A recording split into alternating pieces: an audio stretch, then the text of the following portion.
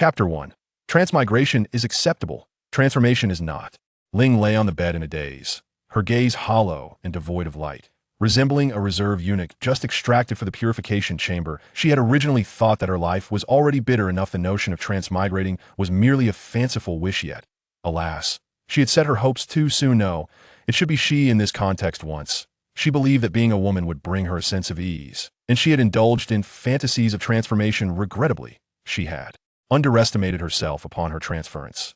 She was undoubtedly filled with elation, however, upon discovering that her little brother had vanished, transformed into a diminutive sister akin to those she had only encountered in certain films. Ling was rendered utterly petrified, even though she had never utilized that part of herself. Its loss still struck her to the core. It was not until she had lain in bed for an entire day that she emerged from her stupor, simultaneously assimilating the memories of this new body. This body, now over 5 years old, was indeed a genuine little lowly as for her name. It was Uchiha Ling. Yes, the very clan known for their rabbits that turn reedy when angry. However, she was not a pure-blooded Uchiha, but rather a half-blood. Her mother was a commoner from the Uchiha clan, lacking sufficient ninja talent, and had married outside the clan. She was a down-and-out clan leader, Yagyu Ichiman, a special genin, who later perished during childbirth, leaving Ling to rely solely on her father. Given the proud nature of the Uchiha clan, Ling would typically have no chance of bearing the Uchiha surname. However, when news of her father's death reached them, the original Ling awakened her Sharingan. Stunning the Uchiha elders who had come to offer their condolences, they immediately decided to acknowledge her as part of the clan. Rushing back to the Uchiha compound to inscribe her name in the family register, her father had died in the conflict between Konoha and Suna, his life extinguished. Without worth, the third Kazekage of Suna had perished, believing Konoha to be the mastermind behind the incident, thus igniting the conflict in a symbolic gesture. The village offered a meager compensation of several 100,000 ryo for Yagyu Ichiman's death, which was rather disheartening. The elder from the Uchiha clan who came was merely a low-ranking pacifist, there to deliver the news, as Ling was considered a distant branch of the Uchiha bloodline. Unexpectedly, he witnessed Ling awaken her Sharingan at the tender age of 5, an undeniable mark of genius, which prompted him to eagerly restore her Uchiha surname, despite Ling's sincere protests against taking the Uchiha name, preferring to retain her father's surname. The Uchiha clan's domineering nature led them to unilaterally inscribe her lineage in the family register after her transmigration. Ling had also vocally condemned the Uchiha clan, for that surname was indeed a burden. Nevertheless, her sole solace lay in the golden finger she had brought with her during her transmigration. This orb of mixed black and white light resided within Ling's mind, and she soon gleaned information regarding this golden finger during her journey through the world of Jujutsu Kaisen. She had appropriated some intrinsic essence of that realm. Thus, this golden finger came into being, capable of displaying her basic information and various functions. The good news was that her brain structure had been enhanced, allowing her to extract cursed energy from negative emotions. The Uchiha clan, known for its numerous mental afflictions such as the 4 laughing maniacs, was rife with negative emotions, and Ling, naturally, was not lacking in this regard, ensuring a plentiful supply of cursed energy. The bad news was that the golden finger bestowed upon her a chance to draw lots, which yielded the heavenly restriction. Fortunately, it was the version from Fushiguro Megumi, rather than the one from Zenimaki and her ilk with the heavenly restriction in place. What need was there for cursed energy and techniques? All her cursed energy would be directed towards bolstering her physique. It was akin to being gifted a kaleidoscopic Sharingan, yet rendered devoid of any ocular prowess, utterly nonsensical. Just as Ling believed she would be bound to coexist with the heavenly restriction for eternity, the golden finger indicated that a replacement was possible. As long as she extracted cursed techniques, she could dismantle the heavenly restriction in favor of the techniques she drew in the world of Jujutsu. Myriad techniques existed, some exceedingly powerful, while others were woefully inadequate, with some possibly even inferior to ninjutsu. Thus, drawing the heavenly restriction at the outset was indeed a stroke of fortune. It was well known that the Uchiha clan possessed formidable mental prowess, yet their physical constitution often fell short. With the heavenly restriction perpetually reinforcing her physique, Ling could venture to explore the wonders of the 7th gate of the 8 gates. Upon discovering how to obtain the lottery opportunity, she was momentarily taken aback, blinking in disbelief before revealing a resigned expression. The lottery chances were contingent upon the host providing a stable emotional source to reach the requisite number. For drawing, this stable emotional source was derived from the continuous, stable provision of positive or negative emotions from intelligent beings towards the host. The first draw was free, the second required 1 stable emotional source, the third demanded 10, the fourth 100, and thereafter a draw for every additional 100. Current stable emotional sources, 0. Drawn, heavenly restriction. At that moment, Ling felt a sense of shame. The implication of this pathetic golden finger was that she needed to elicit constant affection or hatred from others. Hatred was manageable. She could simply act like a little devil. However, garnering affection, particularly from men, made every pore in her body scream in rejection. Gazing into the mirror, she beheld an exceedingly youthful visage, adorned with a hint of baby fat, exuding an air of innocent cuteness. Her skin was fair, tinged with a delicate pink, smooth and exquisitely fine like mutton fat. Jade, her small mouth was slightly pouty, seemingly expressing mild dissatisfaction and reproach, making one irresistibly inclined to kiss at her brows furrowed slightly, revealing a trace of subtle melancholy, as though harboring unspeakable troubles within. Her large, bright eyes, with stark black and white contrast, resembled a deep, alluring lake, while her long eyelashes fluttered like butterfly wings, sparkling with captivating light. Her hair cascaded down like a waterfall, reaching her waist, the tips secured by a red ribbon, imparting a sense of grace and dignity. Her thin lips resembled blooming roses, tender and dewy, akin to a porcelain doll, undoubtedly a beauty. Little did anyone suspect that within this adorable yet beautiful youthful form resided the soul of a man. Uchiha Ling felt an urgent need to cultivate formidable strength, so as not to rely on charm to captivate others. The original owner of this body had only just begun to refine a modicum of chakra, engaging solely in basic taijutsu and weapon training. Although her father was a special genin, he was often preoccupied, rarely guiding Ling in her taijutsu practice, resulting in her rather mediocre skills. The family had left behind savings of approximately 5 million ryo, along with the village's compensation, sufficient for Ling to comfortably transition into her role as a ninja. Chapter 2. Even as a lowly, I shall never cross-dress. Uchiha Ling rummaged through her home, uncovering numerous scrolls detailing techniques such as the body replacement technique, D and C rank ninjutsu of 5 elemental attributes, instantaneous technique, shadow clone technique, and more yet. Given Ling's current chakra capacity, she could only manage to learn the body replacement technique, while her skills were akin to those of a ninja academy student. She fared slightly better than those commoners devoid of any lineage. Chakra is the foundation of a ninja. Without it, all is mere talk. Chakra is birthed from the effective amalgamation of spiritual and physical energy. Generally, those with strong spirits or robust physiques do not lack chakra. With the Uchiha bloodline coursing through her veins, Ling was naturally endowed with spiritual energy, while her physical energy would continually grow under the ceaseless enhancement of the heavenly restriction. In essence, as long as Ling did not overexert her body, the chakra she possessed would naturally surpass that of an ordinary ninja. It was likely that, in the future, members of the Uchiha clan would question whether Ling belonged to the Senju or Uzumaki clans. Ling could sense that her body was being nourished by cursed energy, and her current physical prowess had reached its utmost limit following the enhancements from the heavenly restriction. When Ling casually threw a punch, the air before her fist ignited with the force of a detonating bomb, producing a sharp crack.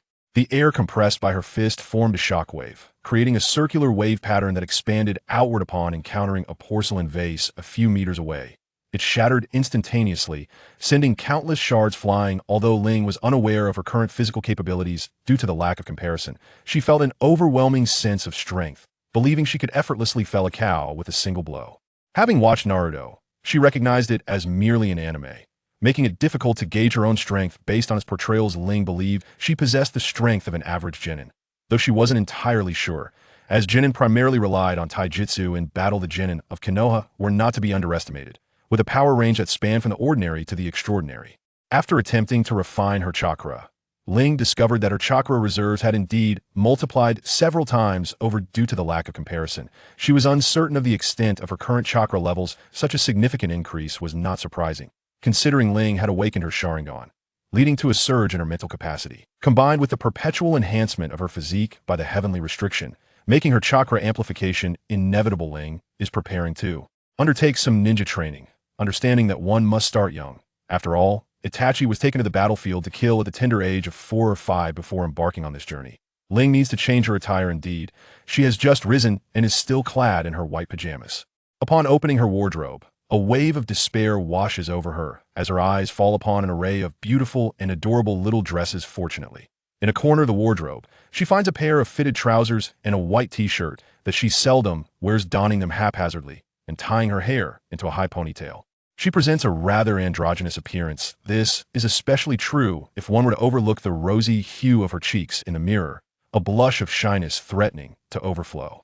Ling prepares to test her chakra attributes. Intending to select some elemental ninjutsu for practice, she rummages through the drawers until, at last, she uncovers the chakra test paper that her father had long since prepared, infusing a strand of chakra into it. The paper crumples and tears in some sections. While parts of it are scorched and incinerated, there's no doubt about it, this body possesses remarkable talent, exhibiting all 5 chakra natures, akin to the configuration of the third Hokage. Regaining her focus, Uchiha Ling picks up the previously prepared ninja tool pouch and cautiously approaches the door, peeking outside. Perhaps it is the shame of a young boy that plagues her despite her gender-neutral attire. She still feels somewhat out of place, fortunately. Her home is situated close to the training grounds in the forest, and the path is relatively devoid of pedestrians. Perhaps due to the impending Third Shinobi World War, most ninjas have been summoned to the borders. Leaving the training ground eerily empty, Ling decides to start with a warm-up, running laps to assess her physical capabilities. In truth, the inhabitants of the ninja world are indeed a different breed from those of Earth. Although she is merely 5 years old, Ling can run dozens of laps around the 500-meter training ground. However, if an ordinary genin were to witness Ling completing dozens of laps, they would undoubtedly question their very existence. Are you certain this is a 5-year-old? Which 5-year-old can run so many laps? Wiping the sweat from her brow, Ling breathes slightly heavier. Such prolonged running is indeed taxing, even with the constant nourishment of her body from the tan and cursed seal. Nevertheless, she feels quite well, as she can tangibly perceive her body growing stronger subsequently.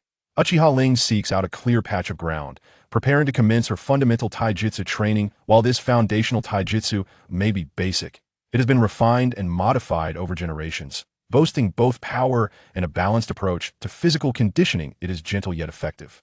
It is not that Ling does not wish to learn more advanced techniques, nor is it that such techniques are unavailable. Rather, she believes it is essential to establish a solid foundation. After all, strength alone can be lethal, no matter how rudimentary the technique.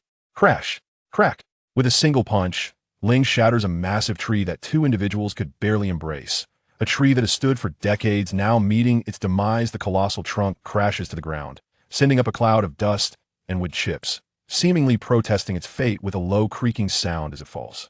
As the great tree collapses, the surroundings shift. The sunlight, previously obscured by the tree, spills onto the ground, casting dappled shadows. The resounding crash startles the birds in the woods, sending them into a flurry of flight, chirping in alarm. Can you withstand this punch, honed over 20 years? Ling gazes proudly upon her handiwork. Such power would ensure her sustenance, even if she chose a life as a lumberjack instead of a ninja. While practicing this fundamental taijutsu, Ling always throws each punch and kick according to her most comfortable instincts, infusing her personal flair into the foundational techniques, rendering them almost unrecognizable and uniquely suited to her style. Ling indeed discovers that the Sharingan and the Tan and Kur Seal significantly enhance her physical coordination and athletic aptitude. Her memories. Her previous incarnation had practiced fundamental taijutsu for a year, achieving near proficiency, rife with flaws. Yet now, having traversed into this new life, she has mastered these techniques in just half a day, achieving a level of skill that seems almost otherworldly. After completing her taijutsu practice, Ling retrieves some shuriken and kunai from her tool pouch. Selecting an unfortunate tree, she marks it with various targets, some concealed, others difficult to reach for her subsequent throwing practice. Chapter 3. The Uchiha prodigy turns out to be a peeping Tom. Even without activating her Sharingan, Ling possesses exceptional eyesight. A shuriken appears in her hand, and following the sensation etched in her memory, she launches it forth with her physical prowess. The shuriken slices through the air at remarkable speed, embedding itself deep within the trunk of the tree, leaving no trace except for a deep fissure. It is evident that a 5-year-old girl possesses such formidable power in her shuriken, defying all logic. Whoosh, whoosh, whoosh. A series of sound waves fills the air as 7 shuriken carve arcs before colliding, sparking brilliantly upon impact. 1, 3, 5, and only 6 struck the target. Such throwing prowess is beyond the capabilities of an average chunin, yet Uchiha Shisui, upon witnessing it, displays a hint of dissatisfaction. Uchiha Shisui glances up at the clouds drifting through the gaps in the branches, letting out a soft sigh. The start of the Ninja Academy is fast approaching, and as a member of the Uchiha clan, he must possess strength far surpassing that of an academy student. This is not only a demand from the elders, but also a personal expectation. He senses the existing discord between the village and his clan. He yearns for change, yet all of it hinges on acquiring sufficient strength at that moment. He is suddenly startled by the sound of crashing timber, alarming the birds in the woods, sending them fluttering into the air. What is that commotion? Could it be a clan member training? If it is indeed a clan member, he should extend his greetings. Shisui has gleaned from the third Hokage's teachings on the will of fire that ninjas must forge bonds and earn recognition. This is the essence of the will of fire. He agrees wholeheartedly, having observed that the Uchiha clan has nearly no connections with the village's ninjas, instead fostering fear and disdain through their arrogance. While he may not know how to alter his clansmen's behavior, he can start with himself. Adopting the will of fire as his guiding principle will surely earn him the clan's acknowledgement, followed by the recognition of the village's ninjas, ultimately transforming the Uchiha's relationship with the village. Without hesitation, he leaps onto the branches, agile as a panther, and bounds through the treetops toward the source of the disturbance. Shortly thereafter, Shisui arrives at his destination. However, instead of immediately greeting whoever is there, he hides behind a nearby tree to observe. It appears to be a girl around 5 or 6 years old. She bears no clan insignia. Is she from the village? Uchiha Shisui is taken aback. After all, no one from the village usually ventures to the Uchiha training grounds. In a clearing of the forest, her long, silken hair danced gently in the breeze, beads of sweat trickling down her cheeks, her expression one of intense focus. Ling has already mastered the skill of throwing 3 shurikens simultaneously, each striking a different target. However, she still struggles to hit some concealed corners, lacking control over the arcing trajectory of the shurikens. Uchiha Shisui noticed the girl's throwing technique had certain flaws, limiting her to merely straightforward throws. Just as Shisui intended to reveal himself and address her technique, a clear and ethereal voice interrupted him. Who is there? Come out. I've already discovered you. Without hesitation, Ling seized a shuriken and hurled it towards the tree where Shisui was concealed. The shuriken pierced through the side of the tree, narrowly missing Shisui's cheek, causing splinters to fly and prompting him to instinctively shut his eyes. Shisui found it hard to fathom the strength required to penetrate the tree's side with a single shuriken. He had sensed no chakra emanating from it, which explained his failure to evade. The thickness at that location, though less than at the center, still measured over 10 centimeters. Such power could only be achieved by infusing the shuriken with wind nature transformation. Generally, only Nin possessed the ability to manipulate chakra's nature. Most Nin merely attempt to practice it, while only elite Nin or specially designated Nin can master a specific chakra nature transformation. This implies that the young girl, relying solely on her wrist strength, had surpassed most Nin and even some Nin. He estimated that her strength could rival that of elite body technique Nin enhanced by chakra. This realization underscored the sheer magnitude of her talent. And considering their similar ages, he sensed that her chakra was several times more potent than his own, nearly comparable to some seasoned genin. Observing the vigilant girl, Shisui mused not only on her formidable talent but also her keen perceptiveness. Apologies for interrupting your shuriken training. My name is Uchiha Shisui. I heard someone was training here, so I came to investigate. He brushed off the wood shavings from his clothes and descended from the high branch, stepping out from the thicket with an awkward scratch of his head. At that moment, Shisui was not yet the seasoned shinobi who had engaged in battles with the Umbu of the Mist Village. He remained, in essence, a fool still influenced by the will of fire. I am Ling, but you may also call me Uchiha Ling. Ling collected the shuriken that had scattered around her during training, preparing to return for lunch. Uchiha Ling. Is she the side branch girl mentioned by Elder Heya who awakened the Sharingan? Shisui recalled the intelligence regarding Ling. He was astonished to find that she was even more gifted than Elder Heya had described, more talented than himself. For he had not only failed to awaken the Sharingan but also possessed inferior strength compared to the seemingly weaker Ling. With a chakra reserve that paled in comparison to hers, Ling was tidying up her ninja tools while Shisui was lost in thought, creating an oddly silent atmosphere for a moment. Suddenly, Uchiha Shisui snapped back to reality and instinctively glanced at Ling's delicate face, which was slightly flushed from their recent training. Her wispy bangs clung to her forehead, damp with sweat, resembling a rosebud glistening with morning dew, undeniably endearing. As he locked eyes with her bright, captivating gaze for an instant, his heart seemed to skip a beat, and he quickly averted his gaze, yet his heartbeat remained tumultuous. Perhaps it was merely an illusion. But Shisui felt as though Ling recognized him, having cast a surprised glance in his direction during her introduction. After packing her ninja tool pouch, Uchiha Ling glanced at Shisui with a lively sparkle in her eyes, took a lingering look at him, then silently departed. With a few agile leaps, she vanished from Shisui's sight. It was only then that Uchiha Shisui realized and instinctively moved to follow her, before halting once more. Now that he knew the girl was Uchiha Ling, he would have another chance to meet her, and at that time, he could correct her shuriken throwing technique. Perhaps they could even become friends. Shisui couldn't help but reminisce about Ling's cool yet adorable features and her ethereal, orchid-like presence. Chapter 4. Uchiha Ibito is a fool. Ling departed from the training grounds and returned to the village, finding herself devoid of ingredients at home. Thus she had no choice but to dine outside. With the looming threat of war, the atmosphere in the village had grown somewhat tense, and the once lively ninjas bounding across rooftops had significantly dwindled. Perhaps the third Hokage's manipulation had transformed the will of fire into his own, resulting in a village devoid of grievances regarding the impending conflict. Obito, do not run so swiftly. Be cautious not to collide with the elderly lady. Noera Rin called out loudly, watching as Obito dashed ahead with reckless abandon, her voice filled with concern for his safety. Fear not, Rin. Aha. This mission is my triumph. I caught this cat before that insufferable Kakashi could even lay eyes on it. Let us see if he dares to underestimate me again. Uchiha Obito exclaimed, clutching the black cat in his hands, spinning joyfully as he ran, envisioning Kakashi's chagrin. Watch out, Obito, you're going to crash. Rin cried out in alarm, witnessing Obito's overexuberance as he spun around, losing his sense of direction and barreling directly into an elderly woman holding a basket of fruit. Oh dear, Obito, fearful of harming the lady, desperately twisted his waist, narrowly grazing her fruit basket, though he successfully avoided a collision with the woman. The cat and fruits were sent soaring into the air, and as Obito twisted his body, he stumbled and fell to the ground. Bracing himself for the impending descent of the fruit, Ling observed the scene unfold beside her, watching as the fruits were hurled into the air. With a swift motion, she gracefully bent her leg, shattering the ground beneath her, and leaped into the sky. In a remarkable display of agility, she caught the fruit basket, ensuring that all the fruits landed safely within it.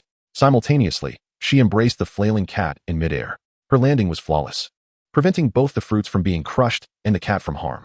Wow, what an impressive little sister, exclaimed Noera Rin, who rushed over to assist Obito, her eyes wide with admiration at Ling's fluid movements. Oh, it's Ling. Do you still remember me? I'm Uchiha Obito, and I live just a short distance from your home. Obito, ever the carefree spirit, recognized Ling at once, oblivious to the news of Yagyu Ichimon's demise, and greeted her in the same manner as always. Of course, I know you, the perennial latecomer from the Uchiha clan, but you should apologize to your grandmother first. Ling gazed silently at Obito, who remained blissfully unaware of his surroundings. She mused that the Obito who once fervently spoke of creating a world with Rin was far more agreeable. Ah, forgive me, dear grandmother, I accidentally bumped into you. My apologies. Upon hearing Ling's words, Obito finally came to his senses and hurriedly bowed to the elderly woman in apology. It's quite all right, young Obito. Just be a tad more careful in the future. The grandmother, familiar with Obito, recalled a time when he had assisted her in crossing the street. Though she didn't actually require help, she recognized him as a kind-hearted boy. With a gentle smile, she continued, here you are, dear. Your fruit. Ling returned the basket of fruit to the grandmother. Thank you, young lady. You were such a good child. She chuckled as she accepted the basket, preparing to leave, for she had to return home to cook. Grandmother, allow me to carry that for you. I shall escort you home. Obito, ever eager to assist, reached for the fruit basket, intending to accompany the elderly woman. Obito, our teacher and Kakashi are waiting for us to gather. You may want to hurry, Rin remarked, a hint of exasperation in her tone. Yet she permitted Obito to see the grandmother home, fully aware of his good nature. As they watched Obito support the elderly lady, Rin and Ling exchanged a sigh, casting glances at one another. Sister Rin, here is your little cat, back to you. Ling extended her arms, presenting the purring black cat nestled in her embrace. Once freed from the warmth and safety of Ling's hold, the black cat ceased its purring, wide-eyed and bewildered, scanning its surroundings until it spotted Ling immediately. It clawed its way back into her embrace. Rin gazed helplessly at the squirming feline in her hands. This little creature was particularly mischievous, often darting outside to play and forgetting to return home. Just the other day, this little black cat had ventured out and failed to return for an entire day, prompting the cat's owner to issue a D-rank mission to find it, which had been taken up by the Team Minato. Is your name Ling? I heard Obito calling you that. Thank you for helping us catch the little cat. If it had managed to escape again, it would have been quite a challenge to retrieve. Rin endeavored to coax the wriggling black cat back into Ling's arms, but her efforts proved futile, leading her to seek Ling's assistance. Let me hold the little cat, and I shall accompany you in returning it. Ling possesses an irresistible charm that attracts cats, both in her past life and the present. Cats are drawn to her, and she is a seasoned aficionado of feline companionship. Oh, I appreciate your help, Ling. Noera Rin said hurriedly, handing the black cat, which was poised to swipe with its claws, into Ling's hands, and then she exhaled a long sigh of relief. Ling cradled the gentle kitten, absent-mindedly scratching its chin. Instantly, the kitten emitted a soothing purr, nuzzling into a softer spot and closing its eyes in slumber. Ling, you're incredible. The kitten has instantly calmed down. Could you teach me? I adore kittens, yet they seem indifferent to me. Ling gazed enviously at the adorable kitten purring in Ling's embrace. Who among the girls could possibly resist such a charming creature? Very well, let us converse as we walk. Kittens are averse to sharp sounds and complex scents. Ling, cradling a small cat, walked alongside Rin towards the mission hall on the first floor of the Hokage building. At that moment, Minato, Namikaze, and Kakashi were awaiting the arrival of Obito and Rin, as Kakashi and Obito had split up to search. It was naturally Obito who found the cat. Kakashi, with his dead fish eyes, gazed irritably at the bustling street. Kakashi, Sensei Minato, we've captured the kitten, Rin exclaimed, waving enthusiastically upon spotting Kakashi and Minato. Rin, where is Obito? And who is this young lady? Minato inquired, looking at Ling, yet failing to locate Obito. After glancing around, he only found Ling, who was holding the small feline. Well, I asked Ling to help me bring the kitten back, Rin explained succinctly, subsequently introducing Ling to Kakashi and Minato. Ling, your father is the esteemed Yagyu, correct? I have heard the unfortunate news regarding him. If you require assistance, do not hesitate to seek me out. I am Minato Namikaze, and Yagyu once looked after me with great kindness. Minato spoke earnestly to Ling, his golden locks shimmering like the sun, making Ling feel that he truly deserved the title of the Little Sunday even without a smile. His presence was already radiant. Minato recognized Ling, having seen the names of those who perished alongside Yagyu Ikemen, and he did not deceive Ling. Yagyu Ikemen had indeed once assisted him, albeit in a minor capacity. Yagyu Ikemen? He seems to be a friend of my father, Kakashi remarked, recalling how Yagyu had visited him during his father's tragic demise. Kakashi was aware that both the Yagyu and Hatake families were once samurai clans, both proficient in the art of the ninja blade. Chapter 5. The Flying Thunder God will not be late. After returning the cat to Minato's team and submitting their mission report, Ling prepared to bid farewell, her stomach growling in protest after a morning of training. Ling, we are about to go for a feast. Why not join us? Minato, seemingly attuned to the growl of Ling's stomach, beamed with a sunlit smile, kindly inviting her to partake in the meal. Ling's cheeks were tinged with a delicate blush, seemingly a natural reaction of her body. However, the swiftness with which hunger struck her was beyond her expectations. The toll taken by the heavens and the curse was indeed considerable. How adorable. Noera Rin beamed at Ling, whose previously serene countenance now bore a rosy hue, eliciting a soft laugh and a glimmer of admiration in her eyes. Well, thank you, Kazekage-senpai. Ling intended to familiarize herself with the members of the Namikaze class, as nearly all the protagonists of the Third Shinobi War were present here. Thus, they waited idly for Obito to return with the elderly woman. Ling, are you about to enter the Ninja Academy? Observing Ling's youthful visage, Rin reminisced about her own enrollment, recalling how Obito had been late, and she had assisted him with the admission process. Yes, there are still a few days left. Ling planned to lay low at the Ninja Academy, hoping to avoid the scrutiny of the third Hokage and Danzo, who might otherwise thrust her into the battlefield before she had a chance to prepare, leaving her no time to even cry. With Ling's remarkable abilities, she will likely excel, just like Kakashi, and achieve the top rank, Rin mused with a gentle smile, understanding why that foolish Obito had fallen for her. Well, I'm not that impressive. I just possess a bit of strength, but that's about it. Ling ultimately decided to remain in the shadows, waiting for the onset of the Third Great Ninja War before taking any action. Although the conflict had yet to erupt, nations were fervently preparing for the impending struggle. The Second and Third Wars were merely separated by 8 to 9 years, making the latter a continuation of the former. The catalyst for this new conflict was the demise of their most formidable third Kazekage at the hands of the Scorpion of the Red Sand. It appeared that, aside from the third Hokage of Konohagakure, the other village's third leaders were all heralded as the strongest, raising the question of whether this was mere self-aggrandizement. Certainly, the third Hokage of Konoha was guilty of such boasting, while the third of Kumogakure might indeed be considered the strongest. The situation in Sunagakure remained uncertain, but the longevity of Inoki from Iwagakure undoubtedly marked him as the strongest in that regard, having lived to witness the new generation. Kakashi leaned against the wall, overhearing the conversation between Noera Rin and Ling, casting a contemplative glance in Ling's direction. He sensed a chakra level within the girl that was comparable to his own. Although he did not excel in chakra quantity, he was nonetheless of elite Chunin caliber. Moreover, he could vaguely perceive a sense of threat emanating from Ling, a perception he had honed since becoming a Chunin at the age of 6 and later joining the Umbu. Forged through years of combat experience, this instinct had repeatedly saved him from perilous situations, allowing him to evade numerous life-threatening crises, thus affirming its reliability. Remarkably, Ling, at the tender age of 5, already possessed combat prowess on par with a Chunin, revealing her extraordinary talent. Ling was unaware that Kakashi was indulging in his own imagination. She was merely a person of great physical prowess, yet had yet to embark on the study of hand seals, ninjutsu, and genjutsu. Haha, Ling, do not be so modest. I believe that you all will become the pillars of Konoha in the future. Observing Ling closely, Minato realized that her chakra reserves were indeed substantial, rivaling those of a Chunin. Were it not for his knowledge of her Uchiha lineage, he might have suspected her to be a relative of Kushina. Haha. Everyone has been waiting for me, my apologies for the delay. Obito panted as he rushed around the corner, waving his hand excitedly, clearly pleased with his good deed.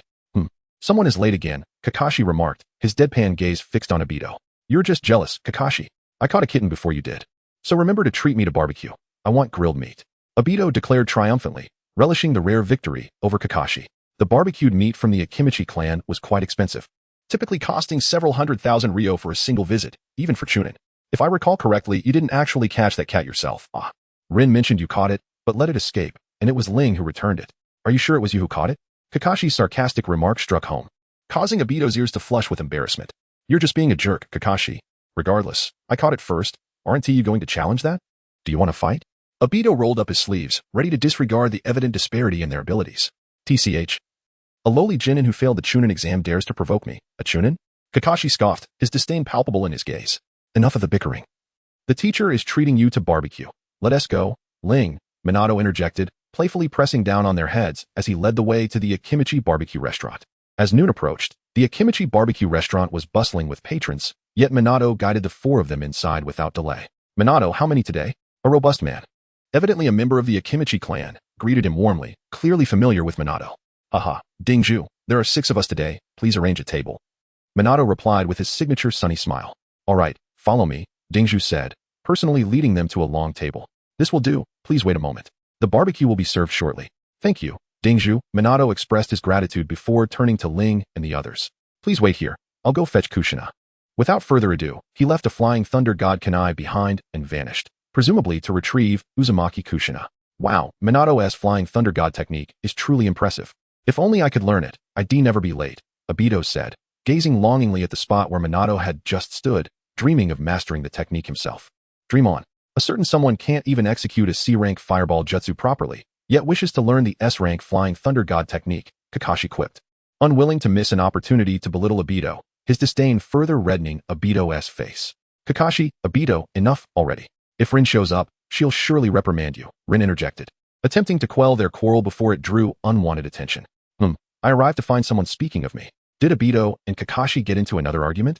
Minato and Kushina suddenly appeared, their entrance not startling anyone. Haha, how could that be? Kakashi and I are the best of friends. We would never argue, Obito replied sheepishly, clearly fearing the repercussions of Kushina's disciplinary measures. Chapter 6. The Swift-Wind Swordsman. The barbecue feast left everyone thoroughly satisfied, except for Minato. This was primarily due to the voracious appetites of both Kushina and Ling, the latter being particularly formidable, thanks to her unique abilities. The food she consumed was swiftly transformed into nutrients to enhance her physical condition.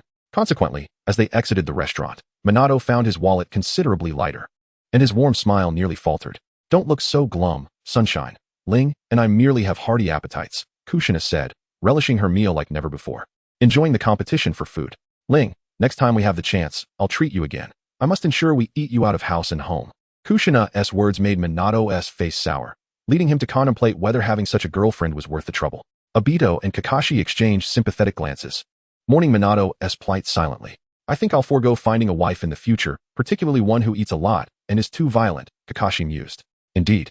A girl like Rin suits me far better. I could never handle someone like Ling or the teacher's wife, Obito concurred. Unbeknownst to them, both were destined to remain single for the rest of their lives. Thank you, Minato-sensei, for the treat. It was a pleasure meeting you all, Rin, Kakashi, and Sister Kushina. Farewell. Ling bid farewell to 5 individuals at the crossroads. She was returning home to study the technique of shadow duplication, which would facilitate her training in due course. Ling's abode, situated at the outskirts of the village, lies near the southern edge of the Uchiha clan territory, close to the Nagakawa River. Upon returning home, Ling did not utter the customary phrase, I am back, for such habits eluded her. She rummaged through an array of scrolls and ninja tools in the secret chamber, beginning to examine them one by one. The first item she encountered was a dowry brought by her mother, comprising a C-rank Great Fireball technique and a B-rank Great Fire Extinguishing technique. Ling harbored little interest in fire release techniques, particularly the Great Fireball technique. Renowned as the art of compassion, a representation of harmlessness amidst smoke, she had no intention of testing whether she could transcend this principle. Nevertheless, she meticulously documented the hand seals and subtle nuances of these 2 fire release jutsu with her Sharingan. The second scroll was more substantial, comprising a collection of C-rank and B-rank jutsu gathered by Yagyu Ichimi. It included the C-rank Wind Release, Great Breakthrough, and the B-rank Wind Cutter technique, both of considerable potency, which Ling also recorded using her Sharingan. In terms of water release, there were 2 techniques, a C-rank Water Arrow technique, which had not appeared in the original work, and a B-rank Water Wall technique.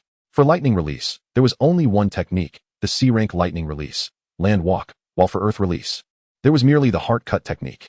Ling diligently noted down the techniques, preparing to find a moment to practice. These ninjutsu were unattainable for ordinary ninjas. Although Ling possessed the Sharingan and would not lack for ninjutsu, As she could merely replicate others' techniques, she was a ninja of all attributes, inherently endowed with advantages surpassing even some jonin. As she unfurled the third scroll, she encountered a collection of ordinary body replacement techniques and a B-rank shadow clone technique. Swiftly committing the details to memory, ready to commence her practice, she noted that the shadow clone technique required 8 hand seals: boar, dog, dragon, rat, dog, pig, snake, and tiger. To her surprise, Ling discovered that the so-called hand seals pertained to the manipulation and utilization of chakra, which explained why many later practitioners resorted to merely a few seals to achieve their goals. With formidable mental strength, one could directly guide the flow and transformation of chakra. Ling meticulously experienced the sensations of the 12 seals and concluded that Indra was indeed a genius. The first 4 seals pertained to the mobilization of chakra, the middle 4 to the transformation of chakra's form, and the final 4 to the alteration of its properties. Furthermore, chakra tends to be somewhat inert, necessitating a form of self-mental suggestion to enable the body to memorize the unique operational methods corresponding to each seal. Once muscle memory is established, the mere act of forming a specific seal allows for the corresponding chakra operation to manifest. Typically, students at the Ninja Academy engage in mental suggestion to cultivate the bodily memories associated with each seal. This explains why graduating from the Ninja Academy requires mastery of just the 3 body techniques. These 3D rank ninjutsu encompass all 12 seals. Mastery of the 3 body techniques signifies that the body has ingrained the muscle memory of the 12 seals. Other physical techniques, throwing skills, and various crafts, such as trap creation, when learned, indicate one's qualification as a competent genin. Chunin and jonin continually refine their mastery of the 12 seals, striving to simplify the sealing process and develop their unique sealing methods, such as one-handed seals. Eventually, as one's mental fortitude strengthens, the body's manipulation of the 12 chakra variations becomes instinctual, allowing for the casting of ninjutsu with mere thought. Currently, Ling's previous incarnation has only begun to ingrain the chakra operations of the 12 seals, thus alleviating much of her effort. However, speed in forming seals does not guarantee successful ninjutsu execution. If the body's chakra manipulation speed does not match that of the seal formation, failure ensues. Therefore, to cast spells swiftly, it is not sufficient to merely practice quick seal formation. The body's inherent aptitude must also reach a certain threshold. In some fan novels, characters who traverse to another world focus solely on practicing the speed of hand seals, oblivious to the true essence of casting ninjutsu. Ling's talent was quite commendable. In just one afternoon, she mastered the art of the 3-body technique and shadow clone technique. However, this was merely the beginning. Her casting speed was rather disappointing, taking 2 to 3 seconds to successfully execute a ninjutsu, perhaps due to the influence of her innate abilities and the binding spells. Ling quickly grasped skills that required muscle memory. She believed that with another year or 2 of practice, she might be able to simplify the hand seals necessary for ninjutsu. As evening approached, Ling sent her shadow clone to procure ingredients and prepare dinner, while she began to explore the remaining 2 scrolls. These scrolls were among the oldest and most exquisite, filling her with a sense of anticipation. Ling opened the first scroll, within which was recorded a technique of ninja swordsmanship, akin to the Kiki sword style. However, while the Kiki style leans towards the attribute of lightning, this particular ninja sword technique is aligned with the wind element. It bears the name Swift Wind Swordsmanship, authored by a genius of the Yagyu clan, who was the transformative figure that transitioned a samurai lineage into a ninja heritage. During the Warring States period, he was renowned as the Swift Wind Swordmaster. Though somewhat out of character, he is not known as Yasuo, but rather as Yagyu Munenori. This technique indeed possesses formidable prowess, encompassing 3 distinct stages of mastery. The first stage involves the body and the ninja sword being imbued with wind-affiliated chakra to enhance their potency, corresponding to the ranks from Jinin to Chunin. The second stage entails the infusion of elemental transformation of wind chakra, bestowing attributes such as sharpness and slicing capabilities, representative of the Jonin level. The third stage, however, delves into the esoteric, necessitating an understanding of what is referred to as the sword heart, enabling one to manifest sword energy even in the absence of chakra. According to the scroll's account, apart from that ancient ancestor, no one else has mastered this third level. The technique comprises a total of 24 strikes, each exceptionally concise and seemingly elementary. Yet, any combination of these 24 forms can flow seamlessly into one another, akin to an unrelenting tempest. Ling practiced diligently in the courtyard, mastering the 24 techniques. She discerned a profound essence within them.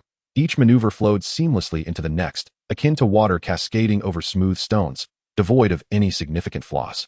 Particularly noteworthy was the moment when Ling infused her kunai with wind attribute chakra, enabling her to unleash wind blades that extended several meters with impressive force. As evidenced by the numerous sword marks scattered throughout the yard, this was merely the initial phase of her practice, and her proficiency still required refinement. One could only imagine the sheer terror of the wind blades she would produce in the future each carrying the might of a C-rank ninjutsu, while expending minimal chakra. Remarkably, this swift wind swordsmanship did not rely solely on chakra to manifest the wind blades. Ling sensed that this wind blade seemed to amalgamate a portion of natural energy, using the wind attribute chakra on the blade as a lever to manipulate the turbulent natural energy that accompanied it. However, this cannot be classified as a sage technique, for the chakra did not merge with the natural energy, but rather skillfully invoked it. The natural energy of this world, perhaps due to the devouring nature of the divine tree, has become somewhat tempestuous yet remarkably vibrant. The swift wind swordsmanship, on the other hand, can be deemed astonishing. Its creator likely perceived the natural energy but was unable to harness it, nor dared to absorb it into his own being. Nevertheless, he astutely recognized the subtle discord between chakra and natural energy, thus devising a technique to leverage the natural energy through his swordsmanship. In the original narrative, chakra is described as a fusion of physical and mental energy, later attributed to the divine tree. Ling perceives that chakra is essentially a seed that parasitically resides within the human body, forming a network of meridians capable of extracting both physical and spiritual energy, which is subsequently transformed into chakra. The chakra seed serves as a converter.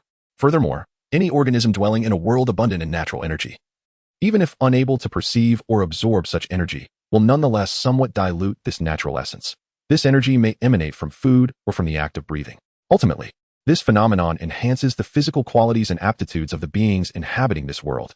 After all, in Ling's previous life, there was a distinct absence of natural energy, where even a 5-year-old would stumble while running, unlike the children in the ninja realm who can effortlessly leap across rooftops at the tender age of 5 or 6. Ling suspects that physical energy and spiritual energy are merely degraded byproducts of the body's dilution of natural energy. After all, the divine tree is fundamentally designed to consume natural energy and transform it into chakra, subsequently yielding chakra fruits. If physical energy and spiritual energy are indeed the degraded products of natural energy, it could elucidate why ninjas are capable of refining chakra, not solely due to the presence of chakra seeds. Furthermore, the chakra seeds themselves are a self-designation by Ling. In the original narrative, Yumura and Yui discovered humans who had been eroded by the roots of the divine tree beneath its boughs. Their bodies were infiltrated by the minuscule tendrils of the tree, which devoured their physical and spiritual energies. Ling speculates that those who survived the erosion of the divine tree's roots are the ancestors of ordinary, non-Otsutsuki bloodline ninjas. They achieved a symbiotic relationship with the roots of the divine tree, completing an evolution that allowed them to adapt to the encroachment of these roots. The roots of the divine tree also devolved into the ninja's circulatory system, facilitating the extraction and circulation of chakra. This phenomenon elucidates why ninjas cannot store chakra, but rather must extract and utilize it simultaneously. After all, the roots of the divine tree were originally designed to siphon the body's energy and spiritual essence, amalgamating them into chakra to nourish the divine tree itself. Thus, there was no need for a converter to possess the capacity for chakra storage. This also accounts for why tailed beasts possess a physical form of chakra. They are intrinsically part of the divine tree. Naturally, the divine tree requires chakra storage, and this characteristic extends to the tailed beasts that were separated from the ten tails. However, while humans may be incapable of storing chakra, they can enhance their physical and mental faculties. As their bodies and minds are strengthened, the chakra they can produce increases correspondingly, which explains the remarkable chakra reserves of those formidable ninjas.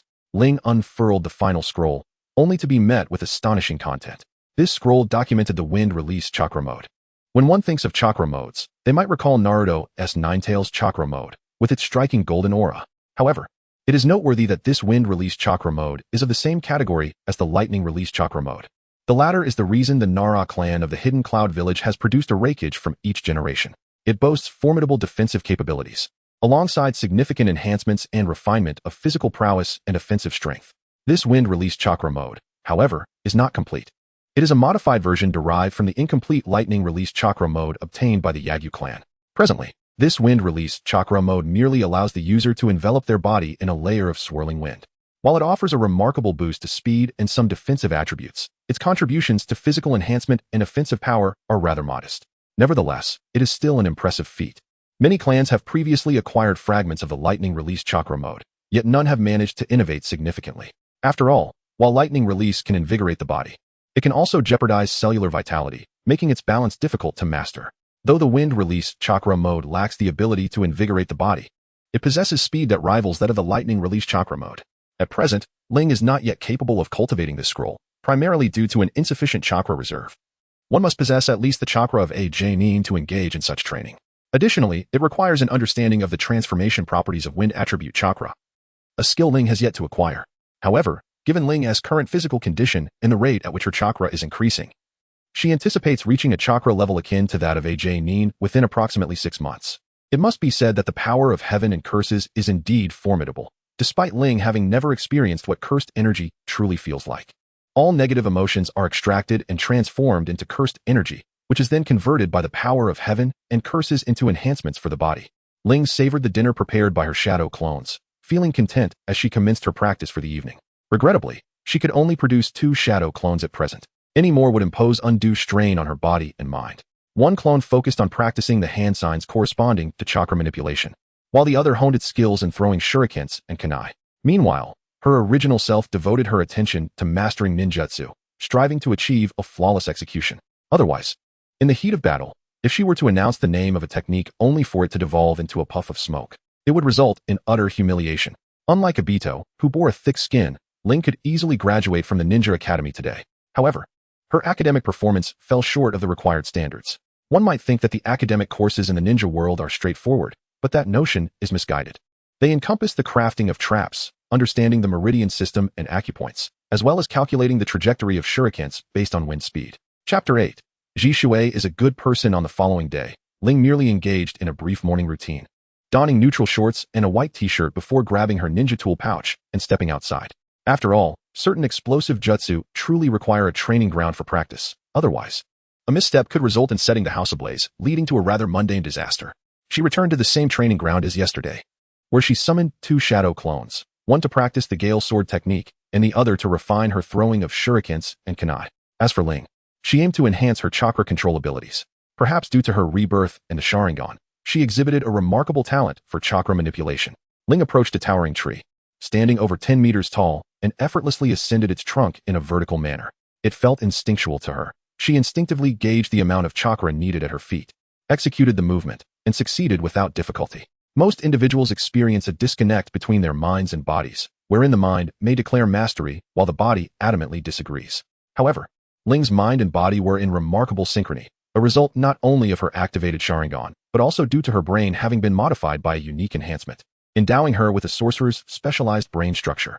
Furthermore, the influence of her heavenly bindings significantly augmented her physical coordination, elevating not only her physical attributes, but also her reaction speed to an extraordinary level. It is worth noting that enhancing reaction speed is notoriously challenging and, if achievable, is typically restricted to a minor extent within one's innate capabilities. Otherwise, why would Minato Namikaze be renowned as the Yellow Flash? His prowess with the Flying Thunder God technique alone could not account for his dominance in 3 wars. It was his unparalleled reflexes that truly set him apart. A prime example of this was during his clash with the 4th Raikage and Killer Bee, where even the lightning-fast punches of the Raikage were narrowly evaded by Minato's quick reflexes, thanks to his Flying Thunder God technique. As Ling's physical age progresses, her heavenly bindings will enhance her physical capabilities to their utmost limits for her age. This limit will continue to rise as she engages in further training, thereby improving her reaction speed correspondingly. After all, how else could Fushiguro Zenin have executed a surprise attack on Satoru Gojo, if not through speed and quick reflexes that reached the pinnacle of the 6 eyes perception? In the world of ninjas, the majority are characterized by high attack and low defense, fragile beings.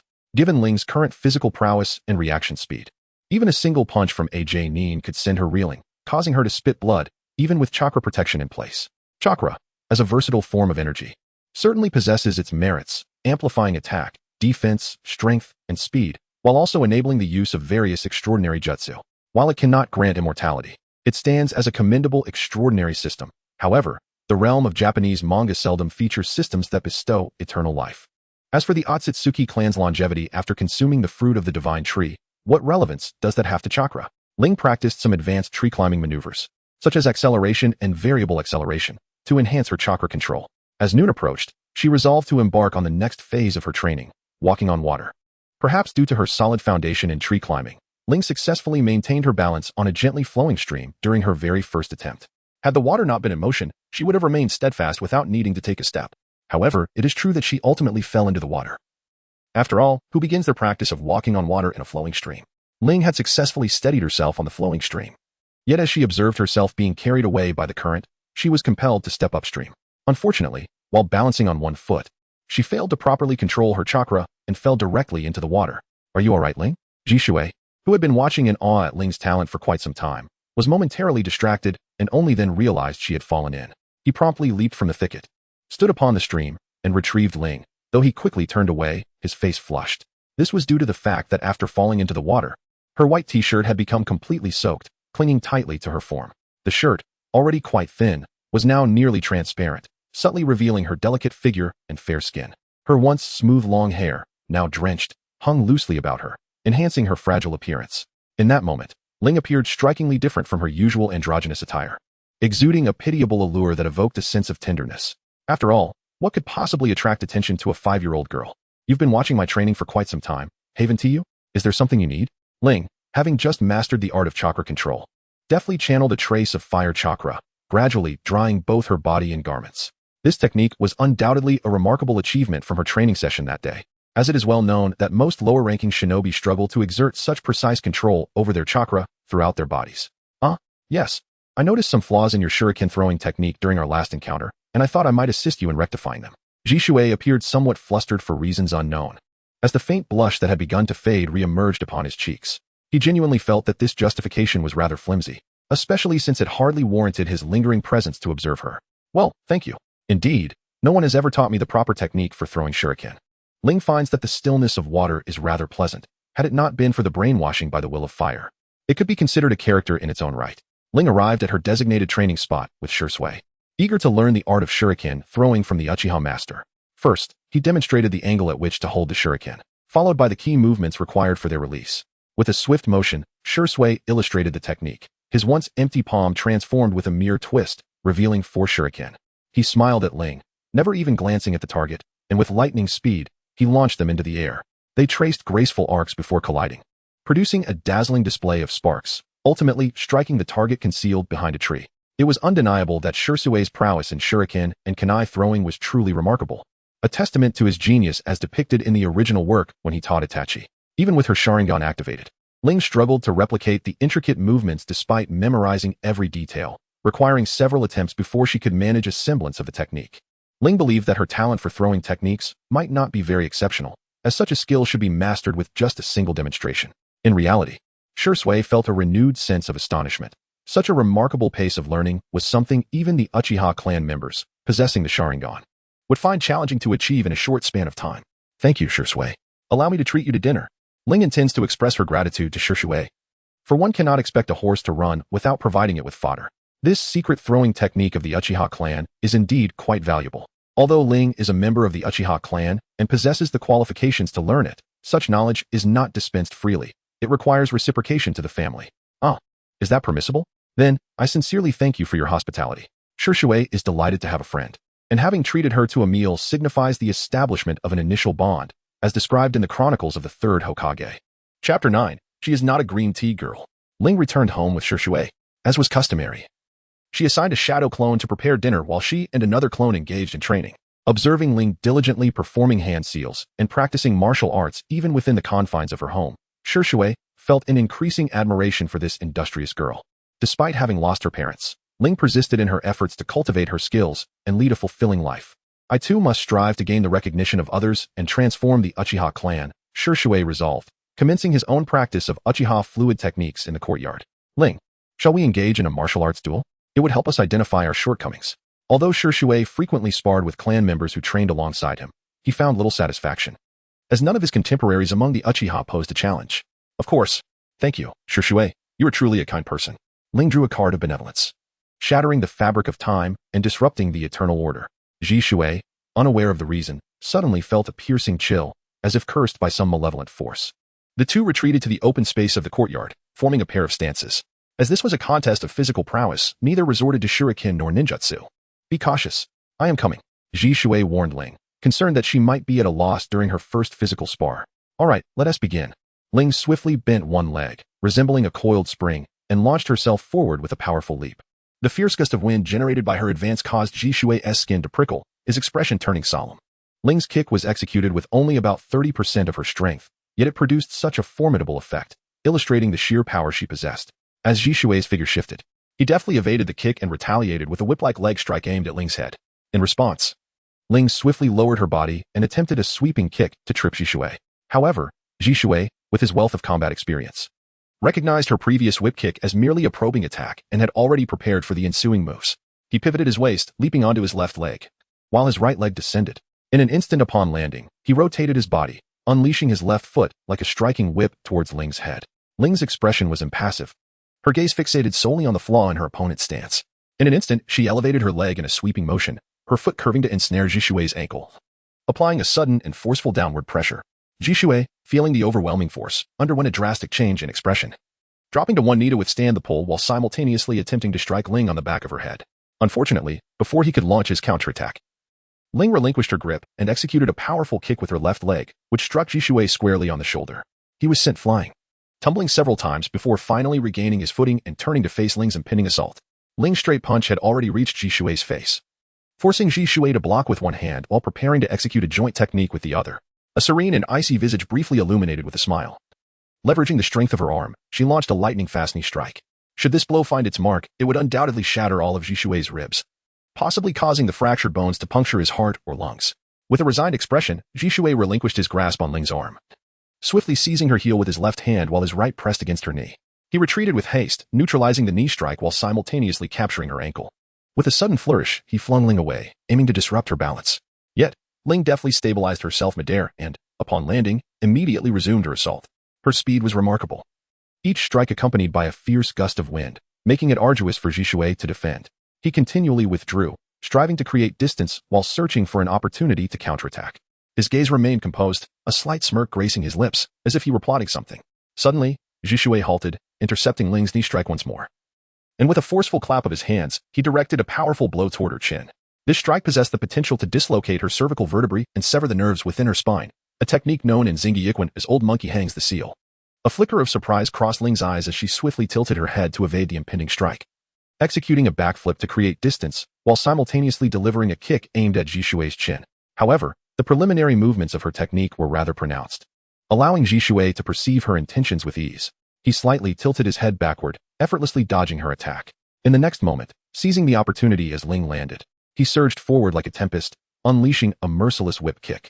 Ling had anticipated this moment, utilizing a one-handed defense while her right leg executed a whip-like strike. However, compared to Jishui's whip kick, hers exuded greater force and intensity, making it formidable to counter. While Jishui managed to block the powerful kick, he was still sent flying several meters away. As he regained his balance, Ling's advancing foot was already upon him.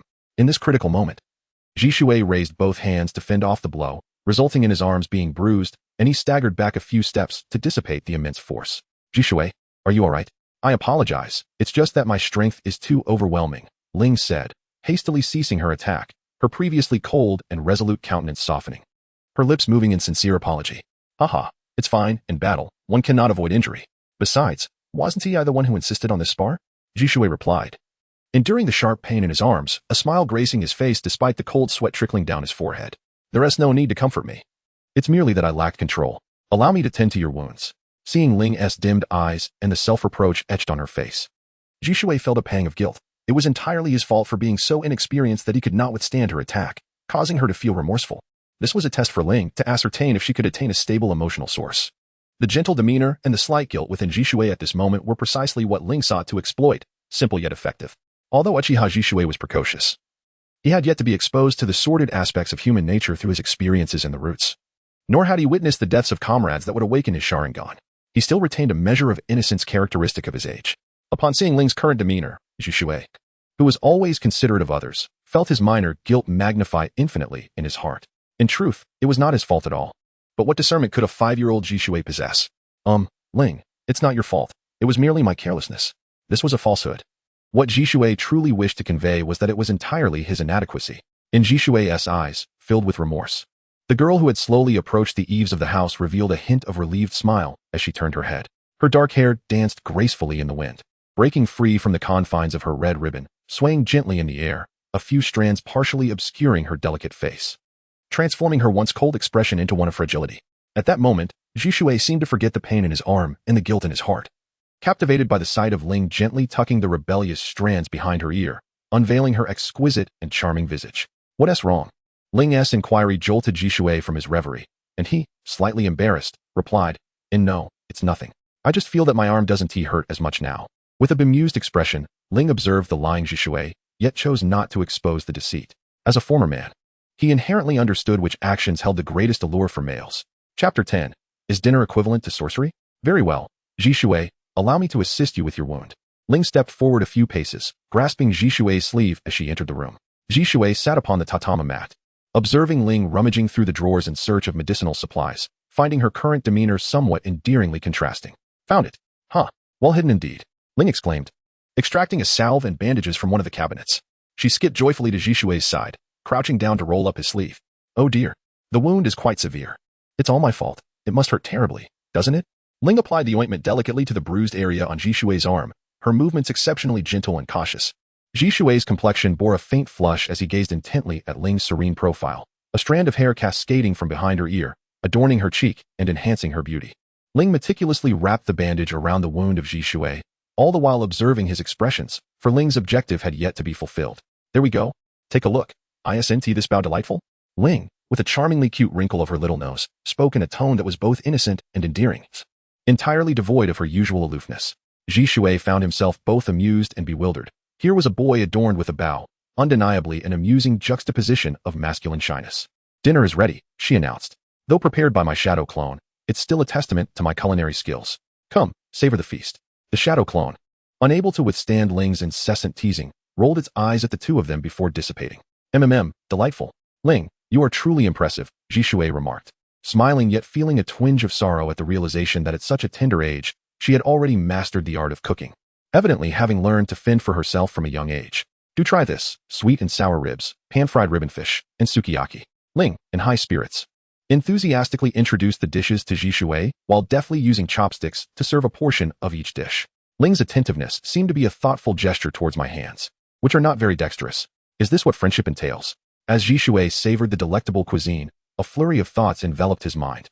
Yet this self-constructed narrative proved to be rather perilous. How is it? Is it not delicious?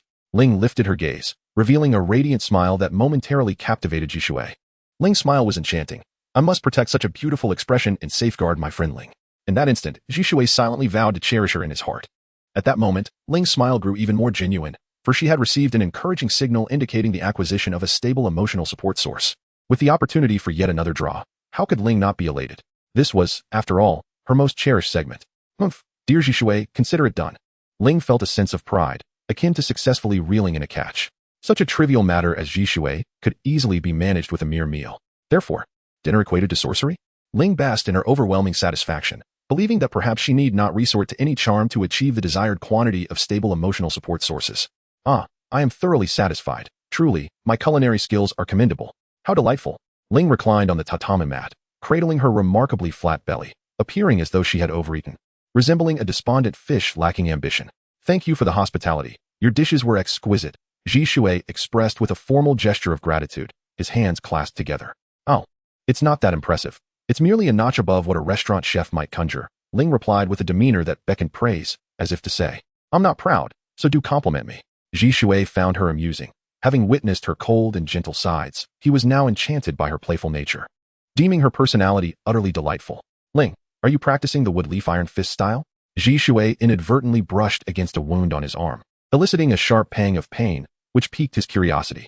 Ah, no, it's just basic physical techniques. Perhaps I possess a smidgen of strength. Ling waved her hand dismissively. Feeling slightly bashful, Jisui's lips twitched, suppressing the urge to voice his thoughts. A smidgen of strength? Surely it cannot be equated to Princess Tsunade's prowess, who could nearly incapacitate Jiraiya with a single blow. This seemingly delicate and quiet girl possessed extraordinary strength, surpassing that of an average person. Even Jisui, who had long honed his body with secret medicines, only slightly eclipsed his peers. How remarkable. Ling hasn't even entered the Ninja Academy yet, and she is already so formidable. Undoubtedly, she has exerted countless unseen efforts. Jisui felt a surge of compassion for the optimistic girl before him. Although he had lost his parents at a young age, he still enjoyed the care of his clan's elders. In contrast, this girl, despite having a father, endured much solitude due to his long-term missions, growing resiliently on her own, recently suffering the loss of her only relative. The activation of her Sharingan revealed the sorrow and anguish embedded within her heart. By the way, Ling, next month marks the commencement of the Ninja Academy. Will you be enrolling? Jisui recalled the approaching enrollment and intended to remind her, anxious that she might forget, as he hoped to be in the same class as her. Yes, I remember. The Ninja Academy is filled with many children, which means I will make numerous friends. At this moment, Ling pondered whether it would be possible to find a gullible child, and then strive to secure 10 stable sources of emotional support. At that time, A decisive move could be made, which would undoubtedly be exhilarating. Indeed, forging friendships and establishing bonds is the essence of the will of fire. Shisui believed that Ling also wished to cultivate good relationships with everyone, thereby gradually transforming the circumstances of the Uchiha clan. As dusk approached, Shisui bid farewell to Ling, and they agreed to train together the following day at the same training ground. During the night, Ling remained undeterred in her pursuit of mastery, practicing hand seals and chakra control with her shadow clones. On the following day, Ling donned suitable training attire and arrived at the training ground, where she found Shisui had already arrived early, diligently practicing his kunai throwing technique. Ling conjured 2 shadow clones, instructing them to practice body techniques and chakra control through water walking. Meanwhile, she ventured into the woods, eager to test several newly acquired ninjutsu techniques. Fire release, great fireball jutsu. Ling swiftly formed the necessary hand seals, channeling her chakra and transforming it into fiery energy. Her chest expanded as she expelled a massive fireball, approximately 3 to 4 meters in diameter.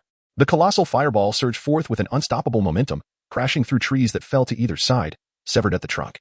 As the fireball traversed the landscape, it uprooted the earth, creating a deep chasm, the soil within charred black, indicative of the extreme heat emanating from the fireball. After traveling several meters, its speed began to wane, and with a resounding explosion, the great fireball erupted, unleashing a torrent of searing flames and a powerful shockwave that radiated outward. Trees within a 6 to 7 meter radius suffered no mercy, all obliterated in the blast, their fractured branches and leaves scattering in disarray. In the aftermath of the explosion, a hemispherical crater was left in its wake, shrouded in smoke and embers. A scene of utter devastation.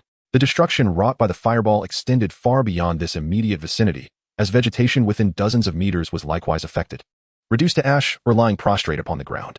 Ling felt that the title of the fireball technique as a disgrace to the art of mercy might find its conclusion within herself. Shisui was also somewhat astonished. It was Ling's first use of the fireball technique, and its power was already on par with that unleashed by an elite chunin. Ling was somewhat astonished. It is noteworthy that this was indeed her inaugural attempt at employing ninjutsu. Not only did she successfully unleash it with remarkable ease, but its potency also exceeded her expectations significantly. Ling carefully reflected on the fluctuations of chakra within her when executing the great fireball technique. She realized that her meridians appeared remarkably resilient. Even when she miscalculated the quantity and speed of her chakra during the technique, her meridians remained unharmed. It is important to note that such mismanagement of chakra can lead to various consequences: minor failures in ninjutsu, resulting in blisters on the lips, or severe damage to the meridians, necessitating prolonged recuperation.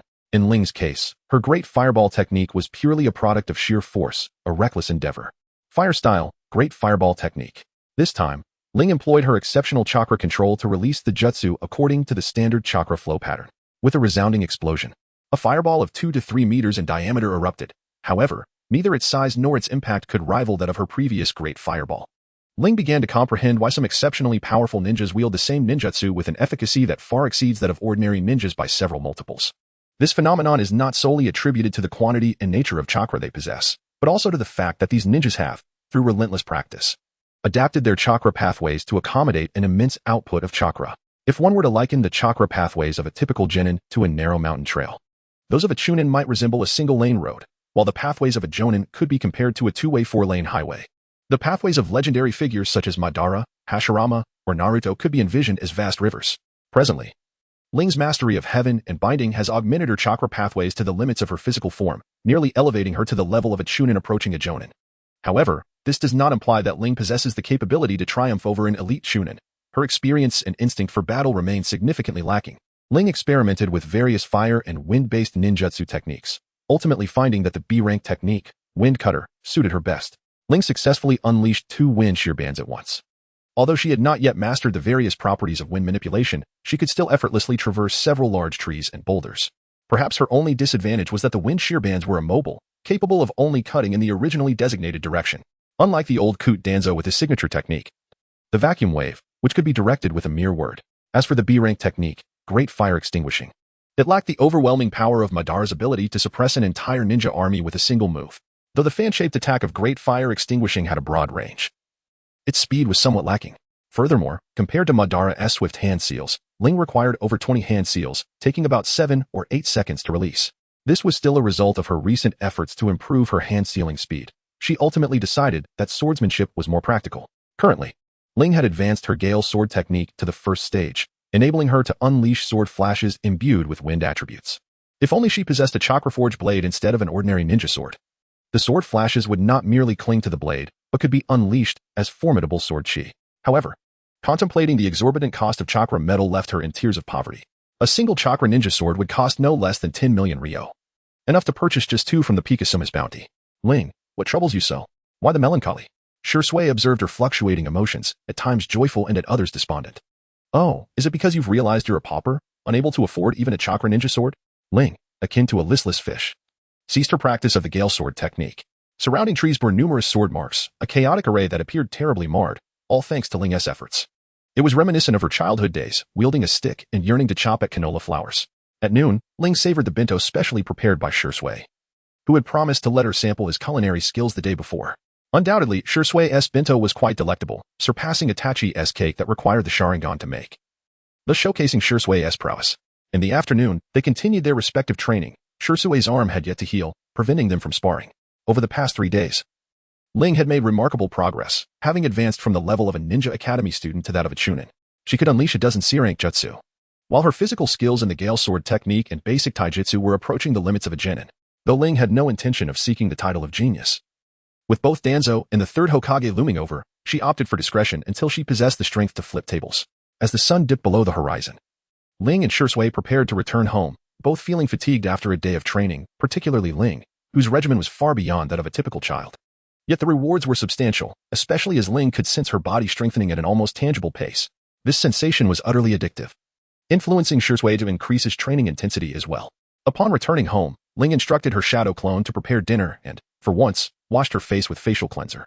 She intended to prepare for the extraction of a jutsu, though it could also be other skills, such as black flash and reversal techniques. These two were not jutsu per se, but rather applications of sorcery, exceedingly difficult to master. Despite the allure of these abilities, Ling felt that acquiring a jutsu would be preferable, allowing her to draw comparisons with ninjutsu.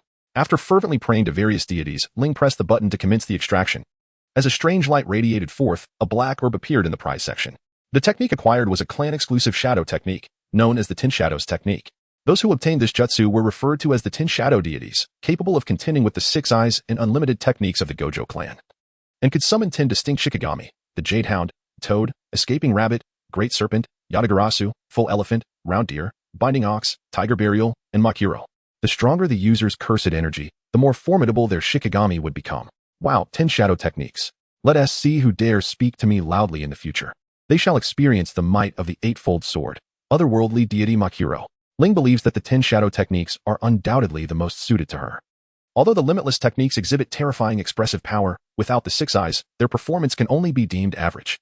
Furthermore, the 10 Shadow techniques are by no means inferior to the combination of 6 eyes and limitless techniques. Satoru Gojo's strength is solely attributable to his own exceptional capabilities. While the only 2 divine spirits she possesses, the initial gifts of 1 black and 1 white dog, are the Jade Hound. The remaining 9 divine spirits require the master's meticulous training to tame. At present, Ling's prowess is likely sufficient only to tame the dull rabbit and the toad. The prospect of taming the demonic void is, regrettably, a distant aspiration. Chapter 12. The first experience with curses and cursed energy. Ling gazed at the 10 newly acquired shadow spells, a sense of eager anticipation bubbling within her. Without hesitation, she removed the spell of heaven and binding, replacing it with the 10 shadow incantations. Immediately, she sensed the gradual enhancement of her physical form dissipating, supplanted instead by a chilling force that surged through her being. This eerie energy flowed from her mind, permeating her entire body, and soon it seemed to establish an intricate trajectory, circulating within her according to this mysterious pathway. Ling instinctively understood her own sorcery, comprehending how to wield the 10 Shadow techniques, along with acquiring a wealth of information regarding these 10 Shadow arts. Ling felt the surge of her cursed energy, a testament to her lineage as a member of the Uchiha clan. The negative emotions brought forth by her Sharingan had amplified her cursed power to a level comparable to that of a third-grade sorcerer. Cursed energy is not a static force. It evolves alongside the progression of her Sharingan and the emergence of deeper negative sentiments. This system of cursed energy is undeniably chilling, drawing its essence from adverse emotions, giving rise to cursed spirits akin to specters. Moreover, it appears that her cursed energy is further enhancing her Sharingan, nurturing an abundance of ocular power. While the underlying principles remain elusive, the positive feedback is all that matters. Who could possibly resent their own advantages? Additionally, Ling discovered that although her cursed energy remains invisible to the inhabitants of the ninja world, its effects become apparent when she employs sorcery.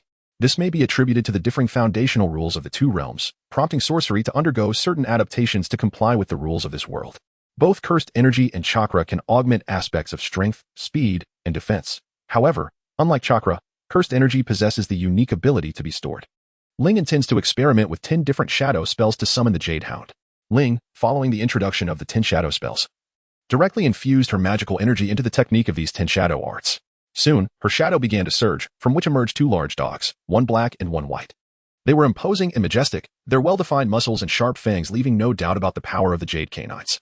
With the presence of these 2 Jade dogs, I too belong to the Canine clan. Perhaps it is time to experiment with the technique of the Earth Flow Barrier and the Dog Head Maneuver. Ling's current summoning power allows her to conjure Jade Canines of merely basic strength, yet they possess capabilities akin to that of a low-ranking ninja. From this day forth, you shall be named Chong Hao Ling. With a hand placed firmly on her hip, Ling pointed at the black Jade dog and declared with utmost seriousness. She then turned her gaze toward the white Jade dog and proclaimed, "And you shall be called Chang Xian Lingham." Woof. The black and white Jade canines vociferously protested. However, Ling was convinced that they rather enjoyed their new names. Excellent. Let me ascertain whether you are male or female. Hee. Ling approached the 2 Jade dogs with a mischievous grin, and the Jade dogs suddenly felt a chill run down their spines, unable to discern the source. Seizing the opportunity while the 2 Jade dogs were distracted, Ling boldly tugged at their tails. Hee. Oh, there are no little bells? Is it genuine or a mere imitation? Ling gazed curiously at the private parts of the Jade dog, causing the 2 Jade dogs to immediately tuck their tails and leap away. Woof. Woof. The Jade dogs barked at Ling, perceiving that their owner might indeed be a bit peculiar. Although I am not human, you are undeniably a dog. Such thoughts likely occupied the minds of the Jade dogs at that moment. Oh, do not be shy. It is merely a glance. After all, I too am female. Or rather, I should say, a lady. She smiled awkwardly, afraid to meet the gaze of her furious Jade dog. All right, please do not be angry. Perhaps next time when I summon the toad, I shall let you see whether it is male or female. Clearly, Ling's words did not allay the vigilance of the Jade Hound, who bore a countenance that seemed to inquire, "Do you have further business? If not, kindly allow us to depart." Do not question how Ling discerned the expression of the Jade Hound. It is merely a gift of innate talent. Very well. Since you are disinclined to engage with me, farewell then. Ling assumed a demeanor of abandonment, prompting the not-so-bright Jade Hound to ponder whether it had perhaps overstepped its bounds. However, Ling had already drawn them back into her shadow, emerging into the courtyard to practice her incantations.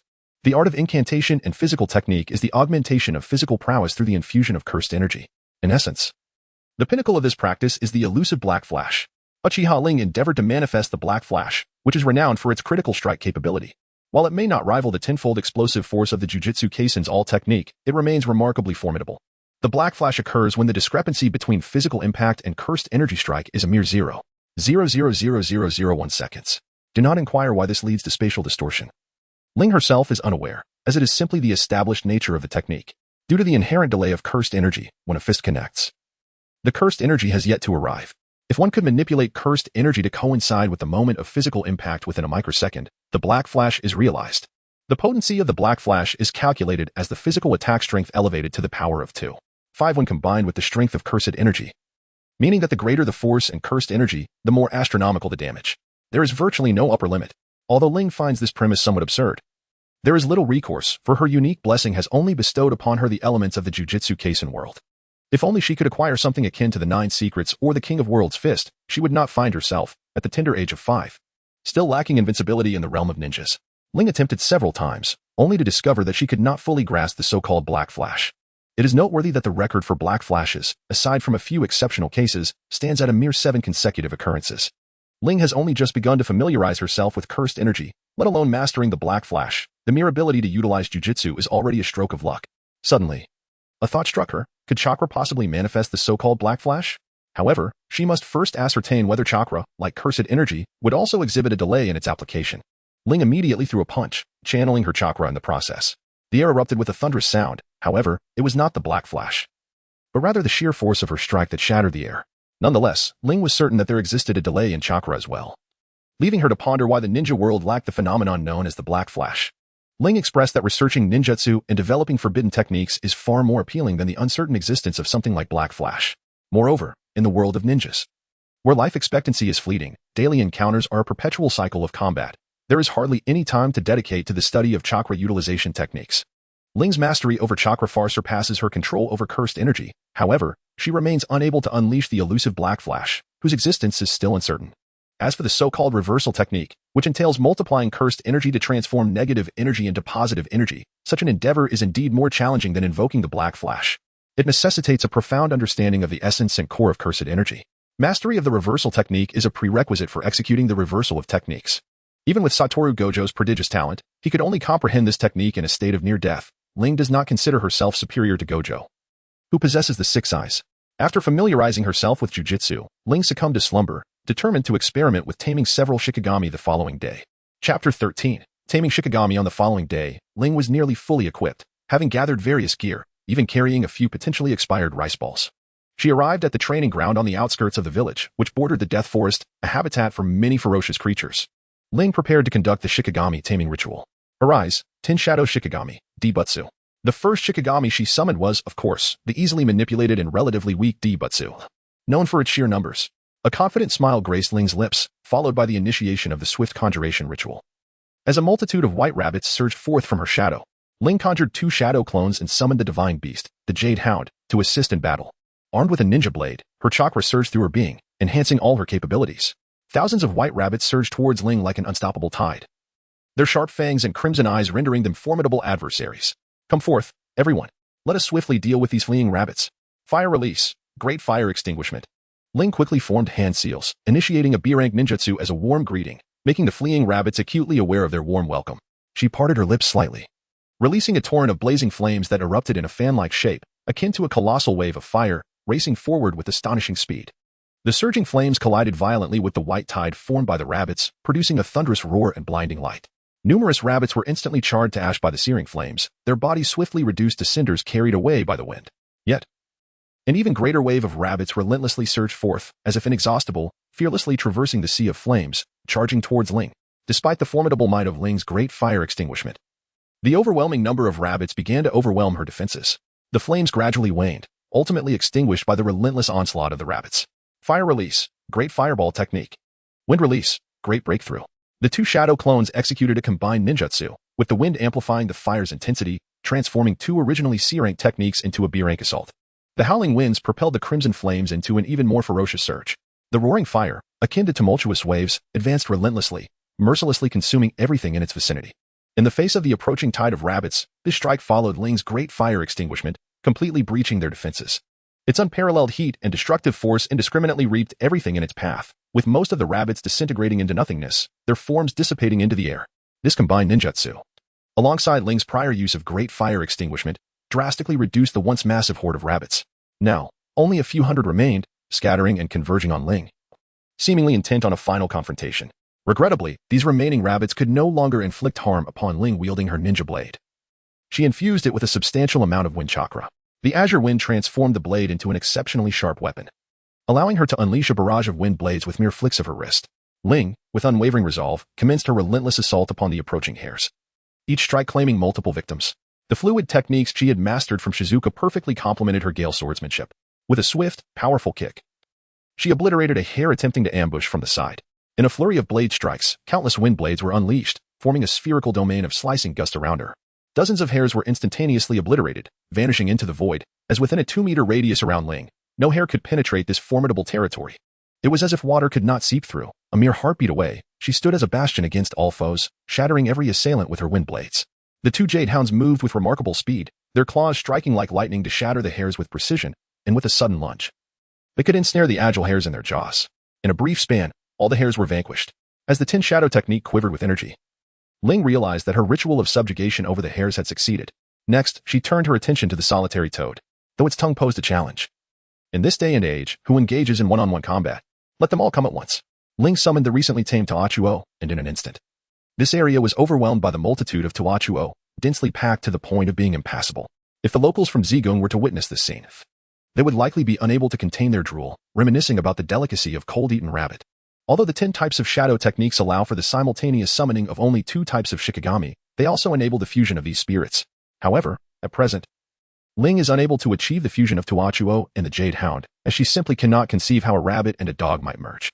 With an unbroken transition, Ling commenced the ritual of subjugating the colossal toad, which was towering above a person in height, emerging from the shadows, before he could ascertain the number of foes. A delicate yet commanding cry from Uchiha Ling pierced the air. Wind release, wind cutter technique. In an instant, a translucent, razor-sharp gust of wind surged forth like a bolt of lightning, effortlessly slicing through the toad's stout neck. This entire sequence unfolded in utter silence. The toad's head suddenly tumbled away, blood spraying forth. The strike was as swift as lightning, as precise as a shooting star, and as ferocious as thunder. Akin to a beam of death swiftly descending upon the unsuspecting toad, which had no time to react. It did not even manage to emit a single cry of anguish before succumbing to its fate, transforming into a lifeless, cold corpse that soon dissipated into shadows. Ling swiftly dispatched a toad comparable to the one from Myokusen, though something felt amiss. Nevertheless, everything was well within Ling's control. The swiftness of her action stemmed from two factors. Firstly, the wind cutter technique, classified as a B-rank ninjutsu, possesses astonishing power in the original work. The Roots had once employed this very technique to instantaneously sever the three-headed hellhound summoned by Pain's Rinnegan. Secondly, Ling had commenced the hand seals for this ninjutsu well in advance, seizing upon the toad's momentary lapse, thus delivering a fatal blow that appeared deceptively simpler than subduing a rabbit. Breathing heavily, Ling conjured two shadow clones and executed two additional B-rank ninjutsu, depleting her chakra reserves to a mere flicker. Dissolving the summoning of the swift rabbit, she commanded her shadow clones to diligently practice their taijutsu and weapon throwing, while she summoned her jade hound for protection and settled into a meditative position to recuperate her chakra. In moments of non-emergency, Ling refrained from utilizing the soldier pills, as they extracted chakra destructively at the expense of her physical well-being. Although the nourishing substances within the soldier pills could partially replenish her energy, they ultimately compromised her body's potential. By the afternoon, after enjoying the bento she had brought, Ling regained her full vigor. She prepared to summon another Shikagami. Though the remaining spirits were rather formidable, after careful consideration she resolved to summon the newer. Although the newer could fly, its physique was not particularly large, and its lightning attacks were countered by wind attributes. Moreover, the flying newer could serve as both a mount and provide aerial support and reconnaissance. Chapter 14. The Spy of Sunagakure. Ling conjured a shadow clone, which unleashed the great fire extinguishing technique, while she herself prepared the wind cutter technique, aiming to capture the elusive Y. As the ritual of subjugation commenced, a peculiar giant bird resembling an owl, adorned with a bizarre mask and cloaked in yellow, emerged from the shadows. The moment it materialized, it unleashed a thunderous assault, swiftly flapping its wings in an attempt to soar into the sky. However, Ling was determined not to afford it that opportunity. Both the shadow clone and Ling simultaneously executed a B-rank ninjutsu, targeting the Y just as it prepared to take flight. The raging flames seemed to possess a will of their own, dancing wildly and rapidly spreading to engulf the surrounding area within a radius of several meters. These flames roared like ferocious beasts, brandishing their fiery claws, exuding a chilling heat and destructive force. Hidden within the inferno were several invisible wind blades, sharp as the finest swords, carrying a lethal edge that howled in unison with the flames, forming a deadly combination ninjutsu assault that surged towards the flapping Y. Unsurprisingly, the Y was obliterated instantly, leaving no trace behind, as it dissipated into mere shadows. The Tin Shadow technique confirmed Ling's success in subduing the Y, and she exhaled in relief, her mission for the day accomplished. Just as she was about to dispel the Jade Hound and prepare to depart, a sudden commotion arose before her. Someone appeared to be approaching rapidly, with several others in pursuit. Kia was somewhat unfortunate. He had been ordered to remain hidden in the village hidden in the leaves for a decade. 3 years had passed, and then another 3, leaving him in a state of silence, isolated without any contact. Were it not for the ability to communicate with his superior, he might have believed himself forgotten by the village. Over the years, his longing for home had waned, transforming into a reluctance to return or to accept any assignments from his superior. Alas, fate had other plans. Recently, upon the disappearance of the third Kazekage, he received orders to investigate whether the Leaf Village was aware of the Kazekage's whereabouts, with primary targets being Danzo and Orochimaru. He initially opted to infiltrate Orochimaru's base. Unaware of its stringent defenses, had he known, he would have chosen the Root organization instead. Subsequently, he found himself pursued by the Umbu, led by Orochimaru himself. As he fled, he soon found himself cornered, believing his demise was imminent, when he sensed a child nearby who could serve as a hostage. Clinging to the hope of survival, he swiftly approached Ling's position, ready to seize the child and barter for his own escape. Orochimaru-sama, a child has appeared ahead. The Sand Ninja intends to abduct him, reported the perceptive Umbu. Humph, no matter, proceed with the attack as usual. If he dies, it will be the child's own fault, Orochimaru replied with a cold smirk, licking his lips, his murderous intent barely concealed. The Umbu swiftly navigated through the forest, their forms flickering from branches to several meters away in an instant. Damn it, they're coming for me. Ling's expression darkened as she pondered whether she had inadvertently crossed into another realm, prompting the world's consciousness to eliminate her through just means. She swiftly switched the Tin Shadow technique to Heaven and Binding, enhancing her regenerative capabilities to suit the impending crisis. A crescent of jade emerged in her eyes, as she intently gazed at the dense thicket before her. The commotion ahead grew increasingly pronounced, utterly unconcerned with the fact that she had noticed. Ling smirked coldly. You underestimate me, how delightful. With your underestimation, I need not reveal too much of my true strength. Gripping the shuriken tightly in her sleeve, she stood poised to launch it at any moment. Ahead, the leaves rustled, and a figure darted forth like a leopard, swiftly charging directly towards Ling's Sharingan whirled rapidly, locking eyes with Jie for a fleeting moment. Harnessing the power of her gaze, she cast a rudimentary illusion that momentarily bewildered Jie. Swiftly, Ling retracted her Sharingan to evade detection by those pursuing her, thus averting potential complications. Meanwhile, the wind attribute chakra surged within her, enveloping her sword in a tempestuous gale as she executed the gale sword technique. Stepping forward to strike, Ling executed the counterfeit treading front slash, vanishing instantaneously from her original position, leaving behind a series of fleeting afterimages. In the brief moment that Jie regained her senses, a sharp pain surged through her neck. Ling stood behind the rock, shaking off the blood from the blade of her sword before she sheathed it. In a fleeting moment, while the stone was ensnared by the hypnotic gaze of the Sharingan, Ling unleashed a blade with unparalleled swiftness, severing the stone's throat in an instant. However, she did not turn to behold the first life extinguished by her hand. Instead, her gaze remained fixed upon the multitude of shurikens hurtling toward her. Suppressing the discomfort that accompanied the act of taking a life, a glimmer of murderous intent flickered in her eyes. For the assailant's maneuver was clearly designed to ensure her demise, intending to take her down alongside the Sand Ninja. Ling found herself unable to employ her ninjutsu in time, resorting instead to unleashing the Gale Sword technique to its utmost limits, successfully deflecting all shurikens aimed at her vital points. Clang, clang, clang. Amidst a shower of sparks and a splatter of her own blood, Ling managed to preserve her life, narrowly escaping death beneath the relentless barrage of shurikens. With a swift motion, the shurikens severed by her blade dissipated into white smoke, revealing the signature technique of the third Hokage, the Shuriken Shadow Clone technique. Ling endured the piercing pain and tingling sensations coursing through her body.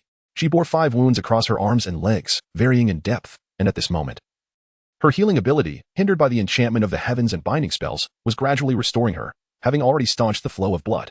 Cold eyes confronted 5 figures clad in dark vests and adorned with animal masks, perched among the trees, their stance resolute and unwavering. Impressive, little one remarked. To survive my Shadow Shuriken technique solely through your swordsmanship, would you care to join my ranks? Resources and ninjutsu are no obstacle. Orochimaru materialized behind the cold gaze, his tongue flicking across his face, a telltale sign of his intrigue. At that moment, he succumbed once more to his unsettling obsession. Forgive me, but I am not interested. May I take my leave? Ling was disinterested in Orochimaru's invitation. At this time, Orochimaru had yet to develop the technique of reincarnation. Thus he was not concerned about being possessed. However, Ling had no intention of aligning himself with Orochimaru. The latter was cold and ruthless.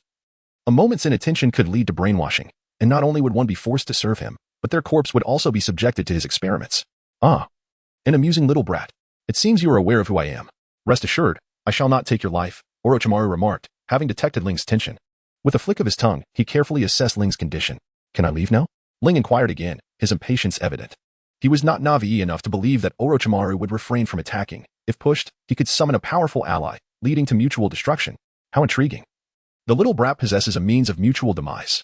You may depart, but as compensation for my unintentional harm, you may make a reasonable request, perhaps for ninjutsu or weaponry. Orochimaru offered. In that fleeting moment when Ling contemplated summoning a formidable ally, Orochimaru sensed an acute life and death crisis and decided to cultivate a rapport with this talented and resourceful youth. Chapter 15, Amaterasu Blade O? Anything at all? Ling's interest peaked as he began to ponder what Orochimaru might possess that was of value to him. Of course, the legendary 3 shinobi never spoke falsehoods. Orochimaru, with brazen audacity, proclaimed his lies while invoking the name of the 3 shinobi as guarantee. Is that so? Then I shall take your Kusanagi sword. How does that sound? Ling thought that asking for ninjutsu seemed somewhat inadequate, as he could easily replicate ordinary techniques with his Sharingan.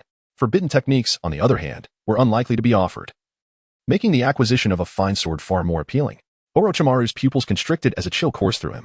He had only recently acquired 4 Kusanagi swords and had not disclosed this information to anyone. How could this little brat possibly know? Baffled and unable to find an answer, he fixed his gaze on Ling with renewed interest. Little brat, I can grant you the Kusanagi sword, but you must reveal to me how you obtained this information.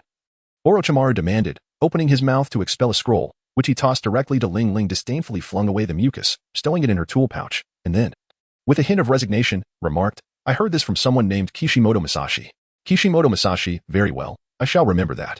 Sensing that Ling was not deceiving him, Orochimaru let out a chilling smile. Kishimoto Masashi was destined to perish, such was the decree of Orochimaru, impervious to any intervention. Farewell, esteemed Orochimaru, Ling said, leaping a few times before vanishing at the forest's edge. What is your name, little one? Orochimaru, having conversed with Ling for quite a while, realized he was unaware of the child's name. Giggle, esteemed Orochimaru, who commands the Umbu, cannot uncover the identity of this young lady? Ling's voice grew fainter until it ultimately faded into the distance. Lord Orochimaru, should we not dispatch an Umbu to ascertain this matter? One subordinate suggested, gesturing at his neck. The implication clear. No need, This child possesses the strength of a Nin and harbors a trump card that even I regard with caution. Orochimaru dismissed his subordinate's notion, perceiving the potential worth of this child. After all, he was the most suitable candidate for the fourth Hokage. Nurturing a talent for the village was invaluable. A mere Kusanagi sword was of little consequence. Having run a considerable distance and returned to the village, Ling finally exhaled in relief, primarily due to the overwhelming pressure exuded by Orochimaru, which nearly rendered her breathless. Once at home, she unsealed the scroll given to her by Orochimaru, gazing at the enormous seal in the center with a sense of anticipation.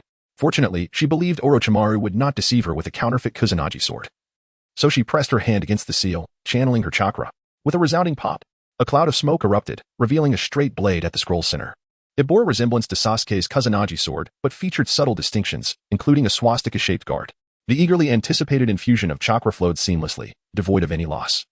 Undoubtedly forged from chakra-infused metal. As the chakra transformed into the wind element, a sharp blade of wind manifested upon the sword's edge.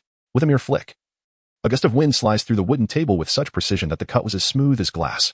Both fire and lightning attributes exhibited remarkable conductivity. And the sword's blade was exceptionally sturdy, truly deserving of its revered title as the Kusanagi. What a magnificent sword! Henceforth, you shall be named Tenryuzan. Borrowing from the nomenclature of a weapon from a Japanese anime I once watched, I had considered naming it the Yatsukiri. But then I imagined the bewildered expression on Makuro's face when I subdued him. If yours is the Yatsukiri, what then is mine? However, Ling had pressing matters to attend to, chiefly tending to the wound inflicted by the shuriken. Although the blood had ceased flowing under the healing effects of Tin and the binding spell, and was gradually recovering, it was prudent to clean and disinfect the injury to avert any risk of tetanus. Ling retrieved some antiseptic alcohol and healing powder, and began to cautiously remove the bloodstained jacket. Meanwhile, Shisui, concerned for Ling's safety, recalled the elder's warning of a Sand Shinobi spy heading towards the training grounds. He promptly departed from the clan's territory in search of Ling, scouring the training area in vain before deciding to check her home. Ouch. How painful. Ling poured alcohol onto the wound on her thigh, washing away some of the residual blood. However, the stinging sensation brought forth by the alcohol caused her face to pale. During the previous battle, the adrenaline had masked the pain, yet now it was acutely intense. Ling, what's wrong? Smith Moss, it was unintentional. Outside the door, Shisui heard Ling's cry of pain and rushed in, only to find her clad in nothing but shorts and a small tank top. Although nothing was exposed, Jishui's face flushed crimson, and he promptly closed the door and dashed out. Ling felt somewhat perplexed. However, considering it was the Uchiha clan, it was entirely understandable. Their erratic behavior was indicative of a certain madness. As for Shisui, the Uchiha who could be swayed by the will of fire, he too was likely not entirely sane. Ling privately labeled Shisui as mentally unstable, for one must possess a touch of madness to wield the Mangeki Sharingan. Having swiftly tended to her injuries and donned a new outer garment, Ling stepped outside and immediately encountered the remorseful Shisui. Ling, you're hurt. It's all my fault. If I had accompanied you, you wouldn't have had to face danger alone. Though Ling found it somewhat perplexing to grasp Shishui's logic, she surmised that the essence of his words pertained to concern for her injuries. Convinced of her own exceptional intelligence and emotional acumen, Ling arrived at this conclusion without engaging in much contemplation. Nevertheless, she dismissed the matter, deeming her wounds to be trivial. Seated beneath a wooden eave, her short legs swung playfully, reflecting her buoyant mood. Of course, her spirits were high. She had just acquired the invaluable artifact, the Kusanagi sword, a prize worthy of many adult Asuma's heads. Inwardly ridiculing Asuma, who still fancied himself a rebellious youth, Ling considered him a misguided child convinced that smoking conferred maturity.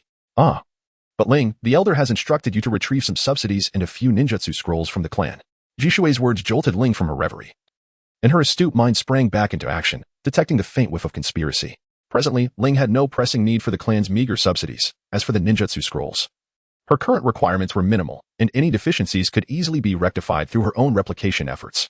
Ling surmised that the elders of her clan intended to win the hearts of the people, hoping that once she felt grateful and aligned her loyalties with the Uchiha clan, she could be embedded as a mole within the ranks of the Hokage's Umbu. It seemed they believed that having only Shisui as a spy was insufficient. By acquiring Ling at a negligible cost and with the easily replicable ninjutsu, they anticipated gaining a fiercely loyal prodigy. Unfortunately, Ling had no intention of entangling herself further with the Uchiha clan. The village was merely a temporary refuge, devoid of any sense of belonging. When her strength reached a sufficient level, or when she could no longer tolerate the village and the Uchiha clan's exploitation, she could simply defect. Chapter 16. Uchiha clan territory. She felt no attachment to the village, nor did she have any bonds. By that time, Ling's power would be enough for self-preservation. However, for now, she needed to bide her time, waiting until she attained strength on par with the Hokage. Currently, facing the Uchiha clan's sweetened overtures, Ling planned to savor the sweetness while returning the artillery fire.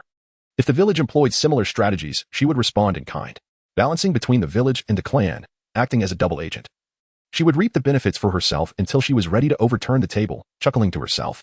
Very well, I shall go tonight, Ling replied decisively. Eager to see the extent of the Uchiha clan's investment in her. Should their offering be meager, she would not hesitate to feign compliance. If generous, she might even provide a slight advantage to her clan. The stars twinkled brilliantly as the night descended. Ling and Shisui arrived at the Uchiha clan's territory, which at that time had yet to be relocated to the outskirts of the village. The Uchiha estate was adjacent to that of the Senju clan, sprawling in size. The residences were interconnected, standing in orderly rows, illuminated by bright lights, while patrolling clan members lurked in the shadows, observing the approaching Ling and Shisui. Shisui, who is this? A youth adorned with the Uchiha clan emblem emerged from the darkness, evidently intent on inquiring about Ling's identity. This is Uchiha Ling. Summoned by Elder Ko to meet with her, Shisui explained, recognizing the stern-faced boy with a long sword slung across his back. Oh, a clan member. However, please refrain from wandering around the Uchiha estate, Uchiha Tetsuhira remarked before vanishing in an instant, suggesting a strength akin to that of a Nin. Following Shisui through a series of winding paths, they soon arrived at a more secluded courtyard. Shisui knelt on one knee outside the eaves. Elder Ko. Uchiha Ling has arrived as requested. Come in, a frail voice echoed from within, accompanied by a few coughs, indicating a poor state of health. Ling Guang stepped inside, the wooden floor feeling rather chilly beneath his feet. The room was remarkably spacious, sparsely adorned with minimal furnishings. At the farthest end of the chamber, behind a desk, knelt an elderly man, his hair and beard completely white, his gaunt face bearing a waxen hue, speckled with age spots. You must be Uchiha Ling, he remarked. Your ocular prowess is commendable, and your chakra is quite substantial. Cough, cough, your talent is impressive indeed. Ling couldn't help but silently scoff at Elder He's frail appearance, thinking to himself how someone in such a state could possibly hold the title of Elder. Elder He, your compliments are rather misplaced, he replied. Ling offered only a formulaic response, disinclined to elaborate further. The elders of the Uchiha clan wished to extend some assistance, hoping that in the future she would not forget the Uchiha lineage. Heya cast a meaningful glance at Ling, seemingly perceiving the depths of her soul. Heya understood that Ling did not share the same sentiments for the Uchiha clan. She was indifferent to their plight. Yet, Heya felt compelled to consider the clan's interests, believing that any assistance, no matter how trivial, must be seized. With a clap of her hands, a ninja from the Uchiha clan emerged suddenly from the shadows. Ling, caught off guard, had not even detected the ninja's hiding place, prompting her to reconsider her previous dismissiveness. This is a gift from the clan, Heya declared, presenting 3 scrolls containing an array of ninjutsu compiled by the Uchiha, a treatise on the principles and analysis of genjutsu, and the Uchiha sword techniques. The ninja dutifully handed the scrolls to Ling, indicating that there were no strings attached to this generosity. Indeed, Heya was remarkably magnanimous, offering resources that were particularly scarce for Ling, especially the analysis of genjutsu principles, which would significantly enhance her previously lacking skills. Depart now, but I hope that one day, should the Uchiha clan face adversity, you will remember this day if you have the means to help. Heya seemed to envision a future fraught with turmoil for the Uchiha clan, foreseeing a scenario in which they might nearly face extinction. In that moment, Ling could not help but admire Heya. It was clear that her position as an elder was well earned. Ling grasped 3 scrolls, turning her back to the door as she exited the dimly lit chamber. The figure of Elder Young gradually faded into the shadows, ultimately vanishing from sight. Ling, you have remained silent for quite some time, yet you have not continued your thoughts. He seemed to understand Ling's sentiments towards the Uchiha clan, however. He recognized that the fault did not lie with her, but rather with the Uchiha clan itself, which required transformation. Jisue, I shall take my leave now, Ling stated, still contemplating how to navigate her future relations with both the village and the Uchiha clan. She was acutely aware that she was not yet in a position to upheave the existing order and thus intended to employ means within the established rules to garner greater advantages. Allow me to accompany you. The village has become increasingly unsafe, and the shinobi world is in turmoil, seemingly on the brink of war. Jisue, concerned for Ling's safety against spies or other perils, resolved to escort her home. There is no need, she replied. The village's Umbu has deployed numerous watchful eyes to apprehend any spies, so there is no cause for concern. Ling chose not to have Shisui escort her home, as the latter was not yet her equal. The journey was uneventful, occasionally interrupted by the patrolling Uchiha guard, with the Umbu covertly observing from the shadows. Upon returning to her residence, Ling first unrolled the ninjutsu scrolls, discovering a comprehensive collection. Spanning from C rank to A rank, these scrolls significantly enriched her ninjutsu repertoire, prompting her to record the techniques with her Sharingan for gradual practice. Interestingly, some of the scrolls contained techniques related to bloodline limits, including hand seals and chakra flow methods. Techniques such as ice release and sand release were present, alongside studies on the chakra ratios for bloodline limits, albeit with indications of past failures. Nonetheless, these studies proved insightful. Investigating bloodline limits is indeed a promising path to surpassing the shadow level, particularly before awakening the Manjiki Sharingan. However, both the research on bloodlines and the unlocking of the Manjiki appear to present considerable challenges. For Ling, who has lost her closest kin and harbors no ties. Unlocking the Manjiki likely requires significant effort in honing her unique abilities. The second scroll contained the Uchiha sword techniques, including the Sword of Flame previously utilized by Uchiha Shisui. This fire-based sword technique is somewhat akin to the Gale Blade style that Ling currently practices, yet it lacks a fixed form, focusing instead on methods to imbue the blade with elemental damage.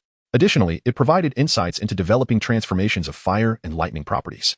While this was not the wind property transformation Ling most desired, she diligently noted it down for future exploration, ensuring she had ample material for study and application. Finally, the scrolls encompassed a variety of genjutsu, accompanied by thorough explanations of their principles. With a structured approach from basic to advanced, Ling could learn these illusions, comprehend their mechanics, and ultimately master the power of in-release. The Uchiha clan's dedication is indeed commendable. Ling intends to preserve a greater number of clan members from the Uchiha family in the future, to prevent them from being entirely slain by Itachi. Ling cradled 3 scrolls and, satisfied, drifted into a peaceful slumber, where she envisioned herself standing triumphantly over Uchiha Madara, striking the Sage of 6 Paths. Chapter 17. Ichiraku is not Otsutsuki. The following day, Ling rose early and made her way to the training ground closest to her. Having arranged with Shisui the day before to study illusion techniques together. Illusions, an extension of the in-release series, employ various mediums to disrupt an enemy's chakra, thereby interfering with their 5 senses. Generally, illusions require the use of sound, light, or physical contact to be effectively cast, making it relatively straightforward to negate them. One can simply prevent the light and sound emitted by the enemy from being perceived or distort them. Might Dai once successfully evaded Itachi's genjutsu by avoiding direct eye contact. Illustrating this principle, most of the Uchiha clan's illusions are executed using their Sharingan, which, at its core, still relies on the transmission of light through eye contact. The second Hokage, Tobirama, devised a genjutsu known as Darkness Walking to counter the Uchiha clan's illusions. By stripping away the enemy's light and creating an area of darkness, one could evade light-based illusions. Sound-based illusions, however, are somewhat simpler. Their effectiveness diminishes with distance, as sound waves distort over greater ranges. Ling herself possessed a technique to safeguard against illusions, wind release chakra mode. By forming a layer of wind around her body, she could distort incoming light without affecting her combat capabilities, thus blocking light-based illusions. For sound-based illusions, the wind's interference could render them ineffective. Nonetheless, mastering the incomplete wind release chakra mode and developing it to the point of creating a wind barrier at her surface proved to be a formidable challenge. Ling conjured 2 doppelgangers. One dedicated itself to mastering the nuances of wind release, while the other immersed in the study of Uchiha's ninja sword techniques. Meanwhile, Ling began transcribing an extensive array of genjutsu from the scrolls, including techniques such as Mirage of the Mist, Illusion of the Non-Existent, Heart of the Fox, Rebirth Sanctuary, and Sharingan genjutsu. The principles and analyses of various techniques greatly enriched Ling's understanding of genjutsu, encompassing its deployment, prevention, and engagement. Although these C-rank illusions were relatively straightforward, ensnaring an adversary with such simple techniques proved to be a formidable challenge. This was primarily due to the necessity for the user to construct an extraordinarily realistic illusory realm. Otherwise, the opponent would easily discern the deception. To create a believable illusionary world, one must possess a sufficiently robust mental strength, or rather, in-release. By prefiguring various illusory scenarios within one's mental domain, achieving a semblance of the external world's authenticity would elevate one to the status of a genjutsu master. It is likely that the peak prowess of Tsunade could barely reach this level, while the Uchiha clan would find the construction of an illusory world considerably more accessible. The Sharingan can assist in completing these intricate steps, and the insights Ling gained from this genjutsu analysis provided methods and techniques for constructing such an illusory realm. Shisui did not keep Ling waiting long before arriving at the training ground. Currently, Shisui's genjutsu capabilities surpassed Ling's, as he had studied this genjutsu analysis quite early on. Ling, it seems you have finished studying the genjutsu analysis. How confident are you in constructing an illusory world? Shisui, now gradually learning to build an illusory realm, lamented his slow progress due to his unopened Sharingan and his youth, which rendered his chakra insufficient. I aspire to create an original genjutsu, which I shall name Rabbit's Escape or Rabbit's Clone. Ling recalled the technique of the crow substitution used by Itachi in the original work, a method that intricately combines genjutsu, substitution jutsu, summoning techniques, and shadow clones. Its complexity rivals that of Orochimaru's snake substitution. Although Ling did not possess a crow as her summoning beast, she was accompanied by a multitude of rabbits. The crow substitution fundamentally involves channeling chakra into the crow, enabling it to assume the user's likeness, and when augmented by genjutsu, it can replicate the effects Itachi achieved. Upon hearing Ling's explanation of the principle, Shisui recognized the potential of this technique, especially since he had a flock of crows at his disposal, making the crow substitution a viable option. Thus, the two began to explore this genjutsu in the training grounds, and fortunately, both being prodigies, they swiftly deduced the workings of this illusionary art. Ling's enthusiasm surged as she switched from the binding of heaven to the art of 10 shadows, summoning the Shikagami, Datu, into her shadow. Meanwhile, Shimizu would assess the efficacy of this technique by engaging in combat with Ling. As Shimizu hurled shurikens toward her, Ling maintained her composure, a serene smile gracing her lips. Datu, substitute, she declared, forming a hand seal that combined the techniques of substitution and shadow clones. In a puff of white smoke, her form transformed into dozens of Datu, scattering in all directions. Some of the Datu were genuine, while others were mere manifestations created through the art of shadow clones, transformation, or illusions. A few of these Datu regrouped, reassembling into Ling's original likeness. Unrelenting, Shimizu instantly closed the distance, wielding a kunai that sliced through the air, piercing what he believed to be Ling's body. Yet, this form was merely an illusion, a Datu enhanced by Genjutsu. This technique, combined with shadow clones, was so intricate that even the Sharingan struggled to discern its true nature, while those with inferior Genjutsu capabilities found it utterly inscrutable.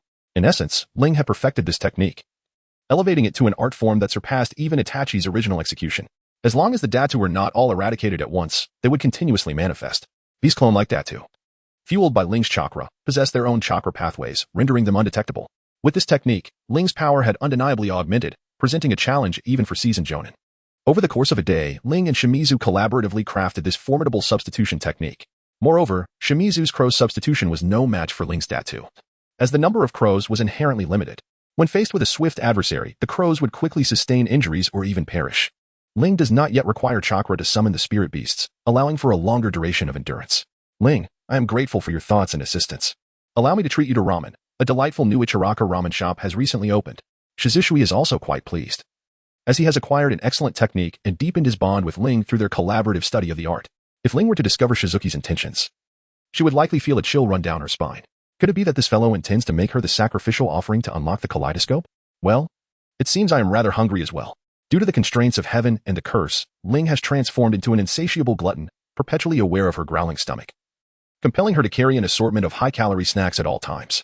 The opening of Ichiraka Ramen evoked a sense of dissonance between the worlds of anime and reality. Presently, the chef at Ichiraku is still a young man. The establishment appears to be thriving, suggesting that the flavors are commendable, yet Ling remains keenly observant of Ichiraku's aura. Ultimately, she ascertains that Ichiraku is not of the Otsutsuki clan, for he possesses neither chakra, and her perception of cursed energy reveals only a feeble soul. With the new restaurant's affordable prices, generous portions, and passable flavors, it is evident that Ichiraku has yet to reach his pinnacle. After sampling Naruto's favorite ramen, Ling's assessment was that it pales in comparison to grilled meat. However, this judgment seemed rather capricious, as the two dishes belong to entirely different tiers. One could only surmise that Ichiraka Ramen offers exceptional value among its contemporaries. Nonetheless, Ling's gluttonous tendencies led Ichiraku to believe that this little girl held a particular fondness for his ramen. Even amidst the chaotic hustle of preparing the noodles, Ichiraku maintained a beaming smile, for it signified the patron's appreciation of his culinary skills. As an accomplished chef, how could he allow a customer to leave unsatisfied? It was only when Ling, amidst the astonished gazes of Shizuki and the other patrons, finally let out a belch that echoed like a dragon's roar, signaling her fullness. She placed her bowl atop the fourth stack of 10, contentedly patting her flat stomach. Upon witnessing this scene, Ichiraku heaved a sigh of relief. In this contest, he had barely claimed victory. Had the little girl consumed a few more bowls, he would have been utterly exhausted. Shizuki, too, was filled with curiosity. Where did Ling manage to conceal all that food? Ultimately, Shizuki touched his withered wallet, realizing that Ling had devoured 40 bowls, costing him 12,000 ryo, completely depleting his savings. To put it in perspective, a single C-rank mission typically rewards a genin with a mere 20,000 ryo. Parting ways with Shizuki, Ling returned home, only to be taken aback by the presence of a snake within her abode. Little girl, your name is Ling, is it not? How fortuitous that I found you. I wonder if my Kusanagi sword is still in good condition? The small phosphorescent snake spoke, its voice unmistakably that of Orochimaru. Clearly pleased. It was evident that the creature was a prized possession of Orochimaru himself. Ling appears to be oblivious to the existence of the white phosphorus serpent, engrossed in the meticulous maintenance of her blades. Uchiha Ling, I have beheld your Sharingan. What a remarkably talented young soul you are. Would you care to become my subordinate? Here, I possess a plethora of techniques. As is customary, Orochimaru's initial approach involves the abduction of young children. Orochimaru-senpai, I had hoped to savor a few more years of a tranquil life at the Ninja Academy. Ling felt that it was rather unfair for Orochimaru to pose questions, so she decided to inquire about the changes in the nature of her cultivation instead. Little one, should you choose to join my ranks, you may pose such questions to me at any time. Orochimaru responded with great interest to several inquiries, demonstrating his sincerity to Ling. Did Lord Orochimaru truly believe that he would undoubtedly become the next Hokage? Ling, following Orochimaru's guidance, created 3 clones to continue her training in the transformation of wind and the nature changes of fire and lightning. Oh, little one, do you still believe anyone can rival me? Orochimaru was astonished. At the age of 5, he had not possessed such remarkable talent as Ling, who had already embarked on the study of nature transformation. Danzo has long coveted the position of Hokage, even if he cannot attain it himself. He will conspire with the third Hokage to ensure that the position is bestowed upon a young and obedient successor for the sake of power. Ling felt the leaves in her hand being relentlessly sliced by the wind. She intended to give Danzo and the third Hokage a taste of their own medicine. Orochimaru narrowed his eyes slightly, revealing a hint of murderous intent. "You little brat, these secrets are not for you to know. Who stands behind you?" Ling's words indeed struck a nerve with Orochimaru. He and Danzo maintained a facade of camaraderie while merely exploiting one another. Surely, he could not be oblivious to Danzo's scheming.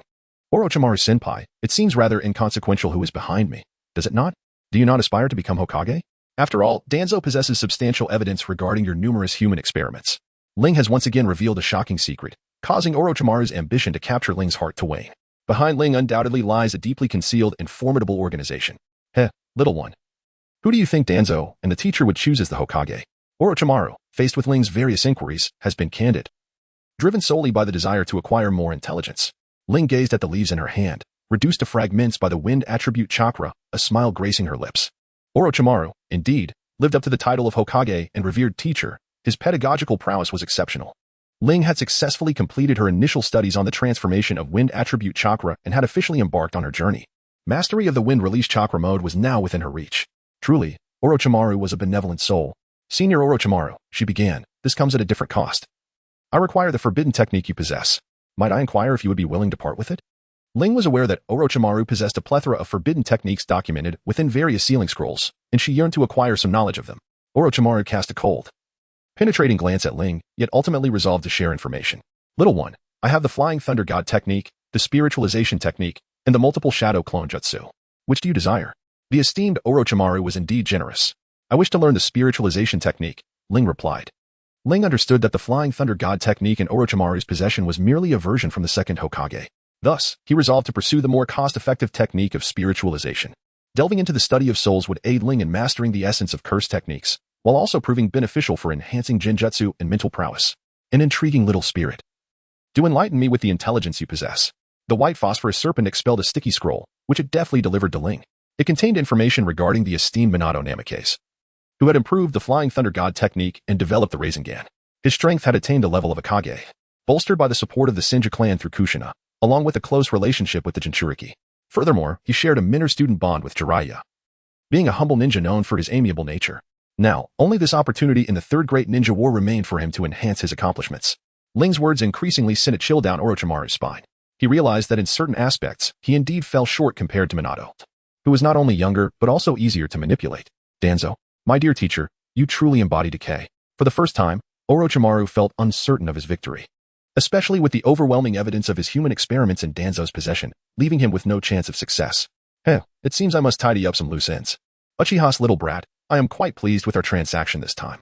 Until we meet again." With a resounding thud, the white phosphorus snake dissipated in a cloud of smoke, allowing Ling to finally ease her tension.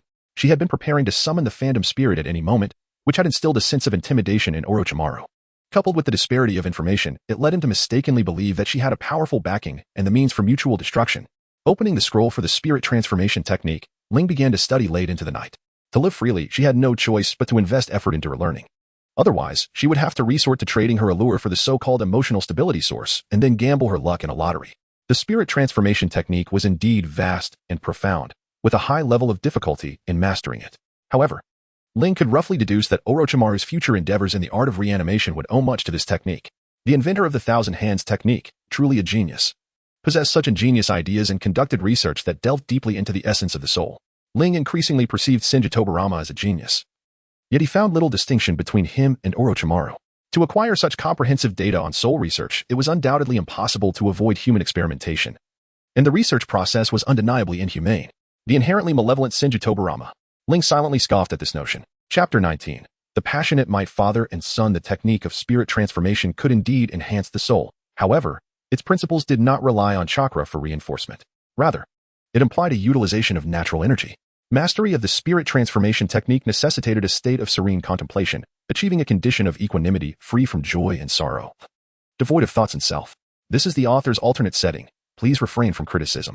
Nevertheless, the majority of individuals generally struggle to attain a mind free from distractions, let alone the inherently wicked Senju Tobarama. Consequently, He drew inspiration from the ninja sect's harmony with nature and the Buddhist practice of meditation, developing a unique substance that fell between incense and burning herbs.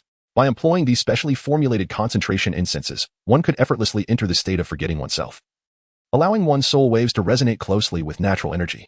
This process involved passively infusing a portion of natural energy into one's soul, diluting and gradually absorbing it to fortify the soul. Once the soul was strengthened to a certain extent, one could project it several meters away from the physical body within a completely enclosed space. Continued enhancement would allow for greater distances, eventually enabling nocturnal excursions, which we term night wandering. Ultimately, the pinnacle of this technique would permit daytime excursions, granting the ability to infiltrate another's body and exert control over their physical form. It must be acknowledged that, had circumstances been different, one might have devised a divine path for that rascal Senju Tobarama. However, what infuriated Ling the most was that the concentration incense had been entirely consumed by the freeloader, Kato Dan. The recipe was rendered inaccessible due to the extinction of a certain species at the end of the Warring States period, making it impossible for future generations to practice this technique. This also elucidated how Orochimaru could so easily impart the spirit transformation technique to Ling. He himself had failed to master it, and the absence of tangible ingredients hindered any research into alternatives. Of course, one could forcibly enter the state of forgetting oneself and then practice the spirit transformation technique. Unfortunately, in the ninja world, with its constant warfare, there exists little time to dispel distractions and achieve a state of selflessness. By the time one spent many years reaching such a level, others would have advanced their ninja skills to the point of easily overpowering them. The state of forgetting oneself is, in fact, a higher realm than the mental clarity required for the cultivation of sage arts, which further explains why no one has successfully mastered it. Ling now finds it exceedingly difficult to cultivate, rendering her abilities virtually futile, akin to the inherently malevolent Orochimaru. Frustrated, Ling succumbed to slumber, during which she imagined delivering a sound thrashing to Orochimaru, thereby relieving her pent-up vexation. In the ensuing days, Ling diligently engaged in various forms of elemental transformation and the practice of the Gale Sword technique. One morning, as she ventured out for a refreshing run to enhance her physical stamina, she noticed a cloud of dust billowing towards her from a distance. At the forefront were two figures clad in green, resembling watermelon heads, approaching with remarkable speed. Ling barely had time to cover her mouth and nose before being engulfed by the dust storm, and it was some time before she could draw in fresh air. That detestable watermelon head has utterly ruined her good spirits this early in the morning. Ling recognized that the two individuals before her were none other than Might Dai, who had single-handedly defeated the 7 ninja swordsmen, and Might Dai, who had nearly delivered a fatal kick to the legendary Sage of Six Paths.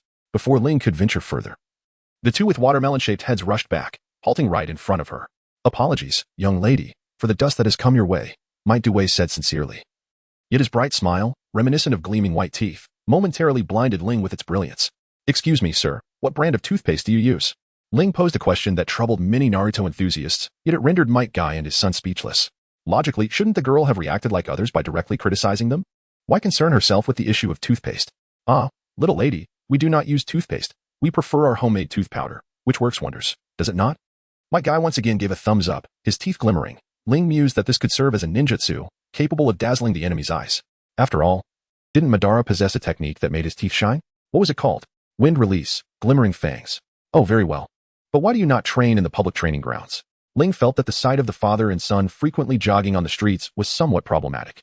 "Yoshi, this is because our vigorous exercise tends to disturb other ninjas, which makes Might Dai feel a bit embarrassed, as being a long-standing lower-ranking ninja. He often finds himself outmatched by younger ninjas, making it difficult to voice his concerns." "Oh, I see. Would you like to join me for training? After all, my training ground is rather deserted." "Of course it is deserted. That is the Uchiha training ground, where no one dares to challenge the Uchiha. Is that all right?"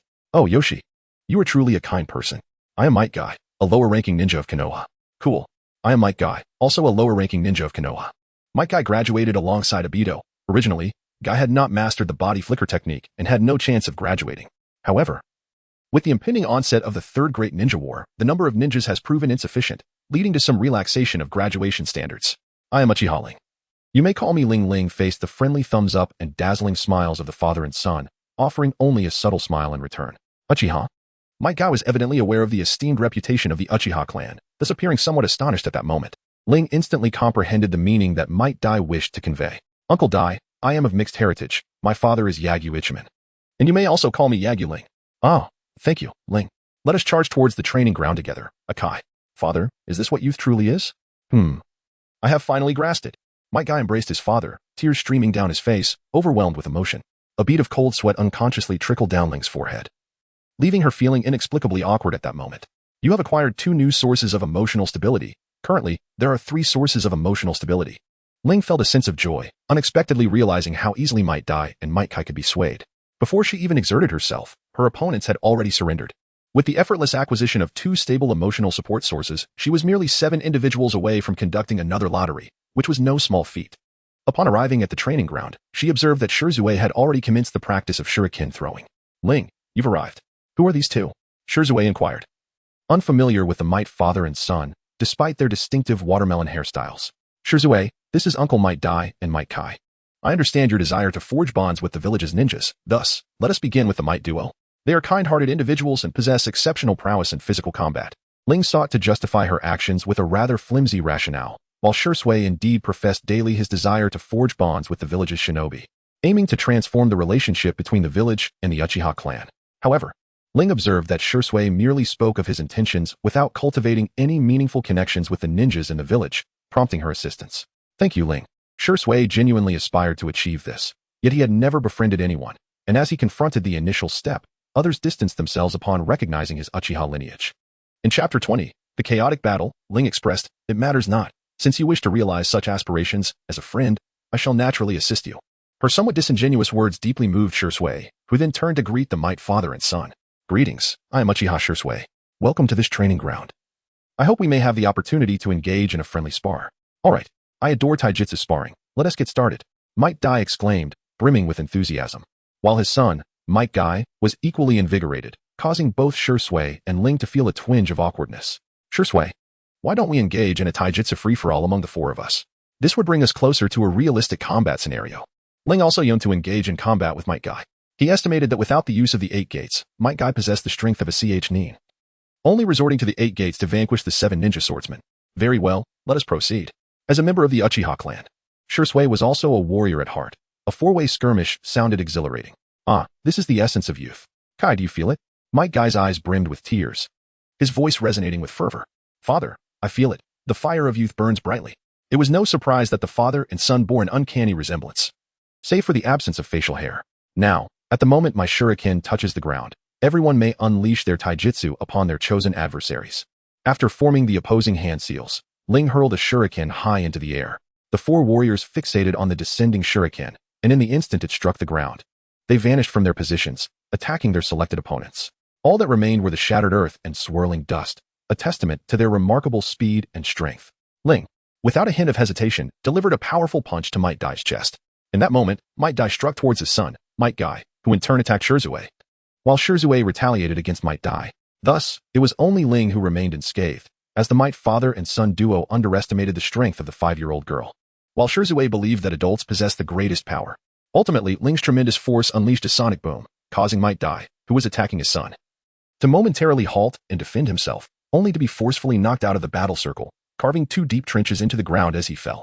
As Shisui lost his target, he prepared to counter Might Guy's flying kick, yet he underestimated the sheer power behind it. There was no time for retaliation.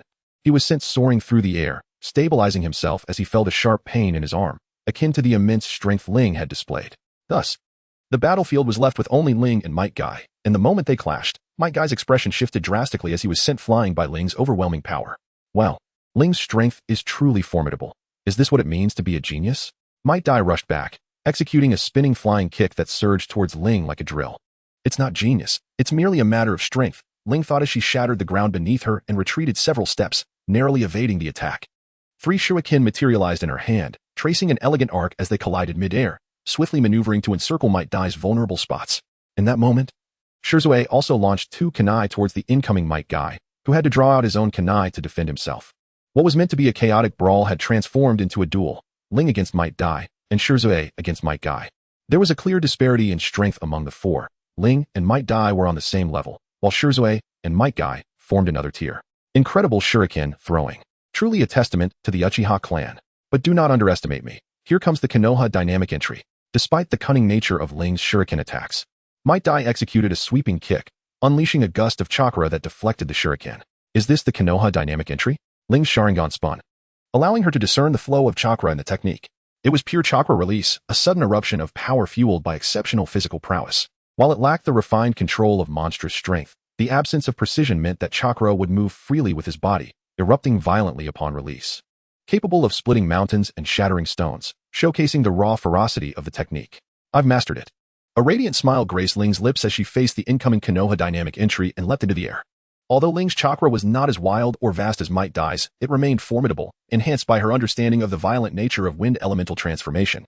This kick unleashed a torrent of chakra-infused winds that swirled with countless razor-sharp gusts, rivaling even C-rank ninjutsu.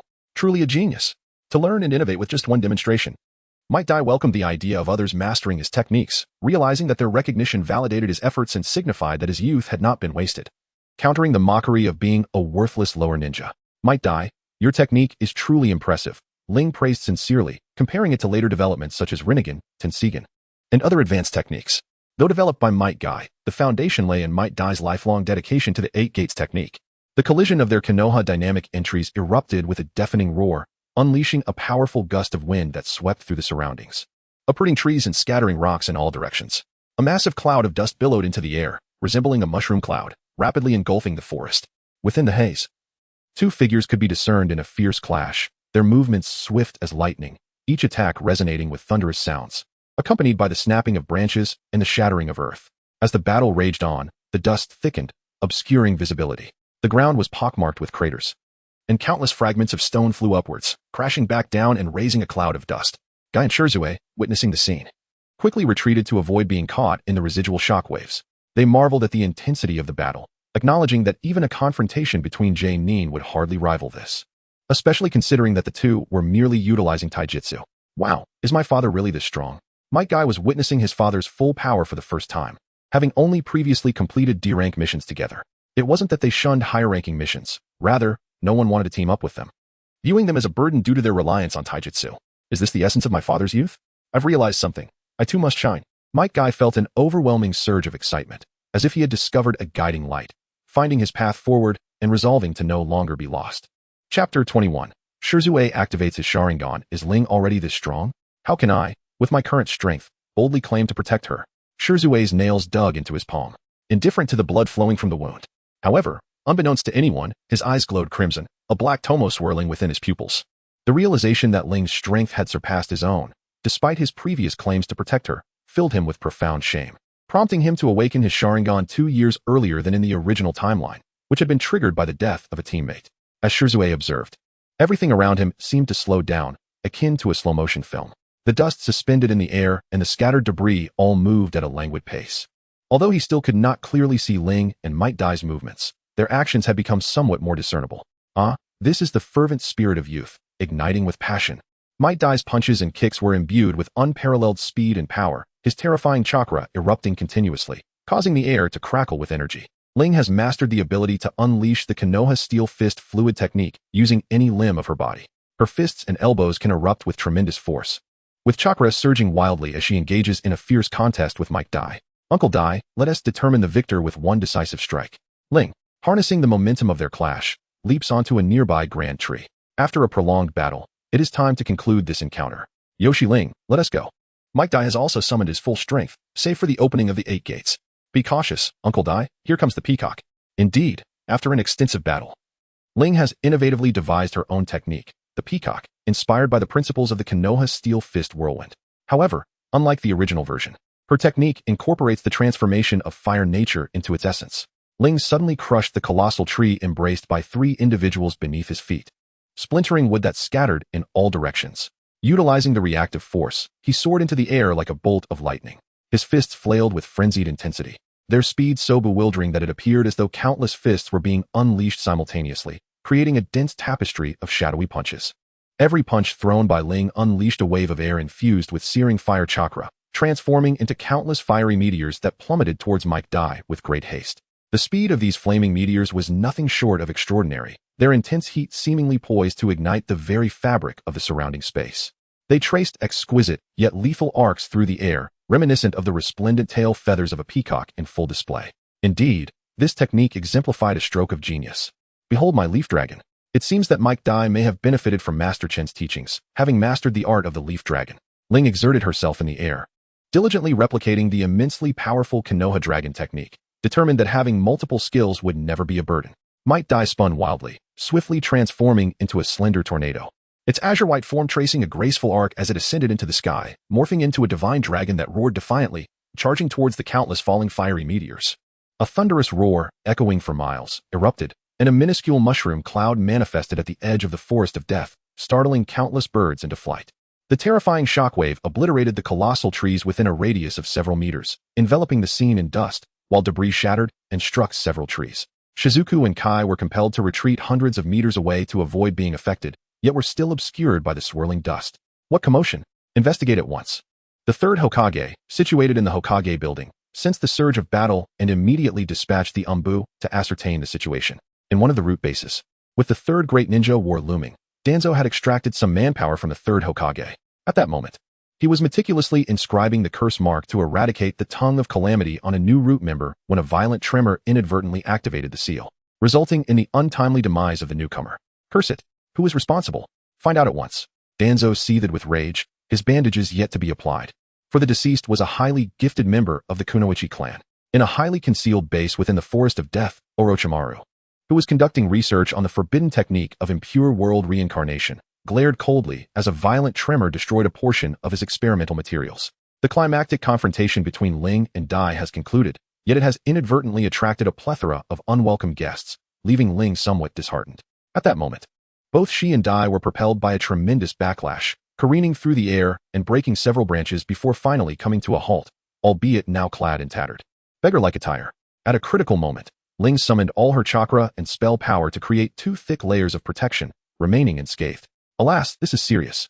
Ling hurried to the side of Shisui and Guy, sensing a multitude of approaching ninjas. It seemed that Might Dai, upon returning, was also aware of the trouble he had stirred, appearing somewhat perplexed. Before long, the third Hokage, the Umbu, Danzo, and his root division, Orochimaru along with his followers, Minato Namikaze, Obito, Kakashi, and several prominent members of the Jonin class had arrived. Dai, what is going on? Who were you fighting? The third Hokage, familiar with Dai, who jogged past the Hokage building daily and was known for his impressive taijutsu, inquired. This and that. Ling and I were just sparring, Dai replied, somewhat bashful, scratching the back of his head and offering an awkward smile. Humph, a mere taijutsu ninja, and you could create such a commotion? Do not force me to send you to the interrogation unit.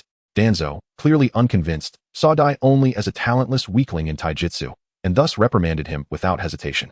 Danzo, do not jump to conclusions. He then turned to Dai and asked, and who is Ling? Ling knew there was no escape, so she stepped forward with resolve. Esteemed third-generation lords, I am Yagyu Ling. In a moment of excitement, I developed a new technique and sparred with Uncle Dai, inadvertently disturbing you and the esteemed lords present. I sincerely apologize. Ling spoke with remarkable eloquence, omitting her Uchiha surname, thus conveying a subtle message of her divergence from the village's upper echelons. Subsequently, she adopted the voice of a young girl to assuage the apprehensions of those present, leading them to believe she was merely a mischievous child. You must be Ling, Yagyu's child, right? Although the third Hokage had many criticisms directed at him, one could not help but admire his near-encyclopedic knowledge of every ninja in the village. Indeed, Uncle Third, Ling replied with a sweet smile, attempting to foster a closer bond and diminish the likelihood of being targeted due to her Uchiha lineage. Lord Hokage, I have already conducted an inspection, and there are indeed no unfamiliar ninja presences. It is merely the result of these 2's skirmish. The adept ANBU members promptly analyzed and confirmed the situation, aligning with Dai's statement. Well then, that's reassuring. Danzo, Orochimaru, you all may return. It was merely a trivial farce. The third Hokage intended to dismiss them to prevent any interference in his efforts to recruit this prodigy. A respectful root member approached Danzo, whispering a few words, after which Danzo turned his attention to Ling. You possess the Uchiha bloodline, do you not? The inherently malevolent Uchiha. Chapter 22. The third's recruitment. Danzo recognized the third's intent to protect Uchiha Ling, thus merely uttered harsh words before departing, understanding that the third's ambitions did not conflict with his own plans. Ling, you are quite intriguing. I hope our next encounter brings even more amusement, Orochimaru mused. Aware of the clandestine organization that backed Ling, suspecting that this confrontation was merely a ploy to attract the attention of the higher-ups. However, Orochimaru chose not to expose Ling, for even amidst the throng, he sensed an aura of death surrounding her. Ling was ever prepared to summon the fearsome Magus, ready to retaliate should she be provoked, with the dire consequence of mutual destruction looming. Moreover, Ling possessed a means to evade the summoning of the Magus. She could swap abilities using her unique power, transforming the 10 Shadows technique into the Heaven and Curse binding. However, this was a last resort, as she could not ascertain its reliability. Although alternative experiments with other Shikagami could be conducted, the results would invariably lead to their disappearance. Yet, should the unpredictable Magus fail to comply, Ling dared not gamble on that outcome, fearing that after switching from the Ten Shadows technique, the Magus would adapt and continue her assault. Well then, Ling, I must take Kakashi and the others to complete our mission. I shall take my leave, Minato said, departing with the trio while leaving Ling with an implied reassurance not to flee. Ling, may I address you as such? You have yet to attend the Ninja Academy, correct? The third suddenly adopted a more amiable demeanor, his gentle smile resembling that of a kindly neighbor. Yes, Uncle Hokage. Did Ling cause a ruckus? The innocent facade of Ling emerged, embodying a pure, benevolent essence. It was nothing, merely a misunderstanding as everyone assumed there was an external invasion. But since it was a misapprehension, it hardly qualifies as causing trouble. The third smile widened, charmed by the little girl's demeanor. External invasion? Uncle Hokage. Why would they invade our Konoha? Ling's acting is instinctive and profound, posing questions imbued with answers. This constitutes the fundamental essence of a White Lotus. Ling, due to the belligerence of other villages, our beloved Konohagakure, devoted to peace, frequently faces invasions. The third Hokage's smile radiates warmth, the will of fire shimmering brightly. It is time to engage in earnest persuasion. Other villages are indeed villains, and when Ling matures, she shall impart justice upon them. For it was their invasions that led to her father's demise. Ling was on the verge of tears, her eyes glistening with a crimson hue, seemingly recalling her late father.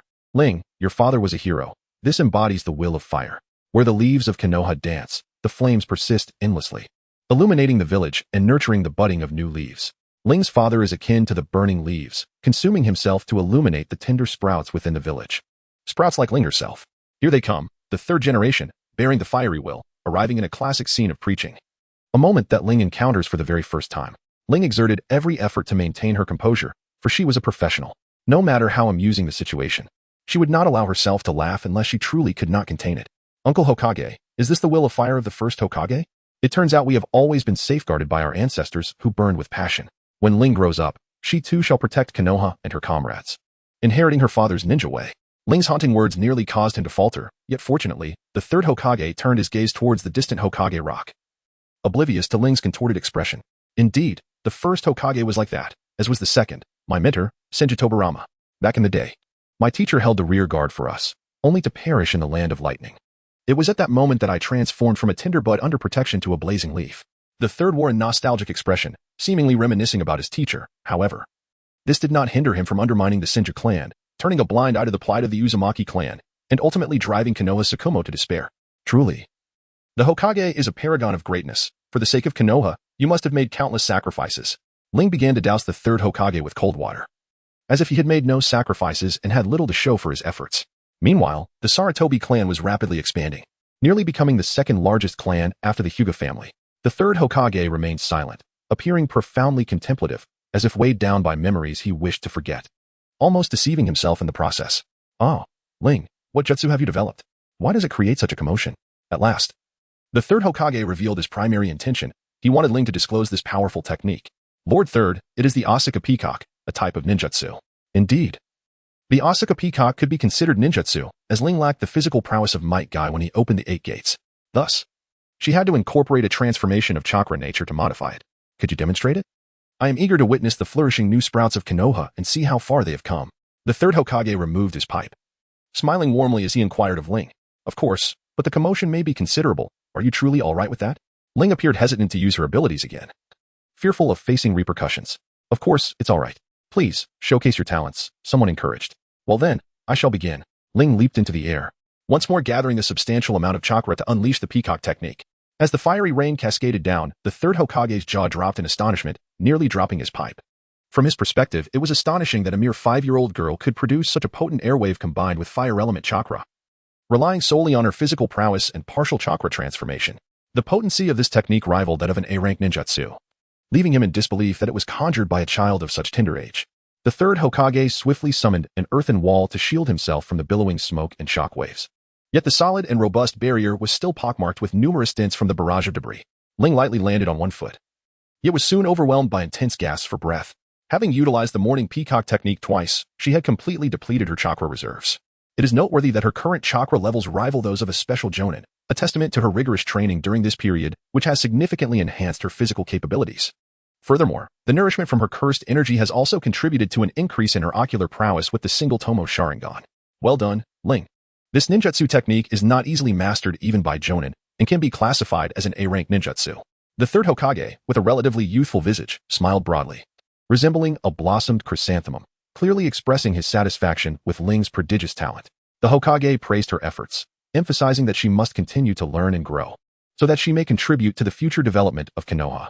Ling spoke with an air of righteousness, akin to the most devout follower of the will of fire. Should Ling wish to join the Umbu, I can facilitate her entrance for greater growth. The third Hokage, with a gentle demeanor, took a puff of his cigarette and remarked casually, as if it were merely a passing suggestion. Chapter 23. The Art of the Telescope. This represents the final test set forth by the third. If Ling were to agree without hesitation, it would undoubtedly indicate ulterior motives in her approach. Although Ling did not ponder this deeply, she yearned for a couple more years of ease, not wishing to plunge into the perilous life of combat and assassination prematurely. I am grateful for your generous consideration, dear Hokage, Ling expressed, but at my tender age, I still require further learning in the forging of friendships and bonds, as was my father's wish during his lifetime. Ling's refusal not only stemmed from her own aspirations for the future but also invoked her father's teachings, demonstrating an unwavering resolve. Alas, it is indeed a pity, however. Might Ling's ninjutsu be of service to the village? With war looming, the ninjas of the village must fortify their skills, and with this ninjutsu, it is believed that more lives could be spared. The third Hokage, in a blatant display of moral coercion, sought to procure this technique without compensation, cloaking his intentions in a guise of noble duty, truly a calculated maneuver. Is it true? Can my technique also be included in the Book of Seals? Splendid. It could indeed assist the ninjas within the village. Ling wore a beaming expression and continued. I have heard that one can exchange for techniques of the same rank within it. I have longed to exchange for a technique myself. Ling remained unperturbed, leaving the third Hokage somewhat disappointed. However, acquiring a ninjutsu was of no consequence, given that it was merely an unimportant technique. Of course. What jutsu do you wish to exchange for? The third maintained his amiable demeanor, yet he was curious about the ninjutsu Ling intended to acquire. After all, this list of exchanges was typically accessible only to jonin, and Ling's father had not yet attained that status. It raised questions about how she had come by such information and her motives for seeking that particular technique. Uncle Hokage, I wish to obtain the telescope technique. I have heard that it was developed by you and is the strongest sensory ninjutsu in the Hidden Leaf. The sight of Ling Huanqi left the third Hokage somewhat bewildered. He could not fathom why this technique had been exposed or who had divulged it.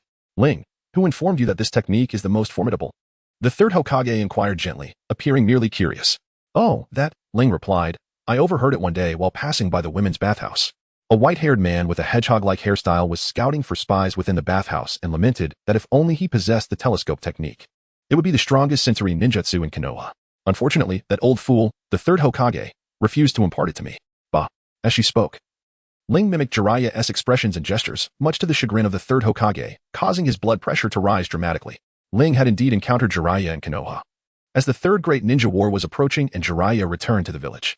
Tsunade, the princess, also returned, albeit rarely venturing outside, and when she did, it was primarily for gambling. That detestable Jiraiya, not only corrupting the youth, but also tarnishing my reputation. Just wait.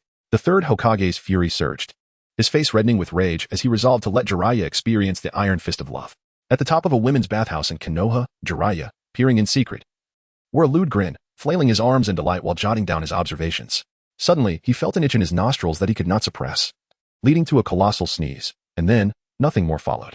A thunderous voice erupted. Jiraiya, go to hell. A golden-haired woman, clad only in a towel and possessing a striking figure, charged out and delivered a punch squarely to Jiraiya's chest before he could escape. With a sickening crack, his ribcage shattered, and though blood surged to his throat, he swallowed it back, mindful of Tsunade's phobia of blood. He was then sent crashing into a nearby trash bin, a spectacle of utter defeat. The third Hokage, after a moment of contemplation, decided to employ the art of telescope to observe, reasoning that Ling, being a girl, would not engage in voyeurism at the women's bathhouse. All right. You head home and prepare the scroll for Peacock, and I shall have the Umbu deliver it shortly. I have matters to attend to, so I will take my leave, he declared, intending to confront Jiraiya to quell his resentment. Very well, Hokage-sama, take care. Ling waved farewell as the third vanished in an instant. Once home, she quickly retrieved a blank scroll, commencing to document the training methods for Peacock and the manipulation of chakra, along with the integration steps for fire attribute transformation. After an entire afternoon of diligent effort, she finally completed the scroll on ninjutsu techniques. Just as she exhaled in relief, a shadow suddenly leapt before her. Noticing the Umbu attire and animal mask, Ling felt a wave of relief wash over her. Thankfully, it was not an enemy. This Umbu was undoubtedly of J-Nin rank. Otherwise, their speed and concealed presence would be inconceivable. Even an elite Ch-Nin like Ling could contend, and with the Ten Shadows technique, perhaps victory was within reach. However, The figure before her was formidable, not to be underestimated, even without the intimidating aura of the third Hokage or Orochimaru. This is a technique entrusted to you by Lord Third. It will self-destruct upon reading, the figure stated. Ling could not ascertain their identity from the voice alone. But they were clearly not a nameless individual. The Umbu took the scroll Ling had written, perused its contents, and after thorough scrutiny and verification, vanished in an instant. These Umbu often tread unconventional paths. Elite Jonin of this period were rare, and those trusted by the third Hokage were likely few. Indeed, it was none other than Sarutobi Shino, the son of the third Hokage, who had never appeared in the original narrative but was referenced in the periphery. He was the father of Sarutobi Kinomaru, and both he and his wife held significant positions as the heads of the Umbu, wielding considerable power. After the death of White Fang, the third had elevated them to their ranks, and their strength was estimated to be that of elite Jonin. As for the fate depicted in the original story, one could lay the blame at the feet of the third Hokage, who, following the demise of the fourth Hokage, sent the couple on perilous missions due to Konoha's dwindling talent. They encountered formidable foes and, unable to prevail, met their untimely demise, either overwhelmed by Jonin or facing shadow-level adversaries. Author's alternate setting. Please refrain from criticism if displeased. Ling comprehended the identity of the shadowy faction and ceased her musings. She promptly seized the scroll of the telescope technique. Activating her Sharingan, she unfurled the scroll and began to document its contents. In a mere moment, after a single perusal, the sealing runes within were triggered, resulting in spontaneous combustion. How miserly. Even a fleeting glance was forbidden. Fortunately, she had managed to record the information. Otherwise, it would have been a grave loss. Linger meticulously contemplated the principles of chakra manipulation and the techniques of the jutsu, and soon found herself gaining insight. This jutsu essentially employs the principles of the dark walking technique, albeit with some modifications that weaken its effects. While the dark walking technique is classified as an illusion, it is, in fact, a ninjutsu that creates a mirage, akin to the second Hokage's steam towers. Both techniques manipulate the external environment rather than directly affecting the enemy's psyche. Thus, this illusion can ensnare anyone, regardless of their resistance to illusions, as it fundamentally alters the surrounding atmosphere. Chapter 24. The revised telescope technique. The dark walking technique consumes all light within a designated space, generating an area of darkness, rendering the enemy's light-dependent illusions ineffective. It is a natural nemesis to the Uchiha clan, and one cannot help but wonder if the inherently malevolent Tobirama Senju bore a grudge against them. To elaborate further, the dark walking technique is indeed remarkably effective. The inventor, Tobirama, was truly a genius. As the disciple of the second Hokage, the third Hokage naturally learned this technique, and even employed it in his final battle, receiving only accolades for its effectiveness. The telescope technique is a derivative of this, wherein the third Hokage weakened the original jutsu, sacrificing a portion of the drawn light to increase the range over which light could be extracted. By siphoning light from several kilometers around and projecting it into a medium, one can control it through the input of chakra, enabling visibility into any illuminated area within that range. This medium is a crystal ball. Should one infiltrate the Hokage's office, they might witness the third Hokage in a rather indecent state, with blood trickling from his nose. This technique can unquestionably be regarded as the finest sensory ninjutsu, exceptionally advantageous for clandestine observation. The third Hokage himself endorsed its efficacy, albeit at the cost of his own physical prowess, which became so diminished that he could not even contend with Orochimaru. In a display of paternal concern for his disciple Jiraiya's health, the third Hokage lamentably refrained from imparting this technique to him. Upon grasping the principles, Linger refrained from practice, for she lacked a sufficiently rounded crystal ball with high light transmittance. However, if one's eyeball could withstand the immense heat generated by concentrated light, it could be directly projected onto the eye, allowing for the observation of high-definition images from several kilometers away, surpassing even the Byakugan in utility. Yet, Linger recalled a C-rank ninjutsu from the scrolls acquired from the Uchiha clan, the bubble technique. This technique enables the user to expel an arbitrary number of bubbles of substantial strength, capable of obstructing vision and, upon bursting, creating a viscous substance that clings to the enemy, impeding their movement. The bubbles produced could serve as the medium for the telescope technique. Only spherical, transparent objects can form clear images. While the optical principles elude our understanding, this does not hinder Linger's application. The bubble technique requires a transformation of water nature into a viscous liquid, similar to the water adhesive technique.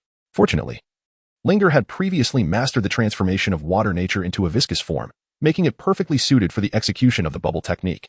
Initially, Linger intended to apply it for the water adhesive technique, which is quite effective for control, with a slight modification akin to the execution of the grand waterfall technique. It could surely ensnare numerous adversaries. Ling began to weave a spell, first manifesting a floating bubble the size of a human head through the art of bubbles. Subsequently, using this bubble as a medium, she executed the art of telescope, succeeding on her first attempt. Ling felt empowered, capable of perceiving any location within several miles that reflected light, simply by channeling her chakra. What a genius I am. Should I see what Shisui is up to? She pondered, redirecting her chakra to locate Shisui of the Uchiha clan. However, before she could commence her observation, she sensed that her technique had been abruptly dispelled. In a shadowy courtyard of the Uchiha clan, an elderly man with a sinister countenance radiated a murderous intent, his lips curled in a disdainful smirk. Humph. That monkey's telescope technique. Such tenacity. Sooner or later, the Leaf Village will return to the hands of my Uchiha clan. What happened, Elder Shitina? Inquired a Uchiha guard, who had swiftly emerged from the shadows, his tone respectful. Nothing of consequence, just that monkey attempting to spy on my Uchiha clan again. I dispelled him. Elder Shitina, a former follower of Uchiha Madara, was well versed in the techniques of the third Hokage and possessed methods to counter them. This technique merely required shattering the chakra that gathered light in the sky, a feat that most could not accomplish. Disheartened by the shattering bubble before her, Ling felt a wave of frustration. While the technique was indeed impressive, it was far too easily detected, after all. The chakra pervading the sky could be sensed by anyone with keen perceptive abilities. Oh, wait.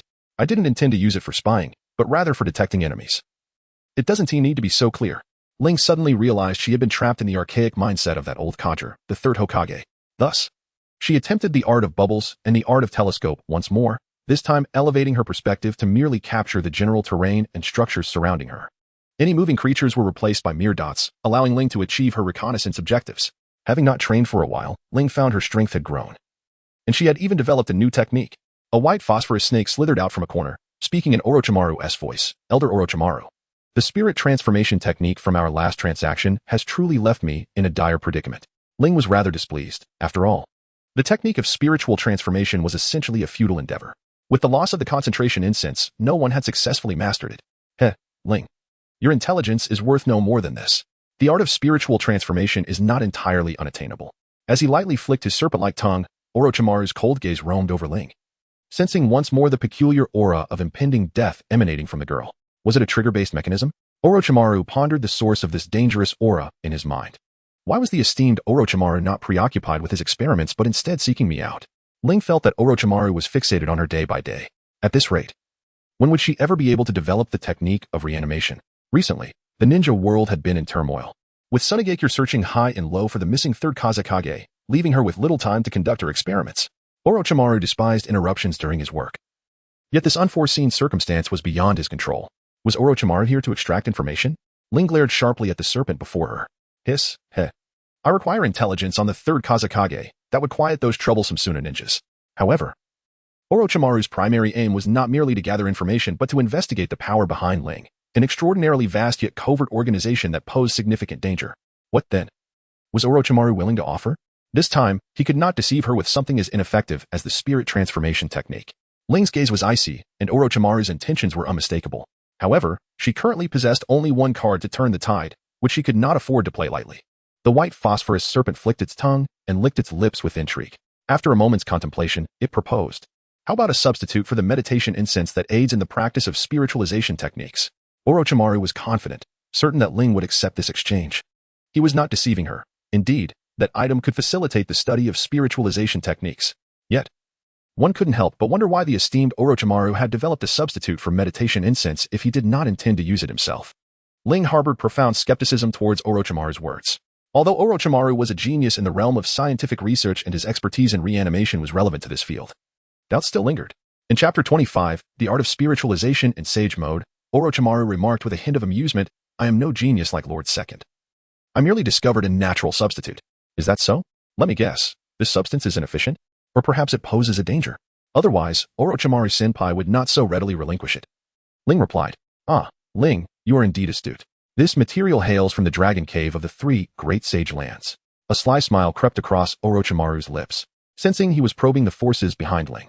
The Dragon Cave, could it be associated with the serpent's poison used for cultivating the Sage Mode of the Dragon Cave? Ling pondered. The Sage Mode of the Dragon Cave was likely the most perilous and prone to failure among the three Sage Lands. After overcoming 3 trials, participants would decide whether to attempt cultivating the Dragon Cave Sage Mode. If they consented, they would be injected with a potent mix of serpent poison infused with vast amounts of natural energy, endure it, and they would succeed, but falter. And they would become sustenance. Orochimaru had passed the trials but chose to forego the endeavor. He was unwilling to gamble on something with such low success rates, especially with a perpetual loser at his side. Ah, Ling, your intelligence is indeed remarkable. However, the substance is not serpent poison, but rather a diluted serpent venom. While it has no immediate side effects, excessive intake of natural energy could induce serpentine transformation. Orochimaru chuckled with wicked amusement, seemingly deriding Ling's hesitance to take risks. The third Kazekage perished at the hands of the scorpion, transformed into a human puppet. Provide me with an ample supply of serpent venom. I do not wish to seek you out a second time due to insufficiency. In response to Ling's threat, Orochimaru remained unfazed. Though Ling possessed a desperate trump card, it was merely a temporary advantage. Once Orochimaru perfected his reanimation technique, no one would be able to claim his life. Receiving the slimy sealed scroll spat out by Orochimaru, the white phosphorus serpent dissipated into thin air. Ugh, I feel like a villain, engaging in nefarious dealings daily. I yearn for a mundane life.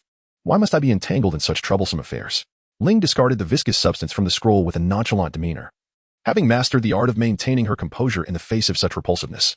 As she unfurled the scroll, the initial entry was an exploration of the properties of snake venom penned by Orochimaru, followed by a plethora of sealing runes, all containing the preserved venom.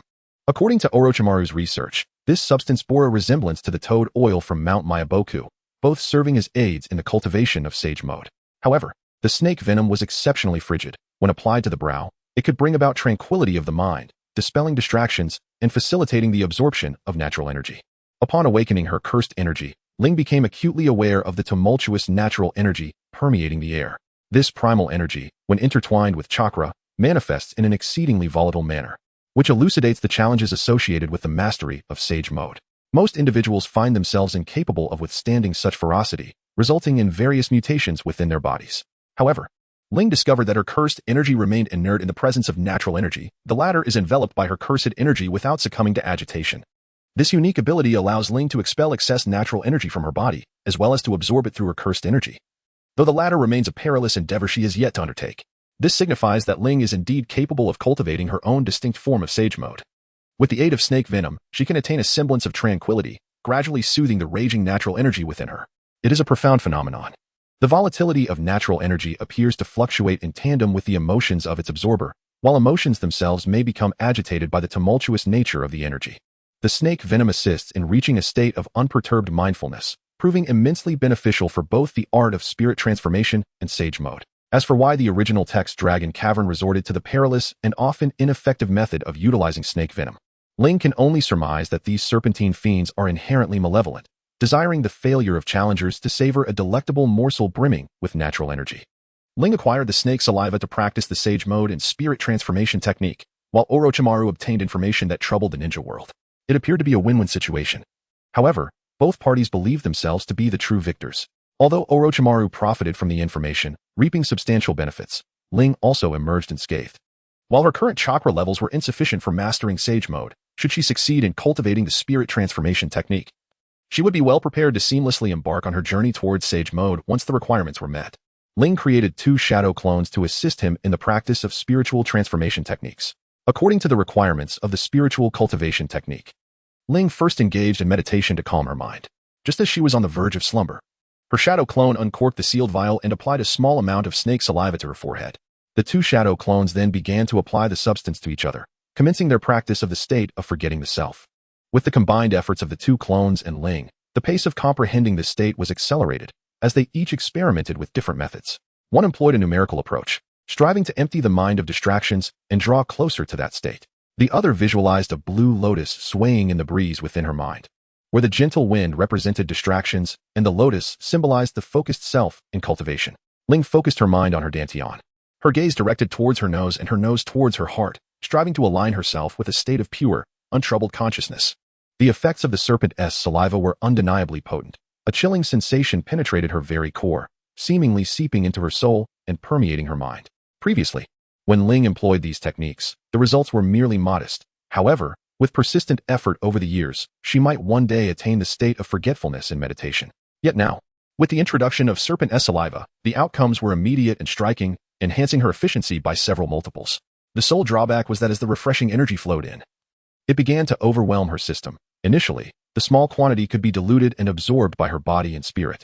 However, as the influx persisted, Ling's chakra involuntarily began to interact with the natural energy, resulting in a tumultuous clash between the 2 forces. Ling had to utilize her magical energy to transfer the excess natural energy enveloping her to the outside, and then she continued her practice in the state of forgetfulness. Early the next morning, both of Ling's shadow clones dissipated instantly due to insufficient chakra. A plethora of techniques and skills regarding the elimination of distractions surged into her memory, accompanied by a small amount of returning chakra and a portion of natural energy. This compelled Ling to expel the natural energy once more, subsequently closing her eyes to meditate and absorb the experiences and progress of her shadow clones. Despite having spent an entire night training with 2 shadow clones, Ling felt no fatigue. This was partly due to the nature of her practice in the state of forgetfulness, which allowed her spirit and body to dilute and absorb a portion of natural energy to a certain extent, enhancing her capabilities. Additionally, the shadow clones had not engaged in significant physical exertion or acquired substantial knowledge, thus they managed to endure the experience effortlessly. After a night of training, Ling sensed a remarkable clarity of mind, free from the sudden emergence of irrelevant distractions. Such progress was formidable, perhaps within a year or 2. She would successfully master the art of spiritual transformation. Chapter 26. The school year finally begins. Orochimaru proved to be quite generous. The snake venom contained within the sealing scroll was sufficient for several years of use, leading Ling to perceive him as a truly sincere individual. In the following days, Ling practiced ninjutsu, taijutsu, and genjutsu with her shadow clones during the day, while at night she utilized the snake venom to cultivate the art of spiritual transformation. Occasionally, she sparred with Might Dai, Uchiha Shisui, and certainly with Might Dai, exchanging various insights and significantly advancing together. However, Ling's progress was particularly astonishing. Physically, she underwent enhancements through the techniques of binding and diluting natural energy. Mentally, her magical energy was refined, and she made strides in diluting natural energy as well. In less than 10 days, Ling felt that her physical fitness and mental strength had reached the level of an elite chunin. Furthermore, her chakra had ascended to the Hunin stage, her magical energy was steadily increasing, and her ocular power was nearing the threshold of awakening the second Tomo. Time swiftly progressed to the date of the ninja school's commencement, a significant occasion that would render the use of shadow clones somewhat disrespectful. Ling meticulously organized her gear, instructing her 2 shadow clones to practice hand seals and nature transformation at home.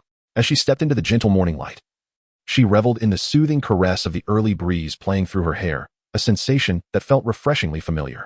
Upon reaching the entrance, her gaze swept across the surroundings, landing on a solitary figure waiting by the school gate, Shisui, who appeared to be languishing in boredom. Ling, you've arrived. Here are your enrollment materials. I have already collected them for you. There will be an entrance examination shortly, Shisui said, a smile breaking across his face upon seeing Ling. Previously feeling quite out of place amidst the crowd, he found a profound sense of tranquility only in her presence. I apologize for my tardiness, and thank you very much. Shisui. Ling accepted the enrollment materials, her face illuminated by a knowing smile, eagerly anticipating a carefree life at the Ninja Academy. Shisui, casting a sidelong glance at the girl's pristine white t-shirt and black shorts, noted that although her attire leaned towards the androgynous, it did little to obscure her delicate femininity. It's all right. I just arrived not long ago. Today marks the first day of school. Let us hasten inside to avoid leaving a poor impression on the teachers of the Ninja Academy. In truth, Shisui had arrived early and had taken it upon himself to handle the tedious tasks of filling out and collecting the enrollment paperwork without informing the girl. All right. Ling replied softly, her voice a gentle, ethereal tone that resonated with a cool clarity. As Shisui gazed at the smiling Uchiha Ling, a wave of perplexity washed over him. Could this serene and charming girl truly be the same one who had once shattered trees with a single blow on the training grounds? However, unbeknownst to Shisui, Uchiha Ling was engulfed in profound embarrassment, never having imagined she would walk amongst so many onlookers dressed in gender-neutral clothing. Previously, she had maintained a composed demeanor, believing herself prepared, yet now she realized she could scarcely endure the weight of so many gazes. Outside the school, numerous parents accompanied their children, their faces adorned with expressions of hope and joy. Only a handful of orphans, like Shisui and Ling, exuded an air of palpable despondency, making them seem unapproachable. The majority of the families were commoners, their children untrained in the ways of a ninja, and thus, upon entering the academy, those lacking exceptional talent would likely find themselves left behind. Such a disadvantage could lead to them becoming mere statistics in the grim toll of the Third Ninja War. Their once happy smiles forever frozen on gravestones, reduced to mere symbols of a life extinguished, their identities as ninjas erased. Yet, what recourse did these families possess? In a world where it is often a matter of kill or be killed, those families who had migrated from neighboring villages within a generation or 2 saw enrollment at the Ninja Academy as their only chance to elevate their social standing. Thus, despite a high birth rate within the ninja realm, the natural growth rate of the population remained low, and in certain periods, even negative. All new students participating in the entrance examination gathered at the designated location, preparing for the tests ahead. A teacher clad in a chunin vest bellowed, quieting the rambunctious children. Ling, let us proceed. Shisui gently nudged Ling's shoulder, noticing her lost in thought. Yes, of course, Ling replied, walking while scanning for familiar faces, as the original narrative had not introduced Shishui's cohort of ninja students. Indeed, she recognized only a few, such as Naruto's homeroom teacher, Irika Yumino, the moonlit swift breeze. The sweet rice dumpling skewer held by the solitary Mitarashi Yanko, and the lonely figure of Yuzuki Yugugo standing in a corner, along with the legendary Konoha guards, Kamizuki Izumo and Kotetsu. The entrance examination was straightforward, consisting of a written test on fundamental knowledge and a physical endurance test of a 5-kilometer run. The teacher's announcement provoked a murmur among the new students, many of whom expressed relief, having feared that the examination would assess their ninja skills and knowledge. In truth, such expectations were unrealistic. 80% of the new students hailed from commoner backgrounds, lacking the means for ninja training. The academy did not enroll ninjas directly, but rather sought individuals with potential. Thus, the written test served as a preliminary evaluation. Those with insufficient foundational knowledge would be placed in remedial classes to learn cultural studies, for without comprehension of the ninja scrolls, they would be at a disadvantage. The physical test aimed to identify potential candidates for future ninja roles. Generally, children aged 5 to 6 with innate physical strength exhibited higher growth potential. As their body strengthened, so too would their chakra. Within the ninja system, the quantity of chakra was paramount. Lacking chakra rendered one's swordsmanship and taijutsu futile compared to a ninja's jutsu. Ling followed the crowd and entered the classroom with Shisui to participate in the written examination. The distributed test papers evoked a singular impression in Ling: simplicity. The content was akin to the level of 3rd or 4th grade in elementary school. Anyone with basic literacy could easily pass by relying on common knowledge they had encountered in daily life. Ling originally intended to leisurely navigate her life as a student in the Ninja Academy, but her sparring sessions with Uncle Dai inadvertently revealed her prodigious talent to the higher-ups of Konoha, rendering her attempts at concealment futile. The powers that be wished to thrust her into the fray of battle. It was not as simple as her feigning mediocrity to avoid the call to arms, for there were numerous ways to ensure her graduation, to prevent being consumed as an ordinary genius by the village, yet not to provoke the jealousy of the elders with her brilliance. She was left with no choice but to masquerade as a first-rate talent, one just shy of the likes of Shisui and Kakashi. As she watched her carefully crafted exam paper being collected by the academy instructors, Ling sighed in relief. Concealing her abilities proved far more challenging than simply achieving a perfect score. One had to act convincingly, concealing any flaws, allowing others to perceive a hint of competence while maintaining an air of imperfection. Upon reaching the schoolyard, it was time for the physical assessment, which involved running laps, an endeavor that left no room for subterfuge. The entire village knew Ling was a girl of extraordinary strength. Her pretense of frailty would be met with skepticism. Thus, she resolved to run at her own pace and managed to secure first place. Observing her fellow freshmen, many gasping for breath and drenched in sweat, Ling wiped away the non-existent perspiration and prepared to head home. With the exams concluded, results and class placements were to be announced the following morning, followed by the entrance ceremony in the afternoon. The Nin instructors dismissed the clusters of students congregating to discuss, as they needed to classify the newcomers based on their family backgrounds, requiring consultation with the 3rd Hokage. Ling, shall we train at the training grounds? Shisui invited, noticing her intent to return home. Certainly, let us go. Ling felt a sense of urgency regarding her strength, anticipating her inevitable involvement in the impending war. In the Hokage's office, the current cohort of Ninja Academy students surpassed those of previous years, yet there was still a need for expansion while maintaining educational quality. The 3rd Hokage perused the roster presented by the head instructor. Puffing on his pipe, he glanced up at the respectful head instructor before him. With the Kazekage's disappearance and the various ninja villages stirring restlessly, a great war loomed, necessitating an increase in training intensity, a reduction in academic subjects, and a bolstering of ninja courses. Indeed, the tall head instructor replied, his face revealing a compliant expression. He continued, this cohort includes 3 members of the Uchiha clan, one of whom is referred to as a genius, Uchiha Shisui. Uchiha Shisui. Sarutobi Hiruzen murmured, repeating the name, the grandson of Kagami? Yes, the head instructor affirmed. The other 2 are Uchiha Ling and Uchiha Tika. Uchiha Ling. Hiruzen paused, his gaze locking onto the name of the delicate and striking girl listed. Have you heard of this name, Hokage-sama? The instructor inquired, sensing there was something noteworthy about her. She is a prodigy. Having created an A-rank ninjutsu at the tender age of 5, her strength likely reaching that of a Nin. The 3rd Hokage recalled the girl with a fiery will, his expression softening slightly. A Nin. The head instructor exclaimed, astonished. At over 30 years of age, his own abilities barely reached the level of a special Nin. Yet here stood a 5-year-old girl with Nin strength, more formidable than even the previous Kakashi. Let her be. Allow her to grow freely. Such a talent requires little interference, though we must pay heed to her ideological education. The 3rd Hokage sensed no chilling chakra from Ling, distinctly different from her Uchiha kin. Even the gentlest among them, like Shisui and Obito, emanated a coldness due to their exceptional talents in the spiritual realm and the Sharingan. Yet Ling's chakra, perhaps due to her unique lineage and curses, bore a neutral quality, neither warm nor cold. The nature of one's chakra often reflects their personality. Cold chakra typically indicates a distant and somber demeanor, as seen with Orochimaru, while warm chakra often correlates with a cheerful disposition and simplicity of thought, exemplified by the Akimichi and Uzumaki clans. When the third Hokage perused Ling's family background, he was momentarily taken aback, realizing the rationale behind her chakra's nature. In the family section, it was conspicuously noted that her mother was of the Senju clan, indicating that Ling possessed a quarter of Senju blood. Her grandmother was one of the many women who had married into the Senju family. This meant that whether Uchiha Ling leaned towards the village or the Uchiha clan depended entirely on the efforts of both factions.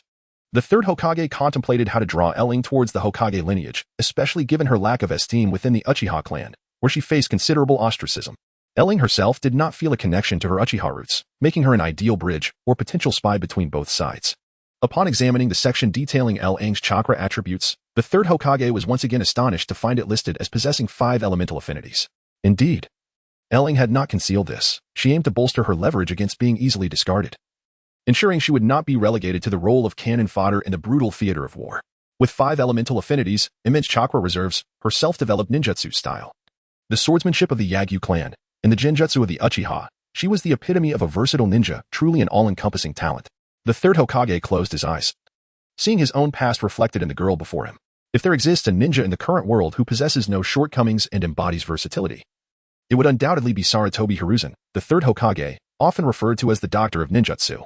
From his youth, he was capable of combining techniques from all 5 elemental natures. After becoming a disciple of the second Hokage, Senju Tobirama, he mastered thousands of jutsu, honing the transformations of the 5 great elements, taijutsu and genjutsu to their zenith. Any ninjutsu from the Hidden Leaf Village was within his expertise, and few could rival his mastery of techniques and secrets. Upon reopening his eyes, the third Hokage revealed a smile of reassurance. He made a decision, should it succeed. It would not only resolve the issues surrounding the Uchiha clan, but also ensure that the Hidden Leaf Village would possess a remarkable successor. He intended to take Uchiha Ling as his apprentice, passing on his legacy. Given his extraordinary talent and the multitude of jutsu he commanded, neither Orochimaru, Jiraiya, nor Tsunade had inherited his teachings but instead carved their own paths. For decades, no one had met the third's expectations. Yet Uchiha Ling now sparked a glimmer of hope in him, suggesting the potential to surpass him. Should Uchiha Ling become his disciple, she would naturally bear the mark of the Hokage lineage. Once he retired, Namikaze Minato would accumulate achievements through the Third Great Ninja War to become Hokage, and Uchiha Ling would have matured alongside him, becoming his right hand. Minato bore no animosity towards the Uchiha clan, and with Ling being groomed as the 5th Hokage, the complete allegiance of the Uchiha clan would soon be within reach. The Uchiha clan's estrangement from the Hidden Leaf stemmed not only from their own instability and pride but also from the exclusion by the Hokage lineage. When Uchiha Ling, a successor with the legacy of the Hokage lineage, in the blood of both Senju and Uchiha, ascended as the 5th Hokage, the Uchiha clan's dream of having one of their own as Hokage would come to fruition. Ling, who had been nurtured by the Hokage lineage since childhood, was inherently distant from the Uchiha clan and would not serve their interests. Rather, she would seek to address the clan's hidden dangers. The third's vision was indeed commendable. Yet Ling remained oblivious to it all. She had once contemplated the worst-case scenario of joining the Akatsuki and becoming a rogue ninja. Chapter 28. Becoming number 1 by accident. The following morning, Uchiha Ling rose early. Today marked the first day of school, and she anticipated listening to the third Hokage's incessant lecture on the will of fire. However, she could not risk sending a shadow clone, as being discovered would shatter her carefully crafted persona. Sticking to her usual routine, she instructed 2 shadow clones to train while she made her way to school. Disposing of her breakfast packaging in a trash bin, she spotted Shisui standing beneath a streetlight. Perhaps due to the awakening of his Sharingan, Shisui's chakra had significantly increased, nearing half of Ling's own. "Good morning, Ling," Shisui greeted, his face transforming from a blank expression to one filled with life upon seeing her. "Good morning, Shisui. You are up so early. How do you manage it?" Ling is somewhat of a habitual late riser, although she consistently manages to wake up on time. It is solely due to her meticulous setting of alarms. It is only at the very last moment when the alarm sounds that Ling breaks free from the confines of her bedding, hastily gathering her ninja tools and preparing her toiletries. This allows her to arrive punctually, avoiding tardiness. Fortunately, Ling does not have to engage in the time-consuming rituals of makeup and hairstyling like many girls do. Otherwise, time would undoubtedly be insufficient. She has grown accustomed to this routine. After all, she has never truly been late, merely arriving ahead of schedule. Jisui's smile is gentle and warm. Although the girl sports a natural look and dons gender-neutral attire, her innate beauty is undeniable. Her serene countenance resembles the bright moon, often leaving him momentarily entranced. Upon arriving at the Ninja Academy, Ling notices a bustling crowd gathered around the notice board, comprised of students and parents alike. Clearly, they are engrossed in the results of yesterday's entrance examination. With so many people present, Ling and Jisue must patiently wait on the sidelines. You are Uchiha Ling and Uchiha Jisue, right? I am Tsukuya Mikaze. It's a pleasure to meet you. A pale-faced child, bearing a ninja sword on his back, approaches them. His facial features suggest that this is Tsukuya Mikaze in his younger years. Hello, I am Uchiha Ling, and this is Jisue. Ling gazed intently at the waning figure of Moonlight Gale. Although Moonlight Gale had yet to master the art of evasion, he still suffered from inherent deficiencies in his lungs. Ling felt a sense of admiration. With such physical prowess, one could become a ninja of considerable renown, indicating a remarkable innate talent, although ultimately perishing at the hands of the elite shinobi Maki from the Sand Village. The fact that he was able to engage in combat with Maki demonstrated his formidable abilities. Had it not been for his physical limitations, he might have survived. Noticing that Uchiha Ling was intently observing him, Tsukikase felt a tinge of shyness and asked, "Is there something on my face?" Ling's prolonged gaze from such a beautiful girl made him feel somewhat self-conscious, and he hesitated to meet her eyes. Ling, is something the matter? Shisui. Sensing a discomfort in his heart at the sight of Ling's fixation on Tsukikase, gently tapped her shoulder. It's nothing. I merely noticed that Tsukikase appears to be in poor health, likely due to a congenital weakness in his lungs. Ling casually concocted a reason. For she could hardly admit that her thoughts wandered to the widow, Maui Shiyin. I shall take care of your wife, she mused. Though it seemed rather questionable to label it as widowhood since they were not wed. Ah, indeed, my health is rather frail. I was a premature infant. Yue Guangjifeng awkwardly scratched the back of his head, embarrassed to have his poor health so bluntly pointed out, especially as a girl. Do you know Maui Shiyin? Ling inquired, glancing at the figure leaning against a tree. I know her. She does not know me. However, in this recent assessment, she placed fifth, Yue Guangjifeng replied. Comparing Maui Shiyin and Uchiha Ling, he discerned that Ling was far more striking, despite both embodying the ethereal beauty of cold, distant maidens. Maui Shiyin resembled a violet ice flower, while Uchiha Ling was akin to a radiant moon hanging high in the sky. Oh, you have already seen the results? Ling expressed her surprise at Yue Guangjifeng's early arrival and his prior knowledge of the entrance exam scores. Indeed, you secured the first position. Uchiha Shisui came second. Mitachi Azuki was third. I am fourth. Maui Shiyin fifth. Gongzi Tai sixth, and Shingitsu Izumi seventh. Yue Guangjifeng recounted a string of familiar names and their rankings, prompting Ling to reflect on the fact that those with names indeed performed significantly better than mere extras. Yet, she had not anticipated that her modest efforts would already push her to the pinnacle of this tier, as she often remarked, in those days. I strolled with my hands in my pockets, unaware of what a true rival was. Ling was indeed a prodigy. Shisui, rare in his interjection, interrupted the conversation between Ling and Yue Guangjifeng. So we must all be in Class A. Who is our homeroom teacher? Ling is aware of the class division rules in Konoha, where the top students are placed in Class A, followed by Class B, and the relatively less proficient Class C. Indeed, all are in Class A, under the guidance of their homeroom teacher, Hirohiko Tamura, who is rumored to be an elite jonin retired from the Umbu. Ling had never heard of this name, but since it was associated with the Umbu, it was evidently arranged by the third Hokage. Was Ling contemplating an early graduation? Shisui was aware that both he and Ling possessed skills far surpassing those of ordinary genin, and participating in the Nin exams would pose no challenge. Was it not preferable to enjoy a few tranquil years? Being overly talented could lead to ostracism. With the impending war, there would be little time for leisure. It would be better to savor the fleeting moments of life. Ling refrained from voicing this thought, as articulating it might hinder unity. Is that so? Then I shall graduate alongside Ling. Although the school life can be rather tedious, Shisui mused. While he did not fully grasp the concept of standing out in a forest, he understood that the Uchiha clan's ostracism stemmed from the arrogance bred by their extraordinary talents. Are you foolish? You can use Shadow Clone Jutsu to attend classes. Train and improve in the way that suits you. Attend school?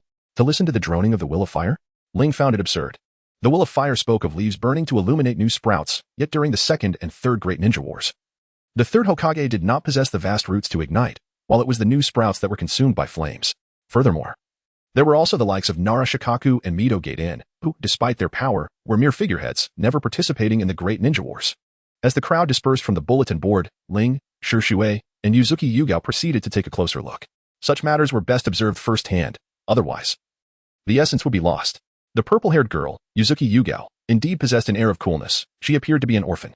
It seemed that she and the swift moonlight would later engage in a mutual salvation. Hello, I am Uchiha Ling. You must be Yuzuki Yugao. It's a pleasure to meet you. Ling greeted, which puzzled Mitsuki Shiyin, as others had been driven away by her aloof demeanor. Hello, Mitsuki Shiyin replied curtly, preparing to leave. A courtesy extended only because Ling was a girl. The school opening ceremony would take place in the afternoon, featuring a lengthy discourse from the third Hokage, which had stirred excitement among the younger children. Chapter 29. The third Hokage's speech opportunities to meet the third Hokage were scarce for them, and his adeptness at self-promotion had left the village's children in awe of him. Aspiring to become Hokage had transformed into a cherished dream for many of them. Jisue Jifeng. Let us indulge in some ramen. It is well past noon. Ling reminisced about the handmade ramen crafted by the uncle, wondering if there were any new varieties since her last visit. Well then.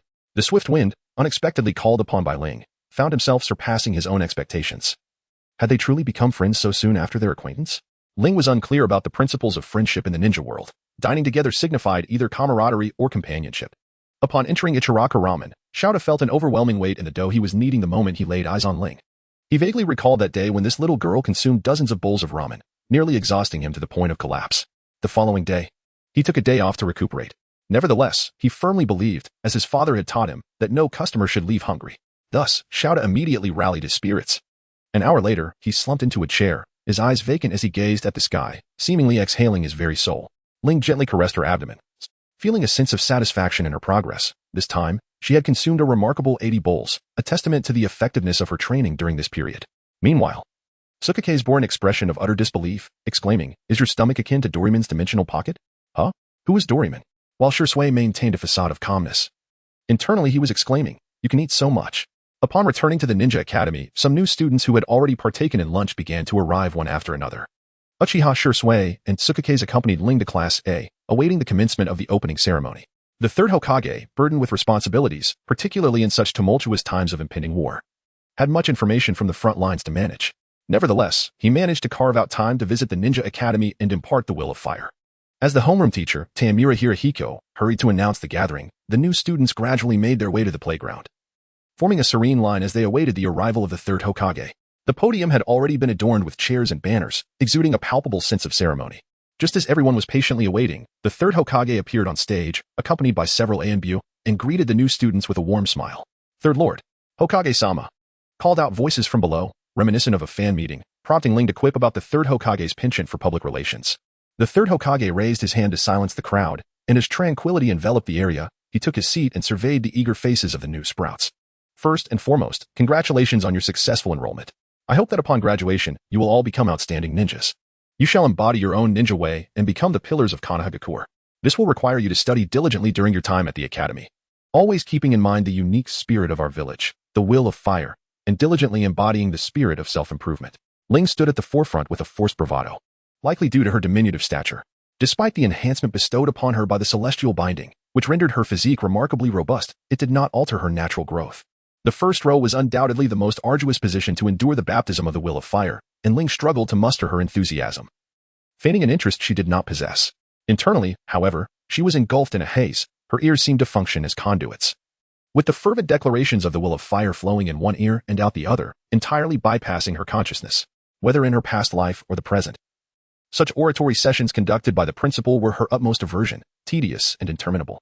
The third Hokage's gaze swept across Ling's visage. Perhaps her Fade was so convincing that he nodded approvingly, believing his message of the will of fire had been successfully conveyed.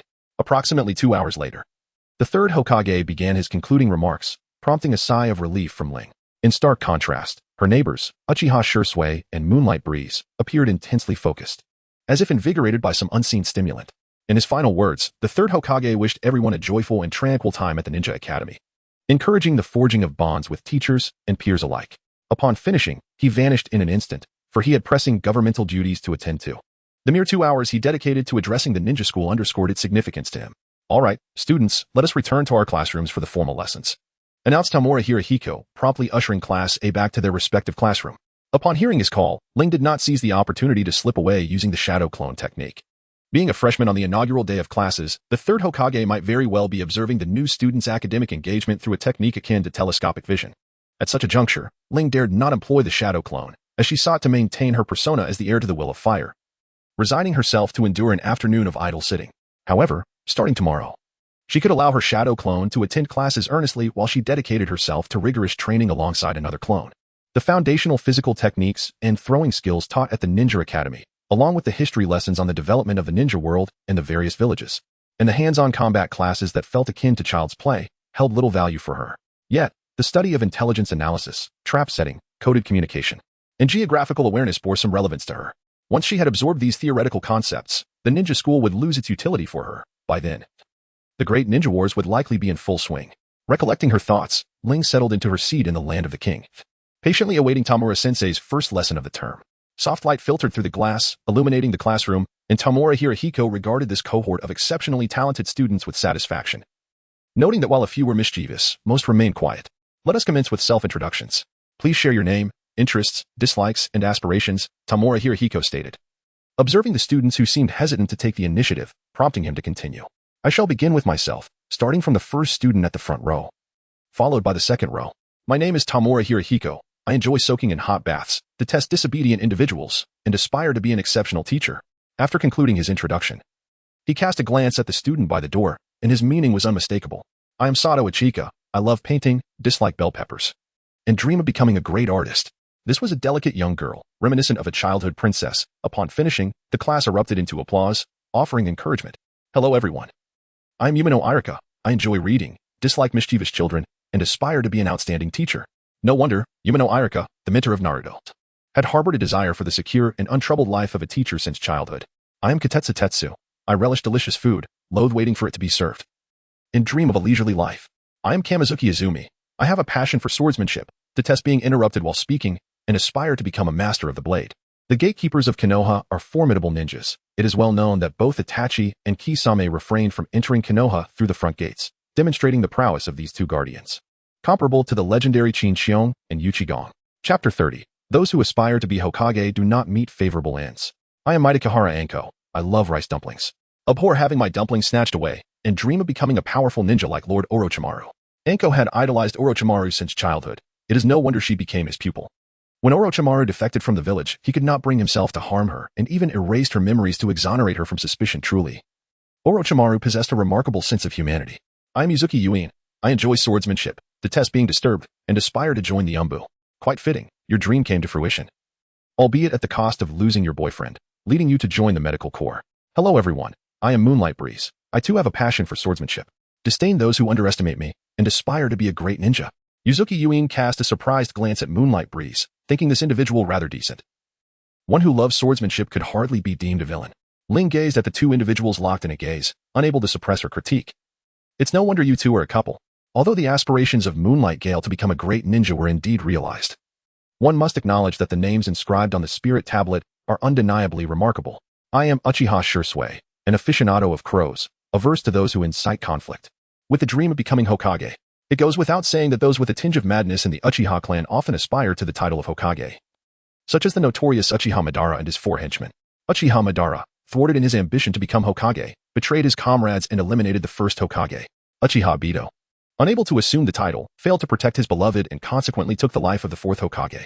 Uchiha Itachi, driven by his inability to attain the Hokage title, slaughtered his entire clan in defection, while Uchiha Sasuke, in his pursuit of the same dream, ended the life of the fifth Hokage, Danzo, and nearly extinguished the seventh Hokage.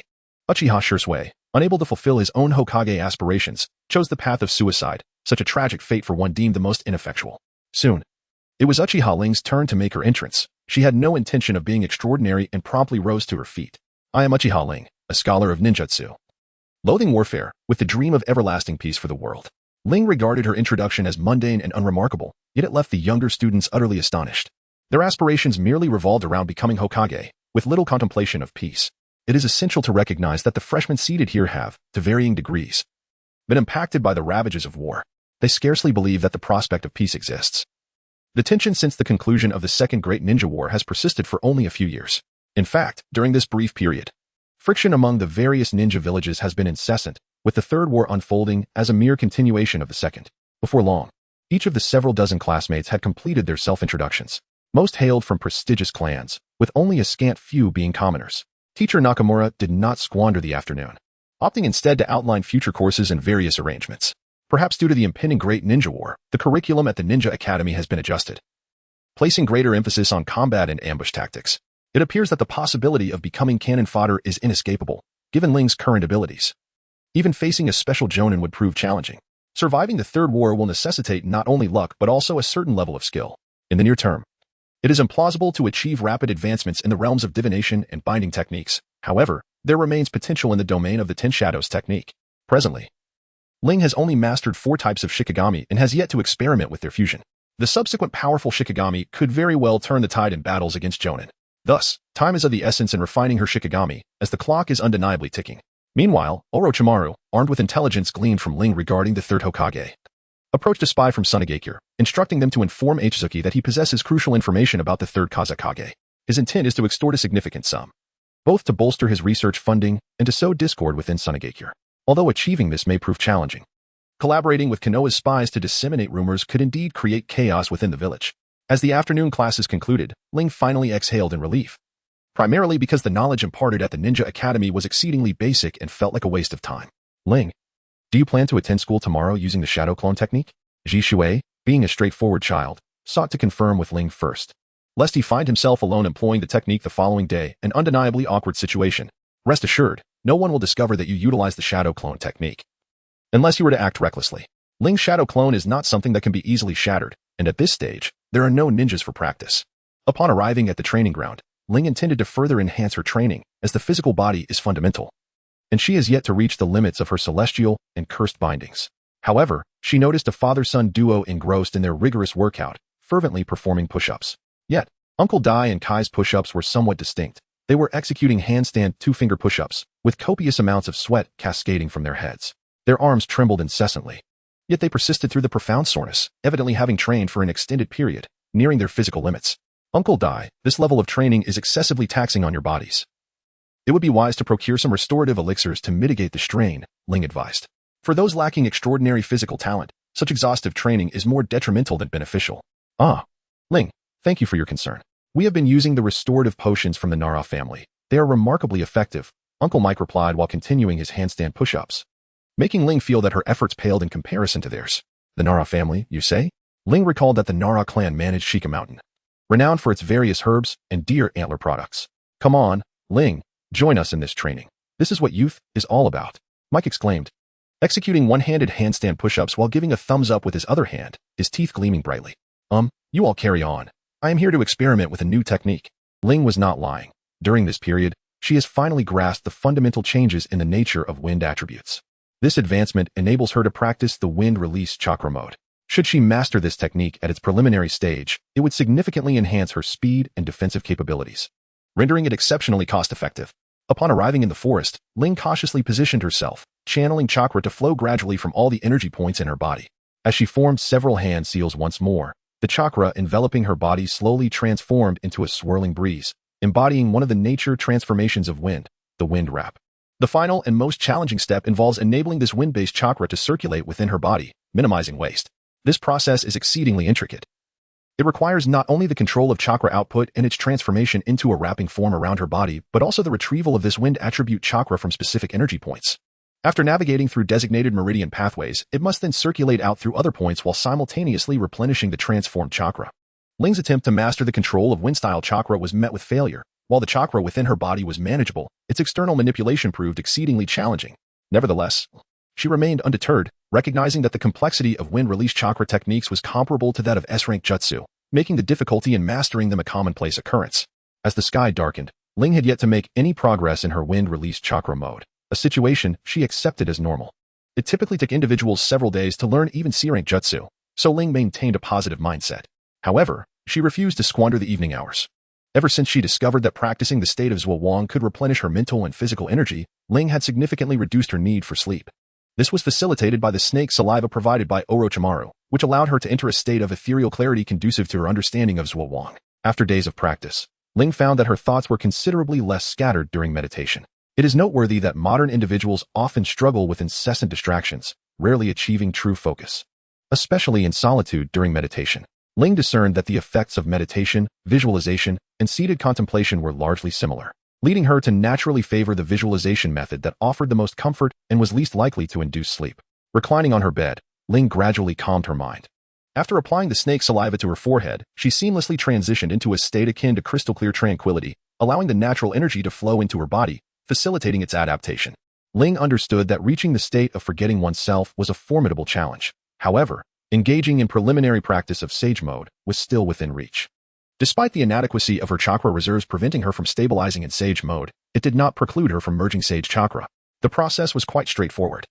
Ling consistently managed to conjure some sage chakra, yet she refrained from utilizing it to unleash ninjutsu. Instead, she allowed it to circulate within her body, imprinting the sensation upon her physical being. This process also enabled her body and spirit to absorb a portion of the sage chakra. Such reciprocal nourishment enlightened Ling to the true application of sage chakra, the continuous adaptation of the body to this energy while absorbing it. This principle elucidated why the sages of the three great sanctuaries could achieve longevity. They regarded sage chakra as a means to nurture themselves rather than squander it.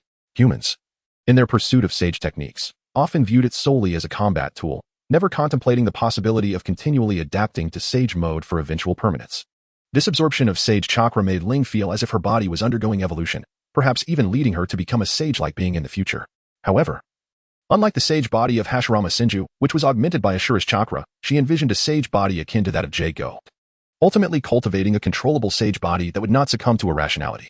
On the following morning, Ling sent her shadow clone to school while she ventured into the forest of death to train her body. The previous night's absorption of natural energy had fortified her physique, and coupled with enhancements from celestial and binding techniques, the improvement in her physical abilities was strikingly evident. Thus, each morning, Ling dedicated herself to training, solidifying her gains and mastering this newfound power. Ling, unlike Uncle Dai and Kai, does not engage in handstand push-ups. Instead, after running several laps to warm up, she seeks out a mountainside to practice striking the rock. It is not that Ling is averse to such exercises, but rather that they necessitate additional weight. At her current age and height, such weight training would be exceedingly detrimental. Ling already harbors considerable disappointment regarding her stature. To incorporate weight training would be to jest with her physical development. Ling harbors no desire to become a diminutive wintermelon, or to be labeled as a legally recognized lowly. Otherwise, her stature might become a source of mockery as she strives to dominate the ninja world. Take, for instance, the third Tsuchika Jinoki from the land of earth and the fourth Mizuka Jigura from the land of water. Nevertheless, the essence of her being is concentrated.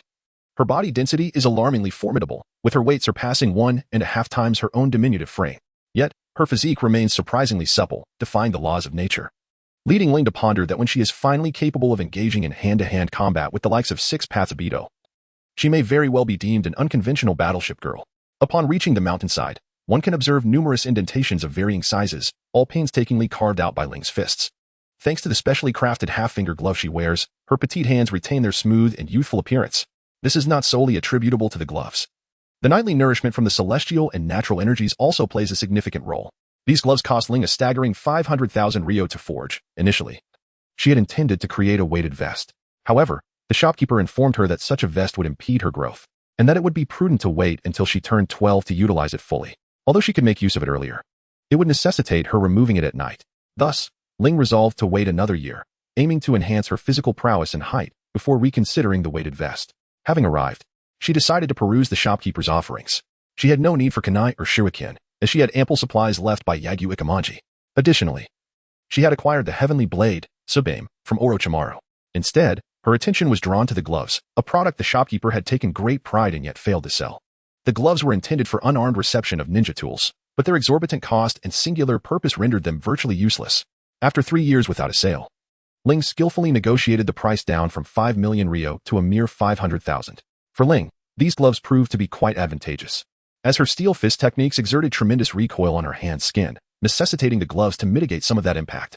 With a resounding crash, Ling employed the techniques of the steel fist style, channeling her entire strength to unleash a terrifying surge of energy, which she combined with a sudden explosion of chakra. The mountainside before her shattered abruptly, leaving behind a deep crater over a meter in diameter, an impressive testament to the power of her full-force punch. Albeit not a complete release of her chakra, Ling could actually deliver an even more terrifying punch, a counterfeit version of the monstrous strength she had devised while smashing mountains. Its power was nearly equivalent, but the backlash on her own arm was horrifying. She had only used it once, creating a crater 10 meters in diameter. Yet the flesh and blood of her arm were utterly pulverized, with bones shattered in large fragments. Were it not for the heavenly restriction and the nourishing energy of nature, her arm might have been ruined beyond repair. Even after a night of recovery, the injury remained severe, forcing her to seek treatment from medical ninjas at the hospital. Fortunately, her meridians were unharmed, it merely appeared dire. Thus, only the most critical wounds were treated, while the rest healed naturally, fully restoring within 2 or 3 days. From then on, unless she perfected the explosive ratio of chakra for monstrous strength, Ling never dared to use it again. By midday, Ling had eroded the mountain wall by 5 or 6 meters, steadily enhancing her physical prowess. Meanwhile, her shadow clones practiced the Gale Sword technique while she honed the Wind Release chakra mode. Mastery of both, combined with the Body Flicker technique, would grant her speed rivaling that of the Raikage. Chapter 32. The pitiable Jiraiya. It could be called the Divine Swift Sword, allowing her to roam recklessly like Yasuo. Coupled with the Sharingan's ability to momentarily dull an enemy's reflexes, it would be lethal. Against even elite Jonin, She could cut them down like melons and vegetables. With Ling's overwhelming chakra reserves, she wouldn't be as easily exhausted as the third Raikage. By dusk, Ling ceased her training. Though she had yet to grasp the fundamentals of wind-release chakra mode, her Gale Sword technique had improved significantly. Infusing it with nature transformation elevated its power further, now capable of slicing through trees thick enough to require multiple embraces or boulders twice a man's height, with mere 3 to 4 meter long wind blades.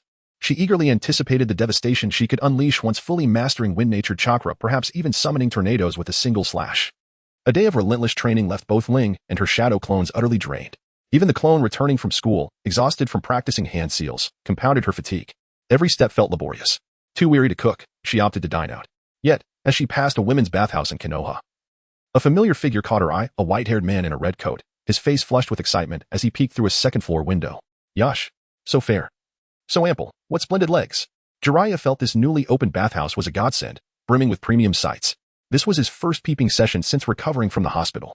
Though his ribs, previously shattered by Tsunade, still ached faintly, he couldn't resist. After all, ever since his last escapade, which had earned him 3 broken ribs and a 10-day hospital stay, he had been starved for such pleasures. The temptation was simply too great. Ling undoubtedly recognized the white-haired, hedgehog-headed man as Jiraiya from the realm of Konoha's vices. In order to preserve the innocence of the village's womenfolk, Ling resolved to demonstrate to Jiraiya the true nature of cruelty. Silently, she exchanged the heavenly and cursed bindings for the 10 Shadows technique, summoning the little black dog from the realm of the Inuzuka clan within Jiraiya's shadow. Perverted old man, how dare you? A sinister smile danced on Ling's lips. And in an instant, the little black dog bit down on Jiraiya's posterior, catching him completely off guard. Yow! Jiraiya howled in unbearable pain, unable to ascertain the identity of his assailant as the little black dog swiftly retreated into the shadows. Help! There's a peeping Tom in the women's bathhouse. The cry echoed, drawing the attention of villagers from afar, who rushed towards the bathhouse. Inside, a cacophony of piercing screams erupted as numerous women, wrapped in towels, emerged in a frenzy. Some kunoichi brandished kunai and shuriken, hurling them towards Jiraiya at the window. Hey, don't make wild accusations. I wasn't peeping. I was merely gathering material. Jiraiya, losing his balance, tumbled from the windowsill and fell to the ground, where preparations had already been laid. Who left these shuriken on the ground? This is excruciating. Don't let me catch you. Jiraiya scrambled to his feet, his rear end still exposed as he fled, slowly extracting several bloodied shuriken from his backside while wailing in distress. However, the fierce kunoichi and righteous passers-by would not let Jiraiya escape unscathed. In an instant, an array of pots, pans, shuriken, and kunai were launched at the retreating figure of Jiraiya. Perched upon a towering tree, Ling observed Jiraiya's clumsy retreat and resolved to raise the stakes for him. As Ling formed her hand seals, she summoned wind chakra, weaving it into a rather fragile gust that ensnared Jiraiya's feet. However, Jiraiya cast a knowing glance towards Ling's concealed position in the branches, feigning a stumble to the ground. He had long been aware of Ling's presence, having detected her during her earlier surveillance. Information about her had reached him through the third Hokage, Orochimaru, and Minato, revealing her capabilities. Initially intending to gauge her skills, he was taken aback when she summoned a black hound from the shadows, its chakra undetectable, truly surprising him. Ling had already refrained from witnessing the scene where Jiraiya was being besieged. Upon realizing that she had been spotted by him, she hastily retreated to avoid being cornered. Swift as the wind, she soon found herself at the barbecue restaurant. Feeling fatigued from the day's exertions, Ling decided to indulge herself. The Akimichi family's barbecue was indeed a culinary marvel of Konoha, with the meat sourced from the Nara clan Shika and the esteemed Highland yak of the Land of Lightning. However, upon entering the restaurant, Ling was met with the gaze of the legendary 3 ninjas of Konoha, who were observing her arrival. Is that her? Just a brat from the Uchiha clan? Are they really as formidable as they say? Tsunade remarked, tilting her head back to sip from a bottle of sake. Her foot resting casually on a stool, exuding an air of bravado. With her golden hair styled in twin tails and a figure that could be deemed stunning. She wore a green haori emblazoned with a large character for gambling, a paradox of beauty marred by a rather uncouth demeanor. Another figure, clad in a pale yellow kimono, with mid-length black hair and a cold expression, was none other than her snake uncle, Orochimaru. Meanwhile, Jiraiya, sporting a swollen head and a face marked with bruises from his recent altercation, was also present. Under the intense scrutiny of the 3 ninjas, Ling managed a somewhat awkward smile, greeting them. Good evening. Snake uncle, and this sister, and the peeping old man. Snake uncle? How amusing, Orochimaru said, flicking his tongue across his cheek, a smile creeping upon his lips. Sister. Yes, indeed.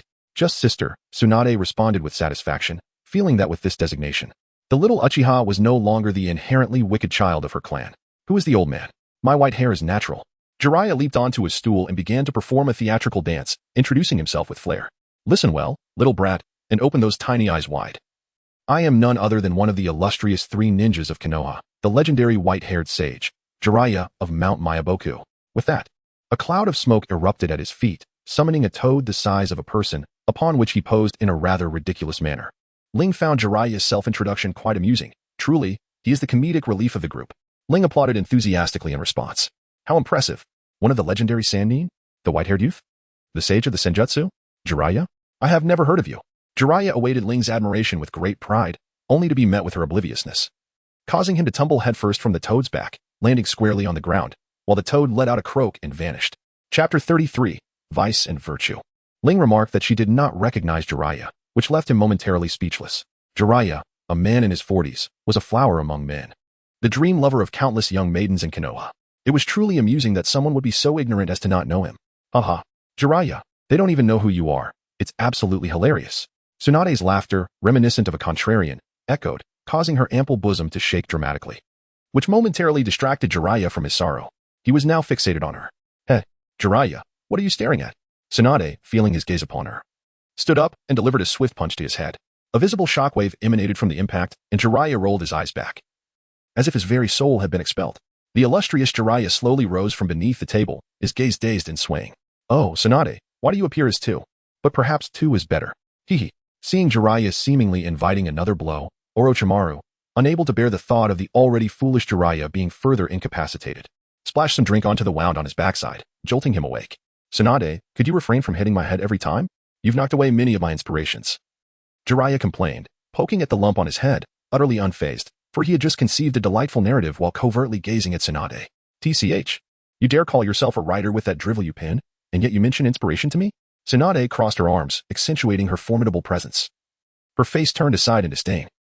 Pardon me, esteemed seniors, is there something you need from me? Ling raised her hand to signal her presence, urging everyone to cease their chatter. Ah, it's Ling, isn't it? We heard from Orochimaru that you possess remarkable talent, so we came to see for ourselves. Tsunade then noticed the petite figure beside her, giving Ling a casual once-over before fabricating an excuse. Having seen enough, may I now partake in a meal? Ling's stomach growled audibly, reminiscent of a roaring engine. Heh, why don't you join us for dinner, Ling? We just arrived, and Jiraiya will cover the bill. Orochimaru expressed surprise at Ling's talent, noting her evident progress since their last encounter. Hey, why should I foot the bill? Shouldn't that foul snake be the one paying? Jiraiya protested, feeling quite aggrieved.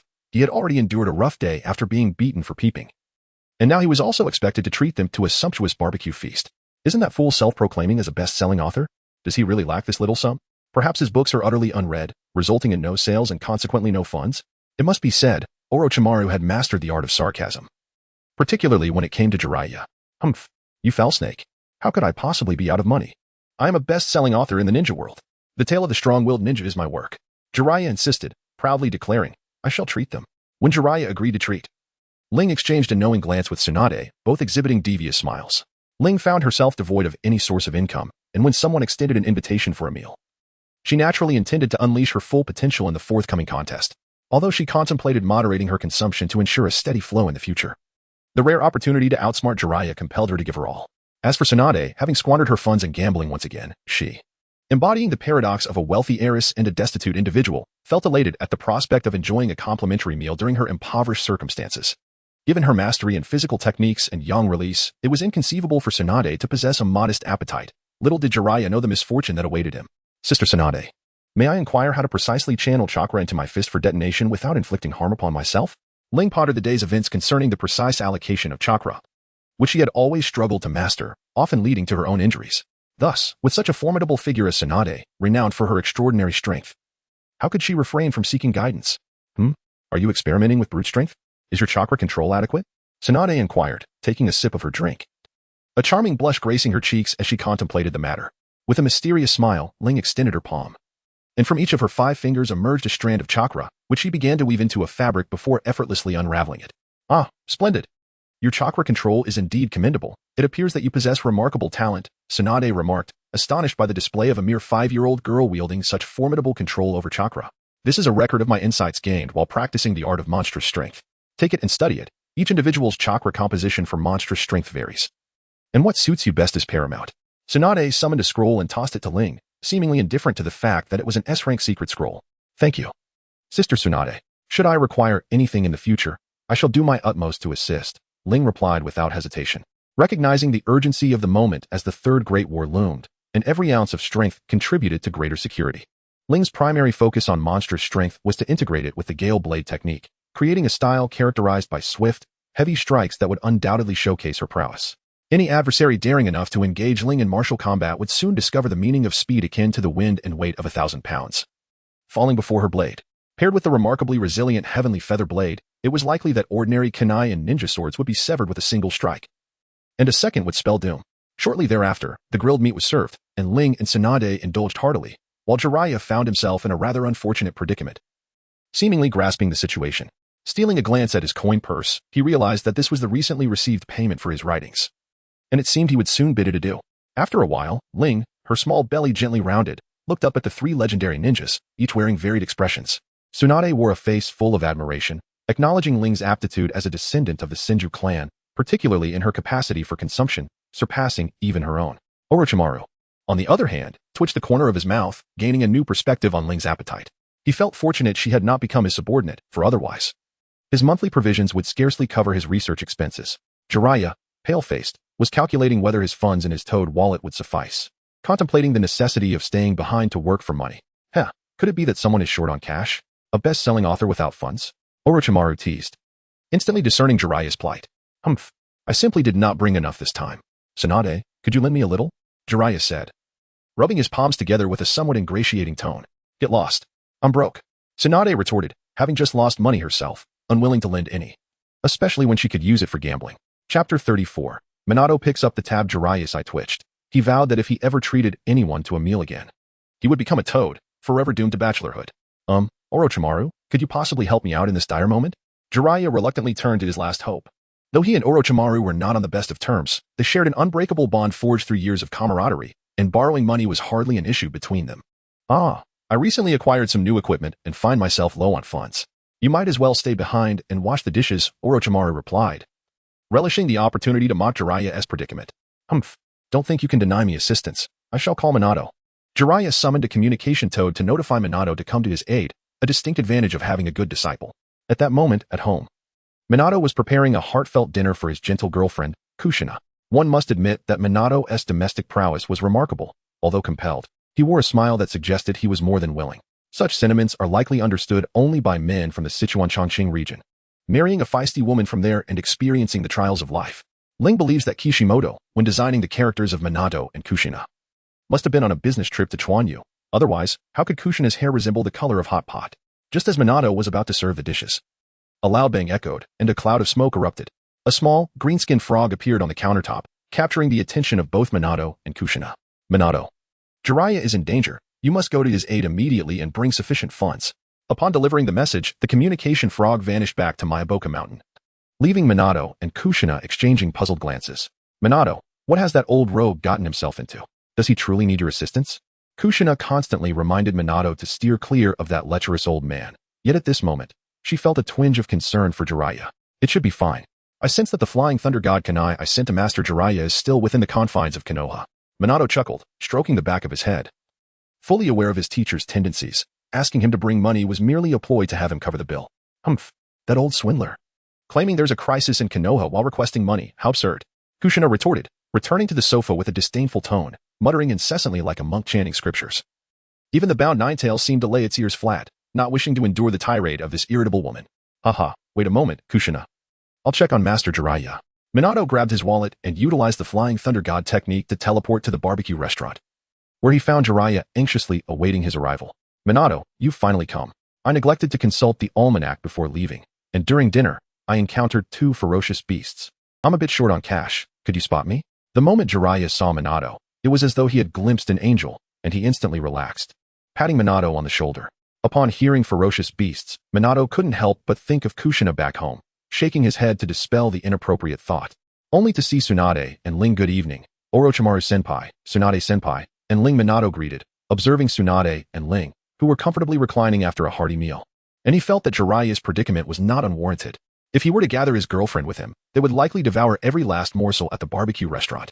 Minato, it's been a while, but it seems you're going to be taken advantage of by that stinky toad once more. Orochimaru remarked with a smirk, scrutinizing Minato, who had evidently reached the level of a Hokage. which explained why the third Hokage had chosen him as the fourth. Burp. Minato is here to foot the bill again. Jiraiya is truly something else for relying on his disciples' funds. Tsunade felt nothing but envy towards Jiraiya for having such a disciple to borrow from at will, unlike herself, who was under the thumb of a 10-year-old girl, unable to gamble freely. I truly apologize, Minato-senpai, for imposing on you once more. Though Ling was expressing her apologies, her gaze unmistakably fell upon the unfortunate soul. Haha, that Jiraiya-sensei remains quite dependable. Minato found himself at a loss for compliments regarding Jiraiya, ultimately settling on the universally favorable trait of reliability to make amends. In the end, the two masters managed to gather enough funds to cover their meal, sparing Jiraiya from the indignity of washing dishes or keeping the accounts. Otherwise, it was likely that tomorrow the entirety of Konoha would be buzzing with tales of Jiraiya, one of the legendary Sannin, being relegated to the role of a mere bill-keeper. Esteemed friends, Kushina awaits my return for dinner. I must take my leave. Minato pinched his thoroughly depleted wallet, resolving to undertake a few higher-tier missions in the coming days, as funds were rather scarce. Maintaining a girlfriend is indeed costly, and additionally, he felt compelled to assist his teacher, which further strained his finances. Thanks to you, Minato. Once my manuscript royalties arrive next month, I shall repay you. Jiraiya brimmed with confidence, convinced that his enduring perseverance would yield a monumental work, propelling him into the realm of renowned authors. Minato pondered Jiraiya-sensei's literary endeavors, yet could not bring himself to shatter his teacher's dreams, and with a swift flying thunder god technique, he departed. Thank you for your hospitality, esteemed Sannin. I bid you farewell. Ling relished a hearty meal, his spirits considerably lifted, for nothing brings joy quite like a free feast. He chuckled, hoping that upon their next encounter, his companion would exhibit greater strength. Orochimaru extended his tongue to lick his chin. Ah, young one, do not tarnish the reputation of your formidable might. Though Tsunade was somewhat inebriated, she still harbored a measure of concern for her quarter relative. Little one, should you indulge in such excess again, I may have to consider you as collateral. Jiraiya, feeling somewhat irked, could only retort with words. Bang. Jiraiya, are you discontent with my generous portions? Shall I also be collateral? Tsunade's beloved iron fist rendered Jiraiya momentarily speechless, yet upon hearing her words, he promptly offered his apologies. Back at the Namake's household, Kushina noticed Minato's return, primarily because she had been fixated on the kunai of Flying Thunder God left behind. Minato, what troubles you about that old lecher? It's nothing really, just that I didn't have enough money to treat someone to a meal. Minato felt a wave of embarrassment, unsure how to make amends to his teacher. Ha ha ha, that old lecher has finally met his match. Minato, you didn't go to give him money, did you? The carefree Kushina finally grasped the implication of the communication frog's message about needing money. My teacher encountered Tsunade-senpai and Ling, who were both using their full strength, which exceeded the budget. Minato felt it was entirely his fault for not informing his teacher about Ling's appetite, leading to this predicament. Oh, I see. Next time I'll bring Tsunade and Ling along and let that old rogue treat us. He'll surely be bankrupted. Kushina giggled with her signature charming laughter, leaving Minato speechless, silently praying for his teacher. Chapter 35. Recent developments in Shikagami time swiftly passed, and half a month elapsed, during which Ling led a rather monotonous life. Each day was consumed by rigorous training or the journey toward it, yet Ling found it utterly satisfying, as the gratifying feedback from his enhanced strength was simply irresistible. Over these 2 weeks, Ling first mastered the techniques of extraordinary strength from the scroll provided by Tsunade, significantly boosting his taijutsu offensive capabilities. He then combined the techniques of extraordinary strength with the Gale swordsmanship to forge a prototype of a swift heavy blade, each slash leveraging a chakra explosion to immensely amplify both speed and power. Moreover, employing extraordinary strength in such a manner considerably mitigated the recoil he experienced, as most of the backlash was absorbed by the weapon. However, most weapons could endure only a few instances of such impact before shattering, and fortunately, the Heavenly Feather Blade was not among them. In the current ninja realm, aside from a few exceptional weapons, the majority of ninja tools would find themselves at a disadvantage against Ling's extraordinary strength sword, even against upper-tier techniques aimed at dissipating power. Additionally, Ling's physical prowess had reached a level where he could contend with elite shinobi using purely physical means, aided by his recent training in the Heavenly and Cursed Hammer Mountain and the refinement of natural energy. In terms of ninjutsu, he had become proficient with the techniques recorded in the scrolls he had encountered, facing no issues in execution, and had even learned summoning techniques, albeit lacking a summoning beast. His chakra reserves had significantly increased due to his improved physique, approximating that of a youthful Kakashi. As for Genjutsu, he had begun to construct a Genjutsu realm, greatly enhancing both the speed and potency of his illusions. This Genjutsu world, entirely composed of in-release, could produce a substantial amplification effect when casting illusions. The swift and formidable blade of Ling, combined with her illusionary abilities, leaves no room for confusion. Even a momentary lapse in focus can prove fatal. However, her progress in chakra nature transformation has been minimal, as this skill relies heavily on accumulation and innate talent, both of which Ling lacks, necessitating a lengthy process of refinement. Although she has not yet mastered the wind release chakra mode, she has made significant strides, managing to circulate a small amount of wind release chakra within and outside her body, though it remains vulnerable to interference and increased chakra volume. The cultivation of sage mode and the technique of spiritual transformation is a gradual endeavor. Presently, it has merely accelerated Ling's absorption and refinement of natural energy. Yet she remains unable to conquer her mind. In terms of her curse power, Ling has not made substantial headway, as her Sharingan has yet to evolve. Nonetheless, she senses that the evolution of her Sharingan is imminent, with her ocular power nearing its limit, and a single Tomo Sharingan stirring within her. Regarding the 10 shadow techniques, Ling's lack of advancement stems from her own limitations, as this art is heavily dependent on curse power. Today, however, she intends to summon another Shikagami. The colossal serpent known as Orochi, renowned for its immense size and constricting strength, capable of burrowing underground to launch surprise attacks on its foes, armed with lethal venom. As for the remaining 5 Shikagami, Ling has yet to establish control over them. The formidable creature known as Manzo, with its thick hide and ability to create tidal waves, poses a challenge. She feels that their strengths are evenly matched, and the commotion of battle would be ill-suited for the Hidden Leaf Village. The Shikagami Inka, with its overpowering reversal techniques, is also beyond her current grasp for a decisive strike, despite its limited offensive capabilities as a pure support entity. The creature Guanyo, with its formidable resilience and terrifying impact, especially when charging over long distances, remains a formidable opponent. Though its linear attacks are not within Ling's capacity to subdue at this moment, her techniques are primarily effective against human-level foes, excelling in lethality and combining assassin and mage styles, and she believes that a large Rasengan could potentially defeat Guanyo. The defensive Shikagami, Huzong, can significantly reduce or nullify both energy and physical attacks directed at it, and once summoned, its abilities could be conferred upon its host. Although lacking in offensive power, its defensive capabilities would pose a challenge for Ling to overcome. Perhaps a wind-release shuriken might provide a chance at victory. As for the 8-handle sword, the Megara, it goes without saying that it represents the most potent of the 10 shadows, a source of confidence for Ling in a mutually destructive confrontation, and she wisely refrains from attempting to tame it without first demonstrating overwhelming power. Prepared for the summoning ceremony of Orochi, Ling has thoroughly surveyed the surrounding deathly forest with her telescope technique, confirming the absence of any outsiders. However, to her surprise, even as she commenced the summoning ritual, Orochi did not materialize. Just as Ling pondered the situation, the ground beneath her suddenly shattered, and a massive white serpent, over 3 meters in diameter, erupted forth. With its jaws agape, the serpent lunged at Ling, engulfing her entirely, its numerous venomous fangs piercing her flesh as the toxic liquid surged within her. In an instant, she transformed into a multitude of shadowy duplicates, evading the deadly strike of Orochi. Ah, what a cunning creature. Its size is indeed impressive. Ling gazed upon the serpent, now exceeding 100 meters in length, yet felt no fear. Ling had underestimated the situation. She presumed that the serpent's size was manageable and could be subdued within the forest of death. However, she was taken aback by its immense stature, leaving her with no choice but to act swiftly. To the unknowing observer, it might seem as though Ling were engaged in battle with Orochimaru, for only he possesses the ability to command such colossal serpents within the Hidden Leaf Village and the entire shinobi world. The enormous serpent opened its maw and hissed, its coiled body launching towards Ling, intent on devouring her once more. While an ordinary jonin might falter against you, alas, you have encountered me. A faint trace of wind release chakra began to circulate around Ling's body, embodying the nascent form of the wind release chakra mode. Though it was not yet perfected, it was sufficient to grant her a burst of speed. Ling's eyes, adorned with a spinning Sharingan, meticulously scrutinized Orochimaru's movements, slowing them in her perception. In the fleeting moment of locking gazes with Orochimaru, the illusionary realm activated, infiltrating his consciousness with the shadows of Genjutsu. In her hands, the heavenly feather blade erupted with a terrifying wind blade, extending its blade by 2 meters in a full-force manifestation of the Gale sword technique. Chapter 36. The summons of the roots. As she beheld the approaching visage of Orochimaru's head, Ling suddenly propelled herself off the ground, unleashing her immense strength. The earth beneath her feet shattered and collapsed in concentric circles. In an instant, Ling vanished from her position, leaving only a fleeting remnant torn by the force of her chakra. In the blink of an eye, Ling appeared beside the serpent's neck.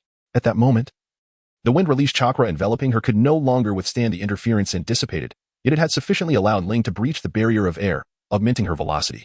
Ling wielded the heavenly feather blade, unleashing a surge of chakra that extended the 2-meter-long wind blade even further. With a fierce strike, she aimed directly at the serpent's neck. The emerald sword of wind, entwined with countless delicate wind blades, resembled a divine sword cleaved by the god of wind. Her immense strength surged once more, propelling the sword with astonishing speed, which swiftly sliced through the serpent's throat. With a chilling sound, blood spurted forth as a pristine serpent's head was severed by Ling's strike. its heavy body crashing to the ground and carving a long gash into the earth. Though it appeared to be a swift execution, Ling had exerted her utmost power. Even a seasoned Jainin would have been unable to employ the substitution technique in time to evade her assault. The serpent's form vanished, having successfully retreated, and even the blood was entirely erased, as if it had never existed. Yet the serpent-shaped trench on the ground bore testament to the fierce battle that had unfolded in that very spot. Ling calmed the tumultuous chakra within, and this full-force eruption allowed her to recognize her current limitations. She appeared to be among the more proficient of the ordinary Jainin, though in a typical state. She likely only reached the level of a special Jainin. Nevertheless, this was commendable, in times of war, if one remained cautious, adeptly adapting to circumstances and avoiding provoking those beyond the limits of common power, such as Yakura and Rasha, who were of the shadow rank. There would be little cause for concern. It is worth noting that Ling was merely over 5 years old, with her 6th birthday approaching in just over 3 months. On June 6th, a date that certainly held significance, just as Ling contemplated retreating to her home for a brief respite, she found herself surrounded by a uniform assembly of Umbu cloaks and a variety of masks. Yet, she discerned that these individuals were not part of the Umbu, but rather from the root. Ling remained vigilant, ever prepared to summon the fearsome Mokshuola to unleash havoc, while her chakra surged with unwavering intensity. Uchiha Ling, pray tell, what transpired here? Inquired an inconspicuous member of the root, likely of squad leader rank, whose prowess was not inferior to that of Ling in her usual state. I know not. I was engaged in training when a colossal serpent charged at me. After I inflicted damage upon it, it vanished into thin air. Ling is engaged in a subtle act of conceptual substitution, positioning herself as the victim of an assault, highlighting that the presence of Orochimaru is evidenced by the traces left behind. It is clear to Konoha who possesses such connections to Orochimaru. A few members of the Umbu returned from their reconnaissance on the battlefield, approaching the captain of the squad and communicating in coded language. It is undoubtedly the case that Orochimaru has uncovered incriminating evidence against you, prompting your retaliatory strike. Under the weight of such a grave accusation, Ling perceives this as quintessentially root style, unexpected yet entirely predictable. Oh, then why do you not directly confront Orochimaru? Why resort to slandering me here? Ling has already prepared for the worst outcome. If matters cannot be resolved, and if the root insists on taking action, she will have no choice but to eliminate them and subsequently defect from Konoha. At this moment, Lord Orochimaru is within the confines of the root base. Please accompany us to confront him. The members of Root parted to reveal a path leading to one of their bases, the intent being unmistakable. I do not believe your words. I choose to await the arrival of the Hokage's Umbu. Ling understood that this statement might hold little significance. The Root remained unperturbed by the authority of the Hokage, as they were solely obedient to Danzo. Nevertheless, Ling felt compelled to occupy the moral high ground, asserting her willingness to undergo an investigation, albeit not one conducted by Root. Internally, she couldn't help but deride the ineptitude of the Umbu. Despite Root's prolonged presence, the shadows of the Umbu had yet to make an appearance. In truth, Ling had misjudged the Umbu, for this area fell under the jurisdiction of Root's defense. With their base situated nearby, it was merely unfortunate that she had chosen such a location. If you have anything to say, speak directly to the Hokage's advisor, she stated. The words of the Root captain brooked no argument, as the surrounding aura of hostility bore down upon Ling Ha. Do you intend to resort to violence if I refuse to comply? Ling was unaware of the commands that Danzo had issued to these roots. However, it was evident that Danzo's intentions were far from merely eliminating her. Instead, he was undoubtedly biding his time for an opportunity to openly seize Ling, thereby gaining control over her. Ling sensed that Danzo had been monitoring her ever since she displayed her prowess before the peacock, yet she remained oblivious to this scrutiny. Having let her guard down, Uchiha Ling, should you disregard Lord Danzo's summons, I shall have the authority to declare you a rogue ninja. Do not be ungrateful. The captain of the Root unit drew his ninja blade, while a dozen or so members of Root brandished their weapons, be it kunai or shuriken, poised for action. What is all this roaring about? If you wish to leave, then so be it. Although Ling relaxed her body, she remained ever vigilant, wary of a potential ambush from behind, ready to strike at her very core. Despite her attempts to slow her pace, the arrival of the Umbu never came, prompting Ling to once again curse the ineptitude of Sarutobi Hiruzen. However, she considered another possibility, that her current predicament might have been tacitly approved by Sarutobi, who often turned a blind eye to certain matters. It was due to his complicity that the grandson of the first Hokage, Nawaki, met with a tragic end, his organs obliterated, and that Konoha's White Fang took his own life, falsely accused by Root. Ling was exceedingly vexed. All she desired was to lead a mundane existence and live her life peacefully. Yet, she found herself ensnared in a web of conspiracies, merely due to her lineage. Being half Uchiha, and her remarkable talents, she had drawn unwanted attention. Throughout her journey, Root had treated her as a criminal, offering no opportunity for escape. Ling was acutely aware that she lacked the capability to swiftly eliminate a special jonin and a dozen elite chunin. It must be said, Danzo, that old rascal, had cultivated Root with considerable skill, as evidenced by their average proficiency surpassing that of the Umbu. Had it not been for a year later. In the 44th year of Konoha, when Danzo, in a fit of madness, allied with Hanzo of the Salamander to eradicate the nascent Akatsuki, he might have succeeded in ambushing the third Hokage and claiming the title for himself rather than dispatching Yamato to do the deed. Success was clearly unattainable. Even without Kakashi's warning, the third was not someone Yamato could easily defeat. With Yamato's mediocre wood release, he could only attain the rank of elite jonin, rendering him utterly impotent against a Kage-level opponent. Ling was brought before a towering cliff, where several members of the Root organization dispelled the seals, revealing a dark and foreboding entrance. Chapter 37. The invitation from Danzo. It must be said, the vast Root organization has an affinity for delving underground, remaining true to their origins. Much like the serpents that enjoy burrowing, Orochimaru too has a penchant for excavation. As they descended, navigating through a labyrinth of seals and intricate symbols designed to thwart infiltration and escape through earth techniques, Ling noted the meticulousness of the setup. While it seemed somewhat extravagant, considering it was funded largely by the military expenses of the Fire Nation's daimyo, Ling felt a sense of relief, knowing that her own resources were not being exploited. Danzo, that crafty old man, has certainly constructed numerous tunnels. This base appears to be merely a secondary stronghold. Undoubtedly, Danzo is currently awaiting Ling's arrival, having set his sights on her long ago. Lord Danzo, Uchiha Ling has been brought before you. The squad leader knelt on one knee to report, then swiftly moved aside, remaining vigilant to Ling's movements. Uchiha Ling, I have awaited your presence for quite some time, Danzo said, leaning heavily on his cane, his right eye bandaged, and his expression grave, exuding an intense sense of pressure. Oh, may I inquire what business Lord Danzo has with a mere academy student such as myself? Ling tilted her head and smiled, appearing quite relaxed, yet ever ready to summon the ethereal forces. I have conducted an inquiry into your background, the elder stated. The Uchiha clan does not hold you in high regard, but I see your potential. Serve me, and I shall grant you the opportunity to master various secret techniques. Danzo was straightforward, aware that his time was limited. It would not be long before the third Hokage discovered Ling's disappearance.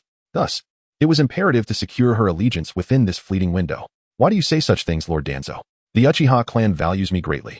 They have bestowed upon me numerous scrolls of ninjutsu and insights into genjutsu. Ling appeared perplexed, seemingly genuinely appreciative of the Uchiha clan's kindness towards her, expressing heartfelt gratitude. Even for someone as cunning as Danzo, the corners of his eyes twitched at Ling's words. The inclusion of Uchiha Ling in the Root not only signified her opportunity to learn the village's forbidden techniques, but also her commitment to safeguarding Konoha. Embodying the will of fire, Danzo, employing both temptation and moral coercion, was astounded by Ling's profound understanding of the will of fire, as articulated in her writings. Even he acknowledged that the monkey was indeed a formidable ninja, with such a prodigious talent like Ling and her comprehension of the will of fire. She would undoubtedly elevate his achievements once he became Hokage, surpassing even the renown of Hiruzen. Root? ISNT Konoha solely comprised of the Umbu? Ling's expression was one of shock, as she feigned ignorance of the Umbu, deliberately stalling for time. She was certain that the third Hokage would not remain indifferent to her abduction, for she believed he needed her assistance to fulfill some ulterior motive, whether as a spy or as a bridge between the village and the Uchiha clan. The Umbu were merely a different faction of the dark forces. Whatever the Umbu could achieve, so could her division, and what the Umbu could not accomplish, her faction could also undertake. Although Danzo's tone was unremarkable, it carried an undeniable authority. He would not permit anyone to question the significance of the Umbu's existence.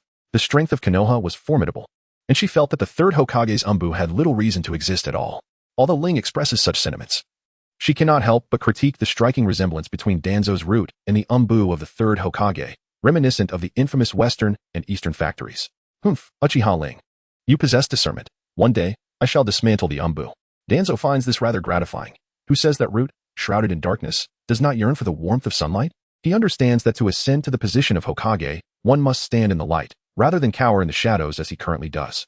He particularly appreciates a phrase from Uchiha Ling's understanding of the will of fire. It is not merely being Hokage that earns recognition, but rather, only those who are recognized can aspire to become Hokage. This resonates deeply with him. Otherwise, he would not be so eager to recruit Uchiha Ling for his purposes. He requires such a talent to reshape his image and lay the groundwork for his ambition to become Hokage. Have you considered my proposition? Would you contemplate joining my Root? Despite feeling a surge of emotions, Danzo remains focused on his intentions, needing to swiftly enlist Ling for his cause. Well, I'm still quite young. Perhaps we can revisit this discussion after I graduate from the Ninja Academy? Ling naturally had no desire to join the Roots. She certainly did not wish to bear the mark of calamity upon her tongue. At that moment, her life and death would no longer be under her control, and it was likely that her beauty would render her susceptible to manipulation. She would then be forced to endure the humiliation of being shaped into an object of mockery, ultimately resembling a character like Yao Shi Yi Nai Yu, who, in a bid to extract intelligence from foreign lands, bore the title akin to that of a wandering priestess. It is worth noting that in Japanese culture, shrine maidens once held the role of divine attendants. Your abilities have long been sufficient for graduation from the Ninja Academy. As long as you agree to my proposal, you could graduate by tomorrow. Danzo's tone was resolute, seemingly unashamed of his abuse of power, rather taking pride in it. I am grateful for Lord Danzo's consideration, but the third Hokage has stated that any significant decisions must be discussed with him. Ling lowered her head, her index fingers gently tapping together, speaking in a cautious and demure manner. That despicable Danzo has acted sooner than expected. In his heart, Danzo cursed Sarutobi Hiruzen for his despicable actions, never anticipating that Hiruzen had already succeeded in brainwashing. When Ling was taken to Danzo's root base, the barrier squad noticed the emergence of a large serpent and someone engaged in battle. They promptly reported this to the third Hokage, who took a deep drag from his cigarette. His immediate reaction was to suspect that Orochimaru was up to some mischief. After utilizing a telescope technique, he discovered Ling had been taken by Root, leading him to swiftly unravel the conspiracy at play. It must be a collusion between Danzo and Orochimaru. During Ling's training, they had summoned the serpent to ambush her. After being defeated by Ling, the serpent was then used to frame her for attacking Orochimaru's summoned beast. This must have been a ploy to take her back for interrogation. Furthermore, Root must have exploited the Umbu's name, which allowed Ling to be taken without resistance. Danzo's motive was undoubtedly due to Ling's exceptional talent and her profound understanding of the will of fire. With a genius like Ling joining him, it would not be long before Danzo would possess the strength and public support to fulfill his ambitions. He had always known of Danzo's desire to become Hokage, but, due to his old friendships and guilt towards Danzo, as well as his inability to fully control Konoha, he had reluctantly allowed Danzo to act recklessly. However, Danzo's recent actions had crossed a line, prompting him to immediately order Sarutobi Shinju to lead 3 Umbu squads to retrieve Uchiha Linghoof. Danzo, as long as I, Sarutobi Hiruzen, hold my position, you shall remain merely an advisor to the Hokage. Chapter 38. As a Hokage's disciple, should I slay my master? Sarutobi Hiruzen could not permit Danzo to exceed his control. Even when Danzo had once commanded the young Kakashi to assassinate him, it had not crossed his threshold of tolerance. But today was different. Sarutobi Shinju was well aware of the significance of Uchiha Ling to the old man. Thus he hurriedly made his way there, utilizing the body flicker technique to expedite his journey. Meanwhile, Ling continued to curse Sarutobi Hiruzen, feeling she could no longer endure the situation. If help did not arrive soon, she would have to fight her way out of Konoha. How about this? I'll give you 3 seconds to consider. It's perfectly fine to refuse. After all, I am not a demon. Danzo's patience had worn thin. If Uchiha Ling did not provide a definitive answer this time, he would directly seize control of her, forcibly implanting the curse mark of the tongue. In that case, I shall go to hell. What a joke. Do you really think I would serve under you? Ling abruptly overturned the table, having performed her role to the fullest. She unsheathed the heavenly feather blade, her chakra surging with intensity, generating a violent gust of wind. You wicked child of the Uchiha clan. I shall personally deal with you. Just as Ling and Danzo stood poised for confrontation, they simultaneously sensed a multitude of intruders breaching the entrance of the root base. You dark and malevolent old dog. Why don't you make your move? Ling discerned that this individual was an Umbu member dispatched by the third Hokage, and thus, she became audacious. Having endured such pressure for an extended period, had she not harbored a reluctance to betray Konoha prematurely, she would have long since emerged from her constraints. You, little brat, I shall remember you. Do not fall into my grasp, nor allow this old man to learn of your threats to Konoha. Otherwise, Danzo realized that he could no longer act against Ling today, his heart swelling with indignation as the prize he had nearly secured was snatched away. When it comes to endangering Konoha, who could rival you? Uchiha Kagami met his untimely demise under obscure circumstances. And do you dare to unveil the bandages concealing your right eye? Hatake Tsukumo was also driven to his death by your hand, and now, Konoha's decline is a consequence of your actions. Ling directly accused Danzo without regard for whether it was indeed his doing. Regardless, it was highly probable that Danzo's right eye concealed a Manjiki Sharingan, capable of utilizing forbidden Uchiha techniques such as Izanaji.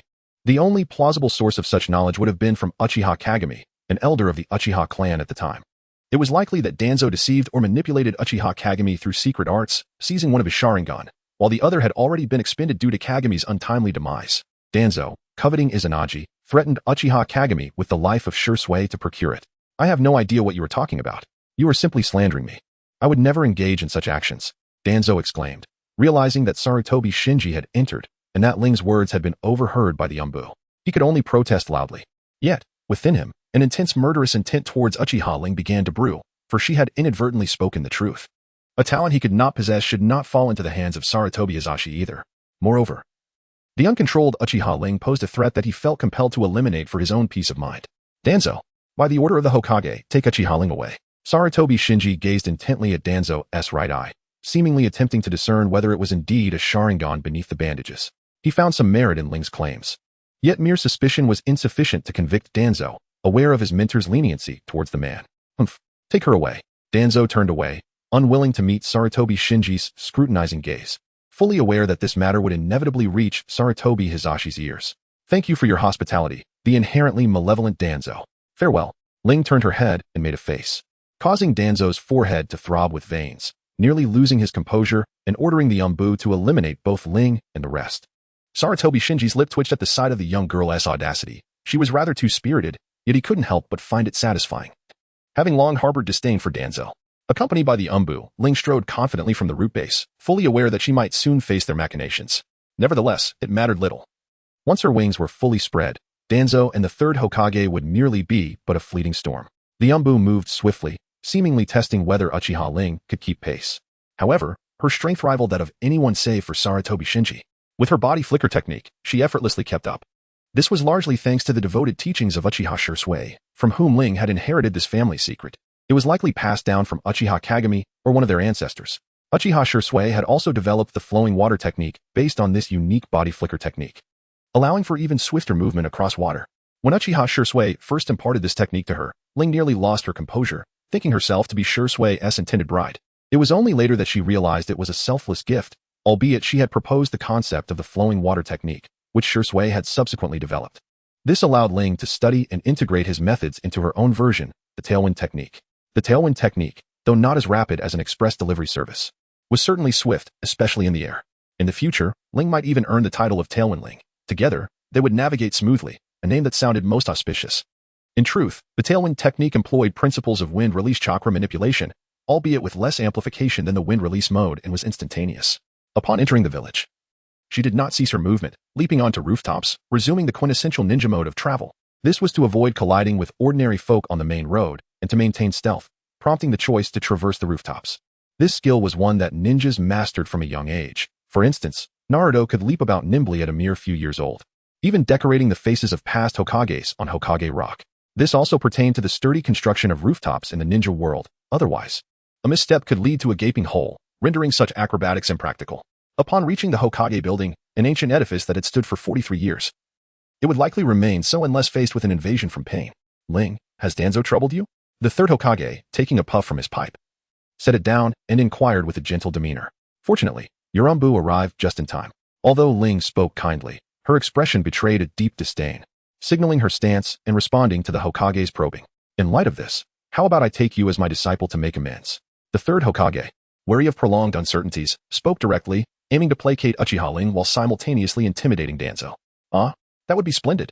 Ling pays her respects to her teacher. Ling's face instantly lit up with joy, relieved that she would no longer have to contemplate defection daily. Chapter 39. Orochimaru sells information. Ling subtly discerned the intentions of the third Hokage, yet she found herself in agreement with the course of action. A disciple of the Hokage is assured of protection and, in critical moments, even possesses the means to challenge their master, a notion well regarded among time travelers. He chuckled softly, acknowledging her understanding, yet added that his own commitments rendered him unable to dedicate time for her instruction. Thus, self-study would be imperative. The third Hokage, producing a scroll from an unknown source, tossed it directly to Uchiha Ling. It contained various ninjutsu techniques, and he suggested she either endeavor to learn them independently or consult Tsunade and others. The third Hokage recognized that a talent such as hers required no formal guidance to flourish, allowing him some respite in light of the impending turmoil of war. Thank you, Master. I shall apply myself diligently and ensure I do not bring you shame, she replied earnestly. Ling carefully stored the scroll, a joyful smile gracing her face. For she had once again acquired some ninjutsu without cost, likely including the combined techniques of the third Hokage. By the way, Ling, are you battling Orochimaru's serpent today? The third Hokage recalled the enormous snake-shaped pit left in the Death Forest, unmistakably the mark of a colossal creature. As for that, I cannot say, only that it suddenly emerged from the ground and attacked me, leaving me no choice but to fight back.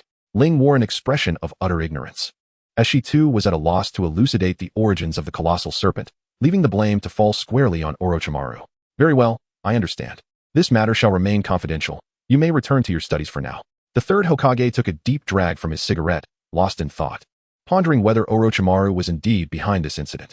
He suspected with a high degree of certainty that it was so, for just yesterday, Orochimaru had taken his leave, claiming he was off to fulfill a mission, only to promptly journey to the land of rivers. Perhaps this was merely a ruse devised by Orochimaru. But what could be his ulterior motive for attacking Ling? The third Hokage found himself in a state of perplexity, acutely aware of Orochimaru's clandestine dealings with Danzo behind his back. However, with the impending war looming and the pressing need for capable individuals, he reluctantly set aside his investigative inclinations. As the years advanced, he found himself increasingly soft-hearted. Snapping back to reality, the third Hokage noticed Ling gazing at him with genuine concern, prompting him to respond with a warm smile. Is there anything else you wish to discuss? Sarutobi Hiruzen recognized that this was his newly appointed disciple expressing her care for him, which brought a comforting warmth to his heart. No, nothing more. Please take care of yourself, for you are the pillar of Konoha, and we cannot afford to lose you. Ling spoke with genuine sincerity, acknowledging that Konoha is currently besieged by the four great nations, and indeed requires the unwavering support of the third Hokage. Ha ha ha, for the growth of new sprouts. The sacrifice of fallen leaves holds its own significance. The third Hokage never forgets to promote the will of fire. However, on a broader scale, he remains worthy of the title of Hokage. With that, I shall take my leave. Dear teacher, please do not work too late. Ling understood that Hokage would likely have to work overtime, as evidenced by the dismal state of Kakashi and Naruto's tenure. The third Hokage's decision to delegate authority to 3 advisors certainly aimed to lighten the burden, yet it also exposed him to the corresponding perils of such division. The third Hokage's attempts at maintaining a balance of power were far from adept. It became merely a contest between himself and Danzo, with Mito Gate and T-Nami Koharu proving ineffective. The third Hokage's compassion was both his strength and his downfall. Unable to wield complete control over Konoha, he resorted to decentralization. Even after Danzo's multiple assassination attempts, he failed to take decisive action against him, ultimately allowing Danzo to grow increasingly powerful, hollowing out the very foundation of Konoha. His leniency towards Orochimaru led to his demise at the hands of his own disciple. At the border of the land of fire and the land of rivers, Orochimaru was hastening towards a clandestine rendezvous with some of his subordinates. Lord Orochimaru, we are 20 miles from the agreed location, and there are currently no ambushes within 5 miles, reported a sensory ninja, closing his eyes to fully attune to the surroundings. Proceed at full speed. Orochimaru relished the thought of this transaction with Sannin, licking his lips in anticipation. To procure information regarding the whereabouts of the third Kazekage from Orochimaru, Suki had brought Sand Shinobi's Umbu, carrying sand gold worth 80 million ryo. This was all thanks to the current proxy of the Kazekage, Suna, who had toiled in the desert for over a month to amass this fortune. In truth, he hoped the third Kazekage would not return, for he was uncertain of his own position as the fourth Kazekage, with a rival, Yakura, posing a counterbalance to his ambitions. Should the third Kazekage return, unforeseen complications could arise, yet he must feign unwavering loyalty to the Kazekage. Presently, Suki had already reached the land of rivers with the Umbu, but they anxiously awaited at the designated location chosen by Orochimaru. It is utterly inconceivable that Orochimaru would resort to selling intelligence about the third Kazekage for financial gain. Clearly, delaying would have been the wisest course of action. However, ever since Orochimaru realized that he was unlikely to become Hokage, he has become increasingly fervent in his experiments and research on immortality. With the third Hokage and Danzo restricting his funding, Orochimaru has grown ever more discontented with the limitations imposed upon him. Thus, he sought to exploit this information for a substantial profit. Far better than handing it over to the old man without receiving a single coin in return. Orochimaru swiftly arrived at the designated location in the land of rivers, ensuring the area was free from ambush before using a summoning snake to inform Hayashi of his position, subsequently returning via the summoning technique. Although Hayashi appeared anxious, he refrained from recklessly charging in, opting instead to take various detours and conduct thorough reconnaissance. On the banks of an unnamed river in the land of rivers, Orochimaru and Hayashi faced each other across the water, both parties on high alert. Orochimaru, from where did you obtain the intelligence about the third Kazekage? Hayashi anxiously pondered the worst-case scenario, that the third Kazekage had been captured by Konoha and was being used as leverage against Sannin. Ah, that is not your concern. You can only blame your Umbu for their incompetence in discovering the whereabouts of the third Kazekage, Orochimaru taunted, provoking the Umbu of Sannin to bristle with indignation. Humph, this is the sand gold you seek. How can I be sure your information is genuine? Hayashi retorted, producing a massive sealing scroll and planting it firmly on the ground. Although he had assessed whether Orochimaru truly possessed information, he ultimately decided to confront him. Haha, your disbelief is of no consequence to me. I shall return, and I believe a Wagakure would be quite interested. Orochimaru smirked, confident that the intelligence fee was secured. You. Humph. I hope you do not deceive me. For if you do, the Umbu of Sunagakure will not rest until you are dealt with. Hayashi, with no other recourse, reluctantly agreed after issuing threats. And handed over the sealing scroll. Orochimaru's subordinates then initiated a summoning sealing technique on the scroll and began examining its contents. Lord Orochimaru, there are no issues. One subordinate respectfully presented the scroll for Orochimaru's perusal. Indeed, Hayashi of Sunagakure is a trustworthy man.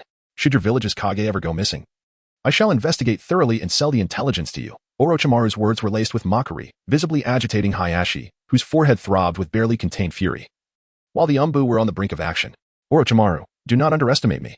Hand over the information, or you shall be buried here. A multitude of Umbu surrounded Hayashi. Newly arrived reinforcements numbering in the hundreds, clearly prepared for the worst. Rest assured, I would not resort to using false intelligence on you. Though I wonder if you can bear the consequences, Orochimaru declared, tossing the intelligence scroll to Hayashi while preparing to retreat. Attempt to flee? First, let me confirm the veracity of your information. Hayashi commanded his Umbu to encircle Orochimaru and his entourage. I anticipated this. However, the scroll is sealed. It cannot be opened for 3 hours, and any forced attempt will result in self-destruction. Orochimaru chuckled sinisterly, unconcerned by his predicament. Try if you can. Heh. Hayashi signaled a nearby Umbu skilled in sealing techniques to attempt to unlock the scroll. Yet after several minutes of futile effort, sweat dripping down his brow, the ninja felt like a failure for being unable to unseal it and thereby allowing Orochimaru to escape.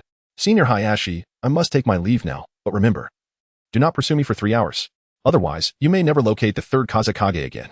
With his head lowered and a wicked smile gracing his lips, Orochimaru's sinister demeanor was accentuated by the purple shadow around his eyes. He summoned a small snake to consume the massive sealing scroll before vanishing into smoke with his subordinates, leaving Hayashi in a state of frustration and despair.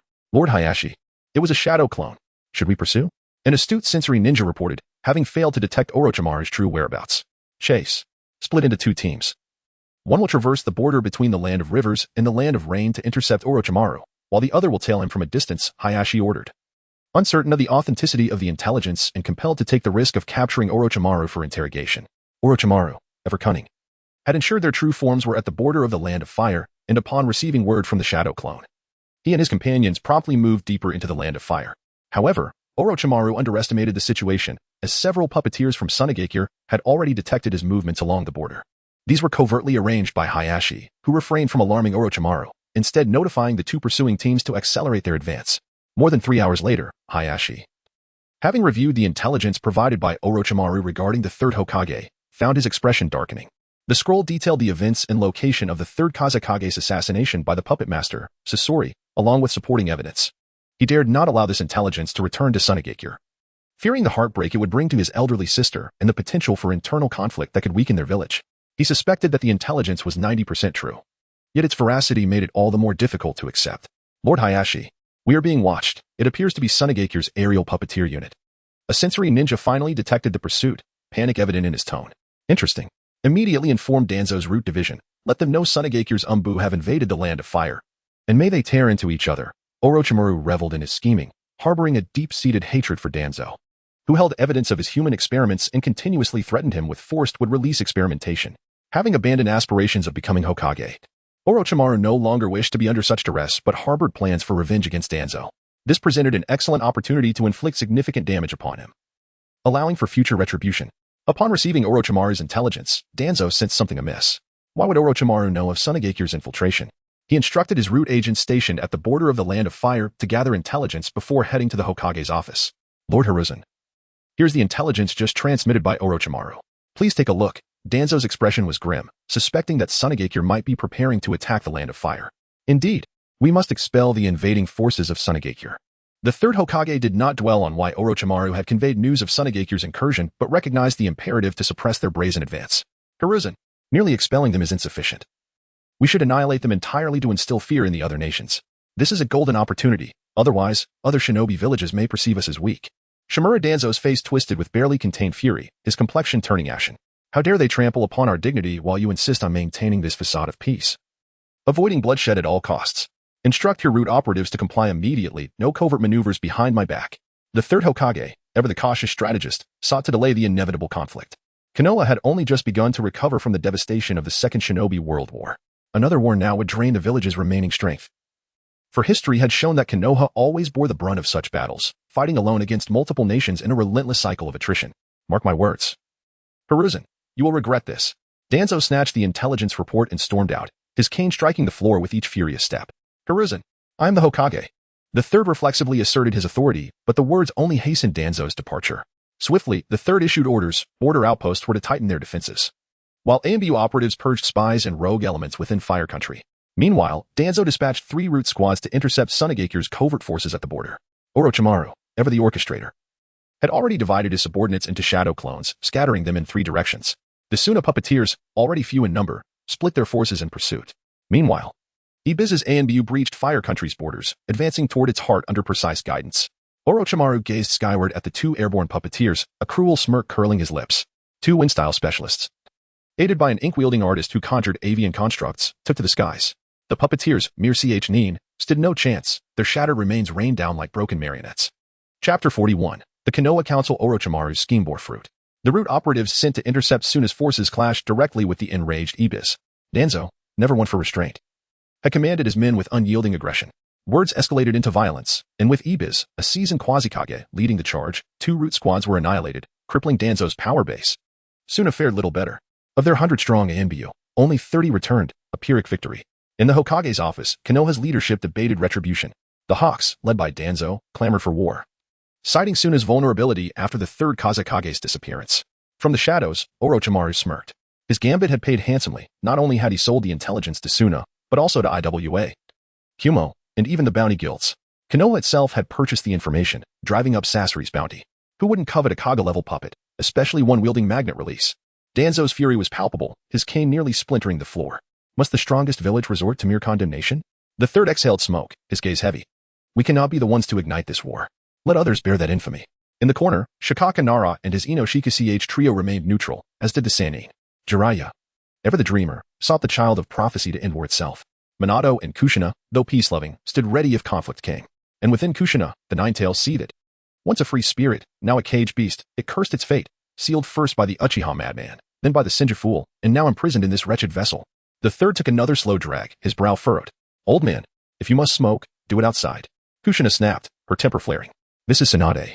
Enraged after inhaling second-hand smoke, shattering the Hokage's desk with a single punch. How I deal with this is none of your concern, she exclaimed, storming out. Memories of her beloved Kato Dan and her brother Nawaki, who perished in war, flooding her mind. Well, sensei, you all discuss among yourselves. I shall comfort Tsunade.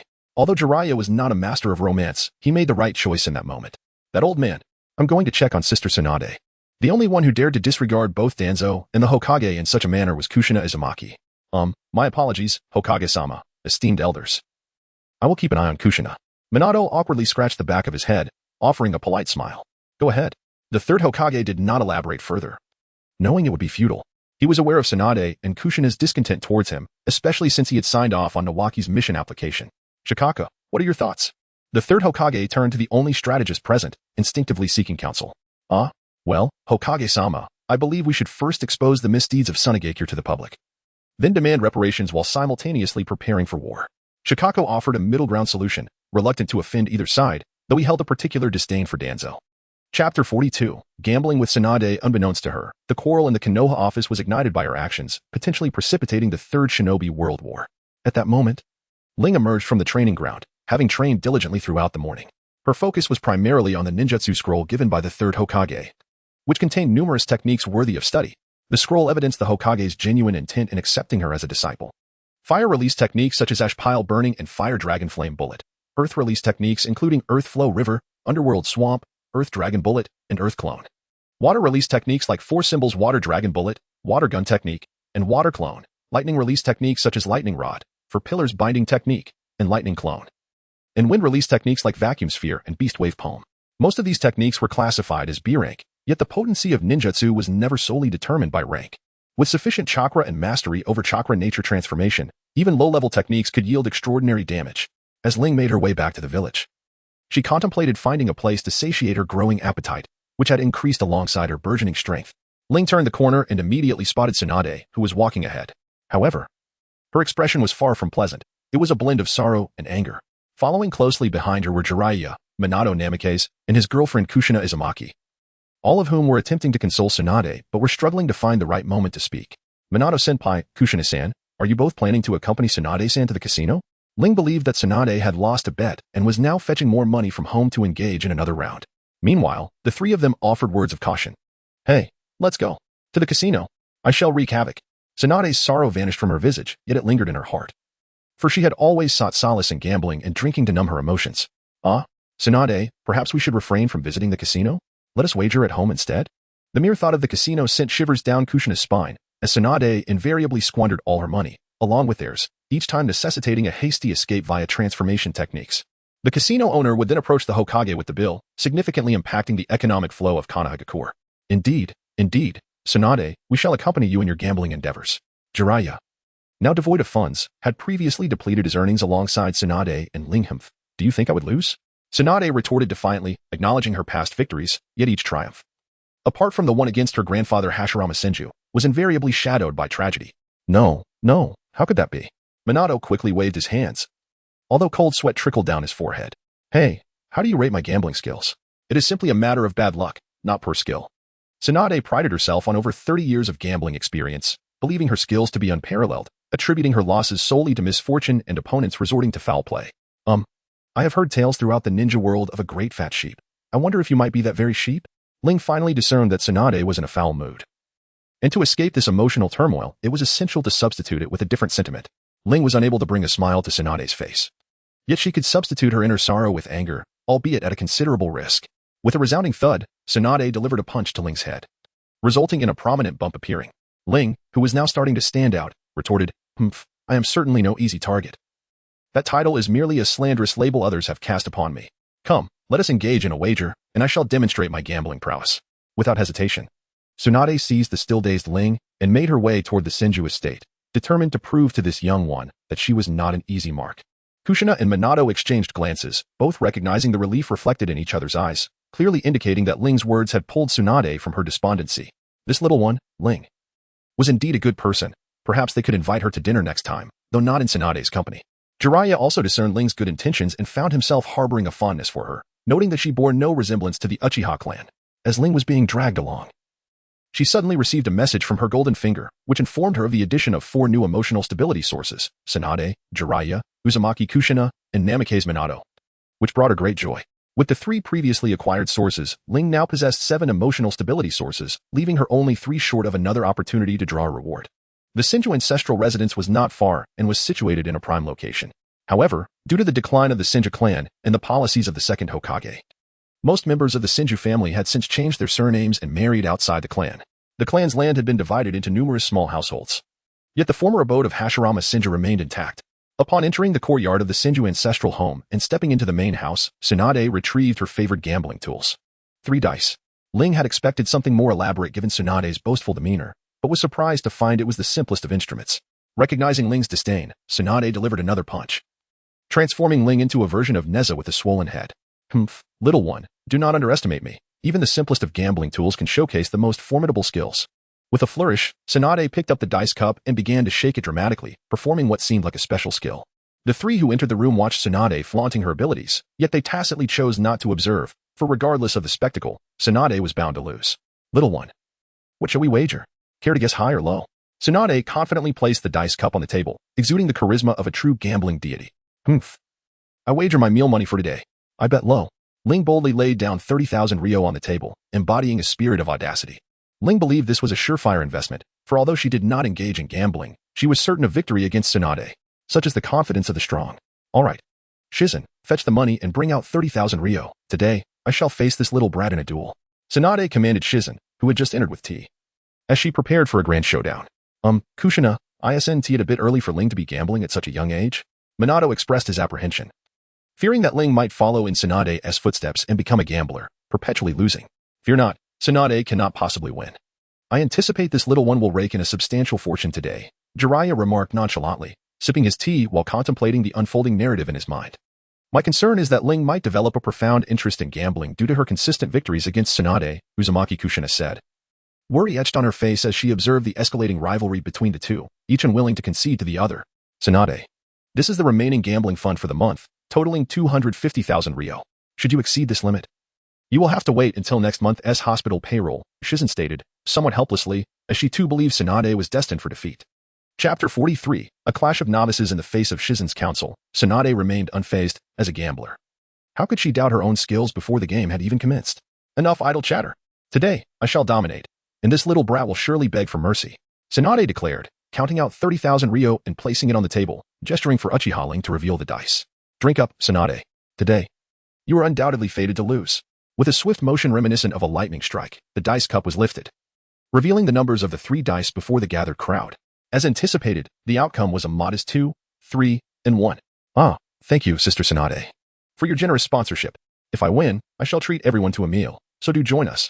Ling seized the 30,000 taels of banknotes from Tsunade's hands, a broad grin adorning his lips, unmistakably elated. Having traversed into the world of Naruto, how could one resist the temptation to gamble with the renowned big prize of the ninja realm? Were he still a man, he would undoubtedly ensure that Tsunade lost not only her garments, but also her pride. Little brat, do not revel just yet. Victory in the first round often heralds a streak of defeats to follow. Tsunade's forehead throbbed with fury, evident in the furious veins that pulsed beneath her skin, as she reluctantly watched her precious wealth slip away. Come on, Sister Tsunade, roll the dice. Let your defeat be both convincing and satisfying. I shall wager conservatively.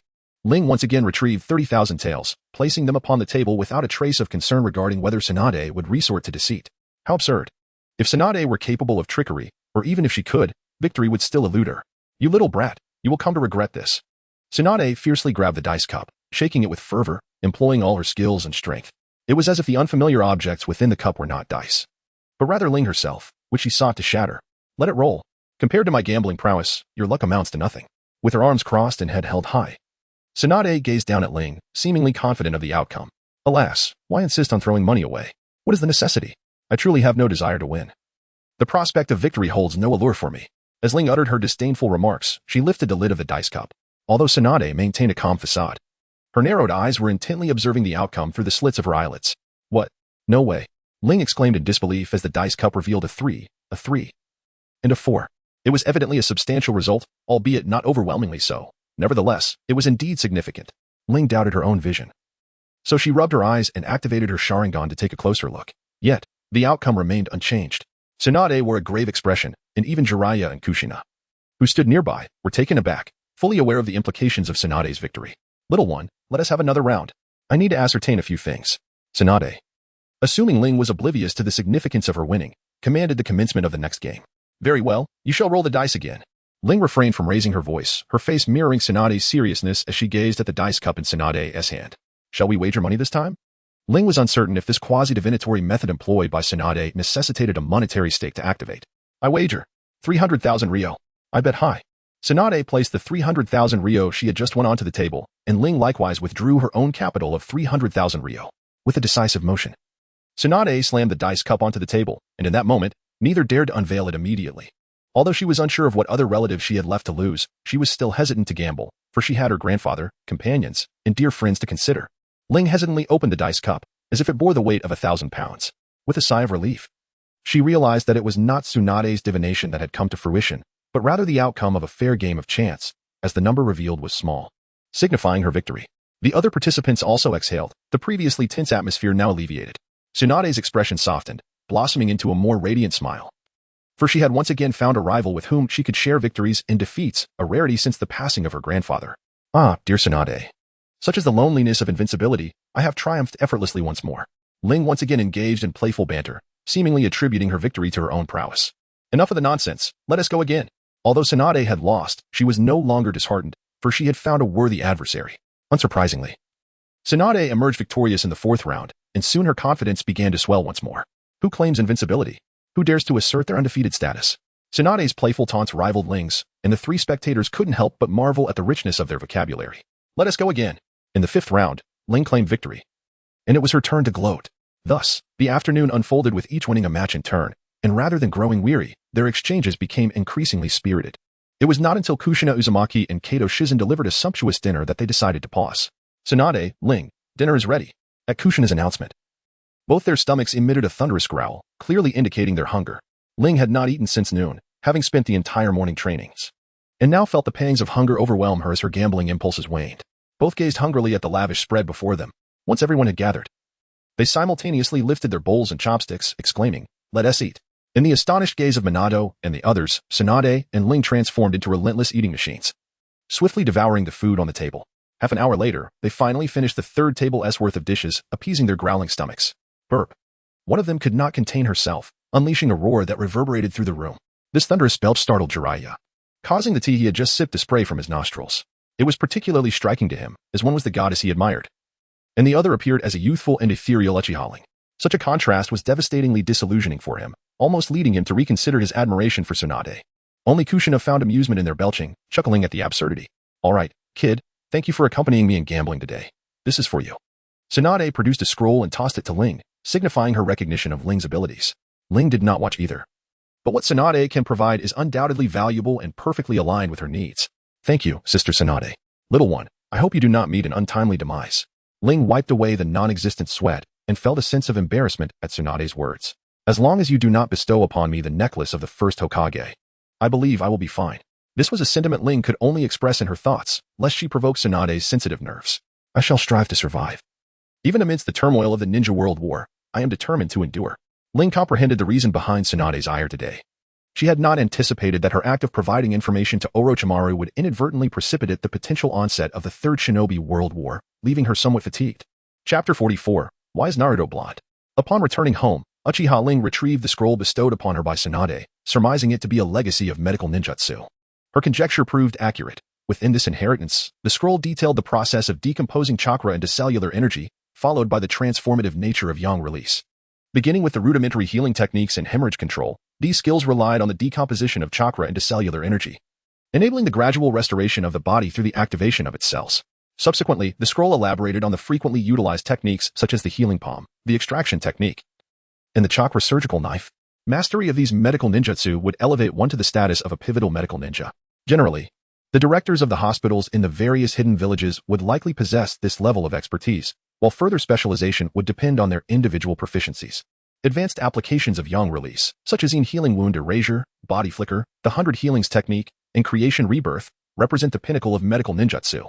Although Ling possesses the yang release chakra, her aptitude pales in comparison to Tsunade's due to the relatively balanced nature of the 7 elemental attributes. However, she surpasses Sakura significantly.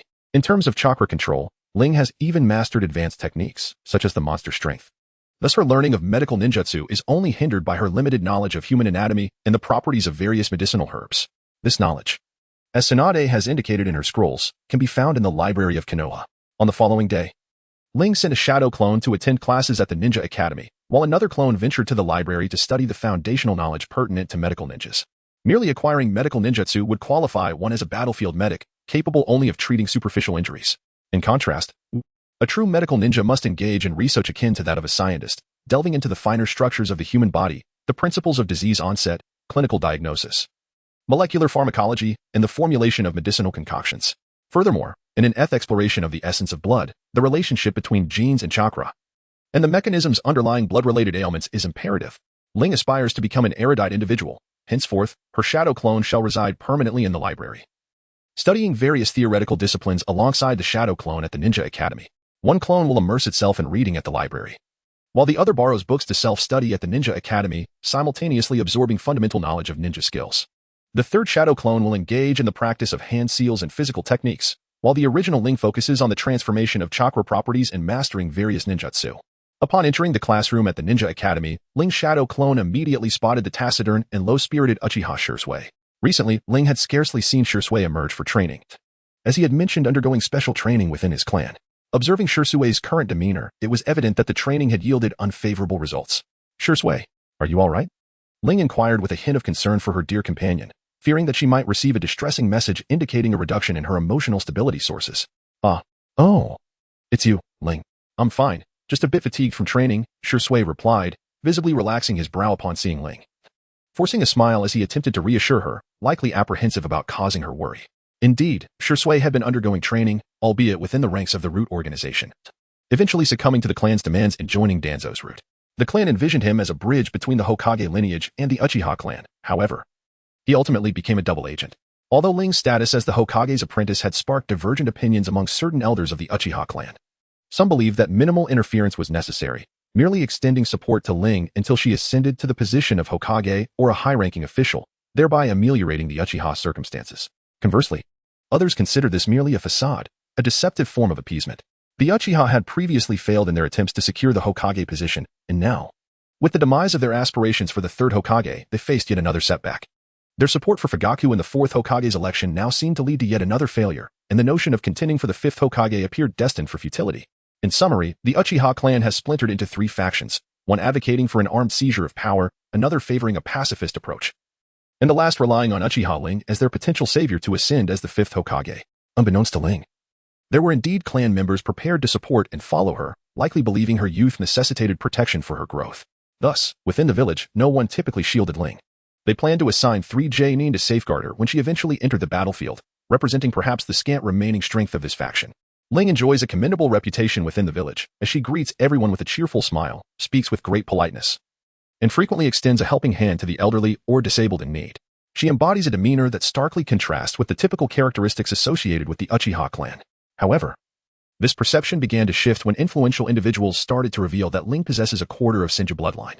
Ling was genuinely accepted by the villagers, as the Senju clan had integrated into the many commoners of Konoha years ago, which led to a surge of talented individuals among the villagers. These small families, related by marriage to the Senju, harbored a great fondness for Ling. Ling once harbored doubts regarding Namikaze Minato's Senju lineage, considering the overwhelming dominance of the Uzumaki clan's bloodline.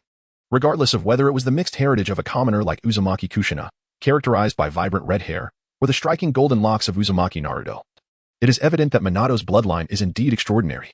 This transformation can only be attributed to the Senju lineage, as exemplified by Tsunade and Shinizuke, neither of whom possess red hair. Currently, Shizen finds solace only in the fleeting moments spent with Ling at the Ninja Academy. His discontent stems from the dehumanizing training methods employed by the Root organization, which can be described as utterly cold-hearted. The insidious practices of framing, poisoning, assassination, sowing discord, and nurturing treachery have profoundly shaken Shizen's worldview. Although he remains loyal to Konoha and Danzo portrays himself as an embodiment of the will of fire, Shizen grapples with acceptance. Ling once imparted wisdom to him. To truly assess a person, one must observe their actions rather than their words, and such scrutiny should be prolonged. If one can feign benevolence throughout their life, then they may indeed be considered a good person. Shizen found this perspective compelling, and Ling's interpretation of the will of fire is markedly more insightful than Danzo's indoctrination. Danzo's rhetoric is glaringly inconsistent with his actions, revealing a profound dissonance that cannot be deemed representative of the will of fire. While it can be said that Danzo is loyal to Konoha, this loyalty is contingent upon his control over the village. If you are well, that is reassuring, should you face any difficulties. I am here to listen and assist in your analysis. Ling patted Jishui's shoulder, exuding an air of camaraderie that left Jishui feeling both amused and exasperated. Unable to extinguish his own humanity and fully become a part of the Roots, Jishui naturally experienced profound anguish, as assimilating into a collective that did not belong to him was inherently tormenting. Chapter 45, Practice of the Ninja School Battle. Ling no longer paid attention to the situation with Jishui. After all, the lamb was already in hand, requiring no further investment of effort. Ling initially assumed that the morning would once again be filled with the mundane theories of ninjutsu, so she took out the foundational principles of sealing techniques borrowed from the Konoha library. As a distinctive shadow clone, how could she simply acquiesce to what her original self dictated? Her interest did not lie in medical ninjutsu, rather, she believed that the art of sealing was far more advantageous. It is worth noting that during the Fourth Great Ninja War, the only forms of damage inflicted came from taijutsu, senjutsu, and sealing techniques. Senjutsu could be practiced during the evening meditative sessions of her original self, and once her chakra reserves were sufficient, she could meet the requirements for training. As for taijutsu, Ling felt that her near completion of the heavy blade technique merely required more combat experience and refinement. However, when it came to sealing techniques, it was solely up to her, the most diligent of the clones, to tackle the complexities involved. Although the foundational runes of sealing techniques were rather obscure, they posed no challenge to Ling, who was academically gifted. Nakamura Hirahiko, the homeroom teacher, noticed Ling engrossed in her own studies and was not surprised. For whether he or any other instructor posed questions about the textbook, there was never a topic she could not address. Thus, he paid little mind to her reading unrelated materials during class, choosing to turn a blind eye, especially since the third Hokage did not seem to mind. Nakamura reported Ling's performance to the third Hokage daily, a request made by Sarutobi Hiruzen himself. To truly understand a person, one must engage in continuous observation. No one can maintain a facade indefinitely, and he needed to ascertain whether Ling was indeed as she appeared. However, Sarutobi Hiruzen was evidently mistaken, for Ling had been revealing her true nature from the outset, aware that she could not perpetually masquerade. Otherwise, if Ling were particularly duplicitous or malicious, how could she possibly maintain a favorable relationship with Uzumaki Kushina, a veritable living detector of ill intent? Though the Ninetales would not actively alert Uzumaki Kushina, as the host of the Ninetales and with her keen perception, she undoubtedly possessed the ability to discern the purity of others' intentions. Ling has always treated others with sincerity. However, at times, her demeanor may appear to be a facade, yet she embodies this essence. Human nature is inherently complex, and while my temperament may be capricious, it cannot be said that my intentions are impure. If given the chance, Ling would aspire to be the successor to the Will of Fire. Venturing into entrepreneurship pales in comparison to a direct inheritance. And Ling eagerly anticipates the moment during the Fourth Great Ninja War when the inherently malevolent Tobirama Senju witnesses a naturally wicked Uchiha brat usurping the position of Hokage. That scene would undoubtedly be spectacular, though it remains merely a figment of Ling's imagination, for Tobirama possesses a certain degree of magnanimity. Now, this morning, we have a practical combat class, conducted in conjunction with Class A of the second-year students. Nakamura Hirohiko feels that it may be somewhat premature to engage in real combat so soon after enrollment, but this is the will of the third Hokage. And he has no recourse. In truth, Hiruzen Sarutobi seeks to ascertain whether the current graduates of the Konoha Ninja Academy are truly formidable. With the Third Shinobi World War looming, it is imperative that these students graduate early, and subjecting them to rigorous training will enhance their chances of survival. Ling remained oblivious to the machinations of her nominal teacher, her thoughts consumed by the principles underlying the combination of sealing techniques. Indeed, sealing techniques were quite intriguing, seeming somewhat out of place in the contemporary ninja framework, reminiscent instead of the methods employed by priests and shrine maidens. In truth, this world, prior to the descent of the Tsutsuki Kagaya, ought to have developed towards a realm of yokai and priestesses. Unfortunately, the divine tree altered its course. The previous system of spiritual energy cultivation evolved into what is now known as Senjutsu. Practitioners of spiritual energy observe the myriad phenomena of the world, along with deities and apparitions, thereby creating these potent symbols. These powerful pictographs and runes eventually transformed into the sealing techniques we recognize today. After all, how could a system reliant on chakra possibly seal the progenitor of chakra? Both Senjutsu and sealing techniques must surely be legacies left by the ancient practitioners of spiritual energy systems, allowing them to transcend the chakra framework and seal the chakra progenitor. Thus, it follows that the chakra system itself harbors inherent flaws. When faced with an entity of superior rank, it becomes utterly restrained. The ability of the Rinnegan to absorb chakra is no trivial matter. The ninja system, having evolved to its current state, possesses little beyond the legacies of Senjutsu and sealing techniques, perhaps only the 4 gates of the 8 gates of Doinjia and a handful of space-time ninjutsu, along with ocular techniques that enhance vision. Recollecting her scattered thoughts, Ling had joined the main group at the training ground, where the homeroom teacher and students of Class A, Year 2, awaited. Mr. Nakamura, I have heard that your class is filled with prodigies. It seems your title of exceptional teacher is secured this year, remarked a cold young man with a black eye mask, his smile lacking warmth as he greeted Nakamura Hirohiko, presumably the teacher of Class A. You flatter my grandson's teacher. After all, both the Hyuga clan and the Inuzuka, Nara, and Akimichi families have students in your class, do they not? Nakamura Hirohiko replied, disinterested in engaging further. They were simply 2 teachers, one a retired umbu assigned by the Hokage, the other affiliated with Danzo's root. Who was unaware of their true affiliations? They were merely selecting talents for their respective superiors. My grandson, Koi, is merely a taijutsu instructor, not a homeroom teacher. Danzo could not manage that. Having him intervene to assign a teacher is already the utmost permitted by Sarutobi Hiruzen. Now that everyone has arrived, let us proceed with the drawing of lots to arrange the matches. Those with the same numbers shall engage and practice together. Nakamura Hirohiko produced 2 boxes, inviting the students from both classes to draw their numbers. Although Ling was positioned towards the end, she still managed to secure a commendable number, 9. Due to Nakamura Hirohiko and my grandson Lee's arrangement of having one guardian oversee 4 pairs of young children practicing, Ling found herself waiting for the next round. Consequently, she could only observe as these young ones engaged in rudimentary and unrefined physical contests. Some had not even developed a proper technique, merely flailing their fists in a manner reminiscent of a turtle's punch, which left Ling feeling rather bored. In truth, first-year students were indeed at a physical advantage compared to their junior counterparts, with the average performance of second-year students being somewhat superior. Among the 8 teams competing, 5 second-year students emerged victorious, though in Ling's eyes, they all appeared quite inept. When it was Ling's turn, she stepped forward alongside 4 students, however. Those who were aware of her capabilities, such as Shisui and Tsukikage Kaze, did not offer her any encouragement. Ling's opponent was merely a boy from a humble family. Although he appeared stronger than Ling and possessed a certain confidence, this was attributed to the absence of the Uchiha clan's emblem upon her attire. In truth, Ling regarded herself as a member of the Yagyu clan, as her mother had wed Yagyu Ichiman, rather than Ichiman marrying into her family. However, she had been forcibly inscribed into the Uchiha clan's genealogy by several of the elders, bearing the label of the Uchiha clan against her will. Chapter 46, An Unmatched Opponent. Ling gazed at her opponent before her, feeling a sense of tedium. This individual's chakra reserves fell short of even that of a low-ranking ninja, rendering him nothing more than a mere student of the Ninja Academy. Despite being a relatively robust young lad, he exuded an air of confidence, forming a confrontational hand seal as he regarded Ling with a provocative stare. With a swift motion, Nakamura Hirohiko signaled the commencement of battle. The young boy brandished 3 shuriken, hurling them towards Ling with a rather imprecise aim. Nevertheless, he lunged forward, adopting a low stance as he attempted to close the distance with what he believed to be remarkable speed. Ling observed the shuriken, which lacked precision, and with a subtle shift of her body, gracefully stepped aside, effortlessly evading the projectile's assault. Though the young boy was momentarily astonished, he attributed her success merely to luck. As he approached Ling, he retrieved a kunai from his concealed pouch, gripping it with a reverse hold, ready to execute a sweeping strike in a bid for swift victory. Ling, too lazy to open her eyes, delivered a swift kick, striking the little boy's face with a quick and unexpected blow. Ling, of course, could not wield her full strength, not even a fraction of it, for she had no desire to obliterate her opponent's head in a single bout.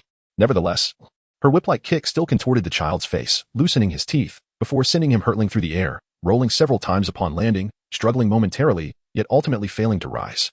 The combat concluded. Uchiha Ling emerged victorious. Before Nakamura Hirohiko could finish his words, he realized that the child had already lost consciousness. Fortunately, upon examination, it was determined that there were no significant injuries, only minor ones, allowing him to breathe a sigh of relief. Ling, I acknowledge your formidable strength. You held back this time, yet it was still somewhat excessive. Nakamura Hirohiko, having gleaned insights into Uchiha Ling's prowess from the third Hokage, refrained from chastising her. Understood. After all, who could blame him for being so inept while being so arrogant? Ling pursed her lips, convinced that her actions had been measured. It was merely that her recent surge in strength had left her somewhat unaccustomed. Humph. I shall remember that little brat from the Uchiha clan. My grandson Lee approached from the side. As a member of the Root, he harbored a deep-seated resentment towards Danzo, and his animosity was even more pronounced. Indeed, Ling had merely struck one of his students, and yet this individual had taken a grudge against her, displaying even greater pettiness than Danzo himself. From his demeanor, Ling discerned that my grandson Lee was a mole planted by Root within the Ninja Academy. However, rather than feeling disheartened, Ling found herself somewhat pleased, as Lee inadvertently provided her with a stable source of emotional sustenance. Indeed, she had now amassed 8 such sources. Lee's contribution was one of hatred, starkly contrasting with the friendliness represented by the previous 7. This led Ling to believe that the Root members were rather benevolent, and perhaps she could exploit this further, provoking more of Danzo's loyalists to harbor resentment towards her. She found this method quite feasible, as inciting hatred proved far easier than fostering goodwill, such as through the murder of one's parents or the theft of a spouse. Following this, a series of tedious matches ensued, with renowned figures such as Moonlight Gale and Yuzuki weighing naturally emerging victorious. What caught Ling's attention, however, was the presence of a boy from the Hokage family in the second year, a lad whose arrogance seemed to elevate him above the rest. Remarkably, he possessed some talent, demonstrated by his ability to wield the 8 trigrams 4 palms, even triumphing over Uchiha Taowa, an elite member of the class known solely for his rudimentary taijutsu and throwing techniques.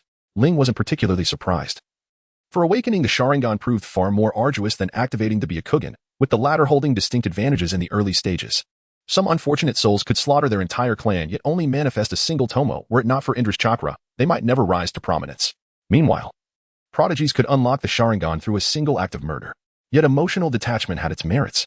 Other Uchiha either succumbed to suicide, lost their will to live, or became obsessed with creating a world where Rin existed. When a Byakugan-wielding high G8 main house member faced an ordinary Sharingan-less Uchiha ninja, the outcome held no suspense. Ling's next opponent turned out to be the sunglasses-wearing Ebisu, a man whose reputation in certain unsavory pursuits rivaled even Jiraiya's. Author's note regarding age discrepancies omitted for narrative flow. Hey there, little cutie, Ebisu leered with premature sleaziness that made Ling's eye twitch. You're Uchiha Ling, right? Lovely name. Remember me, Ebisu. His prepubescent perversion prompted Ling to mentally assign him the same treatment she'd give Jiraiya. Observing nearby, Shisui and Might Dai exchanged glances, already planning to educate this creep about proper boundaries.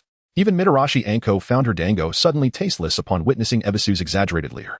As referee Nakamura Hirohiko signaled the match's start, Ling launched her attack immediately, anything to escape the sight of Ebisu's flushed, panting face. Ling executed a body flicker technique, vanishing from her original position and instantaneously reappearing beside Ebisu. Although Ebisu witnessed Ling's sudden approach, his body failed to react in time, transforming his previously lewd expression into one of sheer terror. It was indeed the body flicker technique. How swift, how formidable. Some discerning students from renowned clans recognized the technique Ling had employed. Yet, their recognition only deepened their fear, for such a technique could typically be performed only by those who had attained the rank of Ch Nin, indicating that Ling's strength was at least at that level, far beyond the capabilities of mere academy students with only a year or 2 of training. Even Hinata Rinyan, who prided himself on being the most talented in Konoha, felt a sense of inferiority. Nevertheless, he stubbornly believed that if he activated his Byakugan and utilized his gentle fist technique, he might not necessarily be defeated. Ling calmly retracted her foot, and naturally, the figure of Ebisu had vanished before her eyes. It was no surprise that he had been sent flying by Ling, ultimately losing consciousness. Ling did not exert herself too fiercely. She merely ensured that Hebe would experience the discomfort of a stiff neck for the following week. Soon, the numbers in both classes dwindled, with only 5 remaining in the first year: Uchiha Shisui, Ling, Moonlight Gale, Yuzuki Weiying, and Mitakashi Azuki. Opposing them were 5 from the second year, including Hinata Lingyun from the Hinata clan, Hinata Seiyan from the branch family, and a member from the Inuzuka clan. In the ensuing battles, Uchiha Shisui faced Hinata Lingyun, effortlessly securing victory with a mere crow substitution and an illusion technique. Ling, on the other hand, confronted Hinata Seiyan with equal ease, incapacitating him with a swift hand chop. The subsequent duel saw the skilled swordsman, Moonlight Gale and Yuzuki Weiying, triumph over the Inuzuka branch member, who had yet to master the clan's secret techniques. In Chapter 47, concerning the cause of Hashirama's demise, it was only Mitakashi Azuki, who had not yet taken Orochimaru as her mentor, that faced a close encounter against a chubby scion of the Akimichi clan, emerging victorious in a rather arduous manner. Thus, the first-year Class A achieved a resounding victory over the second-year Class A, leaving both the school and Konoha in a state of astonishment. Ling found the situation rather tedious. Within the academy, apart from Uchiha Shisui, there was no one who could truly challenge her.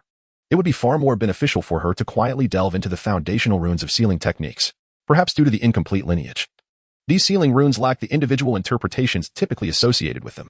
Instead, they existed merely as a sequence of runes that collectively conveyed a rather simplistic meaning. Ling was uncertain whether the absence of detailed records regarding the fundamental principles of sealing techniques in the library was due to oversight or because such knowledge had been lost to time. The Hidden Leaf Village was rather parsimonious, and after a thorough search of the entire library, Ling could only uncover a few ear-ink jutsu, such as the rope escape technique and the sound mimicry technique. In terms of sealing techniques, she managed to find merely a basic light array, which was quite straightforward in its principles and execution, requiring just a single hand seal. This marked Ling's initial foray into sealing techniques, akin in effect to the Nara clan's shadow binding technique. It allowed her to temporarily immobilize an enemy's physical form using sealing runes. However, the duration was brief and fragile, easily broken. While the technique was somewhat meager, Ling's primary intent remained the study of the foundational principles of sealing arts. With a solid foundation, she could learn more advanced techniques swiftly in the future. At present, Ling was focused on practicing the healing technique. After her shadow clone returned from studying medical fundamentals in the library, she began to experiment with this rudimentary medical ninjutsu. The essence of this technique involved reverting chakra to its primal state, liberating it into spiritual and cellular energy, and subsequently utilizing this cellular energy to enhance the vitality of cells, thus accelerating their division. Rather than the miraculous healing achieved by the palm healing technique, which could mend injuries within minutes, this technique could only reduce the healing time of a wound that would typically require a week to merely 2 or 3 days. So, how does one practice this technique? One must give thanks to the various small creatures inhabiting the forest of death. During her training, a rabbit had inadvertently been severely injured by the residual force of a strong fist technique, thus becoming Ling's subject for experimentation. Fortunately, despite its simplicity, the technique was quite safe, unlike the palm healing technique, which could lead to uncontrolled cellular proliferation if not properly managed. While this may seem innocuous when rebranded, it becomes familiar: tumors, albeit benign ones. The palm healing technique, due to its rapid healing capabilities, sometimes resulted in excessive cellular division. Hence the notion that it could shorten one's lifespan. In this scientifically unfounded world of ninjas, the Hayflick limit still existed, albeit potentially higher than that of humans on Earth. A cell can divide only about 100 times before it succumbs to death, resulting in genetic collapse. While the Hayflick limit of over 100 divisions may seem more generous compared to the 60 or 70 divisions typical for humans, one must consider that the cellular count in the ninja realm is roughly double that of Earth's. Consequently, lifespans tend to align closely. Both originate from a single fertilized egg. Although the Hayflick limit may be elevated, the requirement for a greater number of constituent cells remains. This is also why individuals in the ninja world exhibit superior physical qualities and resilience. In fact, even if one were to resolve the Hayflick limit conundrum, and cells could proliferate infinitely, death would still be inevitable. For instance, Hashirama Senju, despite having passed away for many years, his cells remained remarkably vibrant, capable of rampant proliferation upon implantation into another body, resembling cancerous cells in behavior. Ling is also quite curious about the demise of Senju Hashirama. I have 2 conjectures. One is that during the Battle of the Valley of the End, Senju Hashirama was gravely wounded by Uchiha Madara, leading to a critical injury to his soul. His death due to such a profound injury aligns with the original narrative, as Hashirama's physical state prior to his passing exhibited no signs of aging or decay. The second possibility suggests that Hashirama's own cells underwent limitless proliferation, ultimately resulting in his demise due to insufficient nutrients. However, this notion seems somewhat implausible. Given his size, it is unlikely that he could proliferate infinitely. Furthermore, Orochimaru, the scientist who once studied Hashirama's cells, clearly understands the remarkable vitality of those cells and their near-infinite capacity for proliferation, which is indicative of immortality. Yet, Orochimaru chose not to pursue immortality through Hashirama's cells. Instead, he consistently focused on the pursuit of soul-based immortality, willing to undergo multiple body changes. Even with the reduced resistance to Jinjutsu due to his inability to utilize the reanimation jutsu, he remained undeterred in his quest for bodily transformation and longevity, suggesting he has discovered something significant. In the ninja world, true immortality is achieved through the soul, as exemplified by Otsutsuki Kagaya, who exists in a spiritual form. Even the Sage of Six Paths, despite having perished in corporeal form, a being of the sage body and the first sage, could not maintain a lasting physical presence. What enables the three great sanctuaries, the toads, snakes, and slugs, to endure for millennia? The secrets concealed within chakra and sage mode remain elusive, and alas, Ling is yet unable to decipher them. Ling believed that her current abilities were sufficient to subdue both the full elephant and the connecting bull. However, being within the confines of the Konoha village barrier meant that any disturbance would betray her intentions. Explaining her actions would prove troublesome, especially since she had previously tricked her way into taming the great serpent. Thus, if she were to tame these two Shikagami, she would need to find an opportunity to venture outside of Konoha. As she gazed at the lively rabbit in her hands, a genuine smile graced Ling's face. She had indeed mastered the healing technique. The next step was the hemostatic technique, which, while sharing a similar principle with the healing art, focused on the blood vessels instead. This technique served as a rapid method for stemming blood loss on the battlefield, where time was of the essence, and there was little opportunity to slowly heal injuries.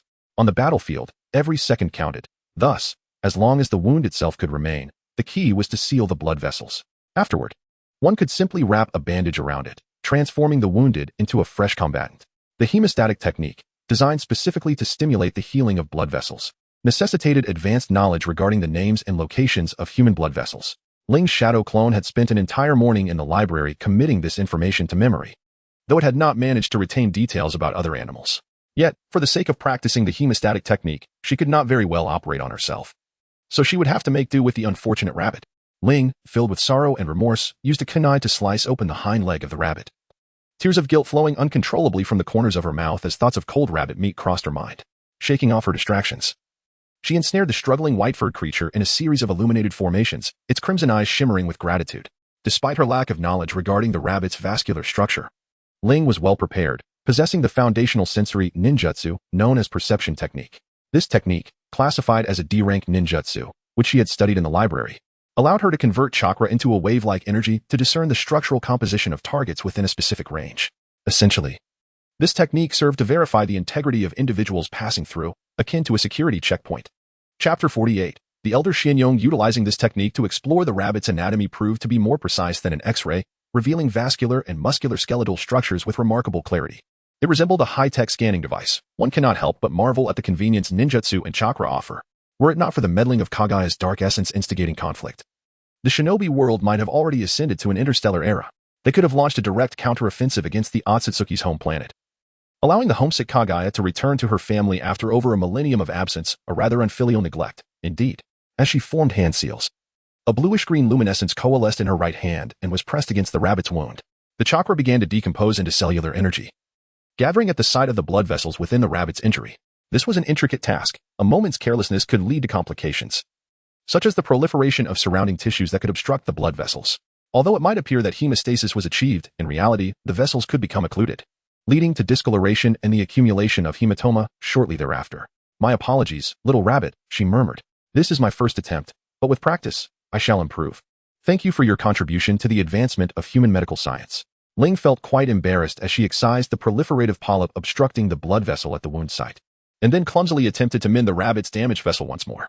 After numerous blunders of various kinds, and as the rabbit began to froth at the mouth and exhibit signs of distress, she finally succeeded in reattaching the vessel. It appears that mastering the art of suturing is imperative. Otherwise, the vessel's tendency to retract may prolong the healing process of the vascular proliferation. Ling diligently recorded the knowledge she still needed to acquire, along with observations regarding the treatment process, contemplating the opportunity to consult that plump sheep again. Noticing a rabbit that appeared somewhat anemic, she resolved to replenish its blood volume to prevent any adverse effects on its health. Despite her limited medical expertise and her somewhat clumsy demeanor as a prairie veterinarian, Ling prepared to employ a more advanced medical ninjutsu, known as the blood regeneration technique. This technique required the stimulation of hematopoietic stem cells in the bone marrow through cellular energy, prompting the production of red blood cells, platelets, and white blood cells. The hand seals were largely similar, with a few additional seals to focus and converge the chakra. Given the precarious locations of the hematopoietic stem cells, which reside in the flat bones such as the skull, spine, and pelvis. Any misstep could result in damage to the brain or nerve cells, potentially transforming an anemic patient into one afflicted with cerebral palsy or paralysis. To ensure safety, Ling opted not to target the spine, rich in red bone marrow, but instead aimed for the rabbit's ribcage. As the chakra converged upon the marrow, she meticulously controlled the activation of cellular energy to stimulate the hematopoietic stem cells, initiating their division and differentiation. The process unfolded smoothly, so much so that Ling could scarcely believe her success, momentarily considering herself a prodigy, her precision remarkable. However, as the scare of the rabbit's eyes became engorged and swollen, its once drooping ears began to stand erect, visibly flushed with a deep crimson hue. Ling was acutely aware that she had once again failed, this time due to her inability to properly regulate the flow of chakra, which resulted in an excessive increase in blood volume. In a careless moment, she inadvertently transformed an anemic rabbit into one afflicted with hypertension. Before she could disperse the chakra, the rabbit let out a few anguished cries, its eyes bulging before it collapsed lifelessly to the ground. The wound continued to spurt blood, creating a rather grim scene. Fortunately, Ling moved with remarkable speed, avoiding a gruesome splatter. Alas, poor rabbit, in gratitude for your contribution to the field of medicine, I have resolved to forever enshrine you within my belly. Ling held the rabbit by its ears, using a kunai to draw its blood, lest the metallic scent taint the flavor. Xianwang could not help but feel that the hidden leaf was still perilously inviting. A mere 5-year-old girl could engage in such a gruesome pastime with unwavering composure. After this maintenance, particularly near the concealed explosive tags within the hidden leaf, it would be prudent to make a swift exit to avoid the gaze of any perverts. Although he was a jonin, he was not particularly skilled in combat. He had merely ventured into the Death Forest, intending to navigate around to the Hokage Rock, only to stumble upon this scene. Who goes there? I have already detected your presence. Step forward. With her acute perception, Ling had indeed sensed Xianwang, mistakenly believing that the Root organization intended to harm her. Despite being a jonin, Xianwang hailed from the small village of Yanong, which rendered him no more formidable than a chunin of the hidden leaf. At best an elite chunin, thus it was entirely reasonable for Ling to notice him. Do not be alarmed, young lady. I am merely a visiting architectural master from the hidden leaf, by the name of Xianwang, he declared, revealing his overt identity as he emerged from the underbrush, presenting himself as a rather amiable intellectual. With a sudden narrowing of her pupils, Ling immediately recognized the master of infiltration who had nearly turned Konoha upside down. During the Second Shinobi World War, he was tasked with placing explosive tags in Konoha, preparing for a coordinated assault during the attack on the village of Enyang, aiming to seize Konoha from within. Unfortunately, due to a twist of fate, the village of Enyang was breached by the village of Takigakure, and this plan was ultimately thwarted. Nevertheless, he continued to visit Konoha annually to inspect and maintain the explosive tags he had strategically placed. This formidable individual had concealed numerous explosive tags within the Hokage Rock and various structures throughout Konoha using secret techniques, eluding detection even by the Hyuga clan. This is an alternate setting. In the original work, if the Byakugan can see, how could they not discover the explosive tags? Konoha is rife with these tags. And has the Hyuga clan never activated their Byakugan in Konoha? Kishimoto certainly left some inconsistencies unaddressed, which seems rather illogical. Oh, it would be wise to refrain from wandering near the Forest of Death, as it harbors many wild beasts and poses significant danger. Aside from a fleeting change in her gaze, she exhibited no signs of vulnerability, entirely resembling an ordinary ninja academy student encountering a passerby in the Death Forest. Ah, I seem to have lost my way. My sincerest apologies, Xianwang remarked, pushing up his glasses and chuckling with a hint of embarrassment. He discerned that the young girl before him was far from ordinary. At such a tender age, she dared to wander alone in the treacherous Death Forest, even managing to emanate a scent that attracted wild beasts. Furthermore, even without deliberately concealing his presence through secret techniques, it was not something a mere lower-ranked ninja could detect. Oh, I see. Then allow me to escort you out of the Death Forest. As Ling meticulously skinned the bled-out rabbit, she proceeded to remove its head and limbs, burying them alongside the entrails in the earth. With the rabbit meat in tow, she prepared to depart from the area. Thank you, young lady. The old man, Xian, had no further thoughts. There would be ample opportunities to return and check later. For now, it was prudent not to disturb the grass and alert the snake. As Ling walked towards the outskirts of the Death Forest, she discreetly observed Xian, noting that he appeared decades younger than his portrayal in the original narrative. Adorned with black-framed glasses and a brown melon hat, dressed in a brown garment and wrapped in a matching scarf, he bore little resemblance to a ninja, which explained his successful disguise over the years. Chapter 49. The Master of Strength and Performance. Uchiha Ling pondered how to deal with Xian, whether to spare him or to inform the third Hokage so that Konoha could take action. Suddenly, a mournful wolf howl echoed through the woods, followed by a chorus of howls. Were there wolves in the Death Forest? Ling was uncertain, having never encountered them before. Insects and snakes had always been the predominant inhabitants. However, the sound of the howling sparked an idea. She cast a discreet glance at Xian, who was feigning panic quite convincingly. It was no wonder, as he was the ace spy of Yin-Yang Village, a true master of mechanisms and traps. A remarkable figure from the Second Ninja World War. Mr. Xian, fret not. Although I am merely a student of the Ninja Academy, yet to graduate, I shall protect you. Ling drew out the hidden weapon, standing before Su Nwing, as she sought to discern whether he would strike her, thus determining her subsequent attitude towards him. Observing the defenseless figure before him, exposing his back, a flicker of internal conflict passed through Su Nwing's eyes, yet he ultimately refrained from launching an attack. Ling had long since employed the art of the shadow clone, leaving behind merely a multitude of decoys to guard against Xian Wang's ambush. Soon, a dozen gray wolves emerged from the forest, led by a massive wolf with fur as white as snow, standing nearly 2 meters tall, pulsating with a potent chakra. Xian Wang, exercise caution. This wolf king is a formidable beast, exceedingly perilous. Ling feigned the demeanor of a timid student, betraying a hint of trepidation as her legs trembled. Yet, she resolutely shielded Su Nwing, this ordinary person, behind her. Su Nwing felt a surge of emotion. This adorable young girl, despite her overwhelming fear, refused to abandon her duty to protect him. It affirmed his decision to refrain from directly ambushing and killing her as the right one. In truth, he harbored no significant animosity towards the Hidden Leaf Village. He merely executed the missions assigned to him as a ninja. However, when the village of Yin-Yang fell to the assault of Takigakure several years prior, his mission abruptly ceased. It appeared he had remained in a state of standby for years, awaiting commands from his village. Yet, he had grown weary of war. Acutely aware that his village lay in ruins, obliterated, and his loved ones had perished in the conflict, including his son, he felt merely like a marionette. Perhaps the only remnant of his former mission served as a flicker of hope to persist in life, though the village had been destroyed. How could he choose to die without completing his task? The reason he refrained from detonating the long-prepared explosive tags was that he needed this mission as a foundation, providing a semblance of purpose for his existence. Ninjas within the shinobi world seemed to seek a reason for their existence. Some fought for their villages, others for their clans, and some for peace. Yet, each bore a rationale to sustain their survival in this cold, dark realm of ninjas.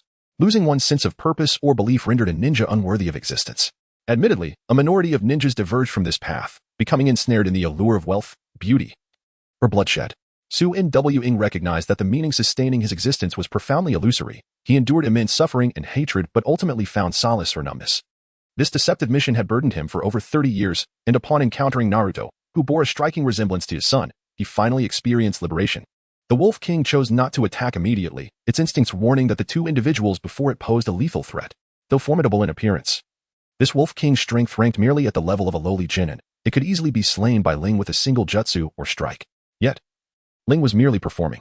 Opportunities to hone her acting skills were rare. Perhaps she possessed a theatrical personality, and at that moment, she was fully immersed in her role. Meanwhile, Su Nwing, after a moment of contemplation, resolved to let the young girl escape first, believing he could extricate himself later without difficulty.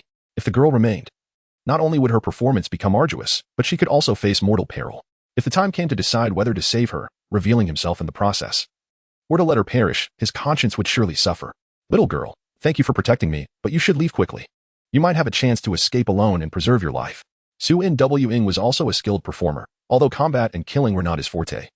His mastery of acting, mechanism crafting, trap-making, and carpentry was unparalleled. I will not leave, Mr. Su Nwing. I will ensure your safety. Ling is a person who thrives on the stage. When someone engages with her, she instinctively elevates her performance. It is a pity that such talent was not harnessed in her past life, for had she been in Hongyan, she could have easily become a supporting actress. Su Nwing's expression began to soften as he observed the girl, trembling like a leaf and drenched in sweat. Individuals who struggle to find their sense of purpose often lack the unwavering choices of others, which, while making them wary of trusting, also means that when they are touched by love, they are inclined to offer even greater reciprocation. In her previous life, Ling had certainly not studied psychology in vain. In a world teeming with mental disorders and various psychological afflictions, such as that of the shinobi realm, it was akin to a ninja's specialized assault. The Wolf King observed Ling's expression of fear with a hint of confusion. Could it be that this little girl posed a threat that was merely illusory? Consequently, it let out a mighty roar, commanding the trio of gray wolves to converge upon Ling, intending to gauge her true capabilities and prevent any further waste of time. These three formidable gray wolves, perhaps influenced by the peculiarities of the shinobi world, were no ordinary beasts. They stood over 1 meter tall at the shoulder and approached 2 meters in length, with razor-sharp claws. The three massive wolves leapt simultaneously from different directions. Lunging towards the trembling legs of Uchiha Ling, Xian Wang's heart raced, nearly leaping from his chest. The thrill of witnessing the wolves' assault was even more intense than if he himself were being attacked, leaving him torn about whether to intervene. Ling remained indifferent. Her Sharingan yet to be activated, the swift movements of the colossal wolves appeared to her as if they were merely tortoises moving at a leisurely pace. Nevertheless, she feigned a semblance of struggle, for if Xian Wang did not intervene, she would have to rely on a stroke of fortune to vanquish the three formidable beasts. Please, do not approach. Ling first closed her eyes and took a few steps backward, her kunai flailing aimlessly in her grasp. Ultimately, the wolf to her right inadvertently met its demise as Ling's blind, erratic slashes severed its throat, leading to its pitiful end. The wolf on her left, thwarted by Ling's deft footwork, could only swipe its claws through the air in a futile attempt to seize her, merely grazing the edge of her garment. As she retreated, the two airborne wolves collided with the lifeless body of another, causing a chaotic tumble. In the end, only two wolves regained their footing, and with sudden ferocity, they clawed at the ground, sending dirt flying, before launching another rapid assault. Chapter 50, Ninja Technique, Blossoms of the Fiery Sun. This time, having learned from past mistakes, Ling approached with all fours grounded, leveraging the earth beneath her to mitigate unforeseen mishaps. Alas, in the face of Ling's extraordinary performance and meticulous strategy, these minor antagonists dared not overshadow her brilliance. Ling, whether nervous or not, could not discern the state of Su In-Wing, yet his heart raced to his throat. Sensing Su In-Wing's unease, Ling resolved to increase the intensity, feigning a panicked retreat for a few steps. He inadvertently stepped on the foreleg of a wolf carcass, losing his balance and collapsing to the ground. The bloodthirsty gleam in the eyes of the two colossal wolves intensified. Without a moment's hesitation, they lunged at Ling's feeble and frail form, their gaping jaws revealing glistening fangs glistening with strands of saliva. Ling turned her back to Xuanwing. Thus Xian failed to notice that her expression at that moment did not resemble that of a person on the brink of death. In Ling's eyes, the Sharingan whirled, ensnaring one of the formidable gray wolves in an illusion. The creature lunged at Ling, who, with remarkable precision, positioned her kunai upright, targeting the heart of the colossal beast. As the wolf fell, the kunai pierced through the gaps in its ribs, directly penetrating its heart. Meanwhile, Xian Wang, seizing the instant Ling was tackled, swiftly struck out, kicking another wolf away before hoisting the massive beast off Ling and flinging it aside. Xian Wang's decisive action seemed to mislead the Wolf King, compounded by Ling's earlier display of prowess, leading it to believe that only Xian Wang posed a threat. Consequently, a dozen of the giant wolves surged towards Xian Wang, while the Wolf King lingered at the rear, gathering chakra in its maw, poised to strike at the opportune moment. Xian Wang, proficient in martial arts, effortlessly dispatched the approaching wolves with his fists and feet, showcasing his exceptional agility, ensuring that none could breach his defenses. Ling had long positioned herself outside the battlefield, her Sharingan keenly observing Xuan Yuan's martial arts, meticulously replicating some of his intricate movements to enhance her own combat repertoire. The ordinary giant wolves that had been struck down were mostly left with shattered bones or rendered unconscious, their fighting spirit extinguished as they lay on the ground, howling in despair. Eventually, the Wolf King could no longer restrain itself if it did not unleash its chakra attack soon. It would miss the opportunity to strike once its minions were vanquished. Thus, as Xian Yuan executed a leap to crush one of the giant wolves and prepared to perform a backflip to evade an incoming assault, the Wolf King unleashed a long concentrated attack. This Wolf King possessed no ability to alter the form or nature of its chakra. The projectile it expelled was merely a highly compressed sphere of chakra.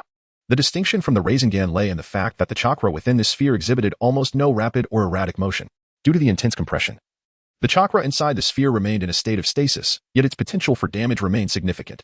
While it could not rival the Rasengan in terms of chakra volume, it certainly matched the potency of a C-rank ninjutsu. Ling observed the process of condensing the compressed chakra orb, recognizing its remarkable attributes. The ability to maintain such a level of compression without detonation, while also sustaining flight in midair for a period, was truly impressive. Perhaps the principles behind this could be applied to the Rasengan. In the world of Naruto, most individuals wield the Rasengan for close-range assaults, unable to separate it from their palms. However, in the later series, Boruto, due to the protagonist's exceptional prowess, a variant of the Rasengan was developed that could be detached and rendered invisible. Ling, too, yearned for such an orb. Ling observed that this compressed chakra orb seemed to possess such stability due to its unique arrangement of chakra. Although chakra inherently has a cohesive nature, this characteristic is not particularly pronounced. This distinctive chakra structure resembles the process of condensing various proportions of chakra into strands that are then intricately woven together to form this spherical chakra entity. Such a configuration greatly inspired Ling, as it suggested that many spherical ninjutsu techniques could leverage this principle to enhance the stability of their jutsu. This discovery alone was a sufficient reward for Ling's performance. No wonder the ancients spoke of emulating the natural world, for their wisdom holds true. Meanwhile, Xian Yuan, confronted with this formidable chakra orb, executed a backflip, twisting his body midair, positioning his head downward towards the giant wolf, preparing to unleash his ninjutsu. It appeared he had anticipated the Wolf King's attack, as his recent maneuver was intended to create an opportunity for the Wolf King to strike. Noticing Xian Yuan was on the verge of utilizing his ninjutsu, Ling prepared to seize yet another opportunity for a free jutsu. Ninjutsu, Flame Sunflower Scatter. Ling observed this ninjutsu with great confidence. Ninjutsu, by its very nature, is rarely singular in its attributes. It often encompasses either composite attributes or incorporates aspects of either yang or yin release. This particular ninjutsu, requiring merely a dozen hand seals, prominently featured fire chakra alongside what appeared to be summoning techniques. Xianyuan initially summoned various metallic and wooden mechanical components, each meticulously embedded with explosive tags concealed by an intricate sealing technique. When Shusho unleashed a flame reminiscent of the fire release, Phoenix Fire technique, it imbued these components with fiery devastation. Unlike the Phoenix Fire technique, which merely scorches its targets, the incendiary nature of these mechanical components led to a violent explosion upon igniting the explosive tags, propelling metallic fragments akin to shrapnel grenades. The destructive capacity of this technique surpassed that of the Phoenix Fire technique, as its shurikens lacked explosive properties, only becoming searingly hot, thus offering mere augmented lethality compared to standard shurikens. Regrettably, while Ling utilized his Sharingan to document the hand signs and the underlying principles of this ninjutsu, replicating it proved elusive. He had yet to master the summoning technique, lacked the requisite mechanical components, and possessed no explosive tags to manipulate. Therefore, he could only absorb the conceptual essence of such ninjutsu, intending to draw inspiration for his future creations. The fiery mechanical components soon encountered the chakra-compressed spheres emitted by the Wolf King. Upon collision, a cataclysmic explosion ensued from both the mechanical components, due to the embedded explosive tags and the chakra spheres, resulting from the disruption of their stable structure, unleashing a release of compressed chakra that resembled an air cannon's detonation. Both explosions exhibited comparable power. However, the splatter radius of the fire release, Flame Flower, was significantly broader. Metallic fragments that eluded interception rapidly approached the Wolf King, leaving no time for escape. Despite the extensive chakra defenses enveloping his form, he was still violently hurled away. The ensuing shrapnel pierced and shattered trees within a 20-meter radius. The unfortunate surviving gray wolves suffered grievously from multiple metallic fragments, some perishing instantly while others lay in agony, awaiting their fate. As the smoke dissipated, the Wolf King's lifeless body collapsed to the ground, its once silver fur charred and tattered, with metal fragments embedded within. It was at this moment that Xianyuan descended from the air, brushing off non-existent dust from his attire. "Little girl, are you not astonished?" Xianyuan remarked, observing the lack of any expression of shock on Uchiha Ling's face, as if his display of prowess was an expected occurrence. Why should I be surprised? Are you implying astonishment at the potency of your ninjutsu?" Ling tapped her head against the blades of grass and dust, exhibiting an air of nonchalance. "Yet, are you not astonished that I am a ninja? Moreover, I am disguised as a mere traveler. Do you not fear that I might be some sort of spy?" Xiandong found himself both amused and perplexed, pondering the girl's apparent lack of awareness. Should she not be questioning her own circumstances at this juncture? Had the currents of the ninja world shifted so dramatically in merely a few years? The current state of tension unmistakably heralded the imminent resurgence of a third ninja world war. "Oh, is that what you were referring to? The village of Ranyang has ceased to exist. What sort of spy could you be? Have you perhaps allied yourself with another village?" A seemingly light and airy remark nearly led Xianyuan to believe he was ensnared in a dream. Why did every word uttered by this little girl seem familiar? Yet when woven together, they evoked a sense of estrangement. How do you know about Yinyang village? And how do you know that I hail from there?" At that moment, Xianyuan's expression was akin to one who had just witnessed a ghost, reminiscent of a girlfriend revealing, after a tender moment, that she is a pseudo-hermaphrodite. "Oh, that? Our organization has actually been aware of you for quite some time, as you possess a certain talent and could be considered for recruitment as an auxiliary member." With her slender, pale finger gently prodding her moist lower lip, and her peach blossom eyes curving into a crescent, she tilted her head and smiled sweetly, saying, "But I have never revealed that I hail from Yinyang village. At that time, the sole contact I had was already deceased. And even Yinyang village was unaware of my existence." Although Ling mentioned a mysterious organization, it did little to assuage Xianyuan's astonishment. It was akin to someone who had never disclosed their hemorrhoids being publicly confronted with irrefutable evidence. In truth, this was not particularly secretive for our organization. One must remember that every trail can be traced. Ling could not disclose to Xianyuan that she had watched the entirety of Naruto. Apart from the events not chronicled in the manga, she was almost entirely informed. "So you are aware of my purpose for coming to Konohagakure, are you not? Why then do you refrain from reporting me, and instead choose to toy with me?" Xianyuan gradually regained his composure. Although his heart raced at over 100 beats per minute, his exterior remained utterly serene. This exemplified the psychological resilience of a World War II veteran, capable of withstanding any trial. "Of course, I am aware. I merely came to inspect those explosive tags that could send Konohagakure skyward." With narrowed eyes and a smile, she waved her hand, seemingly indicating that these matters were trivial. "As for why I refrain from reporting you, it is undoubtedly due to your utilitarian value." Ling does not regard Xianyuan as an outsider at all, openly discussing others' utility in his presence. Xianyuan is left in a state of bemusement, utterly unsure of how to react or what to feel. As for the earlier jest, it was merely a means to assess your eligibility for joining our organization. We would never admit individuals of malevolent disposition, as our mission is to save the world. The organization of Ling appears to be nothing more than a figment of imagination, as they have already begun to speak of recruitment standards to mislead others. Ah, so that is the case. No wonder Ling had no intention of recruiting me. What a pity. A sudden, chilling voice caused both Ling and Xianyong to tense up. Ling could hardly fathom that the scoundrel Orochimaru was eavesdropping from the shadows. Similarly, Xianyong did not expect the presence of a third party, leaving him to wonder if he was in grave danger. In such a moment, should he detonate the explosive tags buried within Konoha? Oh, dear friends, who can comprehend this? I was merely attempting to put on a show, to deceive a minor character. Yet I was unexpectedly discovered, and by none other than the formidable early-stage antagonist, Orochimaru. Ling Xin's psychological activities were exceedingly frequent, as she contemplated whether to unleash the magical void Luo to eliminate Orochimaru once and for all. Meanwhile, unbeknownst to the three, beneath the surface, Kurozetsu wore a grave expression. He had not anticipated that amidst his millennium of clandestine control over the ninja world, a mysterious organization existed beyond his awareness, eluding his grasp. Originally, he had merely followed the usual directive from the elderly Madara to visit Konohagakure and select a suitable successor. However, during his assessment of Uchiha Ling in the Forest of Death, he stumbled upon a delightful surprise. Indeed, Uchiha Ling was among those evaluated by Madara. Alongside Uchiha Shisui and Uchiha Obito, he deemed these three to be the most fitting candidates, each possessing profound compassion and intense emotions, qualities that made them more susceptible to awakening their eyes.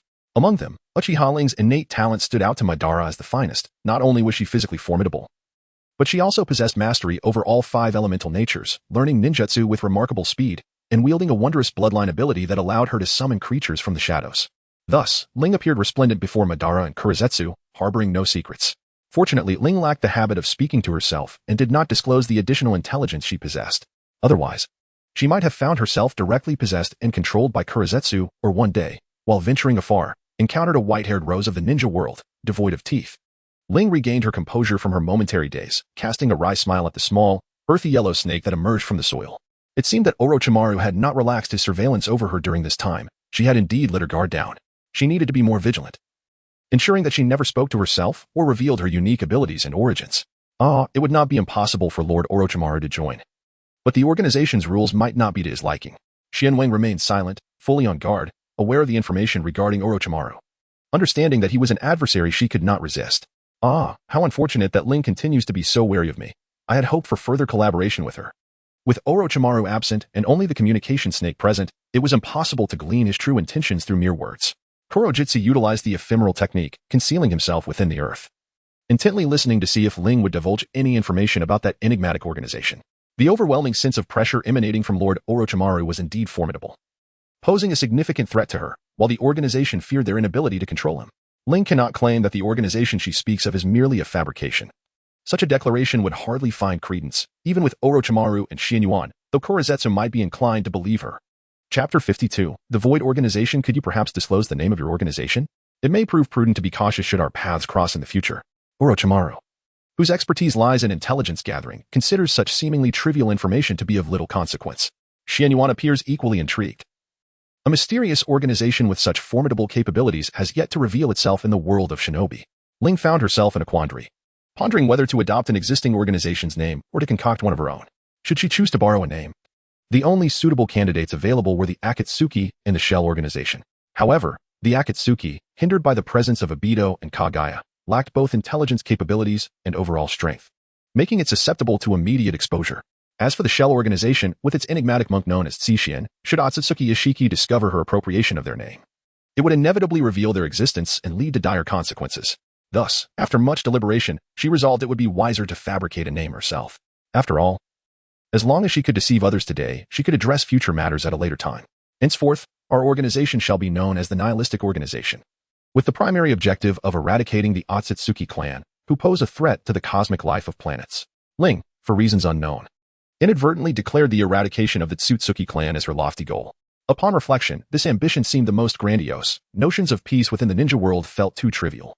Orochimaru and Jin appeared relatively unfazed, having little knowledge of what the Tsutsuki clan truly represented. Their concerns lay more with the cosmos and the life-bearing planets, pondering whether this organization might be the creation of extraterrestrial beings. Meanwhile, the concealed Kurozetsu, lurking in the shadows, felt as if the very heavens were caving in. He was acutely aware of the implications of the Tsutsuki clan. He never anticipated that the enemies of his mother would pursue him into the ninja realm. Now, his unfortunate mother was not only sealed away on the moon by 2 ungrateful sons, but also confronted with the emergence of the Tsutsuki clan as adversaries, alongside the sudden rise of an organization dedicated to combating them. Heavenly deities, grant me clarity. How can a mother endure such suffering? If circumstances were different, he too would belong to the Tsutsuki lineage, as his mother epitomized the purest form of Tsutsuki, while those two wretched sons were also of that bloodline. Right under his nose, he allowed the growth of an organization whose sole purpose was to dismantle the Tsutsuki clan. He felt utterly remiss in living up to his mother's expectations, blaming the innate malevolence of Tsutsuki Kagaya. In this world, who else could claim to be in Tsutsuki? Only he and the sealed Kagaya on the moon remained. He began to comprehend why Ling possessed an ability that was evidently not derived from the chakra system. It exhibited no chakra fluctuations and did not conform to the spiritual cultivation framework. This power was undoubtedly unique to that organization capable of contending with the Tsutsuki clan on an extraterrestrial level. He speculated that this organization might have recently emerged.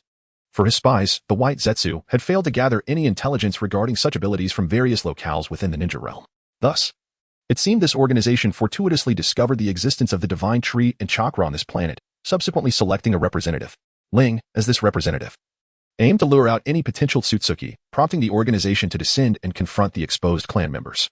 Fortunately, his astuteness prevented him from revealing himself in front of Uchiha Ling. Otherwise, he would have met his demise, and his mother might have been released only to face annihilation.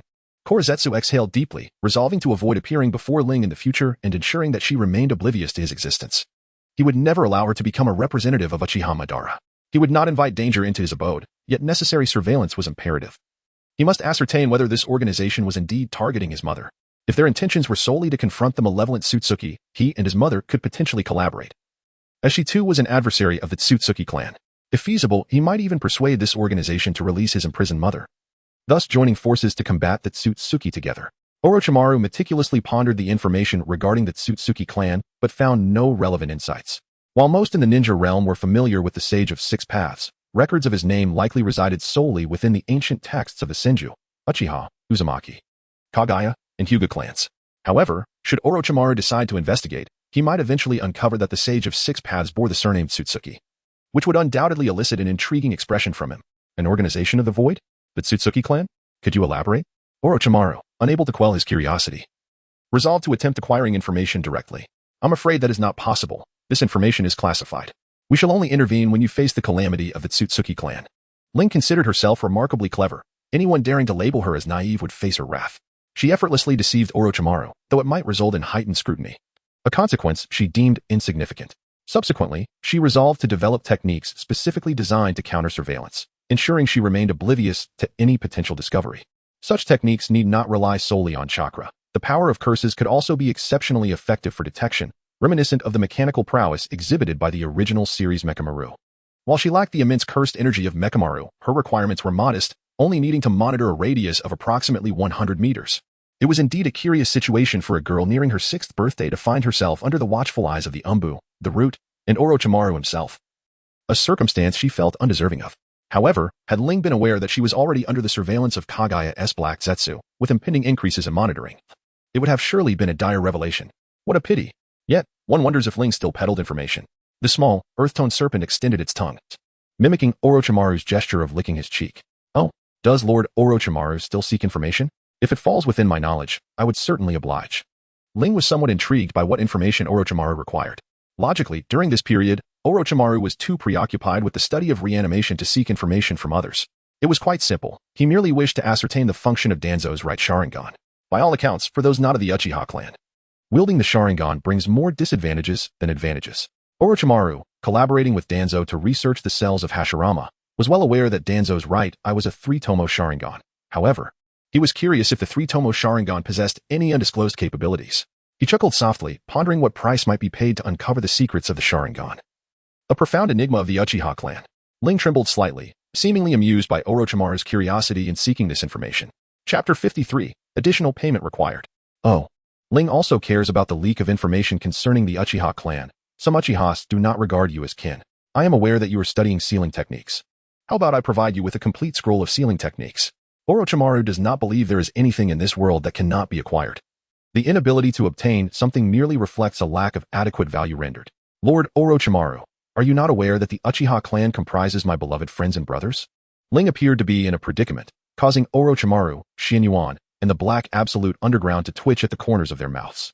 I require additional funds. I demand the summoning technique and the summoning scroll of the Rashomon. Ling tilted her head, adopting a demeanor of righteous conviction, emulating her spiritual leader, the esteemed Jiajian. Ling's words left the three in utter disbelief, as they had thought she would never betray the Uchiha clan's secrets. Is this truly the case? How amusing. I am willing to comply, but the summoning scroll cannot be entrusted to you. You may only sign it. Orochimaru himself had painstakingly acquired the summoning scroll, so it is inconceivable that he would simply hand it over to Ling. Oh, I see. In that case, let us also include the reverse summoning technique. Ling possesses a character that is not easily taken advantage of. Although she has lost the summoning scroll, her safety is far from guaranteed. Once her name is erased, she shall no longer be able to summon. Indeed, this is the compendium of sealing techniques, containing both the scrolls for summoning and reverse summoning. Orochimaru expelled 2 scrolls, casting them directly to Ling, which were still coated in the familiar viscous substance. Ling disdainfully flicked away the slime before sealing it within her scroll. She held a belief in Orochimaru's character. Despite being a nefarious scientist, he was undeniably a man of his word. Now, it was time to speak. If he would share this intelligence, she would permit him to inscribe his name upon the summoning scroll of Rashomon. Orochimaru, unfazed by the various ninjutsu and sealing techniques, understood that knowledge could be effortlessly replicated multiple times. Of course, however, I kindly request that Lord Orochimaru establish a barrier to prevent sound and light from escaping. Ever since she became aware of the multitude of eyes upon her, Ling resolved that any future exchanges of intelligence would necessitate the deployment of a sealing technique barrier. Excellent, she thought. Her prudence undoubtedly bore the mark of my influence. He chuckled lightly. Orochimaru's tone carried a hint of mockery, as he likely discerned the reason behind Ling's heightened vigilance. In this world of shinobi, there were far too many cunning individuals, compelling one to remain ever watchful. Ling spread her hands, embodying a sense of helplessness. Once reckless, she now found herself compelled to exercise caution. Orochimaru remained non-committal, yet he conjured an arm from the mouth of the small, earthy-hued serpent, then formed a hand seal and struck the ground with a single hand. As the sealing technique's runes sprawled across the earth and the surrounding space, a misty barrier enveloped both Ling and Orochimaru. From the outside, the interior appeared as though shrouded in a mosaic, devoid of any sound emanating from within. It must be said that aside from his sage techniques and the absence of a decisive, overwhelming offensive ninjutsu, Orochimaru is undeniably a ninja without shortcomings. At least prior to his foray into forbidden reincarnation. Very well, I shall speak now, Orochimaru rasped, indicating that employing this small serpent for such a sealing technique was evidently taxing. The 3-tomo Sharingan can utilize a forbidden ocular technique known as Izanagi, which, at the cost of one eye's permanent blindness, allows the user to transform unfavorable circumstances into mere illusions, selectively manifesting only those elements that are advantageous to oneself. Ling also felt that possessing such a resurrection coin was indeed remarkable. It was no wonder that Danzo and Obito were so fond of utilizing it. What terrifying eyes! What a fearsome clan! Orochimaru expressed some astonishment. Although the Uchiha clan had only a handful of 3-tomo Sharingan wielders, they numbered in the dozens. Each individual possessed 2 lives, sufficient to plunge the village into chaos. Orochimaru was also tempted. He resolved to find a way to acquire the technique of Izanagi from Danzo and, in the process, seek an opportunity to procure some 3-tomo Sharingan for research purposes. This is valuable intelligence. The summoning scroll of Rashomon. You may sign it yourself. Orochimaru commanded a small snake to expel a massive scroll, leaving Ling envious of such ninjutsu, as it was simply extraordinarily convenient. Ling unfurled the scroll, and at a glance, she noticed that the names inscribed upon it were few, most of which belonged to the deceased. Names such as Senju Hashirama, Senju Tobarama, and Uzumaki Mito were among them. Following these were the names of Sarutobi Hiruzen, Orochimaru, Tsunade, and Jiraiya. It appeared that Orochimaru's acquisition of this scroll was somewhat dubious. Otherwise, this summoning scroll, belonging to the Senju clan, would not have fallen into his hands. Is Ling pondering how I came to possess this scroll? Orochimaru could immediately discern the expression that Ling wished to convey, especially since she made no effort to conceal her feelings. Indeed, was it through forceful plunder? Or perhaps theft? As Ling inscribed her name upon the scroll, she meticulously attuned herself to ensure a connection was established with a certain place in the ethereal realm, at which point she felt a sense of reassurance. The summoning scroll of the Rashomon is not singular. With sufficient materials, one can replicate it. Orochimaru spoke no falsehood. However, the creation of a summoning scroll necessitates the inclusion of materials from the summoning beast's side. Absent these, the scroll becomes ineffectual, rendering the crafting of new summoning scrolls rather cumbersome, particularly with the scrolls from Mayaboka Mountain and the Dragon Cave, due to the vast numbers of their clans. Obtaining consent from the respective clan is imperative for the creation of a new scroll. Of course, if one merely seeks to summon a specific frog or snake, it suffices to sign the summoning scroll with the corresponding beast. I see. Thank you, Lord Orochimaru, for enlightening me. I am curious how Ling intends to deal with the remnants of the Yin-Yang village. which has buried a multitude of explosive tags within Konoha. Orochimaru is well aware of the historical conflicts involving Yin-Yang village, yet he did not anticipate such tactics from them. Had it not been for the surprise attack by Takigakure, Konoha might have been reduced to a mere laughingstock among the great ninja villages after being blown apart.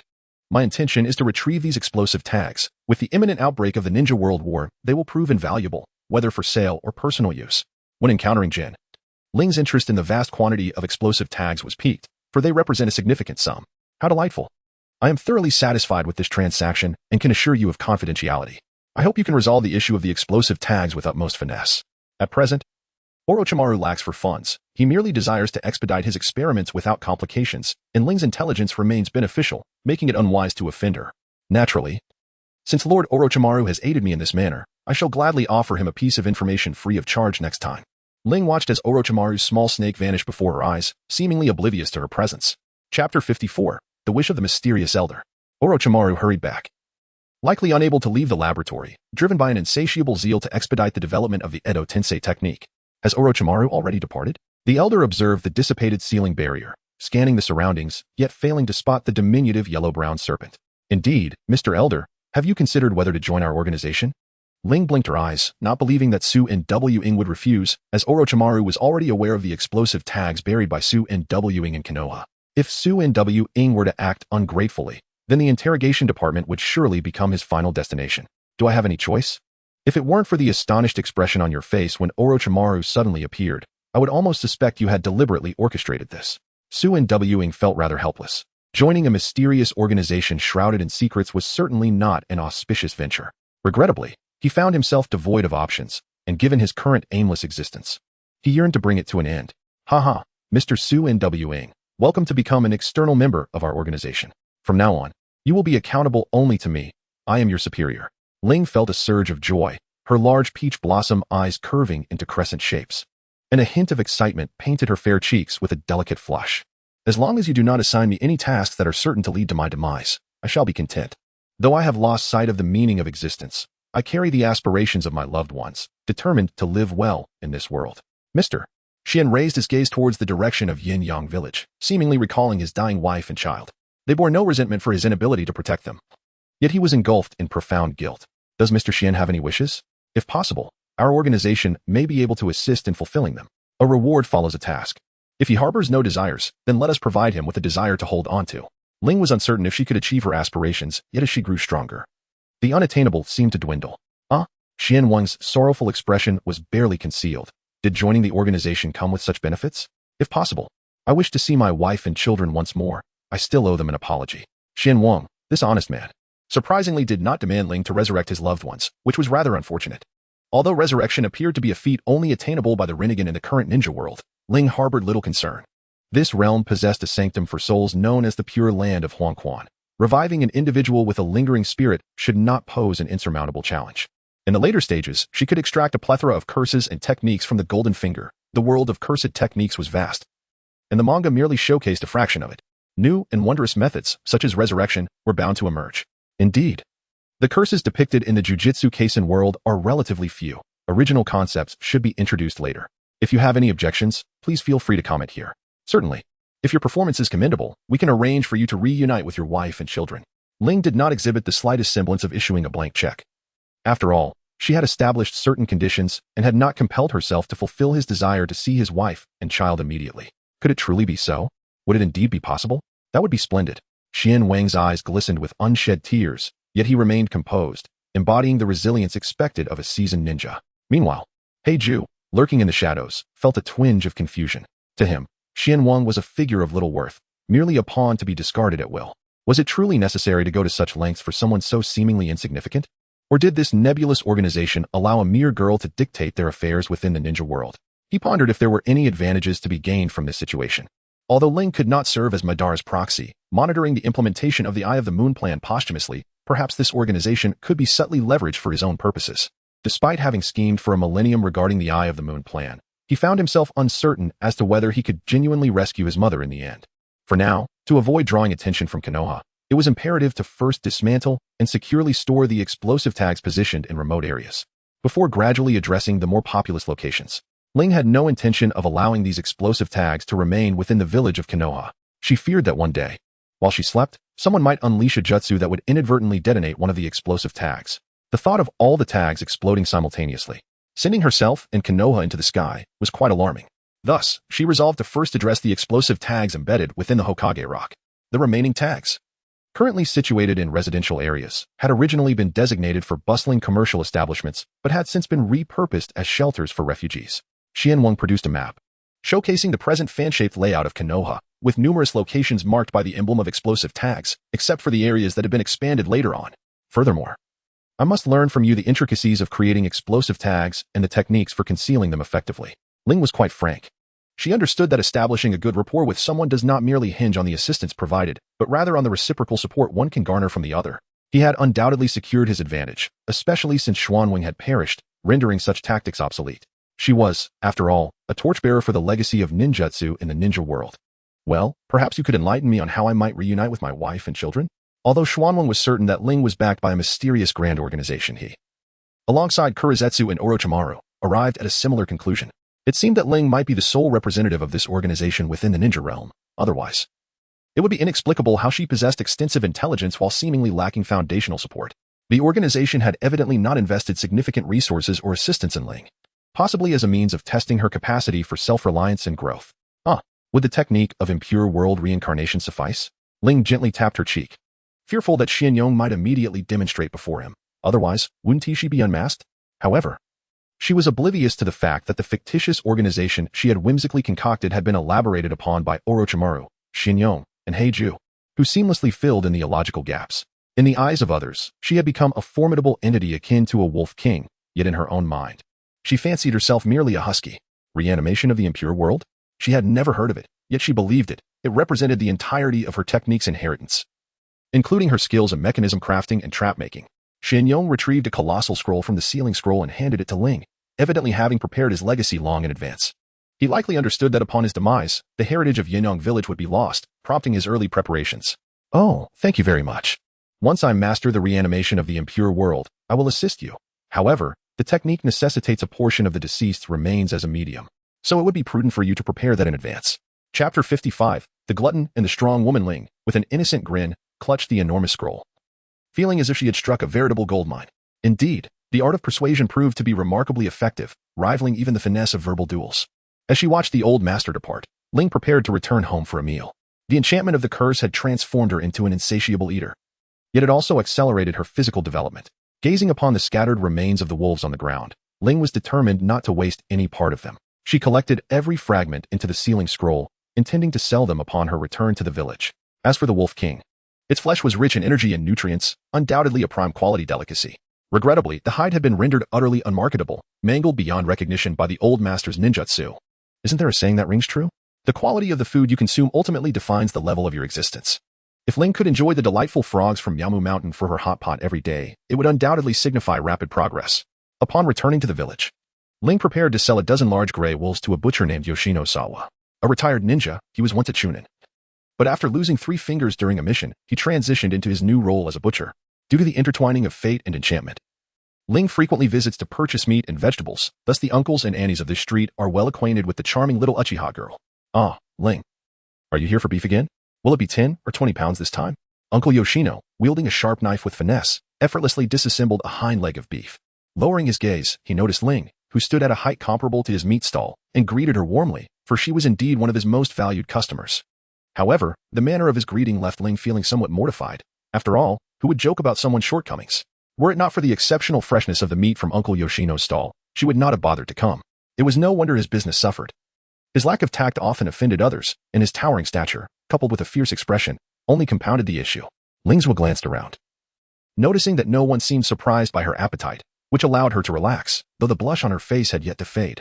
The combination of her cool demeanor and shyness drew the attention of passers-by. Hey, Uncle Yoshino, I'm not here to buy meat. Rather, I come bearing it. Today, I hunted a few wild wolves in the Death Forest. Would you care for some? Yoshino-zwa, feeling somewhat embarrassed, scratched the back of his head. He was aware of his flaws but found it difficult to amend them, thus relying on competitive pricing and quality to survive. Of course, I would like some. If you have a large quantity, I can inquire with other butchers to see if they are in need, he replied. In truth, Yoshino-zwa was a very warm-hearted individual. Otherwise, his shop would not have thrived for such an extended period while remaining profitable. Oh, I have quite a substantial amount. 15 wolves, each weighing over 300 pounds. Ling retrieved the sealed scroll, giving it a gentle shake to signify that everything was indeed contained within, ensuring its preservation was intact. The space within the scroll was entirely static, alleviating any concerns regarding spoilage. Furthermore, Ling had preemptively drained the blood from the wolf corpses, guaranteeing that they would not carry any unpleasant odor. Very well, please wait here for a moment. I shall call them over, she instructed. Yoshino then dashed towards the other butcher shops along the street. Although they were competitors, they were, in truth, comrades who were well acquainted. They had survived the Second Shinobi World War, yet each had retired for personal reasons. It must be said that Konoha, when not pressed to the brink, displayed a commendable humanity, refraining from allowing these disabled ninjas to bleed out their last drop. Ling then proceeded to unseal the scroll, extracting the lifeless forms of 15 great gray wolves and placing them before the meat stall, capturing the attention of nearby shops and passers-by. Ah, it's Ling. Another unfortunate beast has met its fate at your hands. What bad luck indeed. The first to arrive was a rather comical middle-aged man, his hair resembling a disheveled nest, with an unkempt appearance. Well, Uncle Human, your words sting me. To say that it's unfortunate for the beast to fall into my hands is quite the misinterpretation. It is, in fact, its fortunate destiny. Ling, let me make myself clear. If the meat you offer this time is still in a mushy state due to injuries, I shall not purchase it. Honestly, this is not a meatball stand. Why must it be ground to a pulp? The next individual to appear was an elderly man, a relic from the First World War, now in his 50s, yet remarkably vigorous. However, ever since Ling sold him a black bear without a thorough inspection, leading to the shocking discovery that half of the creature was reduced to a mushy state, merely encased in fur. He had taken to grumbling at her whenever they crossed paths. Old Uchiha, who was to blame for your lack of diligence in inspection? Had you been more careful, I would have compensated you for the price difference long ago. Ling had thrown aside the venerable old gentleman, and the mere recollection incited her ire. It was he who had propagated her reputation for extraordinary strength. Nowadays, whenever the name Uchiha Ling is mentioned in Konoha, the foremost reaction is an acknowledgement of her remarkable might, akin to that of Princess Tsunade. The second response is an observation of her prodigious appetite, being a veritable glutton, surpassing even Kushina Uzumaki, a notion disseminated by the petty-minded old lecher Jiraiya. Listen, when others are discussed, they are extolled for their genius and formidable power. Yet, when it comes to Uchiha Ling, there is nary a commendation for her strength or talent. Even praise for her beauty would suffice. Instead, she is relegated to the title of a gluttonous, strong-willed woman. In future conflicts with other ninja villages, as she carves out her own reputation, the intelligence departments will undoubtedly find amusement in the absurdity of it all. When she ventures beyond her village, encounters with her will not prompt the phrase encounter Uchiha Ling. Surrender unconditionally, but rather this is the strongest and most voracious Uchiha Ling of Konoha. Well, this time the wild game has been preserved intact, and the blood has been properly drained. Progress indeed. Ling. Among those examining the quarry is Uncle Aoki, once a distinguished Genin, who, after sustaining a debilitating injury to his knee, became a cripple and has since retired. 15 wild wolves, shall we each take 3? Let us agree to value them at 50,000 ryo each. Uncle Aoki, held in high esteem, speaks, and the other for express no dissent. Thus, Ling has fortuitously acquired 750,000 ryo, an enviable windfall. With her newfound wealth, Ling returned home, instructing her shadow clone to manage the carcass of the Wolf King, meticulously extracting the edible portions while reserving the remainder to feed her canine companion, Yuyo. Among today's spoils are the sealing technique scroll acquired from Orochimaru, alongside the summoning and reverse summoning techniques. Ling first unfurled the scroll of sealing techniques, and upon opening it, a radiant smile spread across her face, for it was remarkably comprehensive. From a series of lighting formations to the 4-symbol seal, and further to the 5-element seal along with corresponding single attribute seals, such as the fire sealing technique. Additionally, there were seals for banishment, soul binding, and elemental sealing, among others. Orochimaru had thoughtfully included his own analyses and annotations, along with some applications of sealing runes he had personally developed. Chapter 56, Paper Technique and Mass Production of Explosive Tags, also contained incomplete curse marks, likely remnants of Orochimaru's ongoing research. These sealing techniques were more than sufficient for Ling's needs. With diligent study, mastering the 4-symbol seal or the 5-element seal would enable her to attempt sealing even-tailed beasts. Moreover, another scroll detailed both summoning techniques and reverse summoning, presenting a thorough guide on selecting summoning beasts, forming contracts, and crafting summoning scrolls. It also encompassed the summoning of objects, such as explosive tags and weapons, thus alleviating the burden of carrying supplies in the future. In truth, Ling possessed a means akin to Orochimaru's, enabling her to summon whatever she desired at will. This was through the use of the toad from the Tin Shadow techniques, as its belly formed a space capable of storing resources and living beings. However, since Ling could not openly utilize such summoning techniques in Konoha, she found herself in a favorable position now, as she could attribute her summoning prowess to Orochimaru's teachings. During this period, Ling had successfully developed a new, merging the toad with a newer, which took the form of a frog adorned with angelic wings. Though its power was modest, its numbers were vast, and each newer could serve as a storage space, impervious to destruction. Consequently, all of Ling's assets, ninja tools, and scrolls were safely nestled within the bellies of the newer, providing her with a safeguard against theft. Ling intended to master the art of summoning during this period and subsequently seek the summoning contract of the Cat clan from the Uchiha clan, thereby cleansing the origins of her own summoning techniques. In the future, she could disguise her usage of the Ten Shadow techniques with summoning arts. And regarding the origins of these Shikagami, she could simply claim that she was fortunate enough to connect with these summoned beasts from the summoning realm through random summoning. Finally, Ling opened the comprehensive ninjutsu compendium of the Yin-Yang village, meticulously organized by Xian Wang, along with Xian Wang's mechanical techniques and trap arts. Despite being a small ninja village, Yin-Yang village possessed formidable strength, once even standing toe-to-toe with Konoha. Although it ultimately faded away, its legacy remained robust. The ninjutsu of Yin-Yang village primarily revolved around fire release and earth release, with some water release techniques as well. After all, playing with fire often leads to accidents, necessitating the use of water release to extinguish those flames. What set Yin-Yang village apart was its unique combination of these three elemental techniques with explosive tags, enhancing their potency. However, explosive tags were quite expensive, which raises the question of how a small ninja village managed to produce such a significant quantity of them. Indeed, Yin-Yang village had methods for mass-producing explosive tags, which provided the confidence to challenge Konoha in the past. It is well known that to create an explosive tag, one must first be proficient in sealing techniques and secondly, in fire release. With these two prerequisites met, and using specially crafted talisman paper, one could manufacture competent explosive tags. The sealing techniques were straightforward, requiring only basic knowledge, which Ling was capable of fulfilling. As for fire release, although she had only begun her training in elemental transformation, her abilities far exceeded the requirements for producing explosive tags. Lastly, regarding the talisman paper, the materials used for its production were similar to those for crafting various scrolls. They necessitated the use of energy-rich plants, either naturally infused with natural energy or artificially imbued with chakra through a special concoction that allowed the paper to retain a portion of chakra. Fortunately, the land of fire, particularly Konoha, was blessed with an abundance of plants rich in natural energy, not to mention trees abundant in chakra, thanks to the legendary Senju Hashirama and his wood-release techniques. However, Yin-Yang village faced two formidable challenges in mass-producing explosive tags. One was how to address the drawing of the explosive tags, and the other was how to produce sufficient talisman paper. Otherwise, the village would have to resort to painstakingly crafting each explosive tag individually. During the Second Great Ninja War, while resources were scarce, genius was not. The second-generation leaders of each village showcased their unique talents. Konoha's Senju Tobarama was a master of forbidden techniques, adept in flying thunder god, shadow clone jutsu, Edo tensei, and various explosive techniques.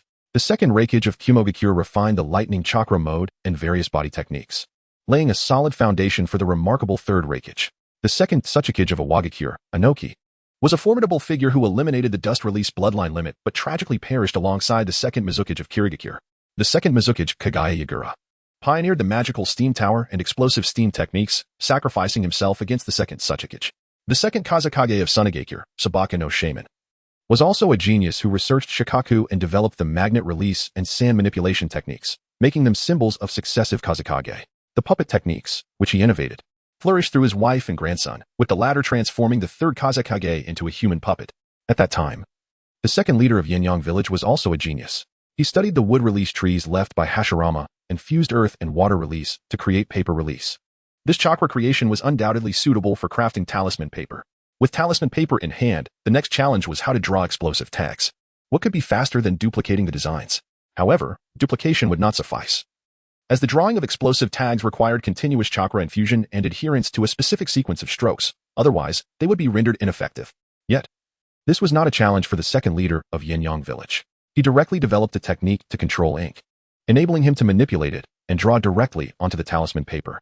While an individual had limitations in controlling the ink and could only produce several explosive tags at once, the speed was astonishing. Eventually, to produce a sufficient number of explosive tags in a short time to attack Konoha, the second leader overexerted himself and tragically passed away. What delighted Ling was not the fire, earth, and water release techniques interspersed with explosive tags, but rather the insights on the chakra fusion ratios and techniques related to paper release. Coupled with the ink manipulation techniques and the simplified method for drawing explosive tags, Ling found herself exceptionally fortunate. Though Ling's mastery of earth and water release had not yet reached its zenith, thus preventing her from achieving paper release, she made remarkable progress in elemental transformation, particularly with wind release, where she had grasped both the principles of entanglement and sharpness. Meanwhile, her water and fire release were progressing. Having comprehended the adhesive properties of water and the explosive nature of fire, currently, she was working on solidifying her earth release, though it remained incomplete. Her progress with lightning release was the slowest, merely scratching the surface of its paralyzing capabilities. As such, Ling understood that acquiring a second bloodline limit would require a considerable amount of time. Yet, even without paper release, the ink manipulation technique proved highly beneficial. By procuring talisman paper, she could also produce a substantial quantity of explosive tags. For the following week, Ling remained diligently occupied, studying sealing techniques, medical ninjutsu, and the arts of Yanyang Village, along with ink manipulation. She had also mastered the art of summoning, inscribing the summoning contract runes onto her Tianyu Yuzhan, allowing her to summon it akin to the 7 ninja swordsmen of the mist. There were few who could perform contract sealing in this world, alleviating her concerns about the Tiansha being sealed away temporarily. Having learned to draw explosive tags, Ling attempted to use her ink manipulation technique to create them. However, due to her lack of proficiency, she could only produce 3 explosive tags simultaneously. Fortunately, Ling had no worries regarding explosive tags, as Xian Wang had already communicated through coded messages, indicating that he had successfully dismantled and collected the explosive tags from the Hokage rock. Ling was somewhat agitated. After all, it was over 300,000 explosive tags. Although this was not as extravagant as Conan's 6 trillion tags, Ling had never experienced such wealth before. Many speculated that Conan's explosive tags were purchased, but to be frank, the number of individuals capable of crafting explosive tags in the ninja world is likely fewer than 10,000. It is worth noting that the total number of ninjas in the world is estimated to be under 200,000. During the Fourth Great Ninja War, the Allied shinobi forces comprised only around 80 to 90,000, having mobilized all available ninjas. To create explosive tags, one must possess a foundation in sealing techniques and mastery of the fire release element. Generally, this requires the proficiency of a chunin, and sealing techniques demand a certain talent. Some individuals simply cannot grasp them, let alone have the opportunity to learn. Thus, even if 1,000 ninjas capable of crafting explosive tags worked tirelessly without regard for chakra exhaustion, it would take over 300 years to produce 6 trillion tags. Tags created 3 centuries ago, would they still be viable today? Hence, it is evident that Conan's explosive tags were likely produced through her unique paper jutsu, in conjunction with mass production methods. Explosive tags have historically been a coveted commodity. During peacetime, a single tag could fetch up to 2,000 ryo, while during wartime, the price could soar to around 10,000 ryo. Now, with over 300,000 explosive tags in her possession, along with more than 700,000 tags still intact within the village, Ling was on the brink of the Third Great Ninja War. Even if she sold them at a bulk price of 6,000 ryo each, she would stand to earn over 60 billion ryo, equivalent to the bounty of 200 asumas. While the annual military budget of Konoha was merely 3 to 400 billion ryo, one could assert that by selling these explosive tags, Ling could amass wealth rivaling that of an entire village. Suddenly, her stature felt diminished. With wealth in hand, Ling no longer cherished her modest savings and promptly purchased numerous secret medicines to aid her cultivation. Xianwen truly proved to be a diligent and selfless benefactor, willingly entrusting such wealth into Ling's hands. Ling, of course, could not sell all the explosive tags, as many of the ninjutsu techniques in the Sunfire Village require them. Coupled with the art of concealing explosive tags, it is sufficient to elevate the power of ninjutsu to a new level, allowing for the unexpected elimination of some upper ninjas. Over the course of the following month, Ling was exceedingly busy, pushing herself and her shadow clones to the limit, yet she made significant progress. In the realm of medical ninjutsu, Ling had mastered the art of healing, the technique of extracting ailments, and the use of chakra surgical knives. She had thoroughly explored all medical knowledge available in the library, and now, even in the preparation of poisons and deadly toxins, she could rival the ordinary physicians of the Konoha hospital. The gap between her and Princess Tsunade likely lay in the nature transformation of yang release, as Ling had only just begun to grasp its intricacies. However, achieving such results within a month marked her as exceptionally talented. It could be said that no more than 10 medical ninjas in Konoha surpassed her. Though her accomplishments remained undisclosed, Ling had no intention of revealing them, lest she be thrust to the front lines as a medical ninja in the Third Shinobi World War, tending to the wounded daily. In sealing techniques, Ling had learned all the sealing arts recorded in scrolls, aside from the 4-symbol seal and the 4-purple flame formation. Having mastered the creation of sealing and contract scrolls, she could be regarded as an expert in sealing techniques, even qualifying as a class leader should she join a sealing class. In the domain of ninjutsu, Ling had proficiently mastered all the techniques she had acquired and even developed a compressed chakra sphere inspired by the Wolf King. She refrained from directly learning the Rasengan, as it was already pioneered by Minato Namikaze. While Ling had indeed learned the Rasengan, she preferred to create a superior version of her own. which could be launched directly with a larger diameter of over 30 centimeters, boasting even greater power. When Minato returned from his mission, a mere demonstration of her compressed chakra sphere would undoubtedly capture his attention, allowing her to either exchange or receive the Rasengan from him. This compressed Rasengan was notably more compatible with chakra properties. Unfortunately, due to time constraints, Ling could not develop further variations of her spheres. Yet the compressed Rasengan still possessed an A-rank difficulty and power. In terms of physical techniques, Ling had nearly replicated all the physical arts demonstrated by Might Dai and Rock Lee in the original work, and with her enhanced strength, she believed that aside from the Raikage and Tsunade, no one would dare to engage her in close combat. Regarding the Gale sword technique, she had yet to comprehend the so-called sword intent, and remained at the stage of mastering the nature transformation of wind release chakra. Nevertheless, her power had significantly increased, as she could effortlessly unleash wind blades extending 5 to 6 meters, each possessing strength comparable to C-rank ninjutsu. When combined with her swift heavy blade, she became a nightmare for anyone daring to challenge her in physical combat. In the realm of Jinjutsu, Ling merely constructed a more vivid illusionary mental world, and her Sharingan had advanced to the level of 2 Tomo. Her chakra reserves, bolstered by a month of secretive consumption of medicinal herbs and the meat of summoning beasts, alongside the effects of heavenly and binding techniques, were now comparable to that of elite upper ninjas. Her physical fitness had also been comprehensively enhanced. Relying solely on her physical strength, she could engage in close quarters with ordinary upper ninjas. Due to the advancement of her Sharingan, her cursed energy had multiplied several times over, and Ling estimated that her power was akin to that of a second-tier curse master. She had even innovated a technique that combined cursed energy with chakra perception, enabling her to sense the souls of those in her vicinity. Astonishingly, within a 100-meter radius, she detected 4 forces surveilling her, leaving Ling somewhat flabbergasted at her newfound significance. First, there were 2 individuals donned in animal masks and umbu vests. One concealed in a tree 80 meters away, likely utilizing a camouflage technique, presumably a member of the 3rd Hokage's faction. The other had hidden within the chimney of her home, employing an exceptional concealment technique that had evaded her chakra perception, undoubtedly an operative of Danzo. Lastly, beneath her dwelling was a small black snake, pulsating with chakra, surely dispatched by Orochimaru. Most distressingly, Ling discovered that there was a white Zetsu lurking in her bathroom, currently concealed beneath the toilet using the insect technique. At this moment, Ling can only express her frustration, for it is evident that the white Zetsu are nothing but a blend of foolishness and perversion. Why must they conceal themselves in such a wretched place as beneath the toilet in the restroom? Being under the surveillance of the white Zetsu signifies that she has unwittingly caught the attention of the black Zetsu and Uchiha Obito. Although she remains oblivious to the exact moment when the white Zetsu began their watch over her, she is acutely aware that the fictitious organization she previously conjured, along with the intelligence she divulged, has undoubtedly reached the ears of the black Zetsu and Uchiha Obito.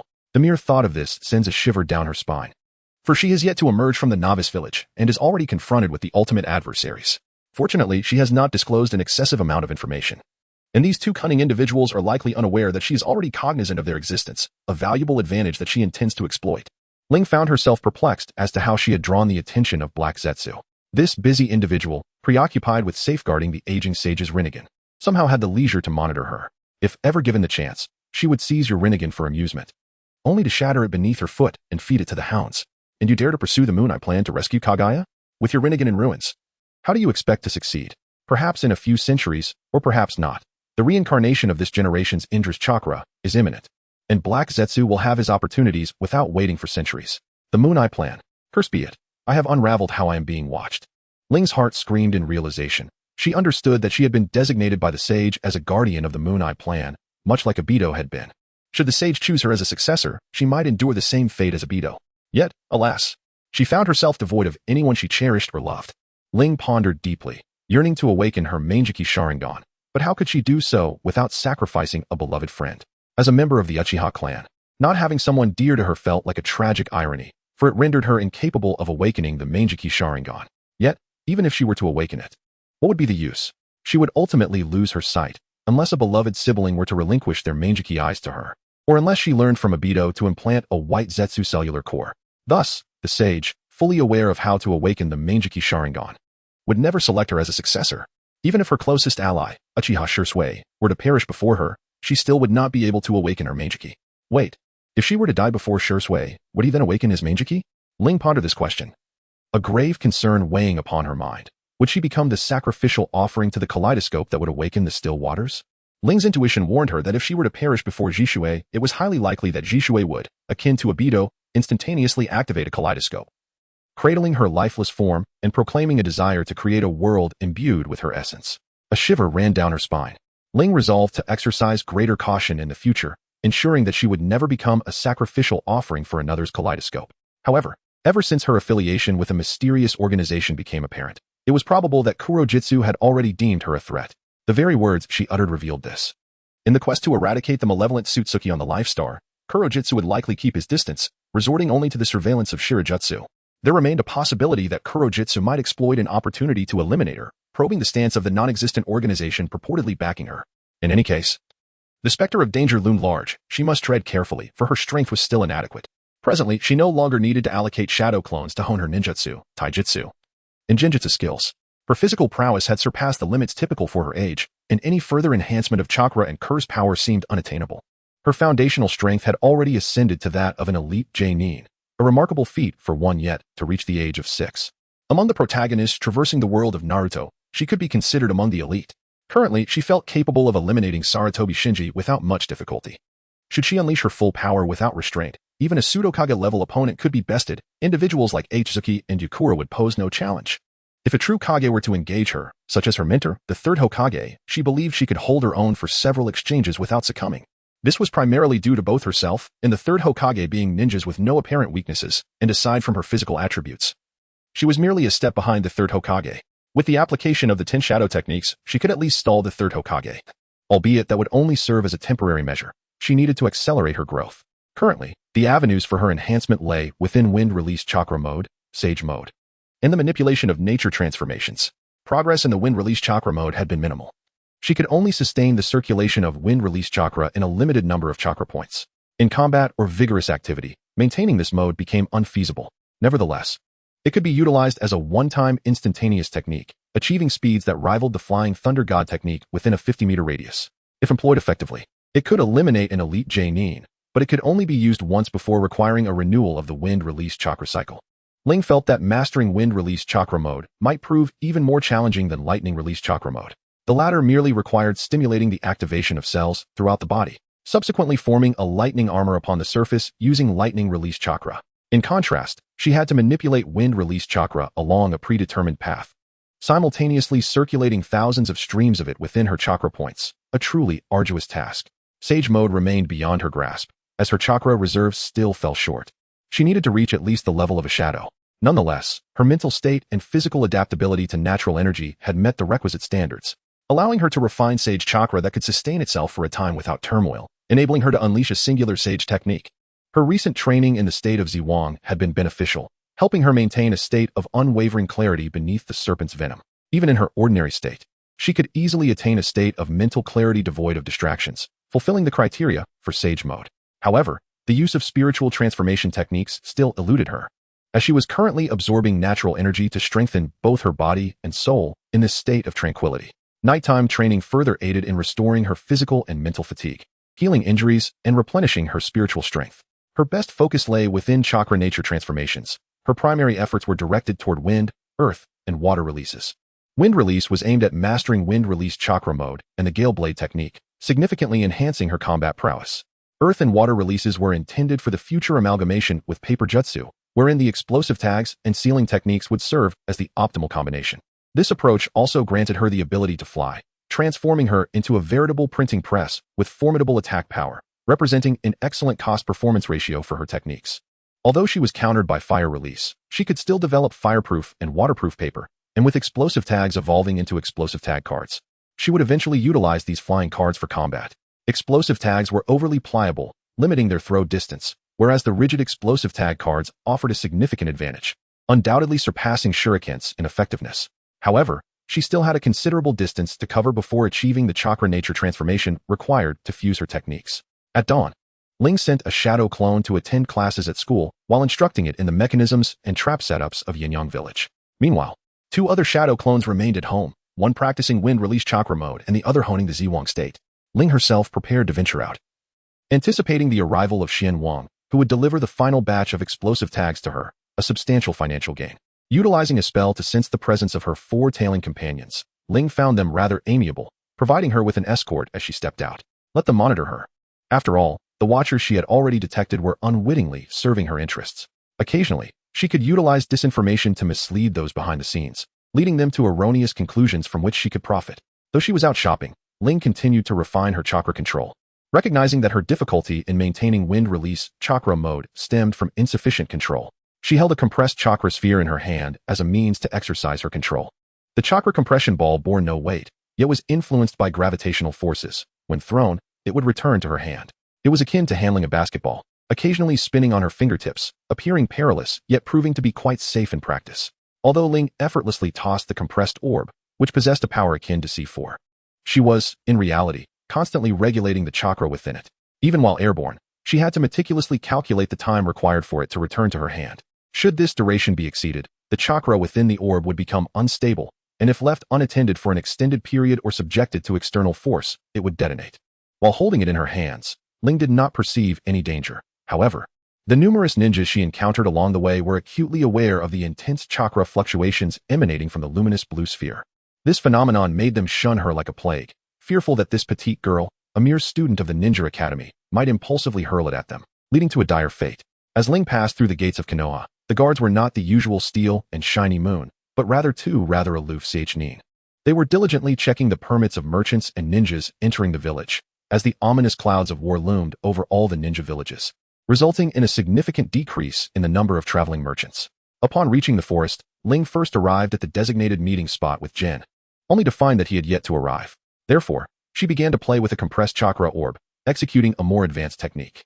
By employing a chakra surgical knife, she condensed a strand of chakra, connecting it to the orb. Then, she started playing with it like a yo-yo, reminiscing about her days as a fiery young warrior. Alas, time had passed, and she now found herself in the ninja world as a little girl.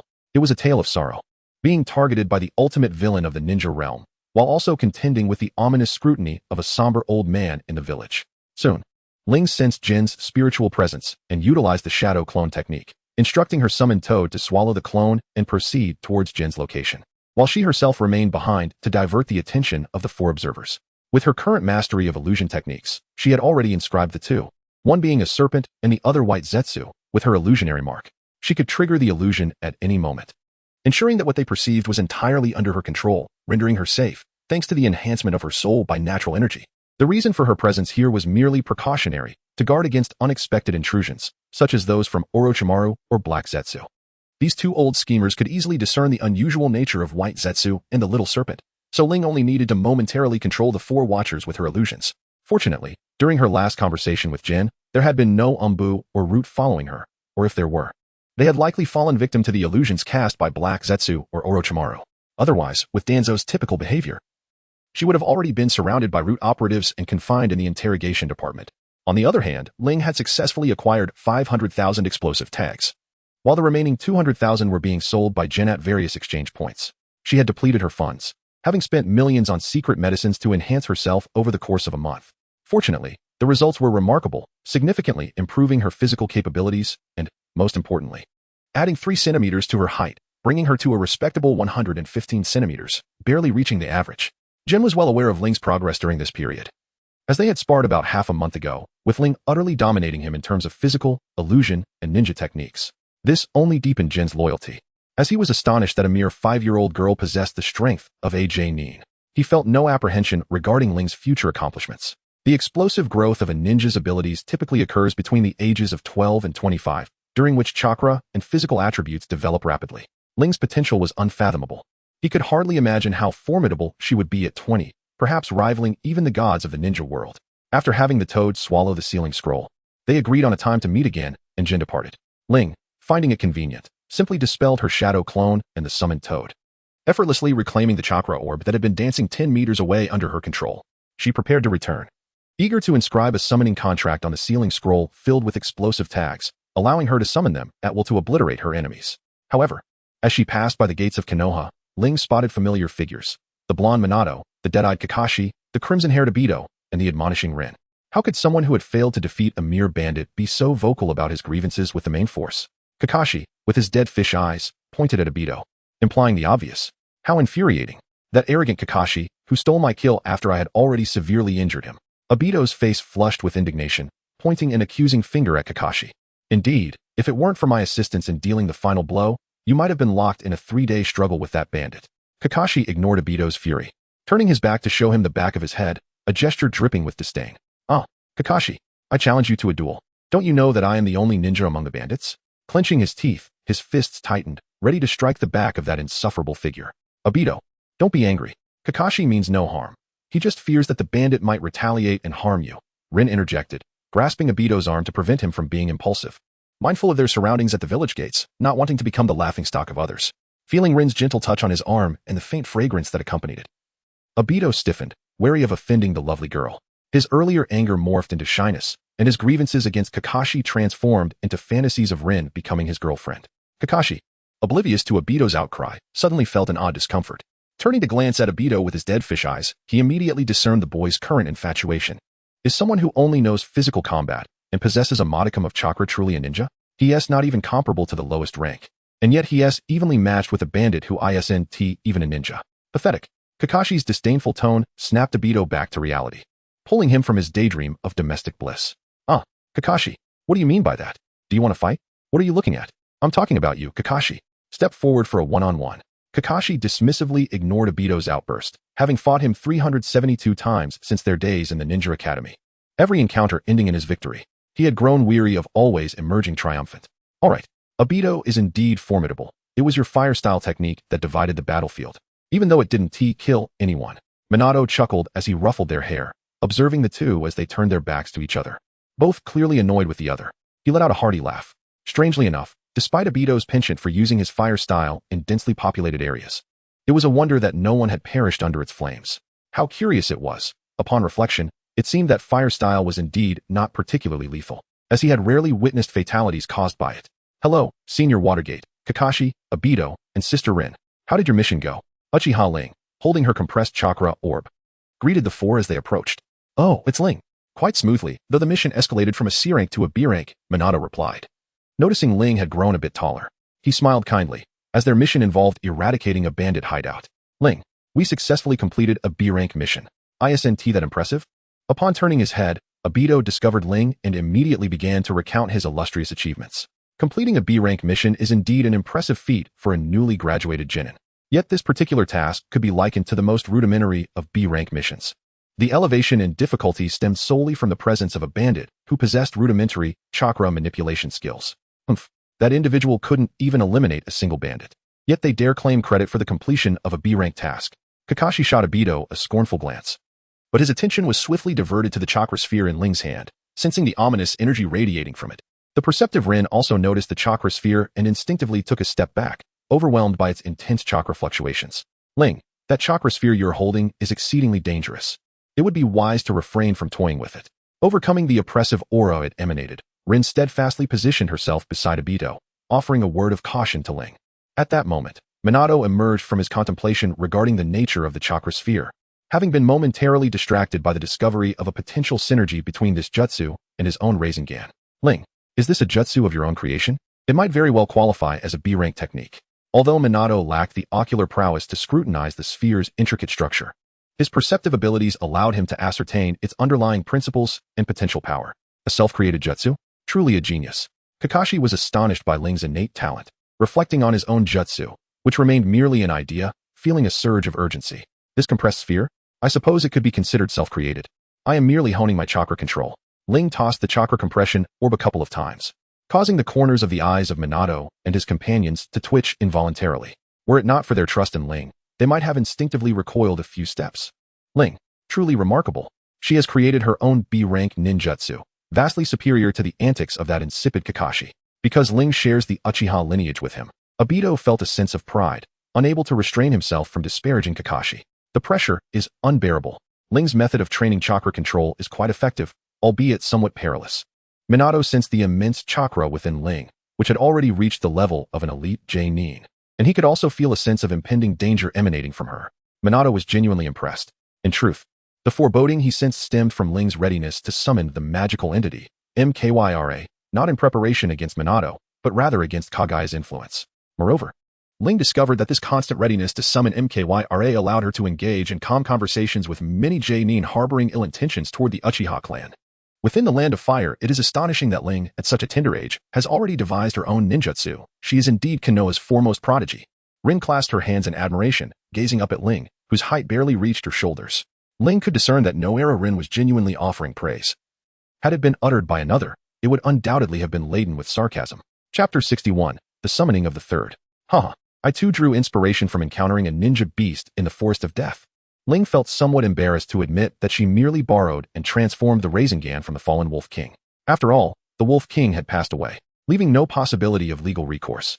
Ling contemplated whether she could induce erratic movements in the chakra, perhaps amplifying its potency. Minato was not one to hoard his knowledge. He readily shared the principles of his Rasengan with Ling. Kakashi and his companions, aware of the technique, looked on in astonishment. Surprised that their mentor would impart the Rasengan to Ling. I had merely heard whispers of a jutsu called Rasengan from Senior Minato, which compelled me to seek him out for a learning exchange. Ling's candidness and subtle cunning did not elicit disdain from the four, but rather, they found her to be an endearing and honest child. Very well, let us first submit our mission, and then gather at my home for a feast. It has been a month since my last return, and we should invite Jiraiya-sensei and Tsunade-senpai. Minato decisively agreed to Ling's proposal, recognizing the mutual benefits involved. Thus, the five of them set off towards the Hokage building. Along the way, several ninjas and civilians greeted Minato, attesting to his considerable popularity. Ling, too, was not without her admirers. Only a small faction of entrenched, narrow-minded individuals harbored disdain for her presence, though it had not escalated to the level of hatred. This was somewhat regrettable for Ling, as it limited her ability to foster a stable emotional support system. While she could have attempted to provoke them, doing so would ultimately betray her true intentions, so she opted against it. After all, she aspired to ascend the ranks of Hokage's inner circle and could not afford to tarnish her reputation, given her current abilities. It was imperative that she enhance her achievements and prestige during the Third Great Ninja War. By rescuing some leaf ninjas and antagonizing a few from neighboring villages, she could surely augment her emotional support reservoir. Upon entering the mission hall, Ling observed Minato submitting the mission and collecting the corresponding rewards. Although this was classified as a B-rank mission, the reward was equivalent to that of a C-rank task. The sole advantage lay in the opportunity to boost mission rank, as typically, a ninja's advancement required the completion of numerous tasks of varying ranks. During wartime, however, temporary promotions were possible. If one survived a mission corresponding to their newly acquired rank, it could be considered a legitimate elevation. Otherwise, if one perished, it would merely signify a posthumous acknowledgement. Lord Minato, Uchiha Ling, the Hokage requests your presence. An Umbu suddenly materialized, delivering a summons from the third Hokage, who was presumably already aware of their arrival in the mission hall. All right, I'll make arrangements for my subordinates first. Although Minato was uncertain of the third's intentions, it was undoubtedly related to the current state of the ninja world. Kakashi, Abido, and Rin, please inform Kushina and then go buy groceries. Ling and I will return shortly. Minato was determined to honor his promise of a gathering and wished to exchange culinary insights with Ling, anticipating fruitful discussions. Let us proceed, Ling. We must not keep the Hokage waiting. Minato led the way, with Ling following closely behind. Contemplating the reason for her teacher's summons and hoping it did not involve any perilous missions. Ascending the staircase, they soon arrived at the third Hokage's office, where voices engaged in debate could be heard from within, guarded by two Umbu at the entrance. Hokage-sama, the presence of Namake's Minato and Uchiha Ling has been announced. One Umbu reported, interrupting the clamor inside. Enter, came the weary voice of the third Hokage, and Ling sensed that this summons was unlikely to bode well. Upon entering the office, she beheld the quartet of Konoha's elderly and infirm leaders. Danzo cast a cold glance at Ling, snorting dismissively. Is Lord Danzo unwell? Please take care to rest. Konoha still requires your substantial roots to draw nourishment. Ling should not indulge this old fool. First, she taunts him, stirring his ire. Uchiha's little brat. Do not presume that becoming a disciple of a monkey grants you the liberty to belittle me, humph. Danzo naturally perceives the mockery in Ling's tone, a flicker of murderous intent crossing his gaze. However, upon catching the warning glance from the third Hokage, he chooses to shut his eyes, preferring ignorance over confrontation. Ling. After all, Danzo has contributed significantly to Konoha and deserves a measure of respect. The third Hokage admonishes Ling lightly, slightly restoring the dignity of his old comrade. Ah. Esteemed teacher, may I inquire about the purpose of summoning both myself and the esteemed Minato? Ling truly wished to avoid encountering the old curmudgeon, Danzo, in this place. Although he had just provided her with a stable source of emotional support, bringing her tantalizingly close to being able to participate in a lottery. Minato. You are well aware of the movements of Tsunade-kure, Awagakure, and Kumogakure during this period, are you not? The third Hokage inquired kindly, casting a serious glance toward Minato, who stood nearby. Ling was somewhat intrigued. He lacked any reliable sources of information and was oblivious to the current happenings within the ninja world. He was aware that Tsunade-kure was pursuing the Akatsuki member, Sasori, while Awagakure and Kumogakure were openly recruiting. Minato had just returned from a mission and possessed only a general understanding of the intelligence concerning the ninja realm. The third Hokage lifted his pipe. a flicker of flame igniting the tobacco as he took a deep draw, seemingly exhaling his weariness alongside the smoke. Sasori had assassinated the third Kazekage and, after being pursued, had entered the borders of the Land of Fire, his current whereabouts unknown. However, Iwagakure and Kumogakure Zanbu were still in hot pursuit. According to our intelligence, the Umbu from Iwagakure were disguised as those from Kumogakure, while the Umbu from Kumogakure were masquerading as Iwagakures. After consulting with the elders, we have resolved to have you lead the Umbu to either apprehend Sasori or expel him from our territory. The lengthy introduction from the third Hokage was ultimately aimed at addressing the ripple effect caused by Ling's betrayal of intelligence, all of which could be attributed to Orochimaru. Monkey, my stance remains that all intruders should be eradicated. Danzo opened his eyes, a fierce glint illuminating his solitary gaze, instilling fear in those present, yet none shrank back. Minato, do not heed Danzo's reckless words. We cannot ignite this powder keg. Tokiwa Kamachi. Indeed, Minato, Danzo has become somewhat extreme. We must exercise caution in this mission. Mizukage Minato. Cowards. Danzo closed his eyes, unwilling to witness the two timid individuals any longer. Indeed. I believe Lord Danzo is correct. His formidable roots surely have the power to vanquish the Umbu of all three villages. With a single remark, Ling ignited a fierce reaction from Danzo, causing him significant losses.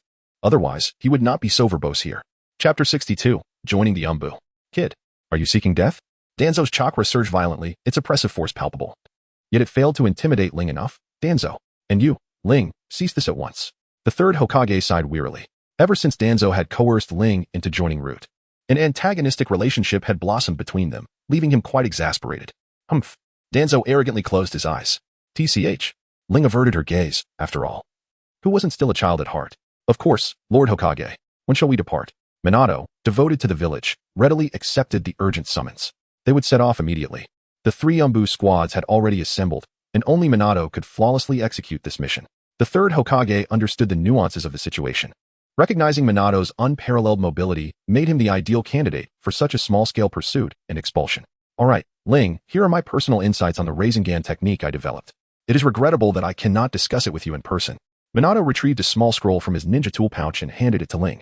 Upon receiving it, Ling utilized her summoning technique to conjure a scroll of her own and presented it to Minato. Senpai, this is my original structure for the compressed sphere ninjutsu. I hope it proves useful to you. Thus, the two openly exchanged ninjutsu techniques before the onlookers, capturing the attention of the elderly and infirm quartet. Third Hokage. An esteemed Hokage assistants. I shall take my leave now. Ling, please convey my regards to Kushina. Minato bypassed the door, secured the scroll Ling had given him, and swiftly departed towards the Umbu's base. Teacher, why have you called me here? Ling inquired once more to the third Hokage, who was currently puffing on his pipe. Logically, this should not concern her. Ling, your strength has now reached the level of a jonin, hasn't it? I intend to assign you to the Umbu. Sarutobi Hiruzen set down his pipe and gazed at his disciple, who at merely 5 years of age had already devised her own ninjutsu and taijutsu, her prowess rivaling that of elite jonin, with a look of perplexity.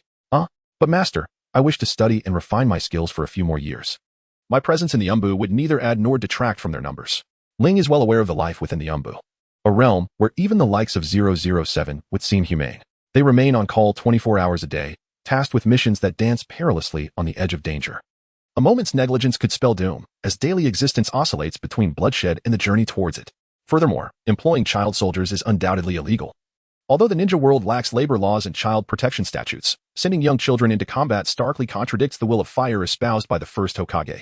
The third Hokage had anticipated Ling's inquiries, recognizing that while this disciple is exceptionally diligent, he also harbors a desire for a tranquil life. Much like the weary veterans who have grown tired of battle. Monkey, hand this little brat over to me for training en route. He won't dare defy his superiors as he does now. Danzo seizes the opportunity to undermine Sarutobi Hiruzen, genuinely wishing to recruit Ling into Root. It has been but 8 years since the Second Great Ninja War, and Konoha has yet to regain its vitality. The Umbu is in a state of disarray, lacking formidable shinobi to showcase. The third Hokage, appealing to emotion, speaks the truth. Apart from his son and daughter-in-law, there are no other elite jonin left, and even the number of jonin is scant. He believes Ling requires further honing. He understands that Ling has achieved his current level of prowess through solitary practice, but he is convinced that the rigors of the Umbu will elevate Ling's abilities to new heights. When the third Hokage can no longer employ force, he resorts to persuasion. With Danzo playing the role of the antagonist, it is evident that he cannot simply refuse, yet he must negotiate for some benefits, lest he be compelled to undertake tasks without recompense, which would prompt thoughts of defection. Sensei Sarutobi, I am amenable to joining the Umbu, but my skills in decisive and powerful jutsu are still lacking. Ling's eyes shimmered like water as she cautiously negotiated for benefits. However, both Saratobi Azashi and Danzo could discern her attempts at bargaining. A disciple does not require an abundance of S-rank ninjutsu for self-defense. 3 or 5 would suffice, after all. You wouldn't want your disciple to perish due to a lack of formidable techniques, would you? Ling, with her hands clasped behind her back and her head bowed, appeared to be making a rather modest request. Saratobi Azashi twitched at the corners of his mouth, taken aback by the outrageous demands of his junior disciple. He could hardly believe that she desired 3 or 5 S-rank ninjutsu. Yet, it was clear that if he did not acquiesce, Ling had no intention of joining the Umbu. And even if he did agree, she would likely approach the matter with a lackadaisical attitude. Ling, while it is true that Konoha possesses S-rank ninjutsu, the majority of them are perilous forbidden techniques, and the difficulty of mastering them is exceedingly high. Perhaps we could reduce the request to just 1. Saratobi Azashi felt a headache coming on, for most of the S-rank techniques in Konoha were bequeathed by the first and second Hokage. The first Hokage predominantly left behind techniques related to wood release, while the second Hokage's legacy consisted mainly of forbidden arts. What? Just 1? Surely I should have at least 1 for defense and 1 for offense.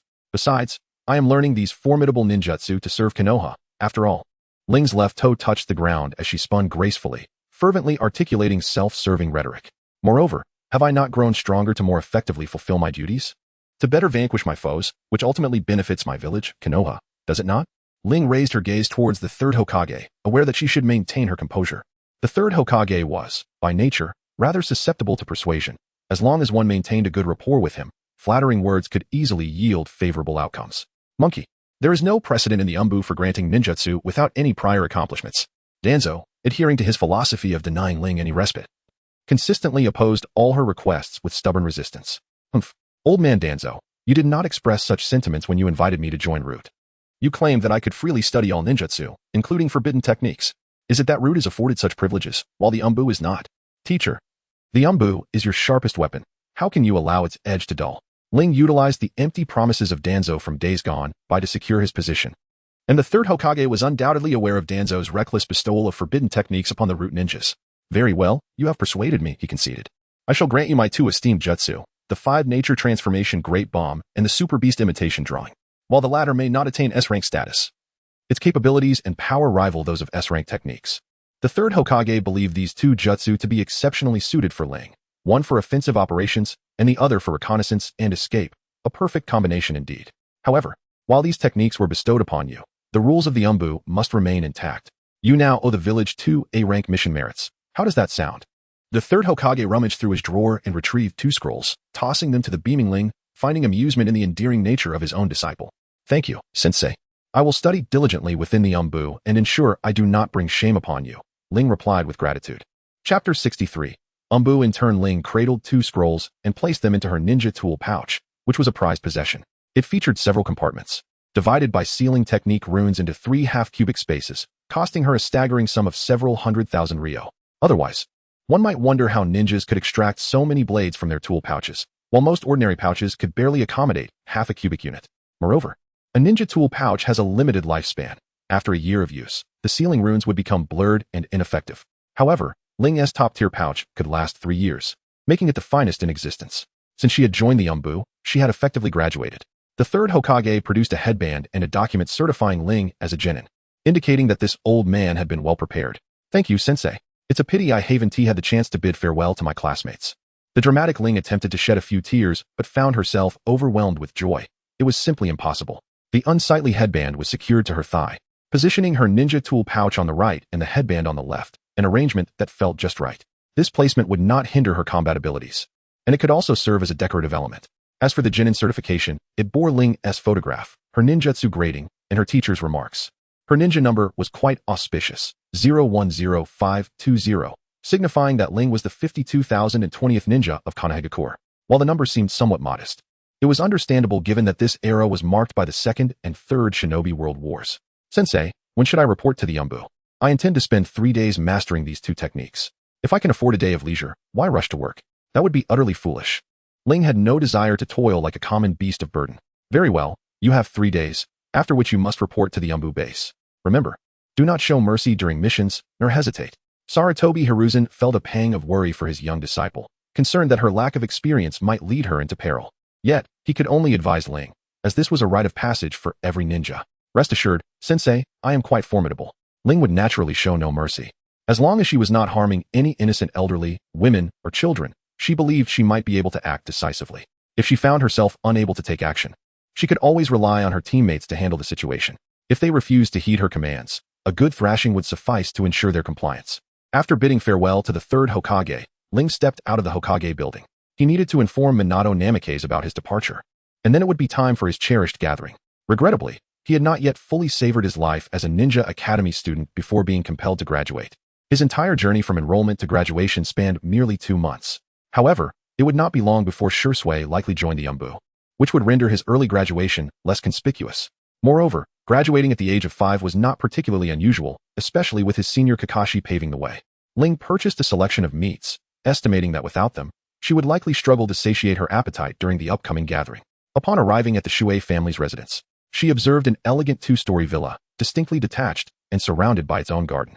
It was apparent that the young couple enjoyed a comfortable life, residing in a prime location within the heart of Konoha.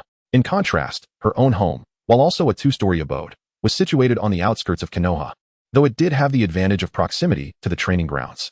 Ling knocked gently on the door, and soon the sound of light footsteps approached. It seemed to be Kushina. "Is that you, Ling? Has Minato not returned with you?" Uzumaki Kushina opened the door, only to find the petite figure of Ling holding a large bag of meat, looking around but failing to spot Minato's presence. "Sister Kushina, Minato-senpai has been assigned an urgent mission by the third Hokage. He asked me to convey his apologies to you." It is inconceivable that Ling could divulge the specifics of Watergate's mission, not even Kushina, for there are ears on the other side of the wall. And in the proximity of war, one must avoid espionage. It was during Kakashi's visit to Honor Rin that he inadvertently revealed Kushina's impending childbirth, which provided Tobi with the opportunity to strike, leading to the successful assassination of their mentor. The third Hokage is truly detestable. Just as Minato returned from a mission, he was assigned yet another task. Konoha is not devoid of capable individuals. If given the chance, I shall surely pluck his beard and admonish him to cease burdening Minato with such numerous assignments. Kushina brandished a spatula, having grown accustomed to the third Hokage's incessant tasking of Minato. Indeed, my teacher is rather unscrupulous."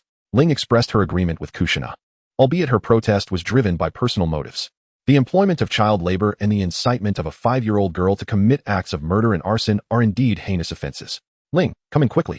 Kakashi Rin and Obito have gone grocery shopping. Is this the meat you purchased?" "So much." Kushina took out a slipper and urged Ling to change into it. Then she accepted the basket from Ling's hands and discovered it brimming with beef, which felt quite heavy, certainly around 20 pounds. "Haha, isn't it true that I enjoy meat? Purchasing more ensures I can satiate my appetite, especially since my appetite has increased recently." Ling, feeling a touch embarrassed, gently caressed her belly. She truly wished to dispel the notion of being a glutton. However, the discomfort of hunger left her with little choice but to acquiesce. Yet, the question remained, how were we to consume such an abundance of beef? Our home lacked the necessary equipment for grilling. Uzumaki Kushina was at a loss regarding how to manage this surplus of meat, as both barbecue and sukiyaki would not require such a quantity. "Let us indulge in hot pot instead. After all, I have brought all the essentials." The sealing scroll upon Ling's person contained an array of items related to the art of ninjutsu, alongside a complete set of culinary tools and a plethora of seasonings. This knowledge was acquired from none other than the formidable shinobi, Maru Hoshikage of Konohagakure. Historically, within military ranks, warriors of renown have emerged from the ranks of the fire-headed army and the medical corps. Among ninjas, the most powerful are also derived from the ranks of the lower ninjas. Presently, Ling finds herself in the remarkable position of serving both as a medical ninja and a cook, while still being classified as a lower ninja. Truly, it is a splendid confluence of talents, a testament to her innate prowess. "What is hot pot?" Kushina pondered, having never heard of such a dish before. Could it perhaps be the latest culinary trend in the ninja world? It resembles sukiyaki, albeit requiring a stir-fry base and prepared dipping sauces. "Leave it to me. I have everything necessary for its preparation." Ling took the apron from Kushina, donned it, and prepared to begin. She first created 3 shadow clones. The first clone was tasked with cutting the beef into suitable pieces and placing them in the refrigerator to freeze for a while, making it easier to slice thinly later. The second clone retrieved various spices and began to prepare the broth and dipping sauces. The third clone fetched a dual-flame hot pot stove and ignited the charcoal. The entire process flowed seamlessly, and soon all the ingredients were ready, while Ling and Kushina observed from the side. Chapter 64. The debut of hot pot. Is this hot pot? So many herbs can actually be used as seasoning. It smells delightful.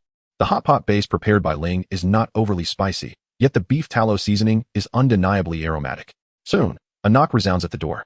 Since number 1 Ling has already sliced the beef into thin pieces, Jio Xian Nai is diligently preparing her dish, leaving Ling no choice but to answer the door. "Little junior sister, Is that you?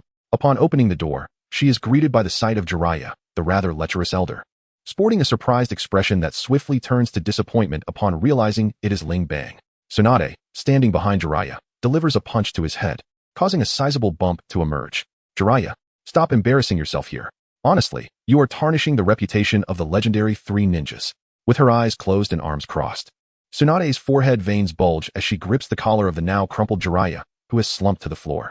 TCH, I wonder who has the title of the great fat sheep in the ninja world. Jiraiya mutters under his breath, clearly disgruntled that Tsunade has placed this blame squarely upon him.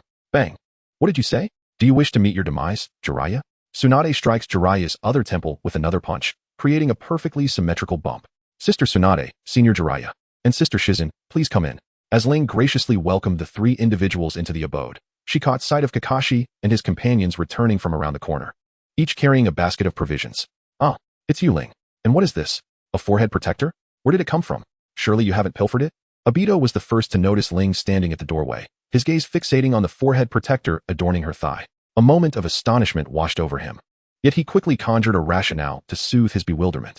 Obito, do refrain from such nonsense. It must be that Ling has graduated today, ascending to the rank of a genin, correct?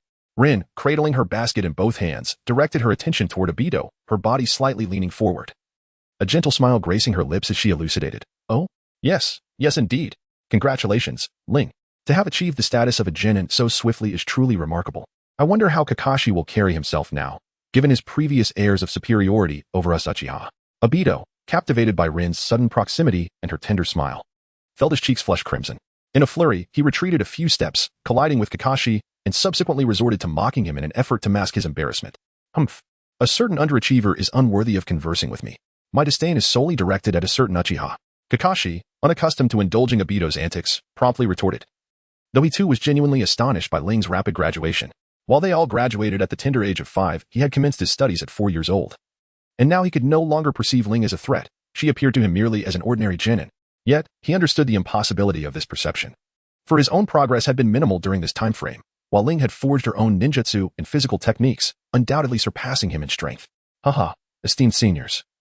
Please do come in. Sister Kushina has been awaiting your arrival for quite some time. Ling observed the harmonious relationship among the three. And although their interactions were often filled with playful bickering, she felt that Obito and Kakashi truly embodied love. Wow, what a delightful aroma. What has the teacher's wife prepared today? It is so fragrant that I feel I could savor a bowl of rice with this scent alone. As Obito stepped through the door, he inhaled deeply, seemingly attempting to draw the essence of the hot pot into his lungs. The scent of numerous medicinal herbs wafted through the air. Rin, now a commendable medical ninja, easily discerned the various herbs and their types, despite their mingled fragrances. Hey, little brat, I heard from Kushina that this is your culinary creation, called hot pot? Tsunade, seated on the sofa, also felt a pang of hunger, primarily due to the enticing aroma. Yes, and Tsunade, what do you think? Doesn't it smell wonderful? Once Aunt Kushina finishes her tasks, we can dive right in and enjoy it fresh and hot.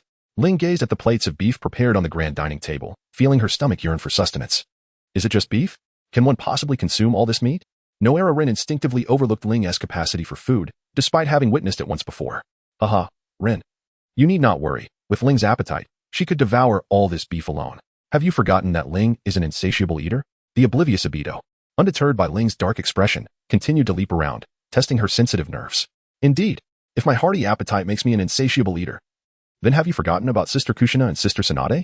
Ling directly dragged Kushina and Tsunade into the fray merely to demonstrate that her substantial appetite was perfectly normal and not an anomaly. All the while setting a trap for the foolish Obito. It was evident that the dim-witted Obito fell right into her ploy, utterly oblivious to Kakashi's sympathetic gaze and Rin tugging at his clothing in concern. Ha ha ha, you are a glutton, while Kushina-sensei and Tsunade Baba are mere lightweights. Obito laughed heartily, believing himself to be astute for concocting such a flawless explanation. Go to hell, that detestable Uchiha brat. Tsunade delivered a punch to Obito's head, and then Ling followed suit. Already dazed from Tsunade's blow, Obito, after Ling's strike, seemed to behold the visage of his benevolent great-grandmother. Obito, are you all right? Rin asked, worry etching her features as she vigorously shook his shoulders. Obito, with 2 large bumps atop his head, his eyes rolled back revealing only the whites, and his mouth hanging open like a fool, drooled as an unseen spirit floated above him. Kushina, having emerged from the kitchen with the intention of teaching Obito the importance of respecting elders, halted upon witnessing his pitiful state, fearing that another blow might send him to the spirit tablet. After a considerable time, Obito finally emerged from his stupor. Yet he appeared as though he had lost his memory, trapped in a dazed state. Obito, wake up. Have you forgotten us? Do you still recognize us? Ling seemed the most concerned for Obito, and her concern was genuine, unlike the superficial care a green tea bitch might show a mere backup. Did Rin know that Obito harbored feelings for her? Ling believed she did, yet alas, Rin currently idolized Kakashi. Rin, I'm fine, just a bit of a headache, ugh. It hurts, Obito exclaimed upon regaining consciousness, rubbing the bump on his head and instantly feeling a wave of discomfort radiate from his crown to the tip of his spine. Ling, why did you hit me? Do you have any idea how precious my intellect is? Can you afford to compensate for the damage? Obito, his fervor rising, pointed an accusatory finger at Ling, who reclined on the sofa as if nothing had transpired. That was merely to test Rin's concern for someone. But it seems Rin is most concerned for someone indeed. Ling playfully twirled her hair, her eyes wide as she spun tall tales, effortlessly leaving Obito in a bewildered state. Chapter 65, Kakashi's Challenge. Is it true? Rin, you're my greatest concern as well. Obito seemed to have an epiphany as he grasped Rin's hand. Gazing intently at her bashful demeanor, a foolish grin spreading across his face. Ling stood by, scoffing quietly. If it weren't for her assistance, Obito, the timid soul, would never have had the chance to hold Rin's hand in his lifetime. Enough of this. Let us prepare for our meal, as Kushina-sensei is nearly finished with the preparations. Rin cast a discreet glance at the indifferent Kakashi, feeling an inexplicable pang in her heart, though it quickly dissipated. All right, everyone, let us begin. Tsunade observed as Kushina brought forth an array of exquisite Japanese dishes, and she poured herself a cup of sake to share with Jiraiya. Ling had prepared everything early. She poured a glass of juice and then served a plate of beef, beginning to stretch her limbs. With an air of grace and remarkable swiftness, she commenced her meal. Ling, congratulations on becoming a genin. Did Lord Hokage summon you today specifically for your graduation? Rin raised her glass of juice and stood up, ready to celebrate Ling's new status as a genin, while Tsunade and Jiraiya expressed their astonishment, not expecting this young prodigy to attain such a rank so swiftly. Well, sort of. I had intended to study for 3 more years. Ling regretted her initial decision to spar with Uncle Dai, as it inadvertently exposed her capabilities.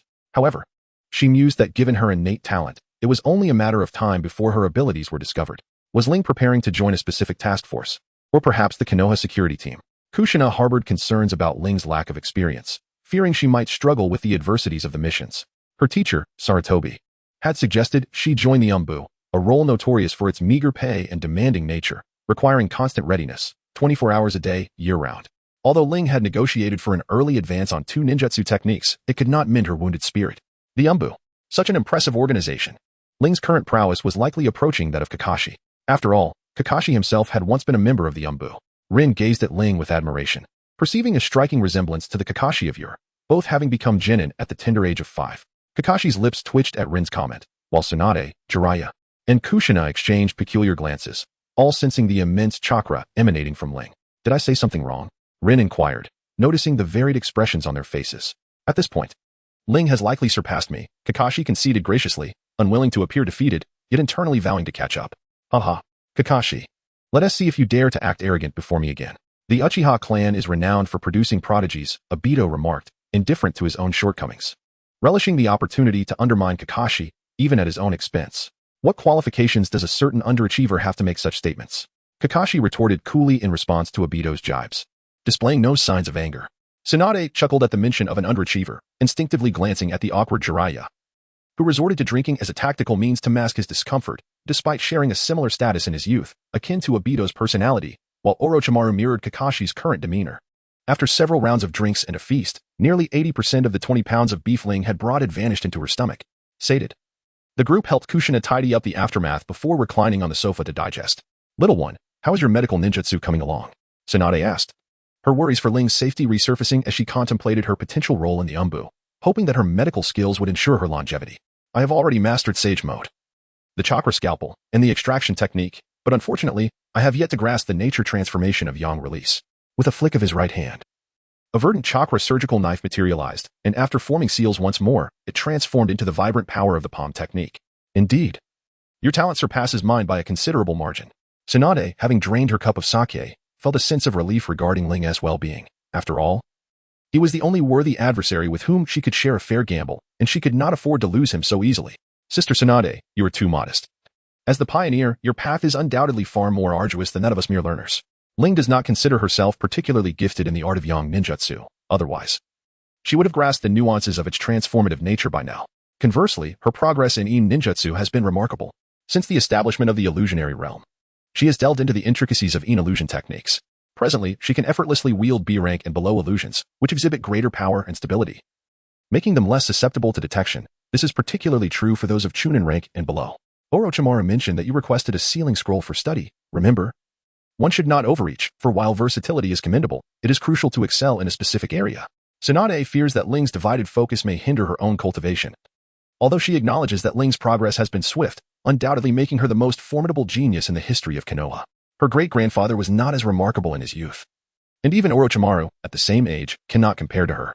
I understand. I shall pinpoint my areas of emphasis. Ling does not intend to alter her training regimen. At present, she sees potential for advancement in only 3 aspects. In other areas, she has reached an impasse, ultimately hindered by her youth. Having attained the limits appropriate for her age. May I engage in a spar with you? I wish to gauge the disparity between us, Kakashi stated, unusually stepping forward to challenge Ling, who was 3 years his junior, much to the astonishment of those present. Certainly, I too wish to spar with you, Kakashi-senpai. Shall we focus on taijutsu or kenjutsu? Ling had no intention of undermining Kakashi in the realm of ninjutsu. With her mastery of 5 elemental transformations coupled with the spiral compression technique, she could be considered at the elite jonin level. There were no restrictions. She merely sought to understand herself. Kakashi's tone was resolute. He required Ling to exert pressure upon him, thereby catalyzing his own growth, with Ling as his objective. Very well then, shall we proceed now? Ling had no objections. She likely understood Kakashi's intentions, having also strived towards him as a goal for some time. Now, let us proceed to the training ground. Kakashi rose, bid farewell to Kushina, and stepped through the door. I shall take my leave now. Thank you, Sister Kushina, for your hospitality. Farewell, Sister Tsunade, Uncle Jiraiya, and Senior Shizen. Ling stepped outside, following Kakashi towards the training ground. I shall also take a look, Kushina-sensei. I bid you farewell. How could Obito resist witnessing Kakashi's downfall? I must ensure to console him, allowing my charisma to sway him. So he no longer considers himself a mere underachiever. I will join as well. I harbor some concern. Yuhara Rin bowed in farewell and also exited. Chapter 66, The Swift Defeat of Kakashi. As Ling walked down the street, she observed Kakashi, who was immersed in his thoughts. Through the perception of his Sharingan, she discerned that Kakashi's current chakra levels were merely on par with a seasoned Nin, and his vitality was not particularly formidable. At the age of 9, Kakashi possessed only the White Fang swordsmanship and some proficiency in lightning release. His other abilities were consistent with the average Nin standard. Arriving at a training ground near the Forest of Death, Kakashi and Ling faced each other in combat. Ling wielded a blade of wind chakra, the Heavenly Feather Slash, while Kakashi held the White Fang short sword, with his lightning release chakra crackling ominously. He regarded Ling, who stood casually with a serious expression, unable to detect any flaws in her demeanor. I shall take on the role of the referee, declared Obito, stepping between the two. Both Ling and Kakashi had no objections to his involvement. Prepare. The battle commences. With Obito's declaration, he leaped to Rin's side, standing beside her as she anxiously watched Kakashi. A gentle breeze swept through, and in an instant, Ling vanished from sight, her speed astonishingly swift. Kakashi could barely glimpse a fleeting shadow beside him. Sensing a chilling presence at his neck, reacting instinctively, he raised the White Fang short sword to defend himself. Konoha's Gale Palm. The sound of Ling's attack arrived almost simultaneously beside Kakashi, who attempted to block with his blade but was swiftly swept aside by Ling's powerful kick. The immense force compelled Kakashi's arm to recoil involuntarily, the back of his sword pressing firmly against his shoulder. Before he was sent flying by a gust infused with wind chakra. Unable to find solid ground, Kakashi struggled to adjust his posture, bracing himself for a landing that would minimize damage. A searing pain coursed through his shoulder, despite having summoned chakra for defense. His hastiness and the impact from the blade rendered him momentarily numb. In midair, Kakashi caught a glimpse of Ling, who had effortlessly shattered the ground beneath him and vanished from sight. A sudden rush of air behind him alerted Kakashi to Ling's incredible speed, which had reached its peak before he even touched down. Just as Kakashi prepared to perform the body flicker technique, he found himself seized by the collar. A sharp blade poised threateningly at his throat. You have lost. Ling had not afforded Kakashi a moment to employ any strategic maneuvers, with sheer strength and velocity. He rendered Kakashi incapable of responding. There was no time for techniques such as Shadow Clone or the mental severance. It was a swift defeat. This outcome was hardly surprising. The speed and power Ling possessed would challenge even elite Jonin, let alone a mere elite Chunin like Kakashi. The one-sided attribute dominance was evident. Kakashi's ability to withstand the initial strike of the leaf scale was commendable, showcasing his muscle memory and combat instincts. Regrettably, faced with Ling's overwhelming prowess, he and his comrades, Obito and Rin, were momentarily dazed, as if confronted by a specter. I concede, but I wish for a rematch. Kakashi realized he had underestimated Ling. Despite knowing his formidable strength, he had neglected to activate his lightning release chakra in advance, which might have given him a fighting chance. This was too swift. I scarcely had time to comprehend it. Obito, without activating his Sharingan, could only perceive fleeting afterimages, just as Rin did, as Kakashi succumbed to defeat. Let us try again. You may prepare in advance. Ling returned to her original position, this time intending to allow Kakashi to take the initiative. Kakashi summoned his lightning chakra, activating his body through the secret technique of lightning release from the White Fang swordsmanship, thereby elevating his speed, strength, and reflexes to a new level. He formed hand seals, and after a cloud of smoke dissipated, he summoned 3 shadow clones. The 3 Kakashis advanced towards Ling in a formation akin to a trident, moving with remarkable swiftness. Fire style, Fireball Jutsu. Kakashi unleashed a fire-based technique to envelop himself in smoke, providing an advantageous cover. Beast Wave Palm. Without nearly any hand signs, Ling thrust her right palm forward, unleashing a fierce whirlwind that dispersed the fireball. The finesse of wind release displayed by Ling far surpasses Kakashi's mastery of fire release. Even when confronted with the constraints of fire, he effortlessly disperses the great fireball. Is it underground? Ling sensed an approaching chakra emanating from beneath the ground. Without a moment's hesitation, she unleashed a devastating stomp, shattering the earth within a 10-meter radius. The Kakashi hidden below, along with the 3 Kakashi before her, vanished in a cloud of smoke. In the aftermath of the smoke, several shuriken shot forth, angled cunningly towards the most vulnerable spots on Ling. Clang, clang, clang. With her weapon, the heavenly feather, she deftly unleashed a flurry of wind blades, deflecting the shuriken. Was there an ambush from behind? Ling turned calmly to face Kakashi, who suddenly appeared before her. The blue-white arcs of electricity danced along his short sword, slicing swiftly towards her. How is this possible? I can't move. Kakashi observed the sealing runes that had abruptly emerged on the ground, spreading over him and rendering him immobile.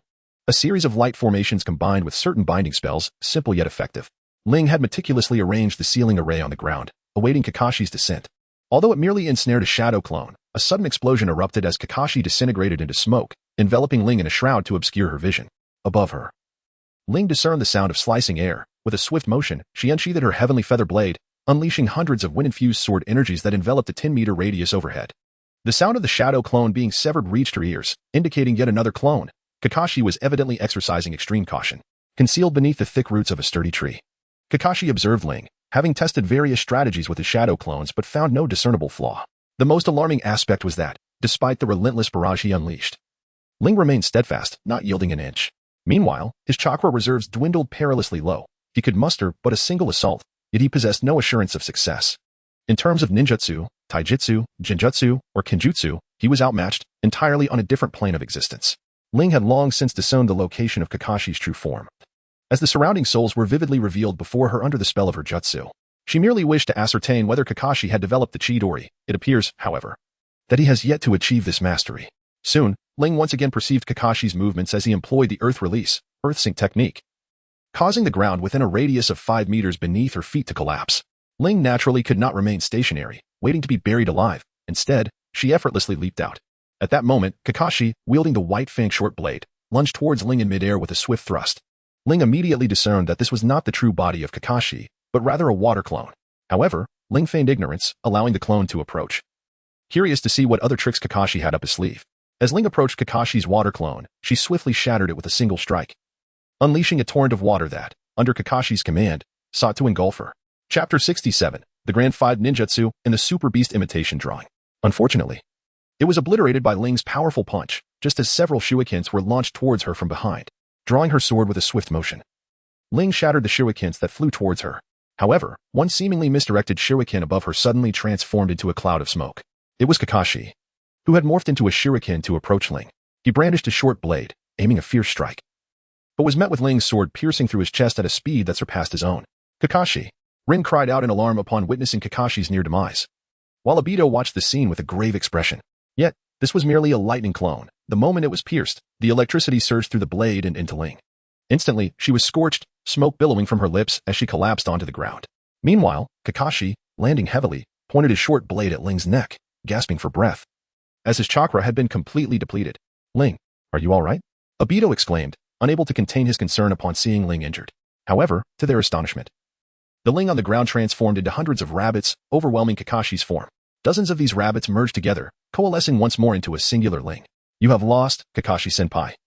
Ling said calmly, gazing at Kakashi, who was pinned to the ground by the multitude of rabbits, her victory not surprising her in the slightest. You have won. It appears that throughout our battle, I was contending with this entity formed by the gathering of rabbits. So, is the one before me your true self? Kakashi inquired, scrutinizing the seemingly flawless Ling before him, uncertain if she too was merely another clone. Ling did not respond to Kakashi's words. Instead, She pointed to a tree behind Obito and the others, where another Ling was seated, greeting her. So that was it, before the battle had even commenced. You had already executed a substitution with your clone. Ling hoisted the exhausted Kakashi upright, then shattered a cluster of shadows that vanished before Kakashi's eyes. Ling's true form approached alongside Obito and Rin. Kakashi, I ask you, do you concede? The Uchiha clan is indeed this formidable. Obito seized every opportunity to mock Kakashi, eager to repay the frustrations he had endured over the years. Haha, the strength of the Uchiha clan has little to do with a certain individual, Ling mused. For while she bore no Uchiha crest, others still recognized her lineage. Conversely, another who flaunted the Uchiha emblem was shunned by their own kin. Kakashi, rising without mercy, prodded at Obito's sensitive spots, confident in Obito's resilience, knowing he would not retaliate. Ling suppressed her urge to scoff. She deliberately refrained from wearing the Uchiha insignia to distance herself from her heritage, only to have her identity thrust into the limelight. Undoubtedly, there was a scheme at play within the Uchiha clan. That Uchiha, despite nearing his end, continued to ensnare her in their machinations, binding her to the Uchiha's chariot. During a recent gathering with Shisui, she had overheard tales of Uchiha children, emboldened by Shisui and Ling's renown, looking down upon the village's youth. The Konoha police force had adopted even stricter enforcement, proclaiming they would not allow the Uchiha's reputation to be tarnished and would ensure the clan's prestige was upheld.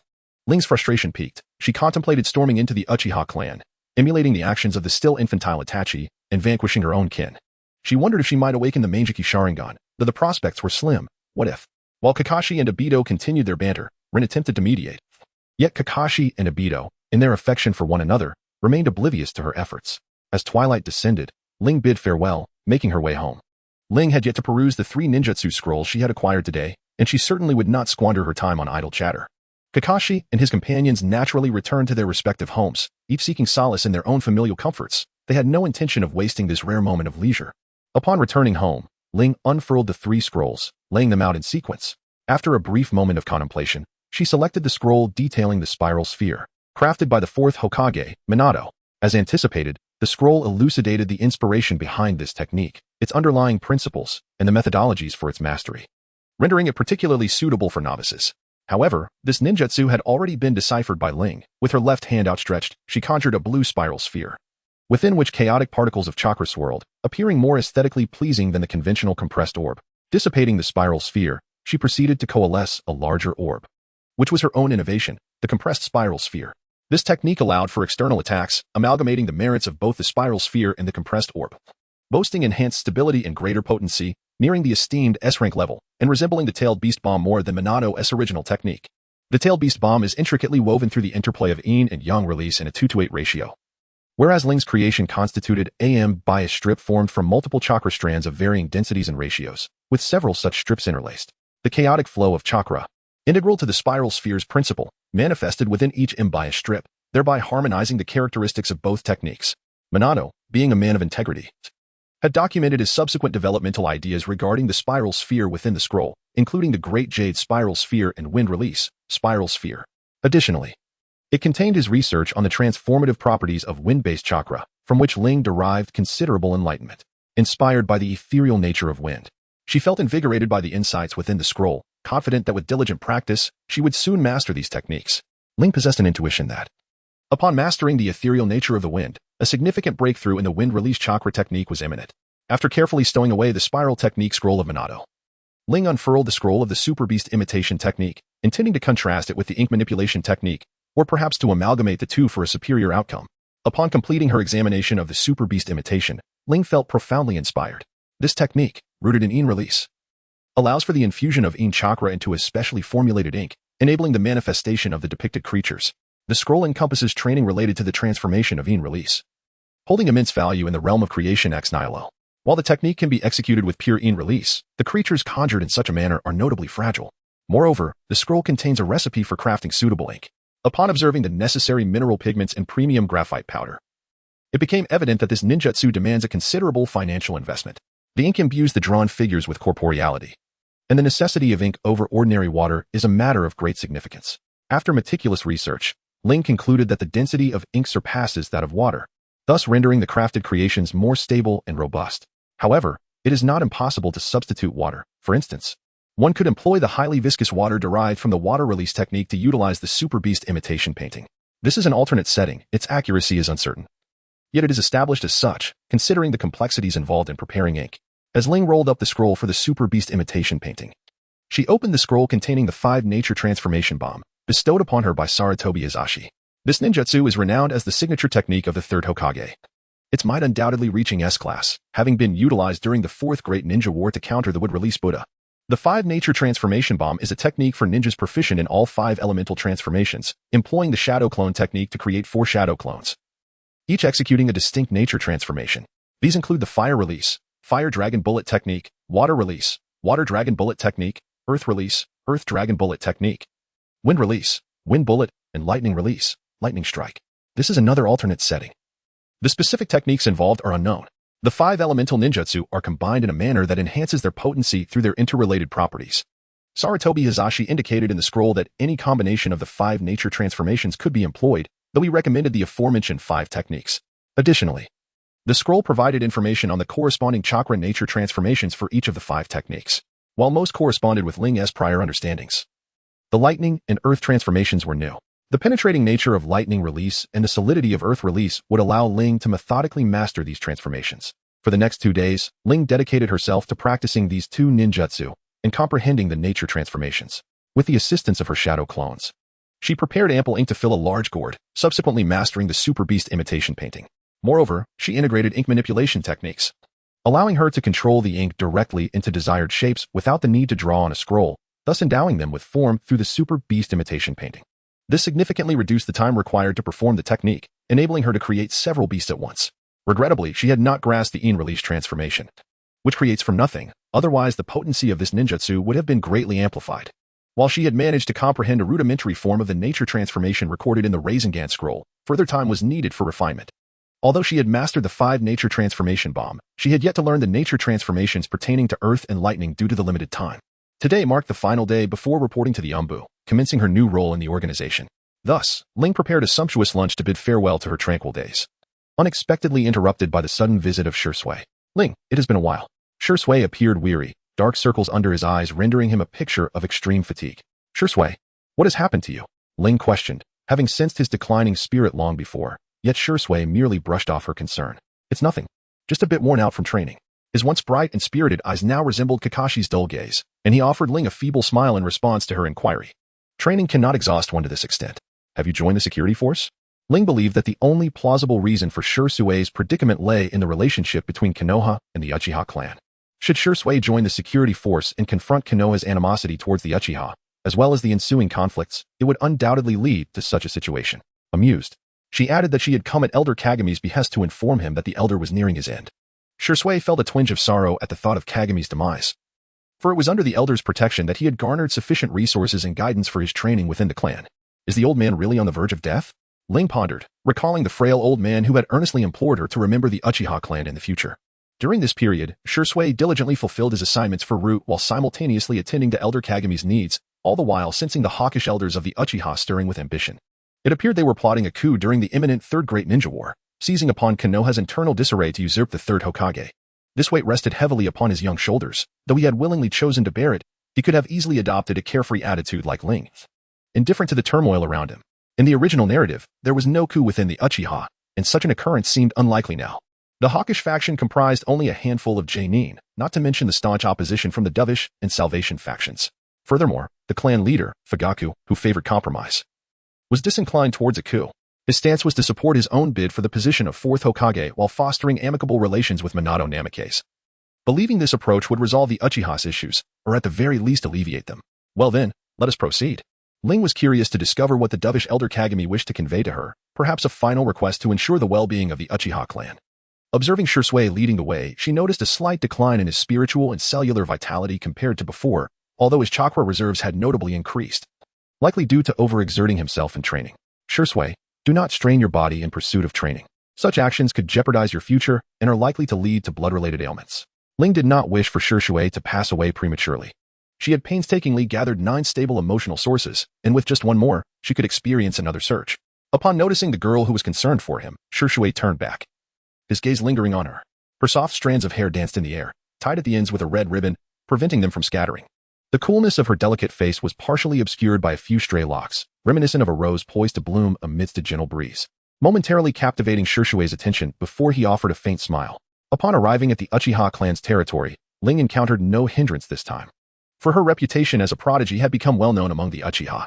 She made her way to Elder Heia's courtyard, where several elderly men clad in traditional Uchiha attire were gathered. At the forefront stood a man nearing 30, his gaze fierce and penetrating. Ling instantly recognized him as Uchiha Fugaku, the recently appointed clan leader. The group of 10 or so elders had divided into 3 clusters. Yet they all turned their attention toward Ling as she arrived. Their expressions varied. The cold and scrutinizing gazes belonged to the hawkish elders, led by Uchiha Shana, who had once followed Uchiha Madara. The elders of the dovish faction, led by Uchiha Hakadai, regarded Ling with an air of detached interest. Meanwhile, the kind-hearted group, albeit the smallest in number, comprised the Salvation faction elders, previously led by Uchiha Heia, now led by his younger brother, Uchiha Jaya. Please, step inside. My elder brother wishes to see you one last time, urged Elder Jaya, who, being a few years younger than Heia, spoke with a gentle demeanor, inviting Ling into the dwelling. It seemed they had already visited Heia, now waiting outside to bear witness to the passing of a pillar of the Uchiha, who had endured from the Warring States period to the present day. Ling said little more, merely nodding and greeting before entering Kanzuya's chamber. Contrary to the anticipated darkness and chill, the elder's room was as bright as day and as warm as spring. This was due to the numerous stoves and oil lamps placed within, yet even so, they could not bestow a hint of warmth upon a dying man. Is that you? Ling? You have finally arrived, came a voice, raspy and weak, as if it emanated from the depths of the throat. It is I. What is it that Elder Kanzuya requires of me? Ling knelt gracefully upon the tatami mat, exuding an air of tranquility, reminiscent of a well-mannered noble lady. Chapter 69, Uchiha Chiri. I feel my end approaching, yet the Uchiha clan remains a source of concern for me. Kaio's tone bore no hint of nostalgia, but rather an ineffable sense of regret. You need not speak. My time is limited. Allow me to finish. Currently, a faction within the Uchiha clan has emerged, supporting your ascension as Hokage. Should you encounter difficulties in the future, you may seek the assistance of my brother, Masashi. I have meticulously arranged everything. Should you step onto the battlefield, 3 elite jonin will accompany and protect you. As you join the Umbu, exercise utmost caution. Ling never anticipated that the seemingly benevolent group of elders would actually support her. It was utterly absurd, an outrageous reality indeed. The hawkish faction, though fervent, lacked the strength to unify the voices within the clan and thus could not accomplish significant goals. Conversely, the dovish faction was feeble and posed no threat. Should you wish to reclaim the Uchiha clan in the future, it suffices to eliminate Shana and quell any dissent. Ling was at a loss for words, as if one were not originally a proponent of retreat. Fuyue, in his indecisiveness, could easily be compelled to relinquish his position if one were to consolidate the majority of voices against him. You must ensure that Uchiha survives. Before he could finish his sentence, his voice abruptly ceased. Ling immediately tested for breath and employed medical ninjutsu to ascertain Heia's physical condition. The numerous elders outside, hearing the commotion, entered, bowing their heads to gaze upon the deceased Heia. The tranquil young dun chakra of Ling resembles a mud ox sinking into the sea, utterly ineffective. For Heia's body has been drained of all vitality, and the last flicker of life has faded away. Ling, has Elder Heia departed? Shisui approached Ling, his voice trembling slightly as he spoke. May you find solace in the passage of time. Elder Heia has departed in peace. Ling rose to her feet and, alongside the others, observed a moment of solemn silence. The subsequent arrangements would be handled by others, leaving her free from concern. Ling felt somewhat dazed at that moment, primarily due to the overwhelming amount of information conveyed by Elder Yi. She had never anticipated that she would have supporters. Ling, please come with me. A distinguished individual wishes to meet you, he urged. He had long been prepared for the death of his elder brother. In the past, he had accompanied Elder Yi in quelling the rebellion of the Uchiha clan, ultimately sustaining grave injuries. To have survived until this day was indeed a stroke of fate for him. Although the elder faction of the Uchiha clan's rescue party consisted of merely 3 members, making it the weakest among the 3 factions, they often found common ground with the Dove faction. Following the 3 elders, they arrived at a courtyard adorned with blooming cherry blossoms. The garden was rich with various flowers and plants, and a ceiling barrier regulating the courtyard's temperature safeguarded this delightful scene. It was a picturesque setting, with blossoms in full bloom and butterflies dancing about, distinctly different from the typical style of the Uchiha clan. Ling gazed curiously at everything in the courtyard, her intrigue piqued by the identity of the Uchiha clan. Who could possess such an exquisite space? Little one, are you fascinated by the arrangement here? Haha, how delightful. You are as adorable as Tsuzuri was in her youth. As Ling observed the delicate petals falling from the grand cherry blossom tree, a flurry of blossoms converged, transforming into a graceful young woman clad in cherry-hued robes. Her kind gaze fixed upon Ling. Her violet tresses swayed gently in the breeze, adorned with scattered cherry blossoms. Lady Tsuzuri. 3 respectful voices spoke in unison nearby, belonging to the 3 elders of the Uchiha clan. Uchiha Tsuzuri. Ling's pupils constricted, as if witnessing something utterly astonishing. The fact that Uchiha Tsuzuri was alive did not surprise her, but the realization of her youthful appearance was nothing short of terrifying, an impossibility. for she had noticed no signs of the sealing mark upon Tsuzuri's forehead. Little one, it seems you recognize me? Yet, you appear quite taken aback by my current visage. Uchiha Tsuzuri approached from beneath the tree, her eyes glinting with a playful teasing, yet retaining a warmth and kindness, accompanied by a subtle hint of affection and tenderness. Is this one of the techniques of your kaleidoscope eye? Though your appearance suggests youth and vitality, the flame of life within you does not burn with great intensity. Ling utilized her curse power perception technique to detect that Uchiha Chiri's life force resembled that of an elderly individual, discounting the possibility of a hidden seal. It could only be attributed to the ocular techniques of the Manjiki Sharingan. Oh, Ling is aware of the Manjiki Sharingan. She even recognizes it as an ocular technique. Uchiha Chiri glanced at the nearby individuals, but all three shook their heads, indicating that Ling did not acquire this information from them. How intriguing. From where did this little one gather such intelligence? Might you enlighten me? Uchiha Chiri bent down, casually plucking a cherry blossom petal from above Ling's head. His eyes filled with curiosity as he observed her, yet he refrained from pressuring her for answers. It is a comprehensive scroll left by my father that documented the details of the Manjiki Sharingan. Ling did not speak falsehoods. Indeed, Yagyu Ichiman left behind a comprehensive record detailing the formidable prowess of Uchiha Madara's Manjiki Sharingan, likely chronicled by the ancestors of the Yagyu clan, presumably bequeathed by Ling's grandfather. Is that so? The young one must be wondering why I sought your presence. Uchiha Chiri took Ling's hand and led her to kneel upon two tatami mats beneath the cherry blossom tree, observing her with keen interest. Not particularly curious. Ling was well aware of Uchiha Chiri's intention to tease her, thus she suppressed her curiosity and feigned indifference, planning to turn the tables on the person she felt a close affinity with. Oh, aren't you curious about my ocular technique and how it has enabled me to survive in such a manner until now? Uchiha Chiri, having discerned Ling's subtle thoughts, found her utterly adorable and continued to playfully provoke her. Not curious at all. Ling was undoubtedly intrigued by the other ocular technique possessed by Uchiha Izumi, which she knew to be Izanami, an ultimate eye technique capable of ensnaring foes without reliance on the five senses. This technique allows one to manipulate the fate of their adversaries, compelling them to endure a cycle within a predetermined destiny until they come to accept their fate and sincerely repent, thereby releasing them, a concept akin to the divine intervention of Kotoeme Tsukumi. Originally one of Uchiha Izumi's Manjiki Sharingan techniques, it had been simplified through her research, enabling its use with the standard 3-tomo Sharingan, albeit at the cost of one eye succumbing to blindness, much like Izanagi. Nevertheless, Uchiha Izumi, when utilizing this ocular power, would not face such a fate. Should she desire, she could impose her will upon the entirety of Konoha's higher echelons, dictating their destinies. At present, it appears that aside from Izanami, Uchiha Izumi possesses another ocular technique, presumably akin to the effects of a shadow sealing. Is that so? Are you not curious about the nature of our relationship? Little one, are you not curious? A mischievous smile danced upon Uchiha Izumi's lips, her gaze brimming with affection, eager to witness how this little girl would further resist. No, very curious. Ling's pupils widened slightly, but upon noticing Uchiha Chiri's teasing smile, she immediately turned her head away, blushing and refusing to engage. Yet, her mind was occupied with the implications of that statement, pondering the nature of her relationship with Uchiha Chiri. If there existed a connection, it was most likely one of kinship. Chapter 70. Uchiha Chiri is my great-grandmother. Her mother was merely an ordinary Uchiha, lacking any ninja talent, and there seemed to be no recollections of her maternal grandparents. They had never surfaced in her memories. It was likely they had perished, leaving her to wonder what bond Uchiha Chiri shared with her mother. The possibility of a close friendship was swiftly dismissed. Though Uchiha Chiri appeared to be in her 20s, Ling understood that she was likely over 60.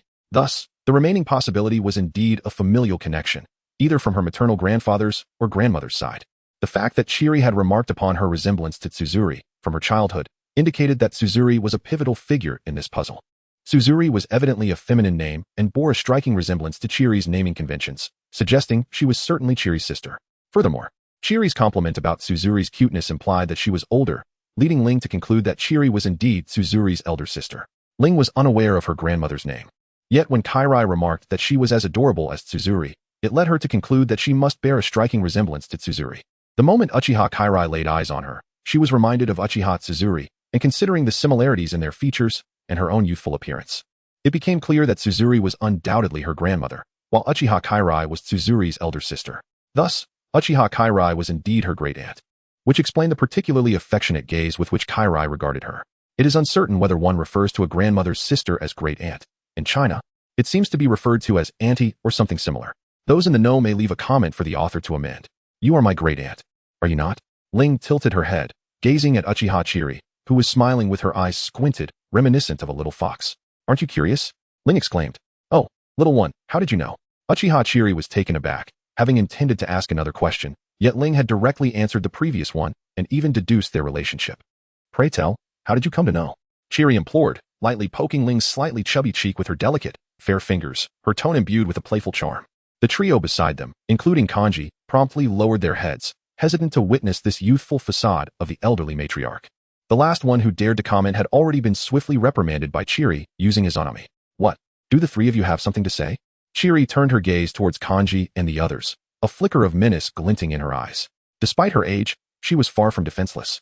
It would be effortless for her to confront the three elders, each possessing only the strength of a Nin.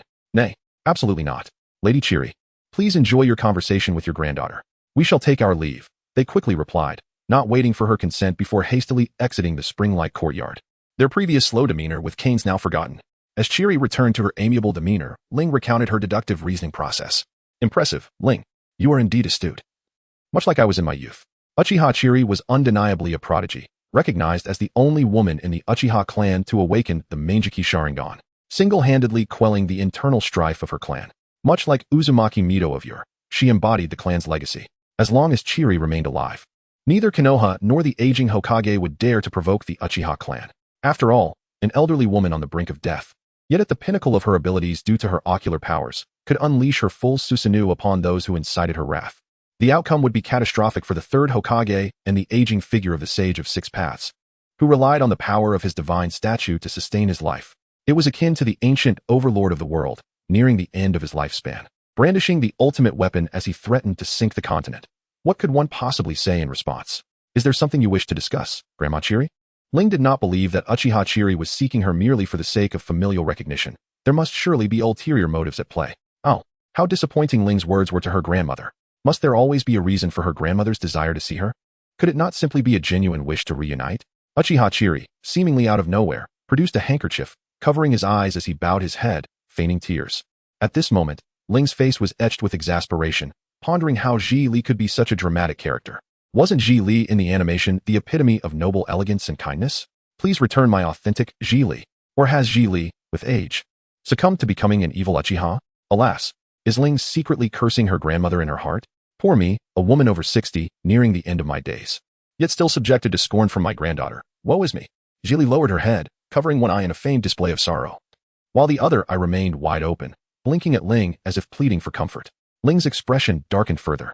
She had come to the realization that Uchiha Chiri was quite the dramatist, perhaps even more so than herself. It seemed that her penchant for theatrics was inherited from the Uchiha lineage, and Chiri's sister, who happened to be her grandmother, was undoubtedly a performer as well. Well, the reason I called Ling over was indeed purposeful, although the desire to see her was genuine. Uchiha Chiri resumed her dignified demeanor, tilting her head to admire the cherry blossoms cascading from the sky. In this moment, the falling petals evoked a sense of melancholy, harmonizing beautifully with Chiri's exquisite features. Flowing violet hair, and the cherry-hued traditional attire, prompting Ling to feel an urge to capture the scene with her camera. Ling, I said, I can still protect you and the Uchiha clan for 5 more years. You have only 5 years in which you can grow without worry. Ling understood that Ji Li was likely speaking the truth. She could sense the faint flicker of life within him. Although his appearance remained youthful, much like the whirlpool of water, she couldn't help but recall the last time she was taken to the root by Danzo. Did he truly remain unaware of that? Ling truly sensed the unwavering resolve of Danzo to act with force during their last encounter. Is that so? It seems the little monkey has failed to rein in the ferocious beast that is Danzo. Fear not, for I shall issue a warning to both the monkey and Danzo. They shall no longer provoke you before my demise. At this moment, Uchiha Chiri exuded an aura of dominance, his eyes resembling a kaleidoscope of 3-petaled patterns. A terrifying chakra pressure coalescing into a tangible current that swept away all surrounding flora and butterflies. The sky became a tumultuous sea of petals, a beautiful emlaying of various hues mingling with the fallen cherry blossoms. Ultimately, the exquisite waves of petals descended to the ground, transforming into nourishing spring soil, leaving behind a multitude of flower stems. Ling, are you not curious about my other kaleidoscopic Sharingan technique? This technique is named Mikaika Hanayuki. As Chiri's right eye's kaleidoscopic pattern whirled, an invisible force surged forth, causing the flowers and plants in the courtyard to bloom rapidly, and the cherry blossoms to reappear in full splendor. Flowers can bloom again, and people can regain their youth. It is merely a cycle of life. Chapter 71. The followers within the clan Uchiha Chiri's form burst apart, dispersing into a chaotic flurry of petals, eventually swirling in the wind before coalescing back into Chiri behind Ling. How do you find it? Isn't it splendid? Would you desire it? Chiri plucked a flower stem, which astonishingly blossomed anew, and inserted the freshly bloomed flower into Ling's hair, winking playfully at her.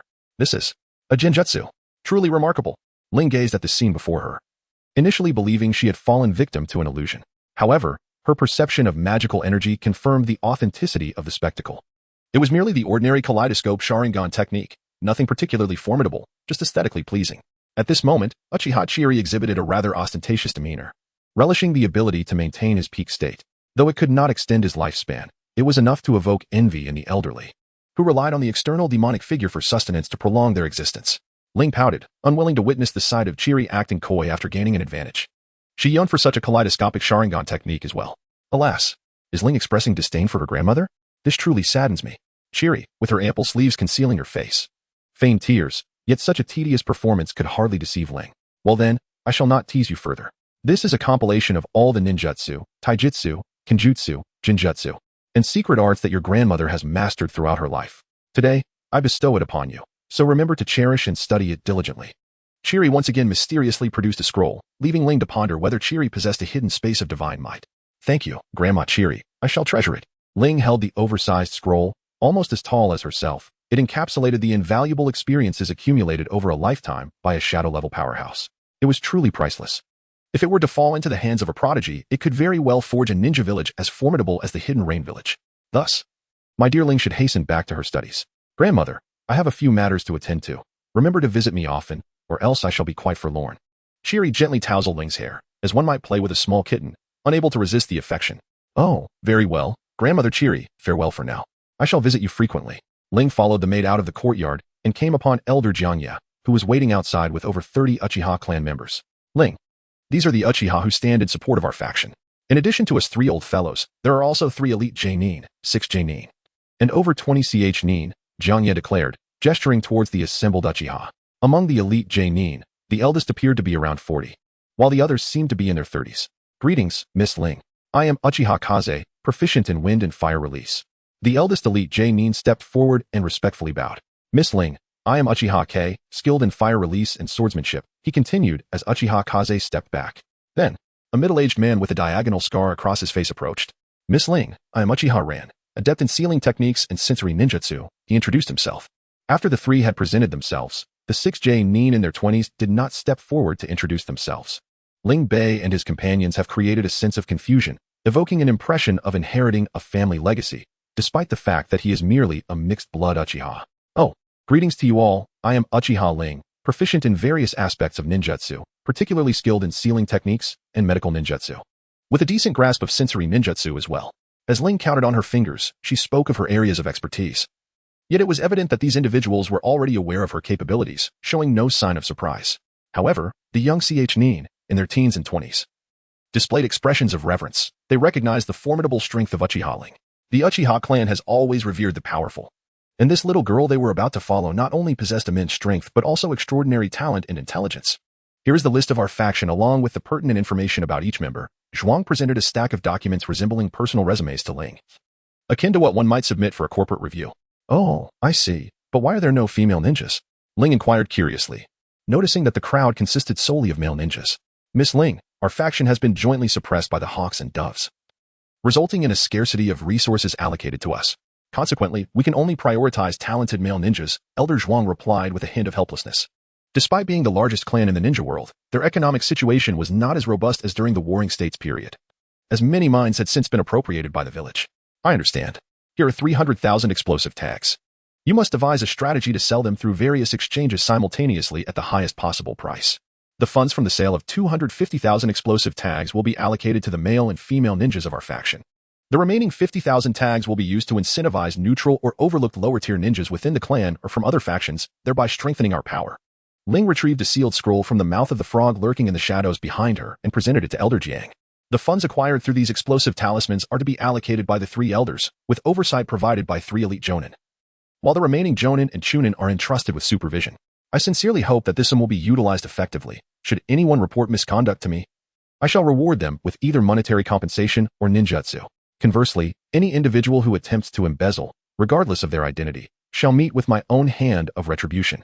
Ling unleashed an overwhelming surge of chakra, a terrifying pressure that, coupled with the imminent threat of summoning the formidable Majul Yuo, instilled a palpable sense of life and death peril among the three individuals present, including elite Jonin, who instinctively recoiled several steps. The foremost figures appeared pale, beads of sweat cascading down their brows as they confronted the stark reality of their mortality, acutely aware that this diminutive girl, scarcely half their height, possessed the power to extinguish their lives at any moment. "Understood, we shall comply," exclaimed over 30 Uchiha members, including Elder Jiang, their voices unified, faces flushed with reverence as they gazed upon the formidable Ling, akin to worshippers before a deity. Although they had perused her information through intelligence reports, they were astounded by her true strength, far surpassing that of even elite Jonin. With such a powerful leader at the helm, what cause for concern could they have regarding significant undertakings? The factions of hawks and doves seemed trivial, mere chickens and dogs in comparison. The Uchiha's innate desire for strength rendered them wholly loyal to Ling in that moment. Let us not withhold resources. It is imperative that each individual has adequate means to enhance their abilities. However, a structured hierarchy must be established, delineating 3 tiers: Jonin, Chunin, and Genin. Those with exceptional talent may receive greater rewards, yet must not ascend to the preceding tier. Although Ling's expression remained calm and icy, her heart was filled with great joy. For she had just orchestrated a remarkable feat, acquiring over 30 stable sources of emotional energy. This would grant her yet another opportunity for a lottery draw, though she resolved to wait until she returned to freshen up before proceeding. Chapter 72, Situation Analysis and Strategic Deployment. With 300,000 explosive tags, if managed adeptly, they could fetch a staggering price of 3 billion.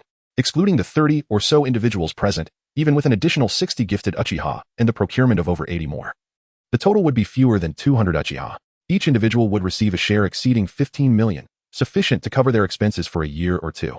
Miss Ling, this sum should suffice for 2 years, and with careful management, it could stretch to 3. It is anticipated that a J Nin could nurture around 10 skilled ninjas, while a CH Nin could reach over 100. Kanzuya was diligently jotting down calculations on a scroll, swiftly arriving at the approximate figures. Do none of our clan's ninjas have any income? Are they not undertaking missions? Ling harbored a curiosity regarding the financial sources of the Uchiha clan, pondering how such a formidable ninja clan appeared to be weaker than during the Warring States period. Miss Ling, one explained, a portion of the ninjas within the clan do not possess registered ninja identification numbers, relying primarily on clan allocations for their sustenance. A few, with mediocre talents, join mission teams to earn a living through the completion of lower-tier tasks, while the majority enlist in the security forces dependent on village funding, which has been consistently reduced. Ah, I see, Ling responded. How many from our faction have joined the security forces, and how many are in the mission teams? Furthermore, how many lack ninja identification? Those who rely on external support are at the mercy of others. Such an economic condition is utterly unhealthy. The majority are in the security forces, commanding a squad of 16, with 7 lacking identification numbers and 9 participating in mission teams. Why are there so many ninjas without identification? Ling inquired, finding the clan's practices somewhat dubious. This has been a tacit operation among major ninja clans since the founding of the village. These individuals, known as the Black Gloves, are tasked with executing clandestine missions while simultaneously alleviating the village's wariness towards the clans. Oh, I understand now. So, these explosive tags are entrusted to the ninjas without identification? But how do they exit the village? Surely, the village's barrier would detect them? Indeed. The Black Gloves primarily complete their missions through clandestine exchanges of currency. As for their means of departure, when the village's barrier was established, each ninja clan contributed sealing ninjas to create hidden entrances. If only a small number traverse these routes infrequently, they can evade detection. Ling did not anticipate that these ninja clans would possess such cunning schemes. No wonder Uchiha Itachi was able to infiltrate the village undetected alongside Kisame. I shall devise a strategy to enlist other ninja clans into the Konoha Guard. Should anyone object, I will accompany Granny Chiri to confront them directly. As Ling gazes upon the Konoha Guard, she perceives it as a nest of vipers, a treacherous gift of toxic dates bestowed upon the Uchiha clan by the inherently malevolent Senju Tobarama. It can be asserted that the Uchiha's reputation has been tarnished significantly by the actions of the Guard, which enforces the law with unwavering rigor and without offering explanations, thus inciting disdain among the villagers. Why must it be so? Shisui, previously ensnared in the moment of Ling's chakra explosion, became acutely aware of the disparity between himself and Ling. However, when she proposed inviting other ninja clans to join the Guard, he was left in a state of confusion. In truth, it is not the village that harbors animosity towards the Uchiha, but rather the Hokage faction, with Danzo standing at the forefront. The villagers' perception of exclusion towards the Uchiha stems from 3 principal factors. Firstly, the Hokage faction has obscured the distinction between the village and its leadership, leading the populace to believe that the Hokage faction is synonymous with the village itself.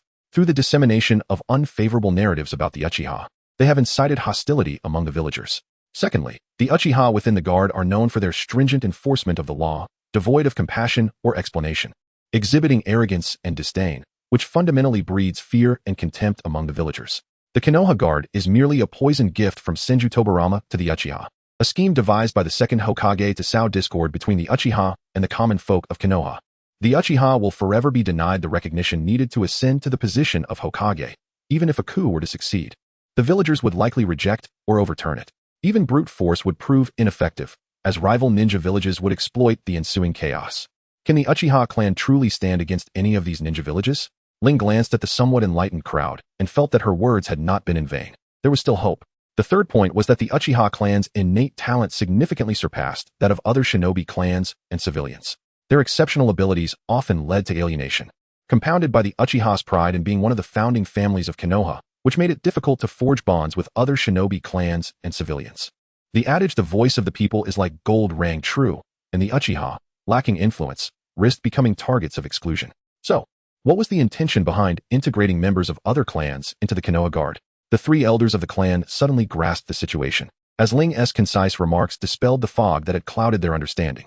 Thus, a three-pronged strategy was to be implemented to alter the Uchiha's standing in Konoha, at the very least ensuring that the clan would not be ridiculed or scorned. First, they needed to bolster their faction's strength by leveraging wealth and resources to attract more Uchiha members, subsequently suppressing dissent within the clan to unify its will, forming a leadership team centered around her vision. Second, they would reduce the Konoha Guard's ranks by half, redistributing roles among the major shinobi clans and civilians. This reorganization aimed to foster connections through teamwork, allowing villagers to perceive the differences in law enforcement between the Uchiha and other clans or civilian ninjas. Only through comparison could distinctions be made. The enforcement process should be as gentle as possible. While addressing the villagers, they should convey the law with a neutral demeanor, avoiding any mockery or disdain for others. This initial effort would gradually reshape the Uchiha's reputation in Konoha, filtering out those who were fierce, arrogant, and hostile towards the villagers, replacing them with strict but fair shinobi from other clans and civilian ninjas. Once Miss Ling concluded these two steps, everyone present gazed upon her as if she were a spiritual leader. They had previously identified as moderates, inclined towards gentleness, thus comprehending the significance of her actions. The third step involves establishing a persona, enlisting the strikingly handsome and beautiful youths of the Uchiha clan to join the task force. Subsequently promoting the image of the Uchiha as cool yet warm-hearted, benevolent, passionate about their village, proud, handsome, and beautiful. Naturally, these individuals must also embody this facade, ensuring their teammates recognize and advocate for the Uchiha, fostering friendships with them, ultimately revealing to the villagers the true essence of the Uchiha, contrasting with the misconceptions they held. Miss Ling is truly a prodigious talent. Her ninja prowess is unparalleled, and her political acumen is equally exceptional. With Miss Ling's strategic direction, we have a clear path forward. The 30-plus Uchihas present, including Shisui, felt as if they were observing a celestial phenomenon, for they had genuinely glimpsed the hope of saving their clan. Everyone present resolved that, even if it meant their own demise, they would ensure Miss Ling's safety, for as long as she remained, the Uchiha would not fear despair. Chapter 73. The Reversal Technique. Indeed, Miss Ling intends to create stars. No one can resist the allure of a persona that is both strikingly handsome and charmingly aloof. Boys will be captivated by the Uchiha girls, while girls will be enchanted by the Uchiha boys. Once these three steps are completed, the final objective will be to seize the position of Hokage, although these tasks must be executed independently. Upon fulfilling these steps, they must then seek an opportunity to eliminate Danzo, ensuring that the Uchiha clan will not face annihilation again. However, vigilance against the schemes of Black Zetsu and Orochimaru is imperative. These two cunning individuals are determined to see their Moon Eye plan succeed and will not permit any unforeseen variables. The Uchiha clan, having survived the Senju clan's demise, remains a thorn in their side. After all, should an Uchiha suddenly awaken their Manjiki Sharingan, possessing abilities that could counter their successors and Orochimaru, the Moon Eye plan may never come to fruition. Thus, in their eyes, the deceased Uchihas are the most desirable ones. The apprehension held by the second Hokage, Tobarama Senju, and the third Hokage, Hiruzen Sarutobi, towards the Uchiha stems from the potential of their Manjiki Sharingan. This trepidation arises from their inability to dominate the entire Uchiha clan, which is notoriously volatile, often succumbing to madness and unleashing their Manjiki at the slightest provocation. Who would not be bewildered by such subordinates? Miss Ling, how should we address those Uchihas who have transitioned from the security team? Elder Zhang's inquiries lacked practicality. He sought answers regarding the second step's complications before the first had even been accomplished. Nonetheless, Ling responded to him. I possess a technique for mass-producing explosive tags. When the time comes, the Uchiha who have mastered the sealing technique will create the explosive tags, while those who have not will produce the ink for them. Ling currently has no intention of revealing the technology for mass-producing explosive symbols, as the Uchiha clan has yet to unify their will and cannot aid the enemy. Very well. Are there any further inquiries? If not, then proceed with your tasks. Ling was preoccupied with returning to participate in a lottery, reluctant to squander time in this place. She was only responsible for overseeing the broader direction. If details required her attention, it would imply that the Uchiha clan was beyond salvation. No more, Miss Ling. I shall take my leave. Kaguya also had to attend to his elder brother's affairs, discreetly arranging for someone to sell explosive tags without being detected by either the hawks or doves. Ling, allow me to escort you home. As Shisui observed Kaguya and the others departing, he felt compelled to accompany Ling back, for in his eyes, she was irreplaceable. Thank you, Shisui. Let us be on our way. Ling had no objections. Her visit to the Uchiha clan had proven exceedingly fruitful. Firstly, she had received a comprehensive summation from a shadow-level powerhouse, accompanied by a shadow-level bodyguard for her protection. Along with a chance to enter a lottery, Ling began to wonder if today was indeed her lucky day. During daylight, the likelihood of encountering any miscreants was minimal. Yet she was still trailed by 4 persistent companions. Upon entering the Uchiha clan, only White Zetsu had been able to accompany her due to the clan's protective barrier. However, when they approached within 100 meters of the Uchiha's courtyard, White Zetsu dared not venture closer. It seemed he had either suffered a setback at the hands of the Uchiha or had received specific instructions from Uchiha Madara. Thus, he remained oblivious to the earlier conversation outside the courtyard. Upon returning home, Ling invited the somewhat unwell Shisui to rest at her residence for the afternoon. A couple of hours of slumber revitalized Shisui considerably, indicating he had not rested well prior. As evening approached, she instructed her shadow clone to prepare a substantial dinner for herself and a lighter meal for Shisui. Exhausted from the task, the shadow clone collapsed and dispelled itself. Fortunately, Ling's robust physical constitution and mental fortitude shielded her from significant adverse effects. Shisui, both Konoha and the Uchiha clan require your vigilance. You must not overexert yourself. Ling gazed at Shisui, who was still savoring his meal, and tilted her head with a smile. Unbeknownst to Ling, she had underestimated the lethal charm of her head tilt, nearly causing Shisui to choke on his rice ball. I am certain of it. Ling, you are the one destined to protect the village and the Uchiha clan, he began. But the latter part of his thought remained unspoken, lingering in his heart. Yet, above all, I yearn to safeguard you. Oh, by the way, Shisui, do not place your trust in that peculiar old man Danzo. He once attempted to forcibly recruit me into the Root organization, intending to brand me with the cursed seal of death, stripping me of control over my own fate. Every time Ling thinks of Danzo, a surge of resentment wells up within her. Were it not for her current inability to triumph over him, she would undoubtedly confront him with great fervor. Shisui's expression grows somewhat rigid, as Danzo frequently inundates him with tales of the Uchiha's malevolence and how he safeguards Konoha, even insinuating that Ling bears the mark of external influences, claiming that she must be eliminated at the first opportunity. Shisui, however, remains unbrainwashed by Danzo.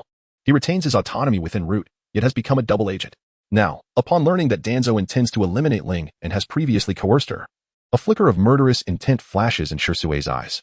Although he currently lacks the strength to confront Danzo, he believes that strength will eventually come. As Shisui departs, Ling instructs her shadow clones to tidy up, while she indulges in a joyful bath, cleansing her face and preparing for a lucky draw. However, during her bathing, she must employ Jinjutsu to hypnotize the 4 observers, particularly the White Zetsu who has intruded upon her bathing sanctuary. At present, Ling possesses a total of 42 stable emotional energy sources, leaving 58 to go before her next draw, a daunting prospect. Nevertheless, she resolves to make a preliminary draw as a gesture of respect, fervently wishing not to receive the cursed spirit manipulation. After all, where in the ninja world could she possibly find a cursed spirit? Technique of cursed energy utilization, reversal technique. This allows the negative attributes of cursed energy, originating from the energy source located in the abdomen, to be multiplied to yield positive energy, which can then be transported to one's wounds for healing, even enabling the regeneration of severed limbs. It perplexes me why one cannot use the reversal technique to recover from being bisected. Must the reversal occur in the abdomen? If anyone understands, please enlighten me, as some of the curse-related lore is utterly nonsensical. The positive energy derived from the reversal technique can be infused into a technique to effectuate a reversal of the technique itself. It is easy to confuse the terms technique reversal and reversal technique, so let us refer to it as technique reversal for clarity. Goodness, am I destined for greatness? I have received heaven and curse binding on my first draw, the 10 shadow techniques on my second, and now the reversal technique on my third. Ling found it hard to believe her fortune. She had acquired the art of reversal, and as long as she refrained from reckless actions, she would generally remain unharmed. Ling is absorbing the sudden influx of knowledge regarding the manipulation of reversal techniques, a skill and insight that seem to flow instinctively, multiplying the power of spells. Although Ling currently possesses limited curse power, Her ability to recover from injuries remains formidable. Even if her arm is severed, she can regenerate it. However, she cannot yet use this ability to heal others, as she must first grasp the essence of curse power through her own gradual understanding. For treating others, medical ninjutsu suffices, unless the injuries are particularly severe. Chapter 74. Reversal of techniques. It's akin to providing a medical student with 6 years of theoretical knowledge and expecting them to treat advanced stage cancer. They may have entered the field, but they are far from mastering it. Ling is somewhat curious as to why her eyeball, once removed, cannot regenerate. Yet, such extreme measures are best left untried on herself. It would be wiser to wait until she can employ reversal techniques to heal others. Perhaps starting with small rabbits for experimentation, and then utilizing her skills against adversaries. At present, Ling intends to compare the recovery speed of her newly acquired reversal technique with her current, yet unrefined, celestial palm technique, which lacks the properties of yang release.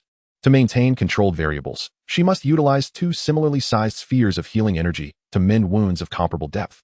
However, as Ling harbors a fear of pain, she cleverly opts to sever the nerves in her arm with a chakra scalpel first, thus numbing the sensation of agony. She considers herself quite astute. Taking out her most treasured weapon, the heavenly feather blade, Ling meticulously sprays it with alcohol for disinfection. And then the time for self-infliction arrives. This should not be emulated by children or individuals suffering from depression. The heavenly feather blade is extraordinarily sharp, and with just a gentle press of the edge, a gash is made in her delicate arm, approximately 1/3 the width of the blade itself. Ignoring the blood that oozes from her arm, Ling first applies a sphere of positive energy, roughly the size of a tennis ball, generated through her reversal technique, pressing it against the wound. There is no need for overly meticulous operation. Soon, the bleeding ceases, and the blood vessels, muscles, and skin begin to regenerate, with the wound healing in about 2 seconds. Much like medical ninjutsu, this healing process relies on cellular division and differentiation. However, if one possesses profound mastery of yang release, the power of yang release can transform differentiated cells into stem cells, allowing them to divide and differentiate anew. This knowledge is documented in the medical ninjutsu scroll provided by Tsunade, indicating that if one's proficiency in yang release is sufficiently advanced, it is possible to gradually replace aging and non-regenerative cells, achieving immortality. The cells in the interstitial spaces are likely capable of autonomously reversing their growth, transforming differentiated cells back into stem cells. However, whether the reversal technique can achieve such a feat remains uncharted in the transmitted memories. It is presumed to be possible. After all, Satoru Gojo once had his brain pierced by the celestial reverse spear of Shinjuku, an event that rendered brain cells irrecoverable, yet he managed to heal himself.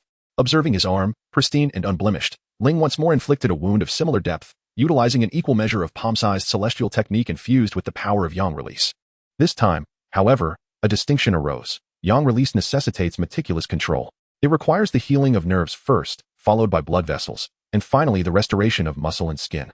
Although the speed may be comparable, the process is decidedly more intricate. Due to the somewhat unpredictable nature of yang release, if applied directly to the wound, it could lead to the muscle regenerating while the nerves and blood vessels remain severed, potentially occupying the positions originally designated for the blood vessels. In conclusion, Ling contemplated the techniques of his Ten Shadow Jutsu by infusing the positive energy acquired from the reversal technique into the life-giving jutsu. He could potentially execute a reversal of the technique itself. Although Ling currently possesses limited curse power, it is sufficient for her to perform a few reversal techniques. She intends to explore the nature of the Ten Shadows' art's reversal capabilities. Logically, the effects should be oppositional, such as repulsion transforming into attraction, or infinitesimal magnifying into the infinite. However, Ling is entirely unaware of the specifics of the Ten Shadows' art's reversal. Upon her traversal, she had not encountered the later chapters of the manga. Thus, Ling decisively channels the positive energy obtained from her reversal technique into the arts of reversal. To her astonishment, it appears that this allows her to borrow the abilities of her Shikagami. This is a personal interpretation, and its accuracy is uncertain, as I could find no corroborating information online. Ling was somewhat astonished by the extraordinary capabilities of the reversed shadow techniques. No wonder Lord Sukuna could adapt to limitless jutsu and unleash spatial slashes. Although Ling had yet to conquer the demonic void Luo, was it not permissible for her to indulge in a bit of daydreaming? In the future, with the demonic void Luo's wheel of law atop her head, she could first acclimate to various secret ninjutsu and illusions, achieving immunity before eventually mastering sealing techniques and sage arts, ultimately seeking to harness the power of the 6 paths. Ah, how delightful! Ling gazed at the ceiling, her laughter erupting like a playful piglet. This was undeniably a formidable late-game ability. She envisioned having the 6 paths Ibito and Madara, along with Kagaya Tsutsuki, as her training partners, becoming proficient with the power of the 6 paths and various Rinnegan techniques. So by the time of Boruto, she could effortlessly unleash the Tsutsuki style and the Tsutsuki purification technique. However, at present, Ling could only wield the abilities of 2 Shikagami at a time, and regrettably, these Shikagami's powers were somewhat lacking. Utilizing the reverse technique, she activated the abilities of the Jade Hound, enhancing her biting strength and slightly augmenting her speed and agility, along with a keen sense of smell. Primarily, her physical prowess was so formidable that the enhancements appeared minimal. In contrast, when she transformed into a toad, she found her tongue incredibly agile, capable of extending and retracting, akin to Orochimaru's method of ensnaring others with her tongue. Yet, such peculiarities and abnormalities were beyond her comfort zone. The toad's abilities mirrored Orochimaru's too closely. Its tongue could stretch and retract, while it could conceal individuals within its belly and even expel scrolls and the Kusanagi sword from its mouth. Thankfully, it could not regurgitate toads, only people. The rabbit transformation proved intriguing as well. It allowed her clones to become tangible, capable of enduring blows yet remaining indistinguishable. Thus, Ling's shadow clones would undoubtedly leave her enemies incredulous. They would think they were merely illusions, while in truth, all were corporeal. She would pose the question, "Are you afraid?" Moreover, Ling felt she could employ multiple shadow clones without suffering backlash, a testament to the rabbit's abilities. Spawning thousands of tangible clones, a relentless assault that could exhaust even the mightiest of foes. Regrettably, her cursed energy could not sustain the reverse techniques for long. In a high-intensity battle, she estimated her energy would deplete in about 10 minutes, although the 2-Tomo Sharingan could significantly expedite her energy recovery. Ling estimates that only by achieving the 3-Tomo Sharingan can she elevate her cursed energy to the level of a first-rate sorcerer, allowing her to maintain a balance between the consumption and regeneration of cursed energy during low-intensity battles. Upon reaching the Manjiki, she believes she could rival Satoru Gojo, possessing nearly limitless cursed energy, provided she is not pitted against beings of overwhelming power.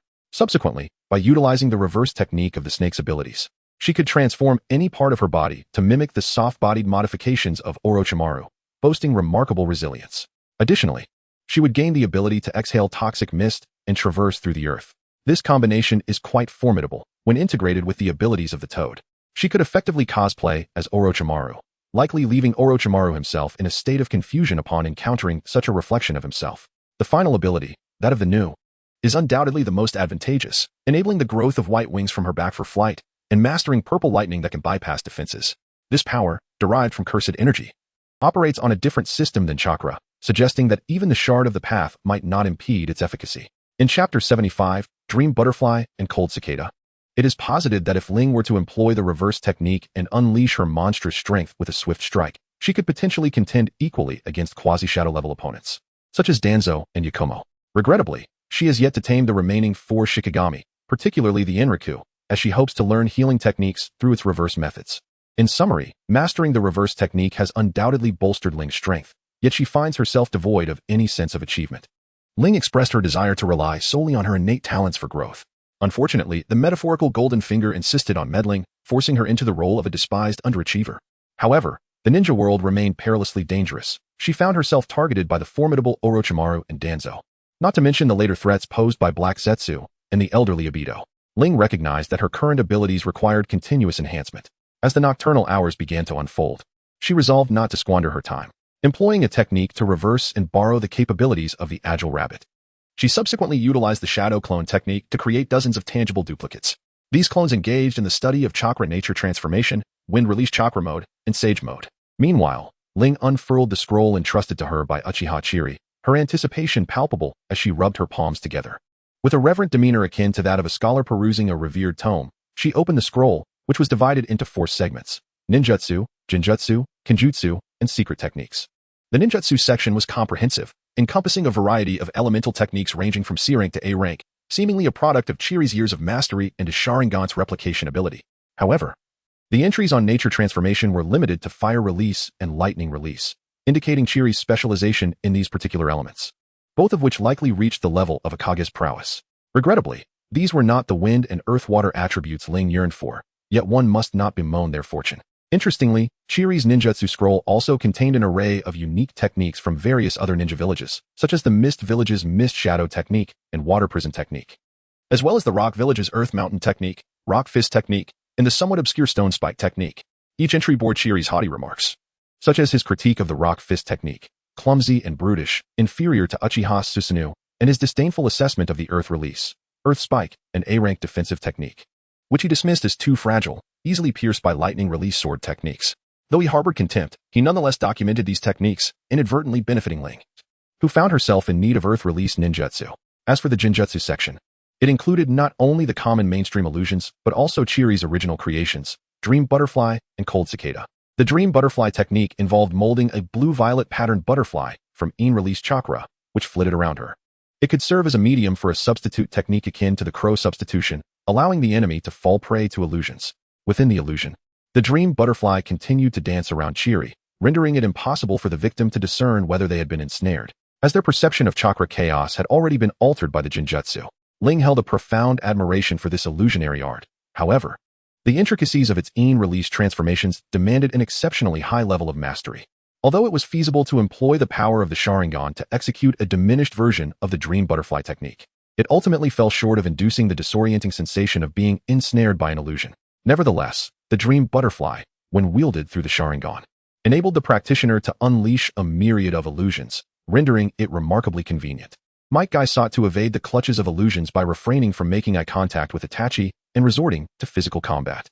Yet, when confronted with the Dream Butterfly technique, the fluttering butterflies would inevitably catch one's gaze, leading to inevitable entrapment, unless one chose to shut their eyes and rely solely on auditory senses and intuition in battle.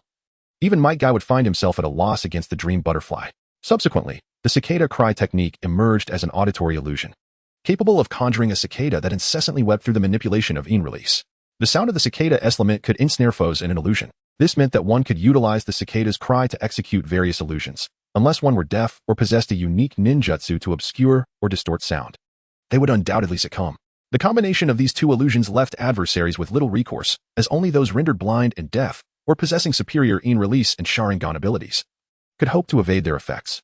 It must be acknowledged that Uchiha Chiri truly excelled as a master of illusions, adeptly modifying his Manjiki Sharingan techniques into forbidden arts.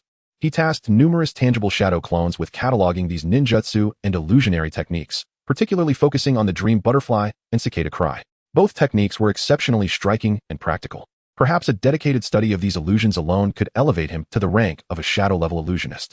Upon unsealing the Forbidden Scroll, Ling found precisely as anticipated. It contained the techniques of Izanagi, Izanami, and the Transcription Seal. Regrettably, the first two forbidden techniques were excessively taxing on the Sharingan. One could serve as a resurrection coin, while the other rendered an enemy's resurrection coin ineffective. In the absence of a sufficiently abundant three-tomo Sharingan for immediate use, it was advisable to refrain from employing these techniques unless faced with a life-or-death crisis. When genuinely confronted with such peril, these two techniques could decisively alter the tide of battle rather than being squandered like Danzo's approach, which ultimately resulted in the sealing of a bridge for his own demise. Ling currently possesses only the two-tomo Sharingan, rendering her unable to fully utilize its capabilities. Nevertheless, the pursuit of knowledge must continue. Ling contemplated the possibility of extracting her own Sharingan, with the hope of utilizing a reversal technique to subsequently regenerate another Sharingan. The sensation of coolness may indeed prove insufficient. It is possible that only ordinary eyes will emerge. However, these eyes can gradually evolve into the original Sharingan level, and the process will be considerably swifter than starting from scratch. The evolution of the Sharingan ultimately pertains to the mastery of in-release. Even in the absence of the Sharingan, one's inherent proficiency in in-release remains intact, akin to Madara, who can manifest the Susanoo without eyes. By consistently channeling in-release into the ordinary eyes, one might return to the original Sharingan level within a few days. Although the Manjiki Sharingan may require a more extended period for its revival, Ling's mastery of in-release now far surpasses that of yang-release, an undeniable fact, as her comprehension of illusion techniques indeed exceeds that of medical ninjutsu. As for the prospect of developing the Manjiki Sharingan and the potential for blindness that may accompany it, Ling had never pondered this before. However, with her studies of yin and yang release, coupled with reversal techniques, she might, much like Abido, utilize the Manjiki as an eternal eye. Alas, yin release remains merely yin release, and yang release remains solely yang release. Should they be synthesized into the combined form of yin-yang release, even if her eyes were to succumb to blindness from Izanagi, restoration could be achieved, perhaps through yin-yang release. The Rinnegan could be awakened, yet this remains a distant dream. The complexity of yin and yang release itself surpasses that of the ordinary 5 elemental natures, let alone the formidable powers of the 6 paths yin-yang release. Chapter 76, Chiri-style illusionary sword in dreams. Reality seems more tangible, after all. Ling finds herself nightly envisioning the 6 paths Madara kneeling in supplication and Tsutsuki Kagaya weeping in desperation. During the 4th Great Ninja War, the powers of yin and yang release wielded by Naruto and Sasuke were granted by Tsutsuki Kagaya, but once exhausted, they failed to grasp this technique, leaving the new generation to suffer under the overwhelming might of the Tsutsuki clan. Ling opened the final scroll bestowed upon her by Chiri, revealing a volume dedicated to swordsmanship. Intrigued, she pondered what kind of technique could warrant its own scroll. Upon her initial glance, a sense of bewilderment washed over her. She could hardly believe that Chiri indeed possessed such mastery, as her self-created swordsmanship could undoubtedly stand alone, sufficient even to establish a new school of thought. This swordsmanship was not merely a collection of specific techniques, it was an art of illusion, akin to the Leaf Village's Konoha-style willow created by the legendary ninja Marahoshi Kogain. However, unlike Kogain's single technique, Chiri's illusionary swordsmanship comprised 9 distinct forms: butterfly dance, cherry rain, autumn leaves, remaining snow, flowing clouds, compassionate rain, triple mound, blazing sun, and dark moon. Each illusionary sword technique could conjure corresponding phantasmal imagery through the dance of the blade, ensnaring adversaries within an illusion, leading to their swift demise. The butterfly dance, as its name suggests, is reminiscent of dreamlike butterflies, wherein those struck by this technique would perceive Ling transforming into a swirling mass of butterflies before being slain in the ensuing illusion. The subsequent techniques, cherry rain, autumn leaves, remaining snow, flowing clouds, and compassionate rain, follow a similar principle, albeit with differing imagery that adapts more effectively to the respective seasons and environments. It would be rather incongruous for one to conjure snowflakes in the height of summer, would it not? Hence, Chiri devised illusionary sword techniques corresponding to the 4 seasons. The triple mound, as implied by its name, creates an illusion of 3 continuous hills, instilling in foes a sense of helplessness and inability to break free. Serving as a defensive counterattack technique. The final techniques, blazing sun and dark moon, are universally applicable across all seasons and are not hindered by time of day. Blazing sun engenders a sensation in foes as if they were gazing directly at the sun, rendering their eyes incapable of opening, resulting in a swift slash to the throat. Conversely, dark moon envelopes adversaries in darkness, presenting them with a void save for a faint crescent that reveals the blade itself. It is undeniable that Chiri is a prodigy of illusion, capable of wielding such artistry with finesse, a rarity indeed. Should Chiri's illusionary swordsmanship be paired with Ling's rapid blade, no Jonin would be able to withstand a single strike. Even elite Jonin and those of quasi-Kage caliber would find themselves perpetually at a disadvantage against Ling, who masters the swift blade of illusion, leaving them no opportunity to employ techniques requiring hand seals. Tomorrow, she would commence her duties in the Umbu. So tonight she would toil alongside her shadow clones, diligently studying the myriad sword techniques and illusions contained within Chiri's scroll. Were it not for the limitations of chakra, Ling would have certainly wished to create hundreds of shadow clones to assist her in her training, utilizing the reverse technique of the escape rabbit. Free from the fear of backlash, the fatigue and cognitive overload would be alleviated and organized by the escape rabbit's abilities before being absorbed by Ling, sparing her from the risk of mental disarray. Naruto's rapid progress can undoubtedly be attributed to the shadow clone technique, which accounts for a significant portion of his advancement. Alas, as this technique is forbidden, the aged Hiruzen Sarutobi would likely refuse to impart it to her.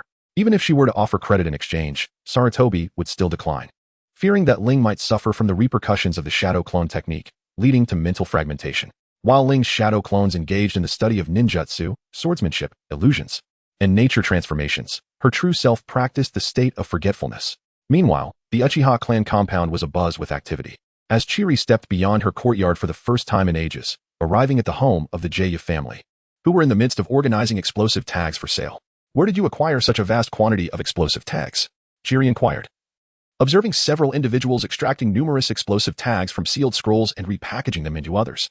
These explosive tags were provided by Ling, and we intend to sell them discreetly at the exchange. We plan to distribute a portion through the exchange and another through the Nico clan. Jaya did not conceal this information, for Chiri was their strongest ally and a relative of Ling. You say? It seems this young one harbors secrets unknown to me. I shall refrain from probing further, as who does not possess a few secrets of their own. Chiri chose not to delve deeper, as her years were numbered. Though she appeared youthful, the ocular technique sustaining her cells in their prime did not increase their division rate. With such wealth, this child must have an intricate plan. Chiri felt a sense of curiosity about Ling's intentions. Subsequently, Jaya divulged Ling's analysis of the current plight of the Uchiha clan and potential solutions. Chiri was taken aback. This was the first time she had encountered such profound insight and ingenious strategies. Despite her decades of experience as a Kage-level powerhouse, her political acumen paled in comparison to that of a modern child. They had not received such education and had been trained solely as instruments of death. Possessing a personal ninja philosophy was already a mark of individuality. While ninjas might excel in assassination and subterfuge, governance and management of state affairs were entirely beyond their capabilities. Otherwise, Hashirama Senju would have long since unified the ninja world, elevating the Senju clan to a status akin to celestial beings. Even Tobarama Senju, who possessed both political and combat prowess, never entertained the notion of urging his elder brother to overthrow the daimyo of the land of fire and seize control. While they might excel in destruction, they were utterly inept in production and economic management. Otherwise, ninja villages would not be relegated to relying on the daimyo for funding. Despite their formidable strength, ninjas were compelled to heed the commands of ordinary merchants and serve the interests of the wealthy and powerful. If only they possessed some education, they would not find themselves in such a predicament. Even the likes of Momochi Zabuza, a rogue ninja of elite caliber, would only dare confront the merchant Kato when faced with imminent death. Otherwise, he would be hunted down by the entire ninja world, with no refuge available. Ling speculated that the ninja's task system might have conditioned them to rely on their strength for lucrative employment, while engaging in arduous production could lead to destruction by rival ninja villages, resulting in no rewards at all. This scenario was undoubtedly orchestrated by the insidious Black Zetsu, whose intent was to incite continuous conflict among ninjas, fostering an environment of relentless consumption. Indeed, Black Zetsu had claimed that the history of ninjas was shaped by him, and it was conceivable that after the schism between Indra and Ashura, he subtly encouraged their descendants, those endowed with extraordinary powers yet lacking specialized skills, to adopt a model of undertaking tasks for remuneration. After a millennium of this model's persistence, it ultimately evolved into the structure of ninja villages, yet still remained confined within the bounds of task-oriented frameworks. Ji regained her composure and resolved to prioritize her pressing matters. The intricate arrangements necessary to alter the Uchiha clan's circumstances required meticulous discussion with Ling before taking action. She was uncertain how to navigate public opinion and reputation, but she was seasoned in the arts of assassination and suppression. I have come to ascertain the whereabouts of Shimura Danzo. I need to discuss an important matter with him. Uchiha Ji finally articulated her purpose. She had remained in seclusion for quite some time, especially since the death of Uzumaki Mido, which had led to Danzo's excessive activity. At present, Danzo is likely in the Shimura clan's territory. It would be prudent for you to exercise restraint. Q also felt a bead of sweat trickle down his forehead. Offering a moment of silent tribute for Danzo. Why provoke a woman of formidable strength who had yet to enjoy many years of life? Heck, Q, from now on, ensure that I receive all intelligence regarding Ling without delay. Do not presume that my absence from the outside world renders me oblivious. Uchiha Ji was acutely aware that many within the Uchiha clan merely viewed her as a tool for intimidating Konoha, believing they could keep her confined within her residence, underestimating her as she bided her time for an opportunity to strike. The Uchiha clan was excessively combative, without a supremely powerful figure to impose order. They would inevitably splinter into factions, each refusing to yield to the others. With Madara gone, he had left behind a chaotic legacy of mutual strife. And even Senju Tobarama was unable to quell the internal discord among the Uchiha. Eventually, Ji emerged, restoring order to the clan, but now, in her twilight years, the old patterns were re-emerging. Indeed, Ji, I will inform the other elders. Q felt a pang of anxiety for Uchiha Shana, realizing this was an implicit test of Ji Li's limits. Upon exiting the clan's territory, Ji was surrounded by a flurry of ethereal butterflies. Any passerby remained oblivious to her presence, as they were instantaneously entranced by the sight of the butterflies and subconsciously overlooked her existence. Even the Umbu, who were covertly monitoring the Uchiha clan, fell prey to her genjutsu, unaware that they were under its influence, their chakra remaining undisturbed in their perception. Ji had not ventured out to witness the current state of Konoha for some time. Yet, in truth, little had changed since her youth. The landscape merely featured additional telephone poles and extravagant signage. She recalled the path to the Shimura clan's territory, weaving through the crowd unnoticed, as she preferred. It was only when she entered the Shimura clan's grounds that she dispelled her illusionary butterflies. Since she intended to deliver a lesson, stealth would not serve her purpose, but rather to exemplify her power. What manner of being is this? A sentinel of the Shimura clan was about to voice his query when he noticed the fluttering, enchanting butterflies, silencing him instantly. They fell into her genjutsu, which constricted their throats, rendering them breathless, their faces soon turning a shade of blue. Fortunately, a senior ninja from the Shimura clan, responding to the commotion, infused chakra into one of the entrapped individuals, liberating him from the genjutsu just in time to prevent suffocation. Who are you? This is Konoha. You shall not act with impunity. The senior ninja did not recognize Uchiha Ji, but sensed that this woman was beyond his capacity to confront. Summoned Danzo. Ji merely cast a glance at the senior ninja, and in an instant, he fell victim to her genjutsu, unconsciously complying with her request to fetch Danzo from within the clan. Meanwhile, an Umbu monitoring the Shimura clan recalled that this woman was a significant target of observation. Her appearance warranted immediate notification to the Hokage. He hastened towards the Hokage building, filled with a sense of urgency. Ji had anticipated the Umbu's departure, but chose to let him go, as her aim was to make a statement before the Hokage. The Shimura clan, stirred by the senior ninja's frantic calls for Danzo, erupted into chaos, with members rushing towards the entrance. However, regardless of rank, as soon as they encountered the butterflies, they succumbed to the genjutsu. At that moment, Danzo was perusing intelligence on promising ninjas from various smaller clans, all potential recruits for his rude organization, whom he would stop at nothing to acquire. Soon, he heard the commotion from within the clan and frowned, intending to reprimand the disturbance, only to find his door kicked open. The intruder was a Shimura clan senior ninja, though his eyes were vacant, muttering insistently for Danzo to come forth. Danzo immediately recognized that this individual was under genjutsu. He swiftly delivered a slap, infusing chakra to free him from its grasp. Upon awakening, the senior ninja felt a stinging heat on his cheek and found himself facing the dark expression of Danzo. He promptly knelt, seeking forgiveness for his trespass against the clan leader. Lord Clan Leader, a woman with purple hair, surrounded by butterflies, is seeking you. Her genjutsu is formidable. The senior ninja's words stirred distant memories within Danzo, recalling the time he had been thoroughly beaten by that very woman, a pain that lingered even now. He hadn't anticipated her return. Nevertheless, he felt confident in his strength, believing he was no less capable than anyone else, even if he could not match his prime. Humph. That wretched old woman, this time the advantage is mine. Just you wait. His formidable power bolstered his confidence, and he strode out of the room, heading towards the entrance of the Shimura clan. Meanwhile, the Umbu arrived at the Hokage building, relaying the report of Uchiha Ji-Li's presence in the Shimura clan to the third Hokage, who was preoccupied with administrative duties. Uchiha Ji-Li, how could she suddenly emerge? And why is she seeking Danzo? Did he provoke her? No, I feel I have encountered information regarding her elsewhere. At that moment, the third Hokage seemed to recall something significant. He promptly retrieved the intelligence on Uchiha Ling. In the section detailing Ling's grandmother, the name Uchiha Tsuri was prominently noted, with an arrow indicating another name beside it, revealing that Uchiha Ji-Li was her sister. Ah, so that is it. She must have met with Ling, who likely informed her about being forcibly taken to the root by Danzo. The third Hokage intended to pay a visit, fully aware that both individuals were not easily placated. A mere disagreement could escalate into conflict, and should the venerable Chiri be slain by Danzo, the Uchiha clan would undoubtedly engage in a fierce battle with the Shimura clan.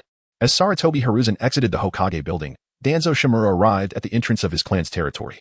He pushed aside the Shimura clan ninjas ensnared in an illusion, only to find Uchiha Chiri standing silently at the threshold. However, upon glimpsing Chiri's youthful visage, Danzo initially believed he had also fallen victim to an illusion, prompting him to perform the hand seals to dispel it. Yet, his efforts bore no fruit. The woman before him maintained her youthful appearance, mockingly observing Danzo's futile attempts. Cursed be this powerful genjutsu. I cannot perceive any anomalies, and my chakra senses have been distorted, leading me to believe I am unaffected. But why does this woman's illusion only allow me to see her youthful self? Danzo's expression darkened as he rapidly contemplated how to break free from this illusion and discern the woman's intentions. Per Danzo, under the mistaken belief that he was ensnared in an illusion, was oblivious to the fact that his Sharingan did not register any signs of genjutsu. He attempted various methods, such as applying seals and binding his chakra, yet was still unable to dispel the illusion. He hesitated to activate the Sharingan, fearing that its latent power would be revealed, thus exposing him to Uchiha Chiri. In desperation, Danzo resorted to self-mutilation, an act that incited his fury. For it had been years since he had been forced into such a corner, since becoming the Hokage's advisor and gaining control over Root. No one had dared to speak to him with such audacity, save for his closest confidant, the one he cherished and envied the most, Sarutobi Hiruzen. Yet, Danzo had no desire to seek help or to let anyone summon Hiruzen on his behalf. He could not bear the thought of his best friend witnessing his vulnerability. With grim determination, Danzo stabbed his left arm with a kunai before Uchiha Chiri's astonished gaze. The searing pain surged through him as blood gushed forth. Yet he chose not to withdraw the kunai, knowing that it would prolong the bleeding. When he lifted his gaze to Chiri once more, his composure began to unravel. It became evident that this wretched woman had not cast any illusion upon him. Rather, she had employed some unknown method to retain her youth, leading him to believe he had been ensnared in a genjutsu, resulting in his self-inflicted wound. Oh, Danzo, are you attempting to express contrition? I have yet to lay a finger on you, and you've already harmed yourself, hoping I would simply forgive you? Uchiha Chiri, fully aware of Danzo's misguided actions, found amusement in the comedic spectacle. Humph, I bear no guilt. Even if I did, it is not for a mere Uchiha to judge me. I require no forgiveness from you. Danzo, the most obstinate of men, immediately countered Chiri's jests in every conceivable manner, though he recognized that she had come to hold him accountable. Is that so? Do you recall Uchiha Ling? She is my beloved granddaughter, and you dare to lay a hand upon her. How do you intend to quell my fury, As the kaleidoscope pattern of her Sharingan emerged, Uchiha Chiri locked eyes with Danzo. Chakra surged around her, creating a tempest that dispersed the dust at their feet. Everything I do is for Konoha. Unlike your narrow-minded Uchiha clan, which is solely concerned with its own kin, Danzo instinctively sought to claim the moral high ground.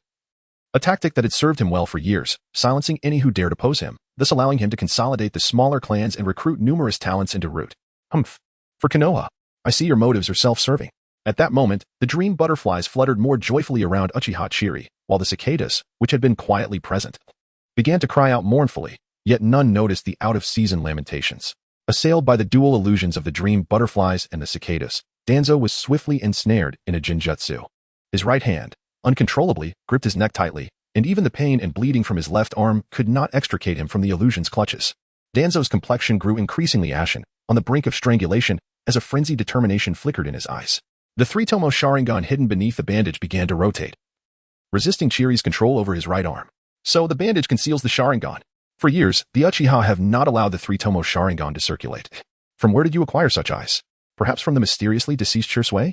Uchiha Chiri's kaleidoscopic Sharingan world, its ocular power radiating outward, suppressing the moment when the Sharingan reached its three-tomo limit, while simultaneously exerting an iron grip on Danzo's body, rendering him immobile.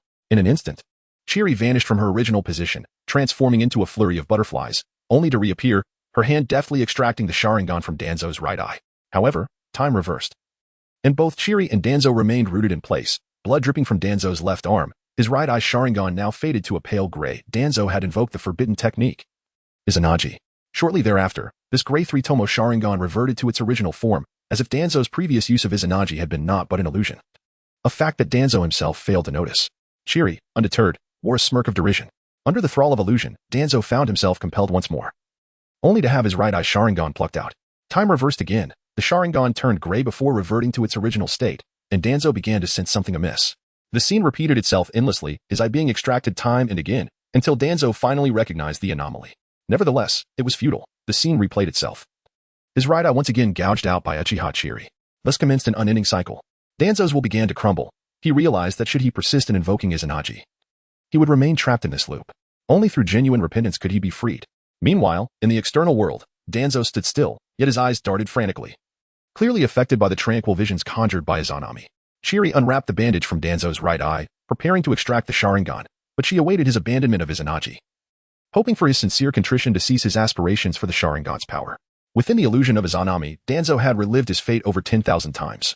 His mind in tatters. He had exhausted every method at his disposal, yet remained ensnared in this cycle. Even his secret jutsu and forbidden techniques, including the sealing arts of the four symbols, proved ineffective. Deep down, he began to accept the destiny that Uchiha Chiri had imposed upon him, resigning to never again covet the Sharingan to employ Izanagi. Only a flicker of ambition for strength kept him clinging to existence. Alas, even that last vestige of resolve was wavering.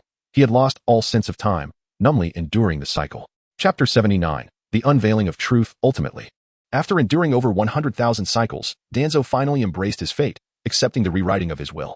From that moment forth, he would no longer seek the Sharingan to invoke Izanagi. The instant he surrendered to his destiny, his will rewritten by Izanami, Danzo liberated himself from its grasp, only to face the inevitable extraction of his eye by Uchiha Chiri. Yet this time, he refrained from invoking Izanagi, instead weeping bitterly in acceptance of his fate. The anguish of losing his right eye bestowed upon him a semblance of solace, a sense of grounding after countless cycles. He would no longer covet the Sharingan's power to wield Izanagi. His will, irrevocably altered, could not be undone unless by the intervention of Kodo Amatsukami or Izanami itself. Uchiha Chiri retrieved a vial filled with saline solution, placing the Sharingan within for temporary preservation, for it was to be returned to Shisui, her grandfather's eye. Uchiha Chiri, what are you doing? Stop this at once. The third Hokage, witnessing Chiri's act of extracting Danzo's right eye from afar, instantly teleported over, brandishing the raging king's staff. He noted Uchiha Chiri's youthful visage, and without a moment's hesitation, sought to prevent her from continuing her assault. However, he was met with a perplexing sight. Danzo wept profusely, as if redeemed, while Uchiha Chiri displayed the Sharingan within the vial. The Sharingan. How can this be? Danzo, you truly. Previously, upon hearing from his eldest son, Sarutobi Konohamaru, who had returned from the roots, he learned that Danzo's concealed right eye belonged to mirrored Uchiha. Yet, he had been unwilling to believe it, and had even halted Konohamaru's investigation, unable to accept that Danzo would harm their old friend. He feigned ignorance, realizing perhaps why Akimichi Choza, who had once shared a close bond with Mirrored, had declined the elder's lowly position and opted for seclusion. Perhaps he had discovered the truth of his dear friend's demise. Now, the truth of the Sharingan embedded in Danzo's right eye was laid bare, leaving Sarutobi Hizashi with only anguish and an unwillingness to confront the reality. Monkey, it seems you are aware of Mirrored Uchiha's fate. I never imagined you would conspire with Danzo. It appears I must create chaos in Konoha today. Uchiha Chiri, securing Mirrored's Sharingan, prepared to confront the impending assault from Danzo and Sarutobi Hizashi. Uchiha Chiri, you misunderstand. I merely cannot accept that a former comrade would descend to such depths. It contradicts the will of fire I uphold. Danzo is unforgivable. Everything I do is for Konoha. And this Sharingan was a gift from Mirrored. Though Danzo's resolve to seize the Sharingan and invoke Izanagi had been thwarted, he remained unchanged in all other respects, readily fabricating lies in this moment. Oh, is that so? Monkey, would you dare let me use an illusion to compel Danzo to speak the truth? Uchiha Chiri scoffed at the dim spirit of Sarutobi Hizashi, probing his stance on the current situation regarding Shimura Danzo. It was nighttime, and many shinobi bore witness to the unfolding events. although AMBU operatives were preventing others from approaching.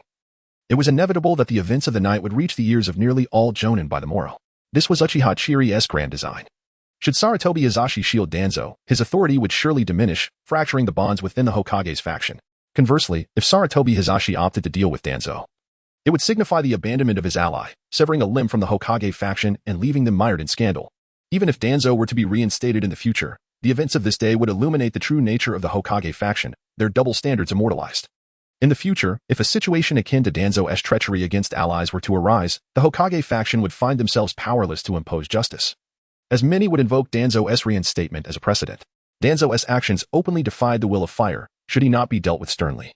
The Hokage faction would no longer be able to invoke the will of fire to rally support. A village divided among various clans would lead to disillusionment, exacerbated by the tarnishing of the will of fire, heralding a new dawn. All hinged upon the third Hokage's decision, yet regardless of the outcome, it would be a sacrifice of his own integrity. The third Hokage weighed his options, knowing he must not waver in his commitment to the will of fire. Despite the transgressions already committed against it, no one possessed evidence, all actions confined within the realm of political maneuvering.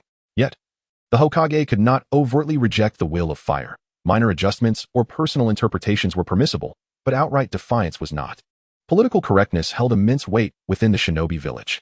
The will of fire constituted the law, the source of power. To deviate from it was to risk losing authority. My Sharingan was a gift from my dear friend. Do you, the Uchiha clan, intend to unjustly impose a false accusation upon me?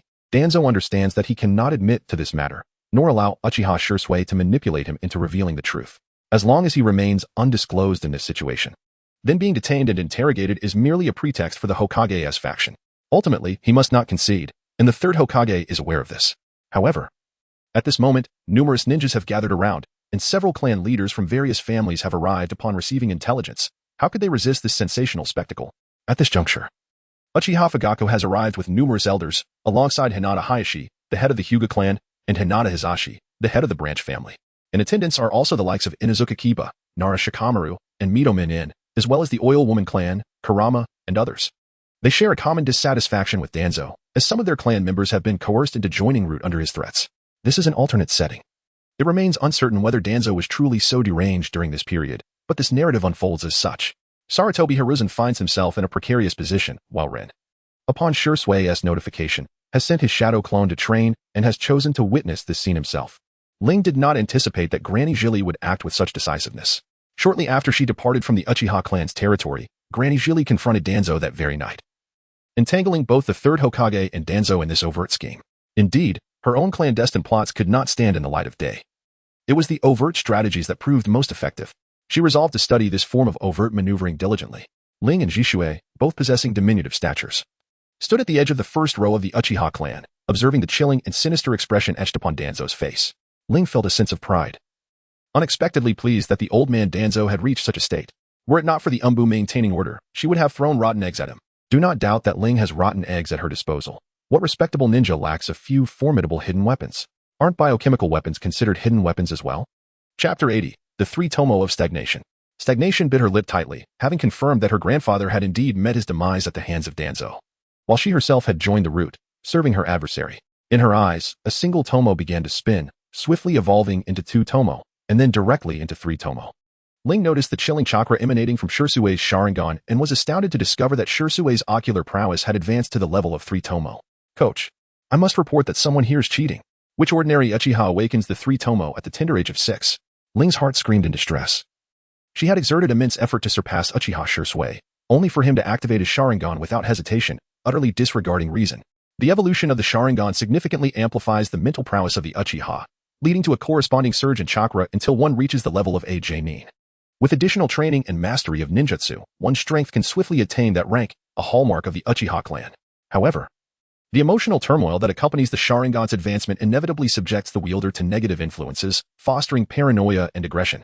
This inherent malevolence is precisely what the infamous Senju Tobirama referred to when he declared the Uchiha as innately wicked. The higher the Sharingan's grade, the more unstable the emotions become, spiraling into obsession and extremism, an adverse effect of its progression. As the sudden influx of in-release power alters both mental state and even brain structure. Thus, any Uchiha who awakens the Manjiki Sharingan inevitably carries a semblance of mental instability, the severity of which varies. Fortunately, Ling's advancement does not rely on the Sharingan, but rather on the growth of her body and soul, propelling her Sharingan's evolution. Although her strength must exceed the Sharingan S grade to facilitate this progress, it spares her from succumbing to madness. One glance at Uchiha Shisui's chakra reveals its chilling nature, now even more frigid than before. In contrast, Ling's chakra does not exude the warmth of the sun nor the biting cold of winter. It is akin to the gentle caress of early spring, soft, yet unmistakably cool. The nature of one's chakra can reveal their mental state, echoing the ancient belief of the ninja world that chakra connects hearts and fosters understanding. Chakra is a wondrous force. When one is weak, it can bear emotions, then intentions, and ultimately, the soul. Ling believes that to carry intentions, one must reach the pinnacle of both yang and yin release, akin to Indra and Ashura. To bear the soul, one must, like Kaguya Otsutsuki, comprehend the essence of yin and yang release. As for Kaguya Otsutsuki herself, as her daughter Yui stated, she was merely a pitiable woman. Meanwhile, Danzo was still devising a way to escape, and the third Hokage contemplated how to navigate the situation, while the clan leaders observed the unfolding drama with keen interest. However, Uchiha Chiri was different. She refused to squander any more time here. An explanation was imperative today. So, Monkey, have you given it due consideration? Faced with Uchiha Chiri's relentless pressure, Sarutobi Hiruzen felt immense frustration. He lacked confidence in defeating Uchiha Chiri, even if he could eliminate her. Could he also vanquish the clan leaders? Danzo cannot be allowed to interrogate you. Hi, delve into Danzo's memories regarding Q and the Sharingan. The third Hokage had retreated somewhat. Yet he established a boundary. Today, the inquiry would solely concern the Sharingan and Q, aware that Danzo harbored a plethora of other nefarious secrets. However, regarding the dignity of the Hokage lineage, such matters must remain undisclosed, necessitating that Uchiha Chiri refrain from direct action. Otherwise, Danzo might spill everything like beans, forcing him to eliminate Danzo. Yamashiro Hai wore a bitter smile, regardless of whether he witnessed other memories today. He would incur the envy of both the third Hokage and Danzo. In the future, he might meet an untimely demise on the battlefield or during a mission for inexplicable reasons, including but not limited to a hidden kunai or being slain by a sudden foe while utilizing Yamashiro's secret techniques. However, he lacked the courage to refuse. Knowing that doing so would lead to future retribution, he subtly glanced at the grave-faced Nara Shikaku, whose intent was unmistakable. Nara Shikaku weighed the pros and cons. If he agreed, it was likely that Yamashiro Hai would meet an unjust end, yet the Inuzuka, Nara, and Akimichi clans could continue to thrive. If he declined, the insidious machinations and covert exclusion from the Hokage lineage would be lethal, leading to arduous missions and targeting of the clan's offspring. Ultimately, Shikaka nodded. As the strategist for the Inuzuka, Nara, and Akimichi clans, he had no choice but to prioritize their interests, even at the expense of Yamashiro Hai. Yamashiro Hai seemed to sense his fate. With a grim smile, he trudged away from the crowd, knowing he would be summoned regardless of his presence today. Even if he sent a clan member in his stead, it would be futile. A mere inconsequential member could not quell the wrath of Danzo and the Hokage, and his kin would still face oppression. At that moment, Ling had a sudden inspiration. She quietly retreated behind the crowd and whispered a few words into the ear of Elder Jaya, before discreetly returning to her original position. Jaya then approached Uchiha Shisui and Uchiha Hokage, conveying Ling's earlier words and analysis. After contemplation, they deemed it an excellent scheme, one that could undoubtedly win hearts. Yamashiro Hai stood beside Danzo, enduring Danzo's predatory glare, expressionless as he slowly formed hand seals, seemingly reflecting on his past. At that juncture, Uchiha Shisui could no longer contain himself and stepped forward, closely followed by Uchiha Hokage and Elder Jaya. The Uchiha clan has stirred today's situation to investigate the cause of Q's death and the truth behind the Sharingan. The Uchiha will not implicate the innocent, thus. If Yamashiro Hai meets an unjust fate, we will hold Danzo Shimura accountable and mobilize our entire clan to eliminate him. Indeed, the Uchiha clan stands by their word. Let all bear witness. We wish not to involve the innocent, but seek justice for Q. The declarations of Uchiha Shisui and Uchiha Hokage utterly stunned the clan leaders and Sarutobi Hiruzen. While Danzo regarded Uchiha Shisui with the look of a man staring at a corpse, his murderous intent unabashed. This was Ling's scheme of sowing discord and employing a blade to kill. Shisui's words served to sever the ties between the Hokage and the Inuzuka clans, as well as to sow discord within the Inuzuka clan itself. Although this would incite greater envy from the Hokage and Danzo, the Uchiha clan had no fear of debts. Moreover, this aligned with the hawkish faction's intentions, bearing no relation to Ling's benevolent faction. This maneuver might also serve to weaken the hawkish faction or eliminate Uchiha Shisui, while simultaneously garnering goodwill towards the Uchiha clan, establishing a persona of gratitude and loyalty. Chapter 81. 6-year-old Manjiki? This strategy might create a rift between Yamashiro Hai and the Nara clan, although the Yamashiro clan was aware that Shikaku's decisions were sound. Even if it failed, it could deepen the Inuzuka clan's grievances against the Hokage and their hatred for Danzo. Furthermore, it would enhance the Uchiha's reputation while weakening the hawkish faction. Despite the possibility of the dovish and rescue factions being affected, yet, This was merely a passing storm. If one wished to avoid alienating the Uchiha clan, the intensity of suppression could hardly differ from the current state, as Konoha's pressure on the Uchiha had already reached their breaking point. All right, Hai, commence, whatever you witness. I shall not pursue further. The third Hokage, reluctant to lose the support of the Inuzuka, Nara, and Akamichi clans, found his thoughts of revenge against Danzo dissipating, leaving him with no choice but to endure the agony of the situation. Danzo, with his eyes shut tight, sought to conceal the hatred and cold murderous intent that flickered within him, fully aware that the events of the day were irrevocable. Although he had the power to command the Root to rescue him, such an act would signify his defection from Konoha. Yet, as he had not yet ascended to the position of Hokage, he remained unsatisfied, knowing that Sarutobi Hiruzen would not impose excessively harsh punishment. Yamashiro Aoi pressed the memory retrieval technique onto Danzo's head, meticulously sifting through Danzo's recollections of the Sharingan and Uchiha Kagami. He deliberately avoided the gruesome memories of inhumane experiments and the brutal training of Root members that flashed before him like fleeting shadows. Soon, he unearthed the pertinent memories and ceased the technique's operation. What do you have to say, Aoi? Reveal the results. Sarutobi Hiruzen's tone betrayed a hint of anticipation. Hoping against hope that Danzo had not committed such atrocities, despite the slim chances, Aoi surveyed the intrigued clan leaders and the smiling Uchiha Chiri beside him, ultimately opting for honesty. Uchiha Chiri undoubtedly knew the truth. Fabricating a tale could spell death for him. Hokage-sama, esteemed clan leaders, during a mission post the Second Shinobi War, Danzo encountered an overwhelming enemy from another village. Uchiha Kagami used the secret technique as Izanagi to save him. Later, coveting that technique, Danzo, exploiting Kagami's weakened state, threatened Uchiha Shisui's life to extract the secrets of the technique, ultimately killing Kagami and seizing his right eye. Aoi's expression remained impassive. Yet the revelation left the assembled clan leaders and shinobi in shock. They could not fathom that Danzo was truly devoid of humanity. Kagami had used a secret technique to save him, yet he had betrayed that trust, coveting the clan's sacred techniques and employing threats against former comrades. The Uchiha clan erupted in fury. They had never been subjected to such treatment. In the shinobi world, coveting bloodlines and techniques often led to dire consequences. Danzo, how do you intend to account for your actions to me, to the Uchiha, and to the many clans of bloodline and technique users? Uchiha Chiri first ensnared Danzo in a genjutsu to prevent any desperate retaliation before beginning to interrogate Sarutobi Hiruzen. Nara Shikaku and Mito Gaetsun had difficulty believing that Danzo could commit such acts. In the past, Danzo had feigned sorrow, claiming that Kagami had perished while saving him, shedding crocodile tears. Hiruzen, you have grown old. Danzo, your cruelty knows no bounds. An elderly, somewhat bumbling voice interjected, belonging to a portly man clad in red. Kazekage. It appears you knew something back then. Why did you not speak up? Sarutobi Hiruzen shut his eyes in pain, grappling with how to spare Danzo's life. At the time, I had no evidence. Would you read Danzo's memories based solely on my words? Akimichi Choza cast a disdainful glance at Danzo before turning a mocking gaze towards the third Hokage. I cannot fathom why Danzo has become this way. I was ignorant of these matters. The third Hokage, witnessing the intense scrutiny from the clan leaders, realized that Danzo would inevitably face severe repercussions today. Otherwise, the hearts of the people would remain unsettled, especially on the brink of another shinobi war. Danzo's actions of killing his comrade Uchiha Kagami and seizing bloodlines and clan secrets warranted a death sentence. However, considering Danzo's years of diligent service, the Hokage resolved, in his capacity as the third Hokage, to sentence Danzo to lifelong imprisonment. Upon the Hokage's pronouncement, the clan leaders expressed dissatisfaction. Yet they recognized that Sarutobi Hiruzen was cornered and suppressed their grievances. Uchiha Shisui, upon hearing his grandfather voluntarily sacrifice the secrets of the Sharingan and Izanagi for him, felt anguish that birthed a surge of dark chakra within him, causing his demeanor to grow increasingly foreboding. The three-tomo Sharingan in his eyes began to whirl rapidly, on the verge of evolving into the kaleidoscopic pattern of the Manjiki, but ultimately failed due to his young age.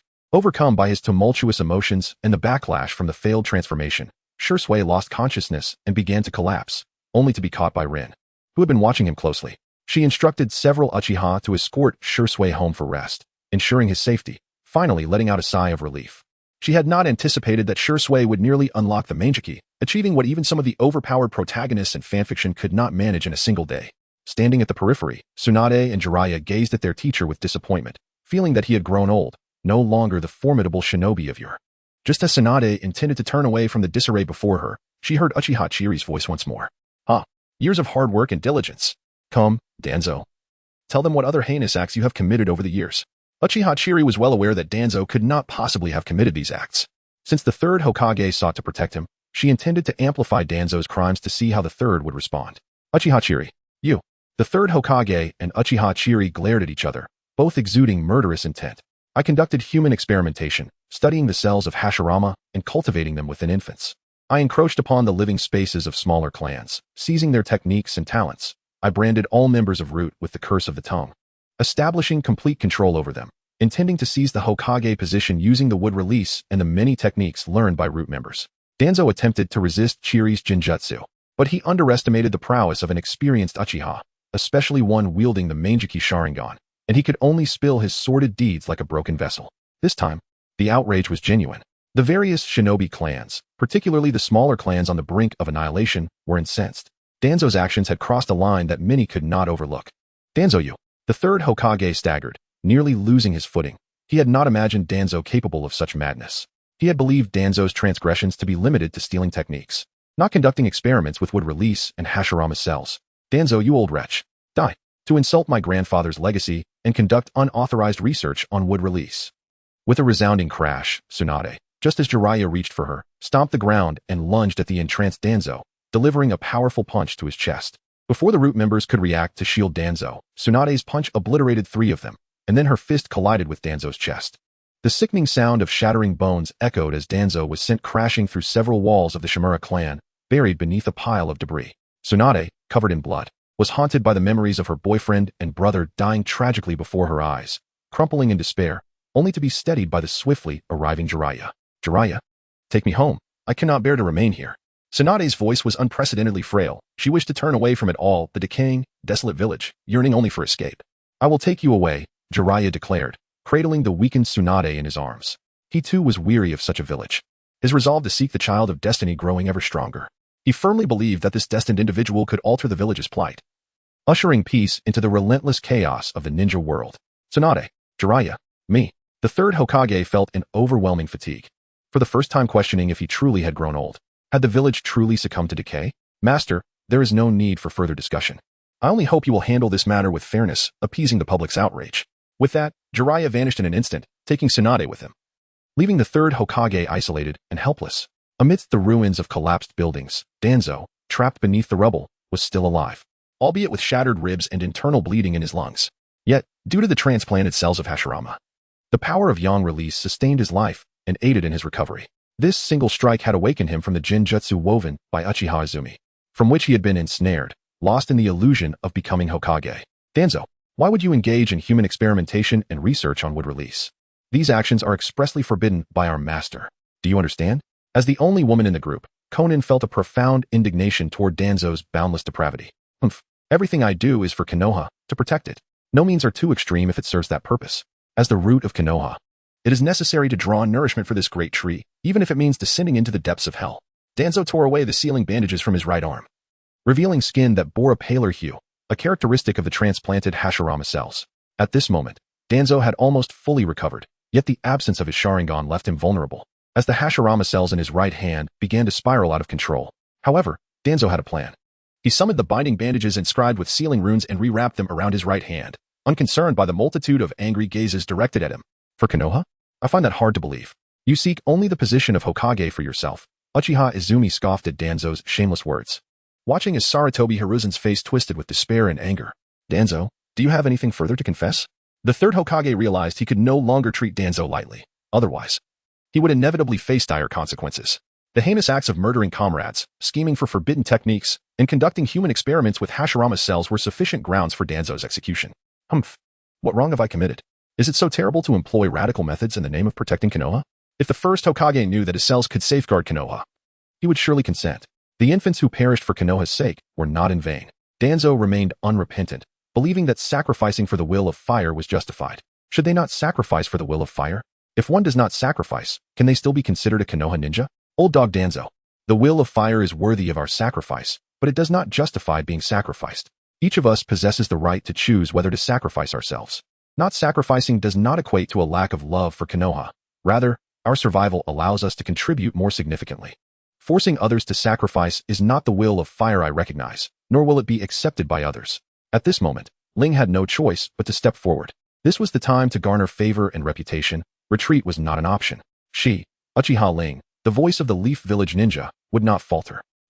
You, the nefarious little scoundrel of the Uchiha clan, have no comprehension of the will of fire. You are merely a selfish brat serving the interests of your own clan. Danzo, Upon witnessing yet another Uchiha rise, particularly this most detestable little imp, was immediately incensed and prepared to retort vehemently. I may not understand the will of fire, but what I do not grasp is your interpretation of it. What we all acknowledge is the will of fire as envisioned by the first Hokage, a spirit that has united us in the cessation of conflict. You, however, are the true selfish one, exploiting the name of the will of fire to seize bloodlines, pursue forbidden techniques, and conduct abhorrent human experiments. The ultimate beneficiaries of these actions are none other than yourself, not for the sake of the leaf, but rather, you are its genuine parasite. When it comes to sacrifice, why should it not be you who bears the burden? Instead of those valiant ninjas who have shed blood for the leaf, what have you ever sacrificed for the village? Can you truly embody the will of fire and compel others to make sacrifices? Is the will of fire still the will of fire if it leads to the sacrifice of others? As Ling concluded, a multitude of ninjas resonated with her sentiments. Erupting into fervent applause, they were willing to make sacrifices, yet could not accept being sacrificed themselves. Such an act would be a desecration of the will of fire and an affront to their dignity. I, Uchiha Ling, have never been particularly eloquent. Yet today I have surpassed myself, primarily relishing the opportunity to chastise the old dog Danzo. Danzo's expression darkened. He remained steadfast in his belief that he had committed no wrongdoing. Decades of ingrained worldview cannot be altered by mere words. Very well. In the name of the third Hokage, I hereby decree the abolition of Danzo's chakra pathways and his eternal imprisonment within the dark depths of Konoha's Umbu prison. The third Hokage imposed what he perceived to be a stern punishment, yet it did not sway the many ninjas present. However, out of respect for the long-standing authority of the third Hokage, they refrained from voicing their dissent. Ling and Uchiha Izumi expressed their indifference for Danzo. Being rendered a mere shell of his former self and imprisoned signified his eternal inability to ascend to the position of Hokage. Aware of Danzo's deep-seated obsessions, the two understood that for him, such an existence was more torturous than death itself. Chapter 83. Who supports? Who opposes? Furthermore, the third Hokage's leniency would cultivate discontent, representing a grave blow to the Hokage lineage. While seemingly inconsequential in daily matters, such grievances could erupt at critical junctures, much like the subsequent plan to dismantle Konoha. No one came to the aid of the third Hokage, although they professed faith in his ability to prevail. It was evident that they merely stood by as he faced his demise, regardless of how formidable the third Hokage had been in his youth. At the venerable age of 69, the prowess of a shadow-level ninja would undoubtedly diminish significantly. Humph, I shall not yield. Monkey, you truly intend to go this far? Danzo could not accept such an outcome, for it was a fate more unbearable than death. Unrepentant, he believed that Sarutobi Hiruzen aimed to seize back power and eliminate his adversaries through this incident. Sarutobi merely cast a glance at Danzo, wishing to refrain from further discourse with him, yet he contemplated the Umbu. The Umbu immediately secured all root members, sealing off all root bases and cataloging all evidence of wrongdoing. Hiruzen, how ruthless! Without my suppression of the Uchiha clan, how will you weaken them? The Uchiha will inevitably usurp your position, and you shall regret it, Hiruzen. The third Hokage recognized that the Uchiha posed a genuine dilemma. Thus, he turned his gaze towards the Uchiha clan, focusing on the most powerful of them, Uchiha Izumi. As long as Konoha does not target the Uchiha clan, we, the Uchiha, shall remain unperturbed, and we are willing to allocate half of our security force positions to various ninja clans and civilian ninjas. Seizing the moment with the presence of these ninjas and clan leaders, Uchiha Izumi boldly articulated the second step that Ling had decided upon. Uchiha Shisui vehemently opposed, but his age had rendered him too weakened, and he was swiftly ensnared by Izumi's Jinjutsu. This is my intent, esteemed elders and clan leader Fugaku. Who supports this? Who opposes? At this moment, Fugaku was still youthful, lacking the power of the Manjiki Sharingan, and possessing only the strength of an elite Genin. Thus, he dared not voice opposition against the formidable gaze of the Manjiki. In this instant, Uchiha Izumi emanated an overwhelming aura, silencing all dissent within the Uchiha clan. Since there are no objections in the presence of all, I shall discuss how to implement this matter at the clan meeting. Uchiha Izumi, is this truly your word? Are you genuinely willing to allocate half of the Konoha security force positions? The third Hokage was somewhat taken aback, though he discerned this was a spur-of-the-moment decision by Izumi. The Uchiha Hawks had no choice but to acquiesce in light of her strength. Sarutobi had long wished to address the issues surrounding the security force. A contingent ostensibly meant to safeguard Konoha, yet not under the Hokage's control, was exceedingly perilous. While he also recognized that the Konoha security force was one of the traps laid by his teacher, Senju Tobarama. He recalled Tobarama's words that Konoha could not be without the Uchiha. Thus, the third Hokage aspired for a peaceful resolution to the Uchiha predicament, seeking to persuade them to permit village ninjas to join, without maintaining excessive independence. However, the Uchiha naturally dismissed his olive branch without hesitation. Of course, the village must also permit the Uchiha to establish a Genin class and have opportunities to join the Umbu. Uchiha Izumi, likely second only to Uchiha Shisui. was most eager to resolve the conflict between the Uchiha and the village. She had but a few years left to live and needed to settle matters before her passing. Otherwise, with Sarutobi's gradual decline and the uncertain stance of the fourth Hokage's eventual ascendance, the Uchiha might lose their final opportunity. The Jonin class is acceptable. And the Umbu too, but during wartime, the Uchiha must comply with unified command. Sarutobi sensed Izumi's sincerity and thus made his own requests. Very well. Henceforth the Umbu shall only monitor the Uchiha in a normal capacity. We are neither traitors nor outsiders. Although Izumi had long refrained from involvement, she was aware that the Umbu's surveillance of the Uchiha had reached alarming levels. Agreed. I hope the Uchiha can settle down in the future. Konoha can no longer withstand turmoil. The third Hokage, having held the position for the longest time, felt the village gradually declining over the years, a decline caused not only by war but also by internal discord. Regrettably, he no longer possessed the ambition to alter this state of affairs and could only leave it to the future fourth Hokage to resolve. Hiruzen, the Uchiha's surrender of the security force must harbor a conspiracy. You will come to regret this. Hiruzen, Danzo was now surrounded by the Umbu to prevent any desperate actions. Yet he still harbored a glimmer of hope, believing he would merely face ordinary confinement, and that when war came, he would surely find a chance to escape. Enough. Everyone disperse. Take Danzo back to the Umbu for confinement, and then sever his chakra pathways.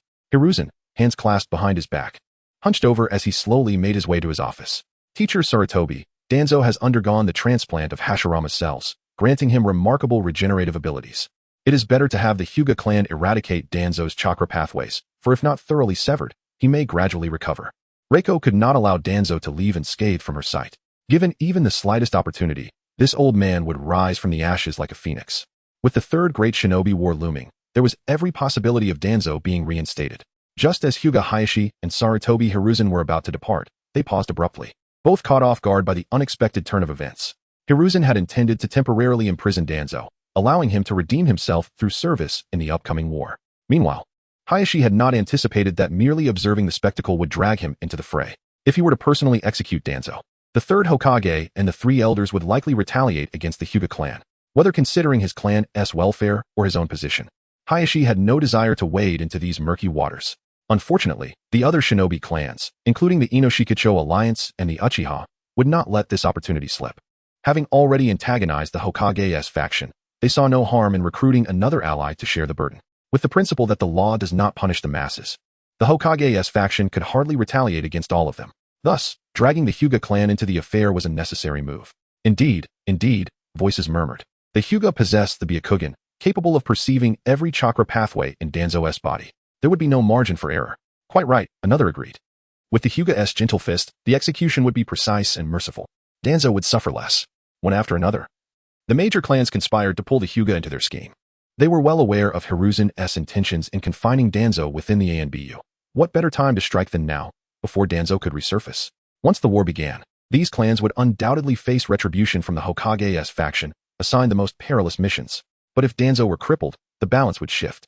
The Hokage would have no choice but to rely on the clans rather than Danzo's root operatives, and overt suppression would become untenable. Chapter 84. Danzo's defection in the shadows. Who endured the Hokage's scrutiny. The long-standing policy of the Hokage's faction was to suppress the clans while elevating common-born shinobi, ensuring their own dominance remained unchallenged. Both the Hyuga and the Hokage's faction were expressions of deep displeasure. If Hayashi refused, the clans would likely withhold their full effort in the coming war. The Hyuga, isolated, would face collective retaliation in an enviable position. Conversely, if he acted, though the Hokage's faction would retaliate, the shared burden would temper their severity. Under the collective gaze of the assembly, Hiruzen understood the clan's implicit pressure. Danzo's execution had been the original verdict, yet he had spared the man's life. Without concessions now, the situation would spiral beyond control. Hayashi, Hiruzen murmured wearily, I leave this to you. The words left him more desolate than ever. Danzo, meanwhile, was aghast. How had his mere attempt to recruit Reiko into Root led to this? Uchiha Reiko. Danzo snarled, his gaze venomous. You wretched, scheming brat. This was your design all along, wasn't it? His glare promised dismemberment, as if he had pieced together Reiko's machinations, exploiting the momentum to crush him utterly. Reiko blinked innocently. Old man Danzo? What are you talking about? How could someone like me possibly orchestrate such a thing? Ling had not anticipated that she could force Danzo into such a corner today. Her original plan was to seize the opportunity while Danzo and Hanzo were entangled in their struggle against the Akatsuki. When Danzo was being pursued by the Outer Path-esque golems, she intended to launch a surprise attack on the panicked Danzo, eliminating him stealthily and without a trace. Alas, Such an exquisitely crafted scheme seemed destined never to see fruition, which was indeed a pity. The illustrious fifth Hokage of Konoha, the fire of the Hashin sect, now found himself rotting under the vast shadow of the root. Humph. Danzo closed his eyes, appearing to await his demise. Yet he was secretly using the tongue curse seal to communicate with the root for swift rescue. Although the tongue curse seal could not transmit detailed messages, it could deliver a subtle collective signal that would inflict pain upon the recipient, serving as Danzo's covert signal. Through a method akin to Morse code, he conveyed his location and the number of operatives required, showcasing his genius in espionage. The root had been subjected to assaults by the Umbu at several bases, but this was due to their lack of resistance. In terms of overall strength, the root was far superior. Upon Danzo's command, they promptly initiated a surprise attack on the Umbu ninjas who were inventorying supplies, swiftly heading towards the Shimura clan. The Umbu, aside from a few ninjas and the Sarutobi couple, had lost at least 60% of their forces. Originally, the Umbu comprised 4 squads totaling less than 300 members.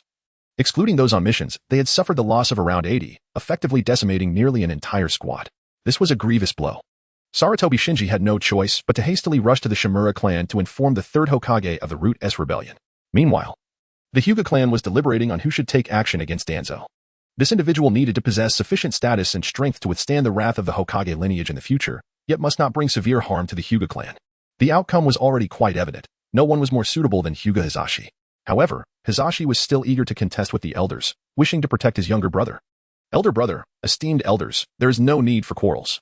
Allow me to undertake this task. Is it not my duty as a branch family member? Hyuga Hisashi had long grown weary of living as a slave facing the main family, and if he were to seek vengeance to the point of death, it would not be an unwelcome choice. Death would grant him freedom. Hisashi broke free from his brother's grasp and resolutely stepped forward, confronting Danzo with his Byakugan activated, the veins around his temples bulging. He gathered chakra for the gentle fist, preparing to execute his sentence. Yet he failed to notice the glint of cold light in Danzo's eyes. Humph.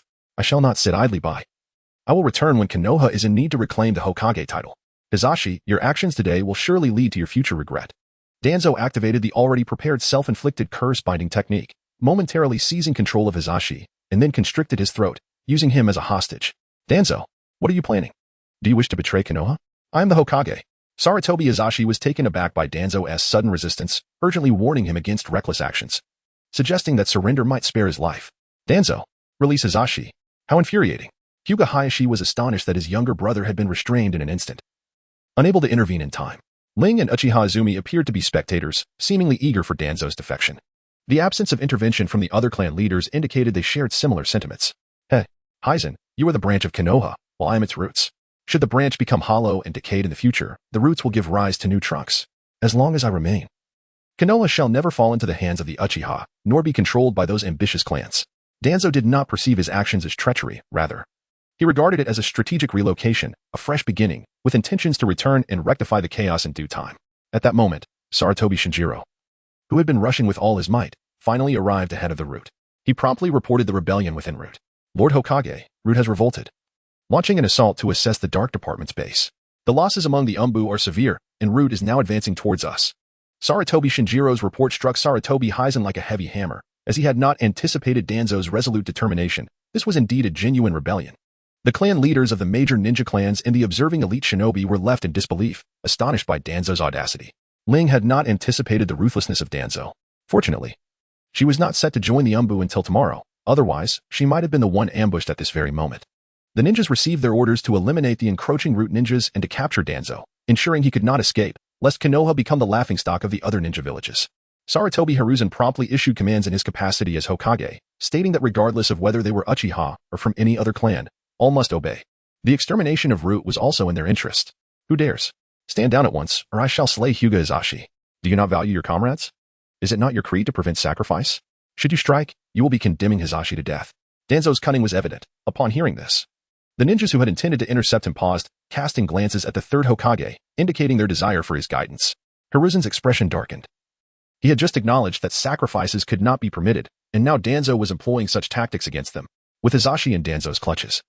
He swiftly merged with the approaching Root forces, unimpeded by anyone, as they feared that Danzo might kill Hisashi and thus bear the burden of allowing a comrade to perish. Chapter 85, The Pursuit of Danzo. Hyuga Hisashi's face contorted in rage as he found himself ensnared by the curse of the self-imposed binding technique, rendering him unable to take his own life. He could only watch helplessly as Danzo wielded him as a tool to intimidate the ninjas of Konoha. It was a blatant manipulation, any action taken would imply that the clan's professed avoidance of sacrifice was merely a jest, rendering the sacrifice of the first Hokage's cells and those of innocent infants justifiable. Conversely, an action would allow Danzo and Root to depart unscathed, exposing Konoha's frailty to all the ninja clans and making them the subject of ridicule, leading to a decrease in mission assignments from various nations. The third Hokage found himself at a stalemate. Whichever path was chosen, the outcome would be disastrous for Konoha, one a threat to the future, the other in immediate peril. Though they could not eliminate Danzo and Root, the gathered ninjas trailed behind him, poised to act at a moment's notice should the opportunity arise. Should any of you dare to pursue, I will execute Hyuga Hizashi, and you will bear the infamy of bringing wrath upon the Hyuga clan. Danzo's words, laced with urgency, silenced any thoughts of pursuit, even among the third Hokage. However, once Danzo was out of sight, Hiruzen immediately ordered the remaining Umbu personnel to lie in wait outside Konoha to ambush Danzo. He then commanded the ninjas present to pursue Danzo from the periphery of his line of sight, intending to converge on him once the Umbu initiated their assault. At this juncture, Danzo had already reached the gates of Konoha, shielded by dozens of Root members, each at least of elite Chunin caliber, preparing to exit the village. Meanwhile, additional Root members hastened to rendezvous with them outside. In fact, 2 individuals present could have incapacitated Danzo in an instant, paving the way for the extermination of Root. One was Yamanaka Haichi, the clan leader who had just accessed Danzo's memories and could utilize the mind-body switch technique to render him immobile. Unfortunately, due to the intense chakra drain from reading Danzo's memories, Haichi was unable to employ the technique. The formidable will of the individual whose memories he had accessed had severely depleted his chakra, especially since Danzo was not unconscious or deceased. The second individual was Uchiha Izumi, who had diminished her presence using the dream butterfly technique. A mere Genjutsu or a Zanami would have sufficed to control Danzo. However, capturing him at this moment would only allow Danzo a chance to evade the label of defector. It would be only after a complete betrayal that he would be condemned. Ah, Lord Danzo, are you embarking on a journey? Shall I accompany you? Orochimaru, engrossed in his experiments, caught wind of the situation concerning Danzo and rushed over to observe. A small snake emerged from Orochimaru's mouth as he adjusted his attire and flashed a sardonic smile at Danzo. Humph, Orochimaru. My experiments on human subjects and the research on Hashirama cells include you. Why not join me in breaking out of Konoha? Danzo felt a flicker of joy at the prospect of leaving with Orochimaru, envisioning the continuation of their research on wood release and Hashirama cells. One day, he would return to Konoha to rectify the chaos and restore order. Heh, Lord Danzo, do not make baseless accusations. How could I possibly be involved in research on Hashirama cells or human experimentation? Orochimaru showed no fear of Danzo's insinuations. His presence here was carefully orchestrated, as he had no intention of leaving Konoha just yet. You. Is it possible? Infuriating.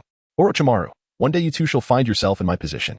Danzo had come to the realization that Orochimaru had undoubtedly erased all traces of knowledge and evidence related to his experiments. This meant that the expensive equipment and subjects he had procured were likely destroyed or taken. Lord Danzo, I did not expect you to have hidden a successful subject of the wood release experiment. Tens, was it? A rather obedient child.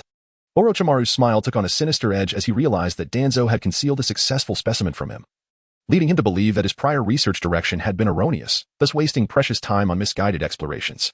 How dare you? That is my wood release experiment subject. Do you presume to claim it as your own? Danzo was irate, having not anticipated that Tins had fallen into Orochimaru's hands, making future research on wood release impossible. I understand, of course, that he is your subject, Lord Danzo. However, I have already entrusted him to my master. Henceforth, he shall be a wood release ninja of Konoha. After extracting some of Tin's cells and experimental data, Orochimaru no longer cared for this fortunate individual who grasped inferior wood release abilities, thus handing him over to Sarutobi Hiruzen as a gesture of allegiance.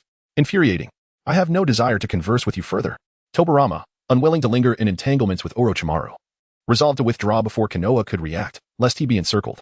He surmised that Sarutobi Hiruzen had already dispatched the Umbu to await him en route, while the station forces at the border would be poised to intercept him at any moment. His understanding of Sarutobi Hiruzen ran deep. He could predict his thoughts and commands with remarkable accuracy, thus he could not entrust his safety solely to the seemingly inconsequential Hinata Hizashi. Upon exiting the gates of Konoha, the gatekeeping ninja had been swiftly eliminated by Root, regrettably marking the demise of 2 ill-fated Nin who dared to obstruct them, displaying a commendable yet misguided loyalty. Uchiha Shisui and the elders of the Uchiha clan did not pursue the chase themselves. Instead, they instructed Ling to lead several Uchiha elite jonin in the hunt. Uchiha Shisui, accompanied by the elders of the 3 clans, returned to their clan's territory to convene a meeting to elucidate and strategize regarding the arrangements for Konoha security forces. However, with Uchiha Shisui presiding, it was unlikely anyone would voice dissent. They had meticulously analyzed the pros and cons, and any opposition would be met with physical persuasion. Once the Izanami was unleashed, even the staunchest wills would inevitably be rewritten. Uchiha Shisui was not surprised. The three-tomo Sharingan bore no resistance against the kaleidoscope. Other ninja clans adopted similar strategies. It was impractical for the entire clan to pursue a single target, thus sending representatives sufficed. Even so, they dispatched a contingent of over a dozen jonin and more than 200 special jonin, all following the Hokage's directives, maneuvering through the death forest to breach the barrier. Accompanying Ling were 9 jonin, 3 of whom were elite jonin, their numbers significantly surpassing those sent by other clans. However, they matched the numbers sent by the Hyuga clan, especially since the head of the branch family had been taken hostage, necessitating their active involvement. The Uchiha clan's considerable mobilization of ninja underscored their fervent zeal to eliminate Tobirama. Many stepped forward with valor, ultimately deciding that 9 jonin would accompany Ling in the pursuit of Tobirama. Ling harbored little optimism regarding the possibility of eliminating Danzo, however. Taking down a few members of Root would be most gratifying. After all, she vividly recalled the time when a group from Root threatened her at their base. I, Uchiha Ling, am one who bears grudges. Chapter 86, Demonic Disintegration? At this moment, within the Death Forest, over 200 pursuing ninjas and more than 100 umbu had woven an immense net, closing in on Danzo and the members of Root who sought to escape.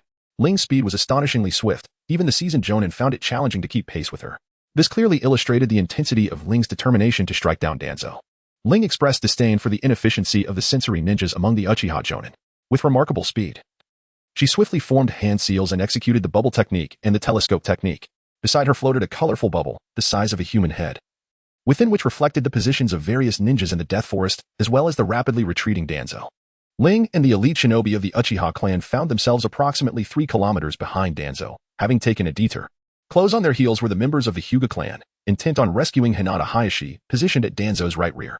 Meanwhile, the third Hokage had already alerted the umbu, led by Minato and Namikaze, who were on an external mission, to intercept Danzo's group and prevent them from crossing the borders of the Land of Fire. The third Hokage personally pursued Danzo from behind, accompanied by several elite shinobi from the Nara and Yamanaka clans. This was a desperate effort to save the hostages in Danzo's grasp. Otherwise, with the speed of over 300 pursuing shinobi, they would soon catch up to Danzo and eliminate him and his companions. Ling merely lingered behind Danzo and his companions, situated beyond their perceptual range, yet capable of arriving at critical positions in a short span. The hostage, Hinata Hayashi, undoubtedly hindered Danzo's group from fleeing swiftly. Yet they could not abandon this crucial captive. At this moment, Hinata Hayashi was desperately attempting to break free from the binding technique that ensnared him. His strength, though formidable, was merely that of a jonin, rendering it exceedingly difficult to escape a binding technique capable of ensnaring a shadow-level ninja. Lord Danzo, we are surrounded, exclaimed a Root ninja responsible for reconnaissance, beads of cold sweat trickling down his forehead, the prolonged exertion of perception taking a considerable toll. Humph, Hayashi, do you truly wish to drive me to my demise? Alas, you underestimate me gravely. The cold, piercing glare in Danzo's eyes dissuaded the Root ninjas from meeting his gaze, compelling them to bow their heads and hasten their pace. Kai 4, Rin 4, and Shin 4, you 3 shall lead your respective teams to administer the zero-cell extract, obstruct the pursuers behind us, and provide us with cover. Danzo, having extensively researched the cells of Hashirama over the years, had certainly garnered some results, although the extract was a one-time use. It sufficed to provide them with a temporary advantage. Yes, Lord Danzo. Kai 4, Rin 4, and Shin 4, along with their squad members, knelt upon one knee.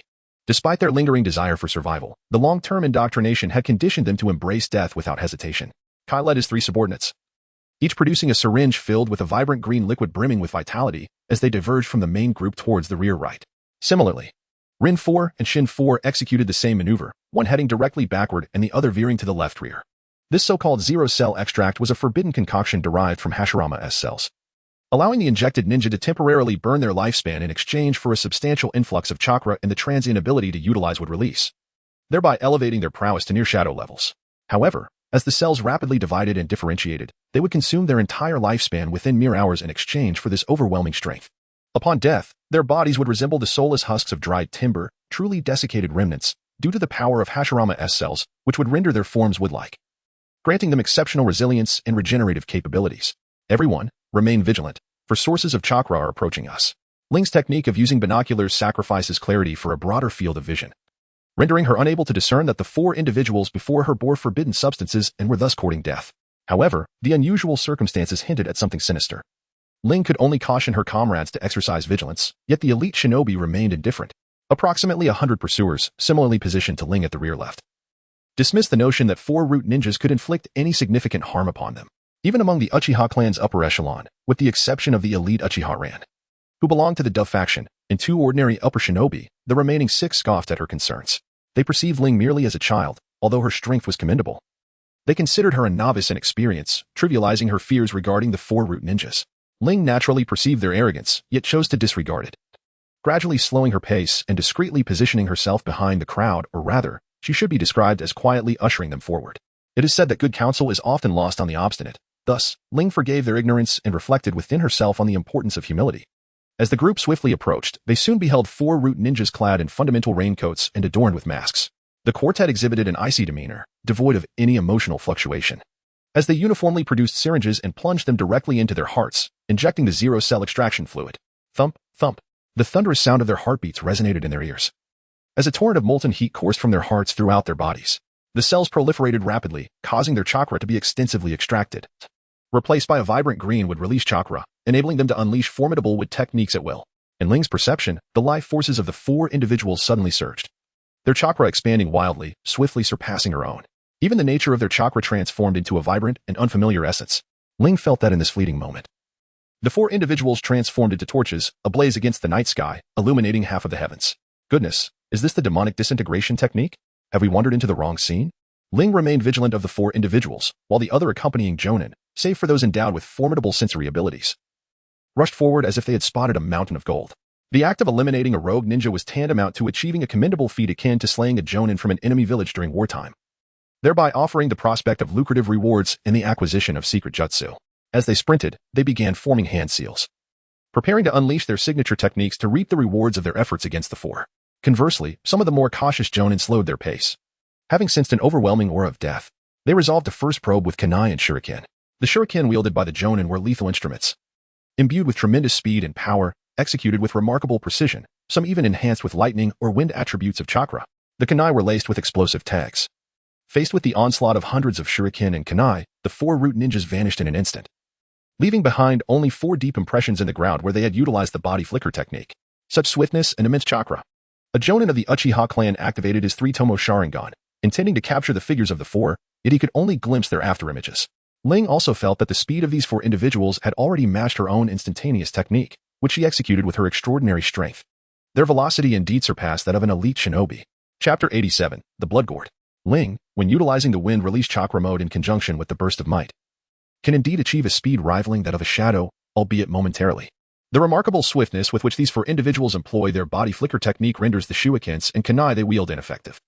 Even a typical Jonin could effortlessly evade such projectiles, let alone the root ninja's adept in the demonic illusion, the shattering technique.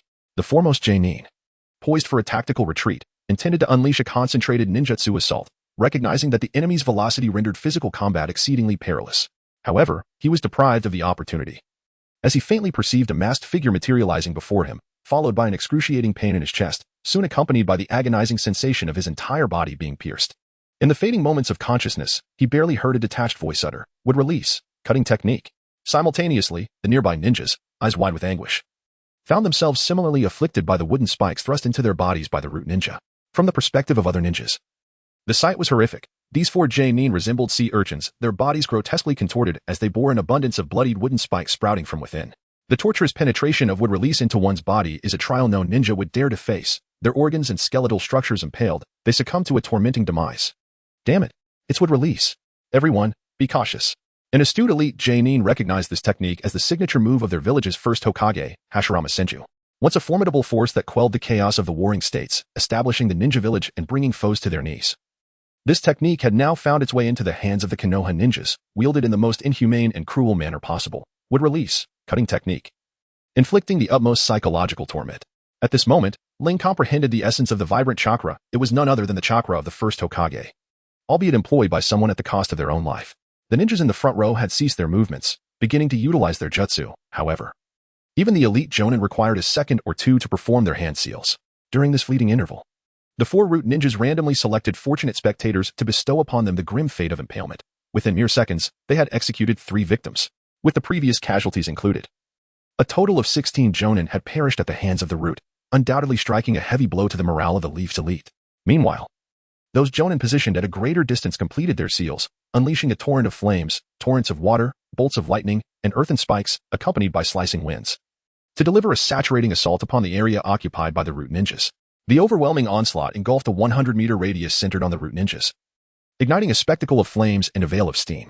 However, Ling, adhering to the principle that smoke signifies no injury, deduced that the root ninjas had sustained no harm. Ordinary ninjutsu proved to be severely constrained against wood release, for Shinjo Hashirama's wood release was the pinnacle of ninjutsu, combining earth, water, and yang attributes. As anticipated, when the smoke dissipated and the flames subsided, 3 semi-spherical wooden fortresses, shielded by wood release, emerged. Danzo, you truly are a genius. Your wood release techniques indeed allow your subordinates to learn with ease, and the wood pillar wall is undeniably formidable. Ling immediately recognized the wooden barrier capable of withstanding small-tailed beast balls. Although these inferior wooden barriers could not resist the tailed beast balls, they posed no threat to ordinary 5 nature transformation techniques. At that moment, not only was Ling facing obstructions from the root's wood release, but Sarutobi Hiruzen and Hyuga Hizashi were also suffering significant losses, particularly for the Hyuga clan, who relied solely on gentle fist techniques. The absence of the Byakugan's advanced techniques left them vulnerable to the far quicker root ninjas. The wood release, insertion technique became their nightmare, resulting in a dismal fate for many high-ranking ninjas who were strung together like beads, perishing in agonizing cries. Sarutobi Hiruzen was filled with rage, shocked that Danzo would employ the fruits of his wood release research against the ninjas of Konohagakure. At this moment, the third Hokage still exuded the aura of a formidable ninja, wielding his extendable staff to send a root ninja flying. Unfortunately, it inflicted minimal damage, as the root ninjas had undergone a wooden transformation, granting them remarkable resistance to physical attacks. The 4 root ninjas understood that their combined efforts could only delay the third Hokage, especially with other elite ninjas ready to support him. To fulfill Lord Danzo's orders, they resolved to unleash a powerful collective technique, sacrificing their limited lives to create a final spectacle. These root ninjas hesitated to use high-powered area wood release techniques, as it would accelerate their cellular division and generate excessive chakra. If they could sustain combat for 3 hours using only physical techniques and the insertion technique, employing a powerful, high-consumption jutsu would limit their survival to less than an hour. Nevertheless, in their determination to thwart the mightiest third Hokage, they were prepared to give their lives. The 3 subordinates of Shinshur exchanged glances, stealing their resolve, and simultaneously clapped their hands together. Would release, forest birth. Although this technique was on a far smaller scale than the birth of the world tree, the 3 practitioners combined their efforts, nearly achieving the same magnitude. Surrounding the third Hokage, an abundance of rapidly growing trees ensnared him and over 100 elite ninjas. Vines and roots attacked from all directions. And while some elite ninjas managed to evade temporarily, the wood release as chakra absorption rendered them incapable of sustained movement, suppressing his fury. The third Hokage swept away the numerous branches and roots that had extended towards him. Undeterred, he charged towards the 4 root ninjas, aware that he needed to eliminate them swiftly, otherwise, the Konoha ninjas would not hold out much longer. However, Shinshur was prepared for the third Hokage's advance, having refrained from using forest birth to await this very moment. Wood release, wooden giant technique, an enormous wooden figure, over 40 meters tall, formed from the trees of forest birth with Shinshur standing atop it, controlling its movements. Typically, Shinshur could only summon a wooden figure of around 10 meters on his own, but he cleverly borrowed the size from the trees created by his subordinate's technique. The towering wooden giant captured the attention of the battlefield, even drawing Danzo's gaze from 5 kilometers away. Ah, Hiruzen, do you enjoy the surprise I left for you? Experience the might of wood release. Danzo thought to himself as he hastened away from Konoha's reach, confident that his 12 subordinates would sufficiently challenge the village, perhaps inflicting grave losses. Damn it, Danzo. Don't let me catch you. The third Hokage thought, clutching his sturdy staff, beads of cold sweat forming on his brow. Chapter 88, Dividing the Battlefield. Though hailed as the strongest Hokage, he knew well that against the first Hokage, he would likely falter in a single exchange. And now the 40-meter wooden giant before him stirred memories of his youth, watching alongside his master, Senju Tobirama, at the Valley of the End. However, compared to the first Hokage's wooden creations, this giant was merely a shadow, and the third Hokage felt no fear. The staff transformed into a massive weapon as he leaped upon it, rapidly enlarging to a height of 60 or 70 meters, positioned atop the 3-meter diameter staff. He summoned 4 shadow clones, each of whom began forming hand seals. With chakra gathering, their chests swelled dramatically. Ninjutsu, 5 nature great cannon technique. In an instant, roaring fire dragons, water dragons, and earth dragons combined with lightning and wind blasts surged towards the wooden giant. Shinshur sensed the terrifying force of the 5 nature great cannon and immediately burned his life force to generate a surge of chakra. Thick wooden arms erupted from the ground, striking back against the incoming barrage. Boom. Flames illuminated half the sky, the inferno spiraling into a fiery vortex, intermingled with earth dragon blast and arcs of lightning. The area within 100 meters was engulfed, as countless trees burned and twisted, while the wooden giant was pushed back, its lower half destroyed. The forest birth technique was halved by this onslaught, and 2 root ninjas, unable to evade, perished in the inferno. With 1 successful strike, Sarutobi Hiruzen rekindled the spirits of the elite ninjas, who, under Nara Shikaku's command, began employing combined jutsu. The fusion of fire and wind techniques intensified the flames, creating a terrifying shockwave. The collective assault of over 100 elite ninjas proved devastating, surpassing the power of the third Hokage's 5 nature great cannon. Incinerating the remaining half of the forest birth, ultimately claiming the life of Shinshi's last subordinate. Despite utilizing the wooden barrier, their wood release was not as potent as the first Hokage's, merely superior to Yamato's techniques. However, it was strength earned through sacrifice. And against the dazzling might of the combined jutsu from hundreds of ninjas, even the burning of his life force paled in comparison. Confronting the last remnants of Shinshur and the battered wooden giant, the third Hokage summoned a colossal wind shuriken. He hurled it towards Shinshur, who stood atop the wooden giant. The shuriken imbued with Sarutobi Hiruzen's wind chakra. Ninjutsu, Shuriken shadow clone technique. A multitude of wind shurikens surged around the colossal wooden puppet, with thousands of these deadly projectiles hurtling forth, instilling a sense of dread even within the formidable Shinsei, who commanded the puppet. However, escape was not an option. He resolved to expend the last vestiges of his life to afford Lord Danzo more time to flee. Drawing upon his final reserves of chakra, he felt his body undergo a transformation into a wooden state, his hair morphing into pale roots resembling those of a tree. Meanwhile, the wooden puppet regained its original form, raising its hand to counter the onslaught of shuriken shadow clones. The puppet's palm sprouted numerous twisting branches, forming a wooden shield that effectively repelled the incoming shuriken clones. Yet, the third Hokage's shuriken clones proved to be formidable adversaries. The wooden shield was utterly shattered, and the puppet's hand sustained significant damage. In that moment, the puppet extended its other hand, a long wooden spike materializing, aimed menacingly at the third Hokage. Alas, the attack was too sluggish. The third Hokage, wielding his shortened golden rod, deftly evaded the strike. He leaped onto the outstretched spike, grasping the golden rod tightly as it swiftly contracted in his grip. Using his body as leverage, he spun through the air, executing a series of rotations, and brought the charged golden rod crashing down upon the puppet's head. As he descended, the rod elongated, rapidly reaching the apex of Shinsei's head. Faced with the overwhelming force descending upon him, Shinsei could only barely maneuver the puppet to tilt its head aside. However, the rod swept across, shattering the puppet's shoulder and severing the corresponding arm. The puppetry technique, at the level of mere shadow, paled in comparison to that of Hashirama Senju, and was thoroughly discredited by the third Hokage's blunt force. The loss of the puppet's arm left the third Hokage without a foothold, yet he steadied himself with the golden rod as he descended to the ground. Meanwhile, a combined ninjutsu of hundreds of elite shinobi was being finalized. A torrent of flames intertwined with slicing winds, water mingled with currents of electricity. And the earth beneath the puppet suddenly caved in. The unsteady puppet tilted precariously to one side, and at that moment, Shinsei found himself utterly unable to maintain control over it, merely watching as flames and torrents of water surged forth, his vision blurring. As the flames and mist dissipated, the third Hokage swiftly concluded the battle, leaving only the remnants of shattered wood in the wake of the vanquished puppet. He did not linger to assist others in combating the root ninjas but instead pursued Lord Danzo without pause. In this instance, the elite shinobi have discovered their rhythm, dividing into 4 teams to systematically hunt down the root ninjas, employing a strategy of quantity over quality. Even the formidable wood release techniques struggle to cope with the onslaught of dozens of elite shinobi. The root ninjas have also discerned the dire situation on the side of Shin S and thus resort to close quarters, small-scale wood release assaults, intending to prolong their resistance. Without powerful shinobi at the forefront to absorb the pressure, the subsequent attacks utilizing collective ninjutsu find it arduous to subdue the resilient root ninjas. They exhibit remarkable endurance and exceptional regenerative capabilities, rendering ordinary physical and weapon assaults largely ineffective. The strikes from the elite shinobi are akin to an ordinary person attempting to cleave a tree root, while the root ninja's crafting technique occasionally manages to pierce through the defenses of an elite shinobi. Ling and 9 Uchiha Jonin, along with several other elite shinobi, confronted Kyushu. Remarkably, there were no casualties among the Uchiha, as the Sharingan's dynamic vision enabled them to anticipate and evade incoming attacks with remarkable precision. Ling mingled among them, merely serving as an observer. She fought with the ordinary strength and speed of a Jonin, employing the wind blade technique, indistinguishable from other Jonin. However, Guei recognized Uchiha Ling, for he had once been one of the root ninjas who had coerced her into joining the Foundation. Ling did not recognize him, for at that moment, the chakra emanating from him had entirely transformed into a release chakra, devoid of its original fluctuations. Guei was also aware that Lord Danzo had been compelled to defect, and Ling was the mastermind behind it all. Thus, he planned to eliminate Uchiha Ling here. He had already discerned that Ling's current strength was merely that of an ordinary Jonin, incapable of withstanding his deliberate assault. Ling had long perceived the malice behind Guei's gaze, which is why she chose to feign weakness early on, intending to present Guei with a delightful surprise. Ling gradually gathered wind-style chakra, then entered a mode where the speed could increase dramatically but only once. Chapter 89. Ninja, do not blame me for my cunning. If there were levels for slacking off, Ling would undoubtedly have reached the maximum.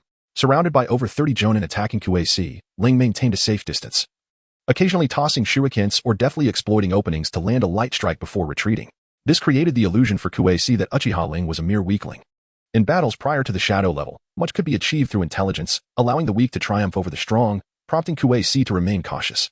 He continued to maneuver with 3 wooden clones, ready to launch an attack on any jonin attempting to perform ninjutsu, forcing them to resort to low-power yet swift techniques. Kuei-C subtly exchanged positions with his 3 wooden clones, gradually shifting his true self towards Ling. Although others may not perceive the clones, Ling was not so easily deceived. The wooden clones lacked any soul fluctuation, rendering Kuei-C's sneaky maneuvers amusing in Ling's eyes. Nevertheless, as a professional ninja, Ling remained inscrutable, betraying no emotion despite the absurdity of the situation. The distance between Kuei-C and Ling quickly diminished to around 30 to 40 meters, continually closing in. Ling could not allow him to approach freely. The various trajectories of her shuriken throws would undoubtedly become a source of irritation for Kuei-C. Once again, using a wooden spike to deflect shurikens aimed at the back of his head and several joints, Kuei-C remained unperturbed by the ordinary force of the projectiles. Ling leaped backward, arriving at another grand tree, her hands forming seals as she unleashed the fireball jutsu. This was also meant to create an illusion for Kuei-C, leading him to believe that Uchiha Ling was merely a ninja proficient in ninjutsu. As for Uchiha Ling's formidable strength, indeed, it was considerable. Comparable even to the force of shurikens thrown by elite ninja, could one deem that insignificant? The slow and cumbersome nature of fire release techniques dissuaded Kuei-C from employing wood release to counter, deeming it a waste of chakra. Instead, he opted for body flicker, deftly evading while weaving through the gaps left by the shurikens hurled by the elite ninja surrounding him. These elite ninja were equally reluctant to allow Kuei-C to close the distance, for just a few exchanges could render them incapacitated, and one misstep could result in being pierced by wooden spikes. This was under the condition that other elite ninja were providing support. The remote techniques of fire, earth, and water release, being so sluggish, posed no threat to Kuei-C. Meanwhile, lightning and wind release techniques were fraught with the risk of injuring teammates. Thus their use was approached with trepidation. Kuei-C proved to be cunning, always positioning himself perilously close to one elite ninja, thereby evading ninjutsu assaults. As for employing shadow clone jutsu to lure and concentrate fire, it could only be said that the clones were woefully weak. A single encounter would spell their demise, leaving no time to amass firepower before he could seize the opportunity to close in on an elite ninja once more. Ironically, Ling had yet to be approached by Kuei-C, partly because she had been overly cautious, always shielding others in front of her, and partly because the other elite ninja were fervently aggressive, leaving him with no chance. Now, he had finally found an opportunity. He needed to approach within a mere dozen meters of Ling to ensure a successful body flicker to swiftly eliminate her. Otherwise, if the distance were too great, her double Tomo Sharingan would perceive and react in time, making a lethal strike exceedingly challenging. This method could only be employed once. Should he fail and alert the snake, Uchiha Ling would likely retreat to a distance, thwarting any chance of ridding Lord Danzo of this persistent threat and the mastermind behind their troubles. Ling has been continuously retreating in the direction that Danzo fled, occasionally casting minor ninjutsu or throwing shuriken, which effectively amplifies Kuei-C's enmity. Given Ling's inherent strength surpassing that of the elite jonin, coupled with the formidable resilience of her physique and the perceptive prowess granted by her double Tomo Sharingan, her dynamic vision has ascended to a near-shadow level. This enables her to consistently exploit Kuei-C's vulnerabilities, causing him considerable distress. For instance, as he leaps to the next tree, she strategically embeds a shuriken at his landing spot. The dilemma he faces is whether to land or not. To avoid plummeting and becoming besieged, Kuei-C must either alter his landing point, resulting in an unstable center of gravity, thereby subjecting himself to a barrage of shuriken and kunai attacks, or he could resort to utilizing wood release to extend vines and swing himself away, which would deplete his chakra, a precious resource he has procured at the cost of his very existence. Ling exhibits numerous cunning maneuvers, such as utilizing wind manipulation to sever the branches beneath her feet, and stealthily attacking the unguarded positions of Kuei-C while defending against others, particularly targeting the lower lanes and his heels. Although wooden clones surpass shadow clones significantly, they remain merely at the level of a J-nin and are swiftly shattered by their J-nin counterparts. The true essence of her being becomes evident. The J-nin of the Uchiha clan noticed Kuei-C encroaching within a mere dozen meters of Ling, their eyes widening in alarm. Prior to their arrival, the elders and Uchiha Chiri had instructed them to safeguard Uchiha Ling, for should anything befall her, their prospects would be irreparably tarnished. This was especially true for the 3 J-nin of the rescue faction, who yearned for additional limbs to hasten their pursuit, yet the distance proved insurmountable. They could only shout loudly, urging Ling to create distance, fully aware of her formidable strength, but they believed the drug-enhanced root ninjas posed a greater threat.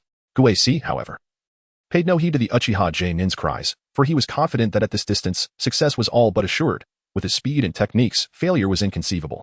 Ling, too, remained unfazed, having meticulously prepared a trap, eagerly awaiting Kuei-C's approach. Given Kuei-C's prowess, a direct confrontation from the outset would have required considerable time to vanquish him, but that was no longer necessary. In the next instant, Kuei-C unleashed his instant body technique, reaching Ling's side with astonishing speed. In his hand, he coalesced a wooden spike imbued with the technique of cuttings, his eyes glinting with ferocity and ruthlessness. This adorable girl, reminiscent of a porcelain doll, was on the brink of a tragic demise. He envisioned the spike emerging from her petite frame, drenched in blood, adorned with remnants of flesh, a sight as exquisite as a work of art. A masterpiece crafted by his own hands, the sound of the wooden spike piercing through flesh was a symphony of beauty. And her cries of anguish would surely be far more melodious than those of the burly Janin. At this moment, Ling's face was awash with terror. She yearned to evade the impending doom but found herself paralyzed, instinctively raising her hands in a futile attempt to shield against the oncoming wooden spikes. The splinters pierced through her outstretched arm, relentlessly advancing until they penetrated her chest, causing a bloom of crimson. Guei was all too familiar with the sensation of flesh being pierced. Beneath his mask, a grotesque smile of perverse delight spread across his distorted features. He reveled in the anguished cries of the Uchiha Jonin behind him and the soft, pained whimpers escaping the girl's lips, which resonated with a haunting beauty. He watched in morbid fascination as the wooden spikes erupted from her body, the blood staining them, transforming into petals reminiscent of blood-red cherry blossoms. Wait, cherry blossoms? Before Guei could fully comprehend the moment, a dazzling flash of sword light surged towards him. And he was suddenly seized by excruciating pain on one side of his body, only to lose sensation in his lower half. Oh, ninja.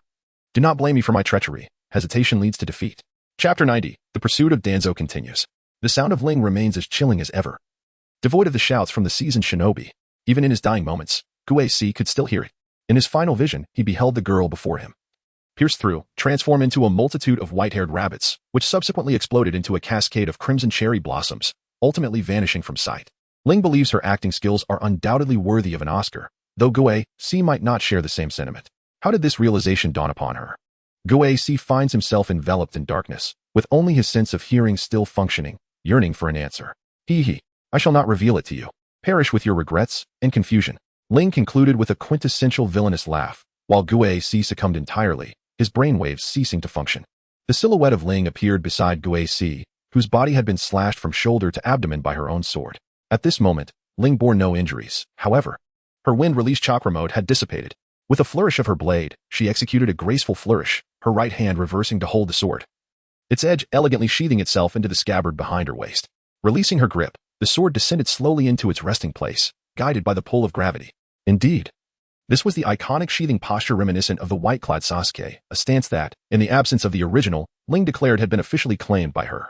Henceforth, should the original dare to employ this pose in her presence, she would demand royalty fees. Unashamedly entertaining this thought, Ling wielded his sword, striking down the root that had suppressed numerous jonin, leaving them utterly astounded. Even the jonin of the Uchiha clan found it hard to believe.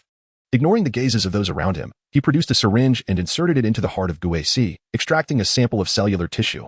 Ling believed that there should still be residual interstitial cells within Guei, which ought not to be overlooked, as they might prove useful in the future. She then retrieved a sealing scroll and absorbed some of the remaining would-release chakra that had yet to dissipate within Guei's body, employing a chakra sealing technique for the task. This was indeed a valuable resource. In due time, when Ling's earth and water attribute chakras underwent the necessary transformations, she could attempt to merge them to create a bloodline limit. Even if she could not manifest would-release, paper jutsu would suffice, as this would-release chakra could guide Ling in the direction of fusion.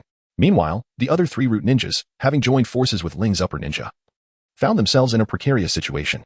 Ling did not offer assistance. These three root ninjas could not hold out much longer. They were somewhat weaker than Guei, and had it not been for their woody, resilient bodies, they would have perished long ago. Ling employed the art of shadow techniques, delicately arranging her hands to form the image of Anu, summoning it forth. With her enhanced spell power combined with the enlightenment reversal technique, the Nu she conjured had significantly increased in size, boasting a wingspan exceeding 5 meters. In one swift leap, she mounted the creature, firmly grasping the feathers around its neck, while her chakra rooted itself to its back as if anchored to the earth. Soon, the Nu flapped its wings, unleashing a tempestuous whirlwind that scattered the surrounding sand, stones, and branches. With another powerful leap, it soared into the sky. Yes, we're flying, Ling exclaimed with exhilaration, controlling her arms as she reveled in the rush of the wind. At that moment, Danzo was nearly at the edge of Ling's perceptive range through her glasses, while the third Hokage was still a considerable distance away. Approximately 6 to 7 kilometers from Danzo, Ling guided the creature, Nu, to swiftly soar in the direction of Danzo, who was on the verge of departing from the village. It was only fitting to bid him farewell, considering how much care Danzo had extended to him during his time in Konohagakure. Now that Danzo was leaving the village, it was imperative for Ling to see him off. In matters of human relations, Ling was adept at maintaining connections and would never allow Danzo's heart to grow cold. Thus, employing fire release to convey warmth was essential. With Nu speed factored in alongside Danzo's fleeing pace, Ling engaged in a moment of mental calculation, unraveling the predicament that perplexed elementary students regarding pursuit and rendezvous. Ling only requires 13 minutes to catch up with Danzo, at which point she will present her farewell gift, allowing him to feel the village's regard for him. She believes that Danzo, upon witnessing her relentless pursuit, will undoubtedly be moved to tears. At this moment, Ling's chakra was somewhat depleted, as she was at home within the village, with dozens of shadow clones diligently studying the techniques imparted by Uchiha Chiri. The majority of her chakra had been distributed among the clones, leaving her with only an amount akin to that of an elite chunin. However, this did not imply that Ling was devoid of chances. Her swordsmanship and physical techniques, including her extraordinary strength, consumed little chakra, and her chakra recovery was remarkably swift. In just a few short minutes, supplemented by a high-grade soldier pill, she could restore approximately 80% of her chakra. The prospect of striking down Danzo, who had been tormented by illusions and severely injured by Tsunade's formidable punch, remained within reach. Although Danzo had regained some chakra and recovered from his injuries through the use of Hashirama's cells, his mental state was still in a weakened condition. Such mental frailty would slow a ninja's reactions and hinder their chakra recovery. Moreover, with the third Hokage hastily approaching, Danzo would hardly have time to escape, let alone engage in a desperate confrontation. The high-grade soldier pill, purchased for an exorbitant sum, proved its worth, providing a sense of satiety while restoring her chakra to a considerable extent. At that moment, Danzo and his entourage appeared before her. Lord Danzo, there is a peculiar bird in the sky following us. It must be the village's pursuit, remarked a sensory ninja, closing his eyes to discern the chakra of the individual riding atop the strange bird.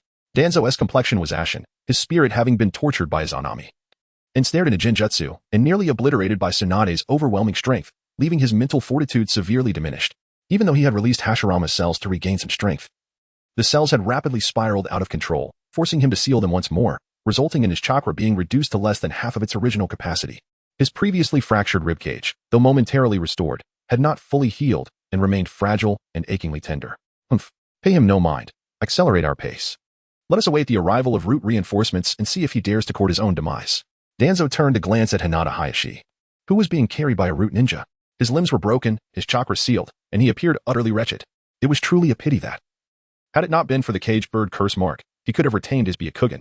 Ling descended slightly above Danzo and positioned herself just beyond the reach of his wind release, preparing to present him with a rather explosive greeting. Art is an explosion. Ling unfurled a sealing scroll containing 200,000 explosive tags, intent on demonstrating to the ninjas of the world what it truly means to be a bomber. As the peculiar bird lowered its altitude, the sensory ninjas finally discerned the chakra signature emanating from above. Lord Danzo, it is Uchiha Ling. She is the only one who has pursued us. The thought of the Uchiha girl infuriated Danzo, should she dare to descend. He would not hesitate to acquire an Uchiha specimen for his experiments. Danzo's expression turned icy as he realized that the creature's altitude lay beyond the range of his wind release. Even his farthest-reaching vacuum wave would be unable to reach that height, darkening his countenance further. Chapter 91. Art is an explosion. Ling first took out a stack of specially designed detonating talismans, with every 5 talismans affixed to a circular piece of sturdy cardboard. Ling calculated that it would take approximately 4 to 5 seconds for the circular cardboard to be projected downward. After intricate calculations involving wind speed and air resistance, Ling forcefully propelled 3 pieces of cardboard, affixed with explosive tags, towards a specific direction. The circular cardboard traced an arc as it soared towards a spot just a few meters ahead of Danzo and his group. Lord Danzo, Uchiha Ling has thrown something down. Quickly, take cover. It's an explosive tag. The root-sensing ninja, initially puzzled by the circular cardboard, suddenly detected the chakra fluctuations emanating from the burning explosive tags and urgently warned his comrades. However, by that time, the explosive tags had already landed at their feet, and the inertia of their movements rendered them unable to evade the impending danger. Boom. The explosive power of 15 explosive tags rivaled that of a B-rank ninjutsu. Enduring the full brunt of a B-rank fire-release ninjutsu, even the root ninjas could not escape unscathed. 3 of the 5 leading root ninjas were instantly killed, while 2 others had their legs blown off, writhing in agony on the ground. Damn you, Uchiha brat. Just wait. Danzo, situated at the center of the formation and thus unharmed, was infuriated as 3 of his subordinates were killed and 2 more were incapacitated. He found himself powerless to eliminate Uchiha Ling and could only curse under his breath. With the absence of ninjas capable of employing the super beast imitation technique, they were left vulnerable, serving as easy targets for bombardment. Aha! Explosions are indeed an art, Ling exclaimed, employing the ninjutsu learned from Geniai, combining it with the explosive tags to cast the Earth Shuriken technique. A brown earthen sphere manifested at the tail of Nu, continuously spewing forth diamond-shaped earth projectiles, each propelled with a certain initial velocity.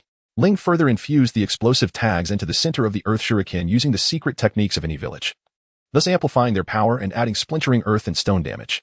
This time, he was certain that a significant blow would be dealt to Danzo and his allies. perhaps even leaving them gasping for breath. Rat-a-tat-tat. Boom-bang bombs. I'll be damned if I don't take you bastards down. As she deftly adjusted the landing position of the peculiar explosive devices, her lips glistened as if coated in honey, busily combining detonation talismans with the earthy spherical bombs. Meanwhile, on the ground, Danzo and his companions noticed the descent of the earthy spheres, yet, having not seen the detonation talismans, they paid it little mind, merely avoiding being struck as they hastened their escape. However, Danzo sensed something amiss. It was inconceivable that the young Uchiha could solely rely on earth-based techniques to assault them. Soon, as the earthy spheres hovered just a meter or two above their heads, they realized the gravity of the situation. For their instinct honed through life and death trials fervently urged them to evade. Yet, the earthy spheres were omnipresent, rendering any attempts at avoidance futile. Only a handful of root ninjas managed to erect earthen fortifications for protection, while others resorted to burrowing underground. The remainder, employing water, wind, and lightning techniques, focused solely on annihilating the earthy spheres. Boom. The resounding explosions reverberated continuously, each blast birthing a new conflagration. Those among the root who were unable to utilize or lacked proficiency in earth techniques found themselves in dire peril. Over 20 unfortunate root ninjas were directly obliterated by the blasts, while more than 30 others suffered grievous injuries from the shrapnel, their bodies bearing gaping wounds filled with jagged stones. An additional 30 ninjas sustained minor injuries, primarily from abrasions caused by flying debris, while some of the less sturdy earthen fortifications collapsed, claiming even more lives. The ranks of the over 100 root ninjas fleeing with Danzo were now halved. As the explosive barrage of earthy spheres concluded, Danzo surveyed his disheveled subordinates, some writhing in agony. Damn Uchiha brat. If you dare to impede my escape any further, Hinata Hizashi shall surely perish. Danzo, left with no alternatives, bellowed, trading Hinata's life for the safety of his remaining comrades. What a wretchedly malevolent old man Danzo is. Konoha ninjas, drop your weapons and surrender. You still have a chance to survive. Confess your crimes, and you may receive leniency. At this moment, Ling halted the detonation of the explosive clay bombs. Firstly, it was due to Danzo's threat of using hostages, as she had no intention of offending the Hyuga clan. Secondly, the recent detonation had consumed a staggering 50,000 explosive tags, which weighed heavily on her conscience. Fortunately, the explosion had obliterated nearly half of Danzo's forces, inflicting severe injuries on many others, thereby eliminating 70% of his subordinates in one fell swoop. A remarkable feat of valor. Meanwhile, 3 kilometers away, a ninja from the Hyuga clan witnessed the devastation caused by the explosion and reported the heavy casualties among Danzo's root division.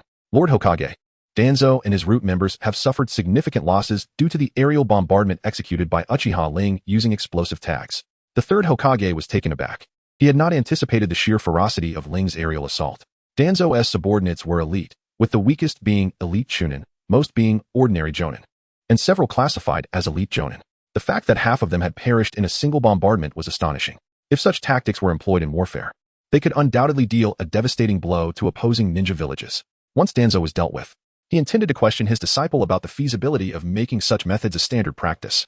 Third Hokage, Uchiha Ling has ceased her actions, likely due to Danzo threatening the life of Hinata Hizashi. The Hyuga ninja observed Danzo brandishing a knife near Hizashi's neck, uttering some words. Damn Danzo. Using village ninjas as hostages, he has truly forsaken the will of fire. The third Hokage was incensed, having endured Danzo's threats multiple times, using the incapacitated Hizashi as leverage against him and others, forcing them to relent. Now, the Hokage's fury had reached its zenith, but fortunately, among the team he had assembled, there were specialists trained in hostage rescue. Accelerate our advance. Once we catch up to Danzo, we shall implement Plan A. The third Hokage and his team quickened their pace towards Danzo's location, while behind them, 200 elite Konoha jonin followed closely, 3 kilometers back. Ling was acutely aware that the third Hokage was on his way, and at that moment, she was devising ways to delay time. Unfortunately, Danzo was impervious to reason, solely focused on his own escape. That accursed root ninja had a blade poised at Hyuga Hayashi's throat, and she dared not make a move, for it would mean the end of Hyuga Niji's existence in this world. Chapter 92, Ling, the Thief of Homes. At that point, those fans who adored Niji would surely seek vengeance upon her for extinguishing his life. Danzo, you have already betrayed us. When did you ever aspire to become Hokage? Ling was unable to take action. She could only utter some trivial insults to disturb Danzo's concentration, uncertain of their efficacy. Cursed Uchiha brat, as long as I draw breath, your clan shall never bear a Hokage. Indeed, Danzo appeared somewhat rattled. He aspired to become Hokage. Yet the only opportunity for him lay in the complete annihilation of Konoha's upper echelon, allowing him to return and seize control of the situation to ascend as Hokage. However, it was inconceivable that Konoha would be utterly vanquished, with all its upper-tier forces perishing. Should such a scenario unfold, would the Konoha he would inherit still embody the essence of Konoha? It was likely that by then, Konoha would have lost its standing among the 5 great shinobi villages, relegating it to the status of a mere small village, a prospect he could not abide. Danzo, having departed from Konoha, to which village do you intend to pledge your allegiance? Suna or Kyumo? I suggest you consider the Rain Village. As Danzo sprinted along the ground, Ling hovered above, hurling her derisive remarks, which indeed sowed seeds of doubt in Danzo's mind. He had yet to decide his next course of action. Everything had transpired too abruptly. He had never contemplated defection. And now, faced with the reality of betrayal, he found himself without a refuge. Danzo, Hanzo the Salamander has grown old. Should you venture to the Rain Village? You could usurp his position and lead the Rain Village in aiding Konoha against the assaults of other villages.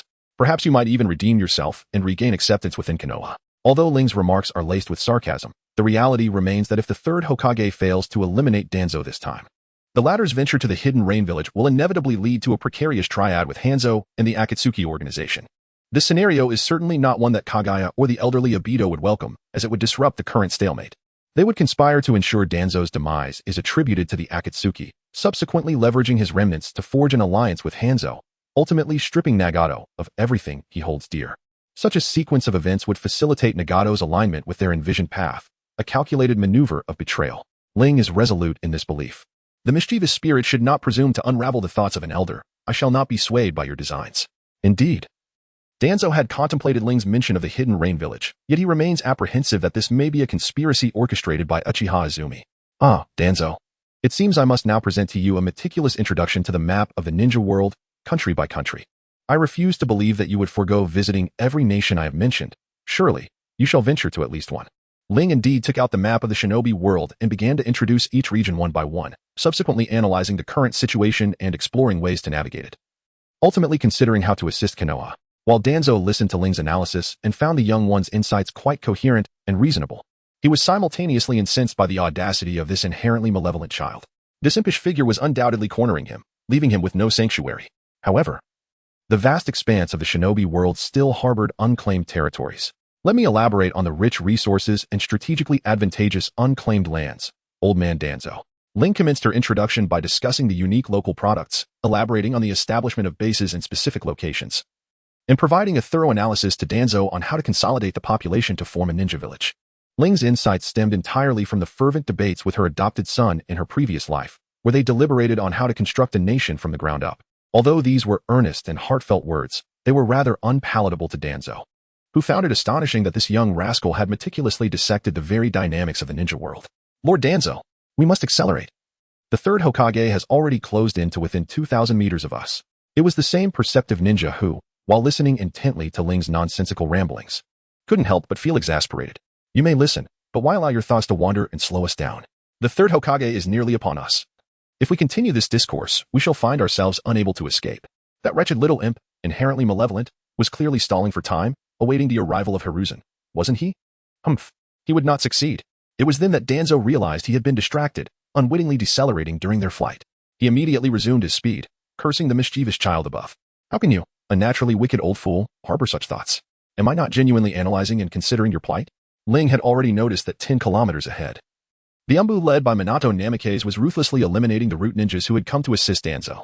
Although their overall strength was formidable, they were utterly overwhelmed by the cunning and elusive Minato. The spectacle of Minato effortlessly dispatching dozens of elite ninjas with his Flying Thunder God technique had not been showcased against the Iwagakure. And yet the root ninjas of Konohagakure were the first to experience it.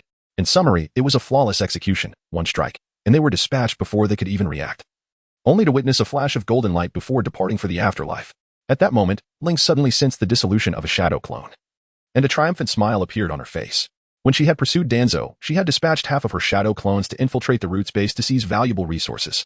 After all, the Umbu of Konohagakure were currently stretched thin, most of them chasing after Danzo, leaving fewer than 20 Umbu ninjas under the leadership of T. Kashinch and Mito Gate Inn to raid the visible root bases. However, Danzo, the Great Rat, was oblivious to the numerous tunnels he had dug within Konohagakure. Beyond the 3 prominent root bases, there were 6 smaller hidden bases. These locations housed the true treasures of the root, and due to the urgency of Danzo's summons, they had no time to destroy much of their belongings. Although the Umbu led by Mito Gaiden had captured a few root ninjas, they were unable to extract any valuable information.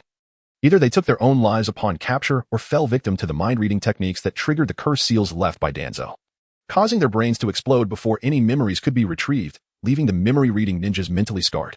Consequently, they could only survey the visible root bases and strive to locate the hidden ones. but to no avail. The hidden bases were protected by numerous sealing techniques, and without employing Earth Release for a thorough search, finding them was nearly impossible. As for how Ling discovered this, she could only remark that their sealing techniques could not obscure her perception of cursed energy. They belonged to entirely different realms of understanding. In recent months, Ling has been wandering aimlessly around Konoha, yet with a distinct purpose. She has successfully unearthed 6 root bases and 3 of Orochimaru's hideouts. As of now, the Umbu ninjas of Konoha remain oblivious to these discoveries, allowing her to act preemptively. The treasures hidden within those locations are indeed quite substantial. Ling had exhausted a substantial number of sealing technique scrolls, just enough to clear out the 5 foundational bases, resulting in a bountiful gain. The reason for targeting these 5 bases was that Orochimaru, that cunning old fox, was aware of a concealed root base, intending to eradicate evidence of his own misdeeds. Chapter 93, An Ambush within Danzo. This particular root base was dedicated to the study of Hashirama's cells and the would-release technique. Regrettably, it had been previously seized by Orochimaru. Ling had no choice but to retreat, avoiding drawing the attention of Orochimaru. However, in a bid for vengeance, she left behind remnants of the serpentine scales from the little snakes of the Dragon Cave and the 5 emptied bases. As for the origin of these scales, they naturally came from the small snakes that she had captured and roasted for sustenance. It must be said that the flavor of the Dragon Cave's little snakes was exquisite, imbued with rich natural energy, making them both nutritious and delectable. Orochimaru was undoubtedly aware that she had been feasting on the very snakes he had set to monitor her. Yet he found himself powerless to act, resorting instead to frequently deploying the little snakes for surveillance. Meanwhile, Ling reaped a bountiful supply of snake meat. Thus, while she could use the scales to frame Orochimaru, it was improbable that such a scheme would ultimately succeed in toppling him. However, creating a bit of inconvenience for her generous uncle, Orochimaru, seemed a fitting endeavor. Choosing not to have her shadow clones tally the spoils of this particular raid, she decided it would be prudent to wait a while longer before thoroughly examining her treasures, given the current precarious situation. With the foundation crumbling, she could feast while the Hokage's faction reaped mere scraps, allowing Orochimaru to take the blame, an exquisite plan indeed. Reflecting on her previous life as an honest and trustworthy young lord, Ling found it disheartening that she now had to resort to underhanded tactics to survive in the ninja world. Yet, she reassured herself that it was not her fault. As the wisdom of the ancient states, an orange grown in the south is sweet, while one from the north is bitter. Such sagacity could not be mistaken. Therefore, her current state must be attributed to environmental factors rather than any failing of her own. With this comforting thought, Ling finally composed herself, preparing to witness Danzo stumble into the trap set by Minato Namikaze. While Minato typically exuded a sunny disposition, he could harbor a wealth of malice when driven to darkness. Leading the Umbu back 10 kilometers, Minato could cover that distance in the blink of an eye thanks to his flying thunder god technique. Meanwhile, Danzo remained oblivious to the impending peril, still puzzling over the silence of that malevolent little phantom. Ling was somewhat intrigued by whether Namikaze Minato had crossed paths with the Scorpion of the Red Sand. If the Scorpion were to be captured, it would spell trouble. Once the Scorpion fell into anyone's hands, it would prompt Sunagakure to immediately declare war. Even returning the Scorpion to Sunagakure would not suffice. A newly appointed Kage, lacking in merit and prestige, would undoubtedly seek to eliminate dissent within the village through warfare, thereby showcasing themselves on several occasions to gain recognition. Ling held no doubt regarding this conjecture. Luo Sha was indeed such an individual, one who would betray his own rival, Yitsong, and even orchestrate the assassination of his own son through his brother-in-law. Such various manipulations were indicative of a troubling mindset. And if not for Luo Sha's lack of the Sharingan, Ling might have questioned whether his mental state was compromised by the Uchiha bloodline. The battlefield was far from amusing. With the nature of Kuroju and the aged Madara, they would undoubtedly employ treachery amidst the chaos of war to eliminate him. This was merely a tactic to probe the veracity of Ling's fictitious organization. Regardless of whether they succeeded or failed, they would incur no loss. A successful endeavor would elicit joy, affirming that Ling's purported organization was but a figment of imagination. Should they fail, it would still yield insights into the organization as true nature. Given Kuroju's cunning, he likely refrained from divulging the details of this fabricated organization to Uchiha Madara. After all, the mere mention of the Tsutsuki clan would trigger suspicions in Madara's mind, leading Kuroju to orchestrate his own elimination. However, considering Madara's nature, he might still find a way to utilize Kuroju, allowing Shisui to take on the role of Obito. There was also the possibility that Shisui and Obito were concurrently making arrangements, as having an additional observer could prove advantageous. Should either Shisui or Obito activate their Manjiki Sharingan and subsequently lose their resolve due to Lin's demise, it would suffice to fulfill his requirements. Contemplating this, Ling felt a sense of urgency. Those who could be turned against him were undoubtedly shadow-level powerhouses or a multitude of ninjas intent on his demise. Thus, one must possess not only shadow-level strength but also the capability to escape, such as through the Flying Thunder God technique. Yet, Ling was uncertain if he possessed the talent to master this technique. If he failed to learn it, how should he prepare? While Ling was lost in thought, Danzo had already stepped into the trap set by Minato Namikaze, which was a trigger-based sealing array. The proficiency of Minato's sealing techniques was beyond the comprehension of Danzo's subordinates. And even Danzo, an adept in sealing arts, was equally perplexed. One ought to consider who Minato's wife was. She was the sole member of the Uzumaki clan in Konoha, the village's most formidable sealing technique practitioner. The moment Danzo stepped in, he sensed something amiss, as he discovered an abundance of sealing runes materializing on the ground, binding him and his companions. Before he could alert everyone to be on guard or attempt to break free from the not overly powerful sealing array, explosive tags suddenly ignited beneath them. There weren't many explosive tags. Their purpose was merely to inflict minor injuries, create chaos, and produce smoke, while also serving as a signal for Minato from a distance. Minato and a group of Umbu stood atop the highest treetop of a small hill. The instant he noticed the flames, he vanished from his position using the Flying Thunder God technique. Minato had long prepared a kunai in the center of the trap, intending to seize the incapacitated Hinata Hisashi amidst the ensuing chaos. In the thick smoke caused by the explosion, Danzo and his root members regained their mobility, with only a handful of unfortunate souls rendered incapacitated while the majority remained unscathed. Watch out for Hinata Hisashi. Danzo, caught off guard by the ambush, was infuriated, pondering who had set this trap. In an instant, he recalled Minato, who was leading the team outside. Unfortunately, his warning came too late. The root ninja carrying Hisashi had already sensed the danger and was on high alert. Regrettably, he faced the ninja world's fastest individual, who was well prepared, and could only watch as the kunai whizzed past his ear. A flash of gold appeared, and the elite Jainin of the root felt a sharp pain in his chest before succumbing to unconsciousness. Struck by a Rasengan to the chest, his insides were obliterated, sending him flying, while Minato adeptly caught Hinata Hisashi. Damn you, Minato. Stop him. Danzo, having recognized the blonde figure cradling Hisashi, seethed with rage. Lord Danzo. I still have a mission to attend to. I must take my leave. Minato flashed a warm smile, crouched down, then leaped into the air, vanishing before Danzo's eyes with the Flying Thunder God technique. The incoming root ninjas were left with empty hands. How could they hope to capture Minato? Not even in their next lives? Minato, I will surely kill you. Danzo felt despair closing in, sensing the Umbu blocking his path ahead and the arrival of the third Hokage and his entourage from behind. Chapter 94. The fate of the Valley of the End. Danzo never anticipated that Minato would resort to such unscrupulous tactics to deceive and ambush him, especially from a man in his 50s. Within Danzo's mental kill list, Minato's name was now added, ranking just below Ling and Uchiha Shisui. If Uchiha Ling were to learn of Danzo's kill list, she would undoubtedly feel a profound sense of trepidation. How could a mere 6-year-old child like her hold such significance, surpassing even the shadow-level powerhouses of Uchiha Shisui and Minato Namikaze? In truth, Ling also included Danzo on her kill list, followed by Kuroju and Uchiha Madara. Where was Ling, who intended to eliminate Danzo? At this moment, she had blended into the ranks of the third Hokage's forces. Aware that Danzo's final desperate struggle would be formidable, Ling decided to bide her time, observing Danzo's futile struggle as a cornered beast. When Danzo was utterly exhausted and sought to flee once more, it would be her time to reap the rewards.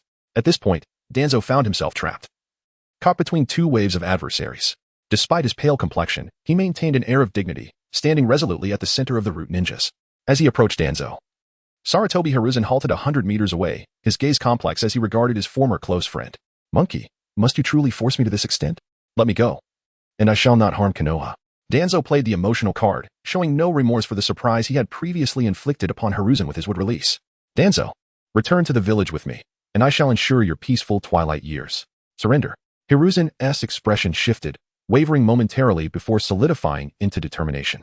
He could not allow Danzo to leave Konoha, as the village's intelligence was of utmost importance. You are truly naive, monkey. Without power and strength, how can I realize my dreams and protect Konoha? Danzo laughed bitterly, fully aware that this would be their final farewell.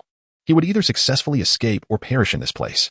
Ling gazed intently at the vast lake before him, accompanied by the statues of Senja Hashirama and Uchiha Madara, feeling an overwhelming sense of fate. This marked yet another battle at the Valley of the End. The previous conflict involved the eternal rivals and confidants, Senja Hashirama and Uchiha Madara, while now it was the turn of Danzo and Sarutobi Hiruzen, two close comrades. The original narrative would later include Uchiha Sasuke and Uzumaki Naruto, affirming that the name of the Valley of the End was indeed aptly chosen. Danzo, one does not need to become Hokage to protect Konoha. You have strayed from the path. As a dear friend, I must rectify this misguided journey today. The moon shone brightly, and a gentle breeze stirred as Sarutobi Hiruzen extended his hand, pinching a drifting leaf between his thumb and forefinger. After a prolonged gaze, he seemed to arrive at a resolute decision. A spark ignited, causing the leaf to ascend, ablaze, as it fluttered through the air. Hiruzen, as Hokage, you may effortlessly utter those words, yet I cannot. I do not wish to be the root. I long to be the branches basking in the sunlight. Danzo's eyes were fierce, the void left by his removed Sharingan rendering him a vengeful spirit, glaring intently across the night sky at the audacious third Hokage. Danzo, no one has compelled you to become the Root. There are countless ways to safeguard Konoha, yet you have chosen the most erroneous path. As a friend and ally, it is my duty to awaken you, for the sake of Konoha and for our teacher. Despite Sarutobi Hiruzen's unassuming stature, he radiated an extraordinary presence at that moment. I am not mistaken. Is this not the very path you yearn for? Your incompetence has made me the Root. Our teacher should never have selected you as Hokage. Danzo's expression faltered, overwhelmed by emotion, convinced that Hiruzen could never comprehend his unwavering dedication to the title of Hokage. You speak the truth. Perhaps our teacher chose incorrectly in the past, but even so, this does not justify your betrayal of Konoha. Ling perched atop a tree. Observing the verbal duel between two individuals engaged in a battle of wits, she casually produced some sunflower seeds and began to enjoy them. The seeds were indeed delightful, but one couldn't help but ponder whether they would truly be sweet. With keen interest, she watched the unfolding debate, both parties eager to sway each other's opinions. Blissfully unaware that a fist often serves as the most persuasive tool. After all, was it not Uchiha Madara who succumbed to the might of Senju Hashirama? Ultimately compelled to concede to his ideology? At that moment, a flash of golden light heralded the arrival of Minato Namikaze, cradling Hinata's younger brother, Hayashi. It appeared that the third Hokage had entrusted him with the flying thunder god Kunai, a testament to his unwavering faith. Minato, what brings you here? He inquired, somewhat irked by the interruption of his impassioned discourse. Lord Hokage, Hayashi's condition is alarming. It seems that, due to a forced escape from the binding curse technique, his meridians have been damaged. Currently, the Konoha hospital is overwhelmed, treating numerous Umbu operatives, and they lack the assurance to effect a cure. Lady Tsunade has fallen into a coma, leaving me no choice but to seek Ling's assistance, Minato explained. Having learned from Tsunade that Ling was currently mastering medical ninjutsu, and that her skills surpassed those of the hospital's medical ninjas, he had returned from Konoha in hopes that she might mend the shattered chakra pathways and address the troubling symptoms afflicting Hayashi, whose eyes were bloodshot, seemingly triggered by the cage bird curse mark. At this moment, Ling was interrupted while enjoying the spectacle and approached Minato Namikaze to discern the situation. She sensed that Hinata's life force was faint, teetering on the brink of demise. Ling, your arrival is timely. Hinata is on the verge of collapse. Could you possibly save her? Minato, grasping at straws, understood that if Hinata were to perish, he would face dire consequences when reporting to the Hyuga clan, despite it not being a result of his own negligence. Huh? Me? Can't Tsunade-sama and the Konoha hospital handle this? Ling has only experimented with medical ninjutsu on herself and small animals, lacking extensive clinical experience. Konoha Hospital is overwhelmed and lacks assurance, especially with Lady Tsunade in a coma and suffering from hemophobia. Minato Namikaze placed Hinata Hizashi on the ground, indicating the blood covering him, a result of the earlier explosive tags. Very well, I shall give it a try, but you must find a way to awaken Lady Tsunade, he said. If Ling could employ the reversal technique to heal others, there might still be hope. Her current proficiency in yang release was merely a fleeting comprehension of the nascent form of regeneration, facilitated by the wood-release chakra from the previous root ninja. Perhaps it was worth a try. Ling first utilized her chakra to sense the condition within Hinata Hizashi, and indeed, it was a chaotic mess. The tangled and partially severed meridians, along with numerous internal hemorrhagic points, presented a dire situation, with the most critical being the cerebral hemorrhage that exerted pressure on the optic nerve, nearly triggering the caged bird curse seal. Absent the caged bird curse seal, Hinata Hizashi's injuries would not have been fatal. Chapter 95.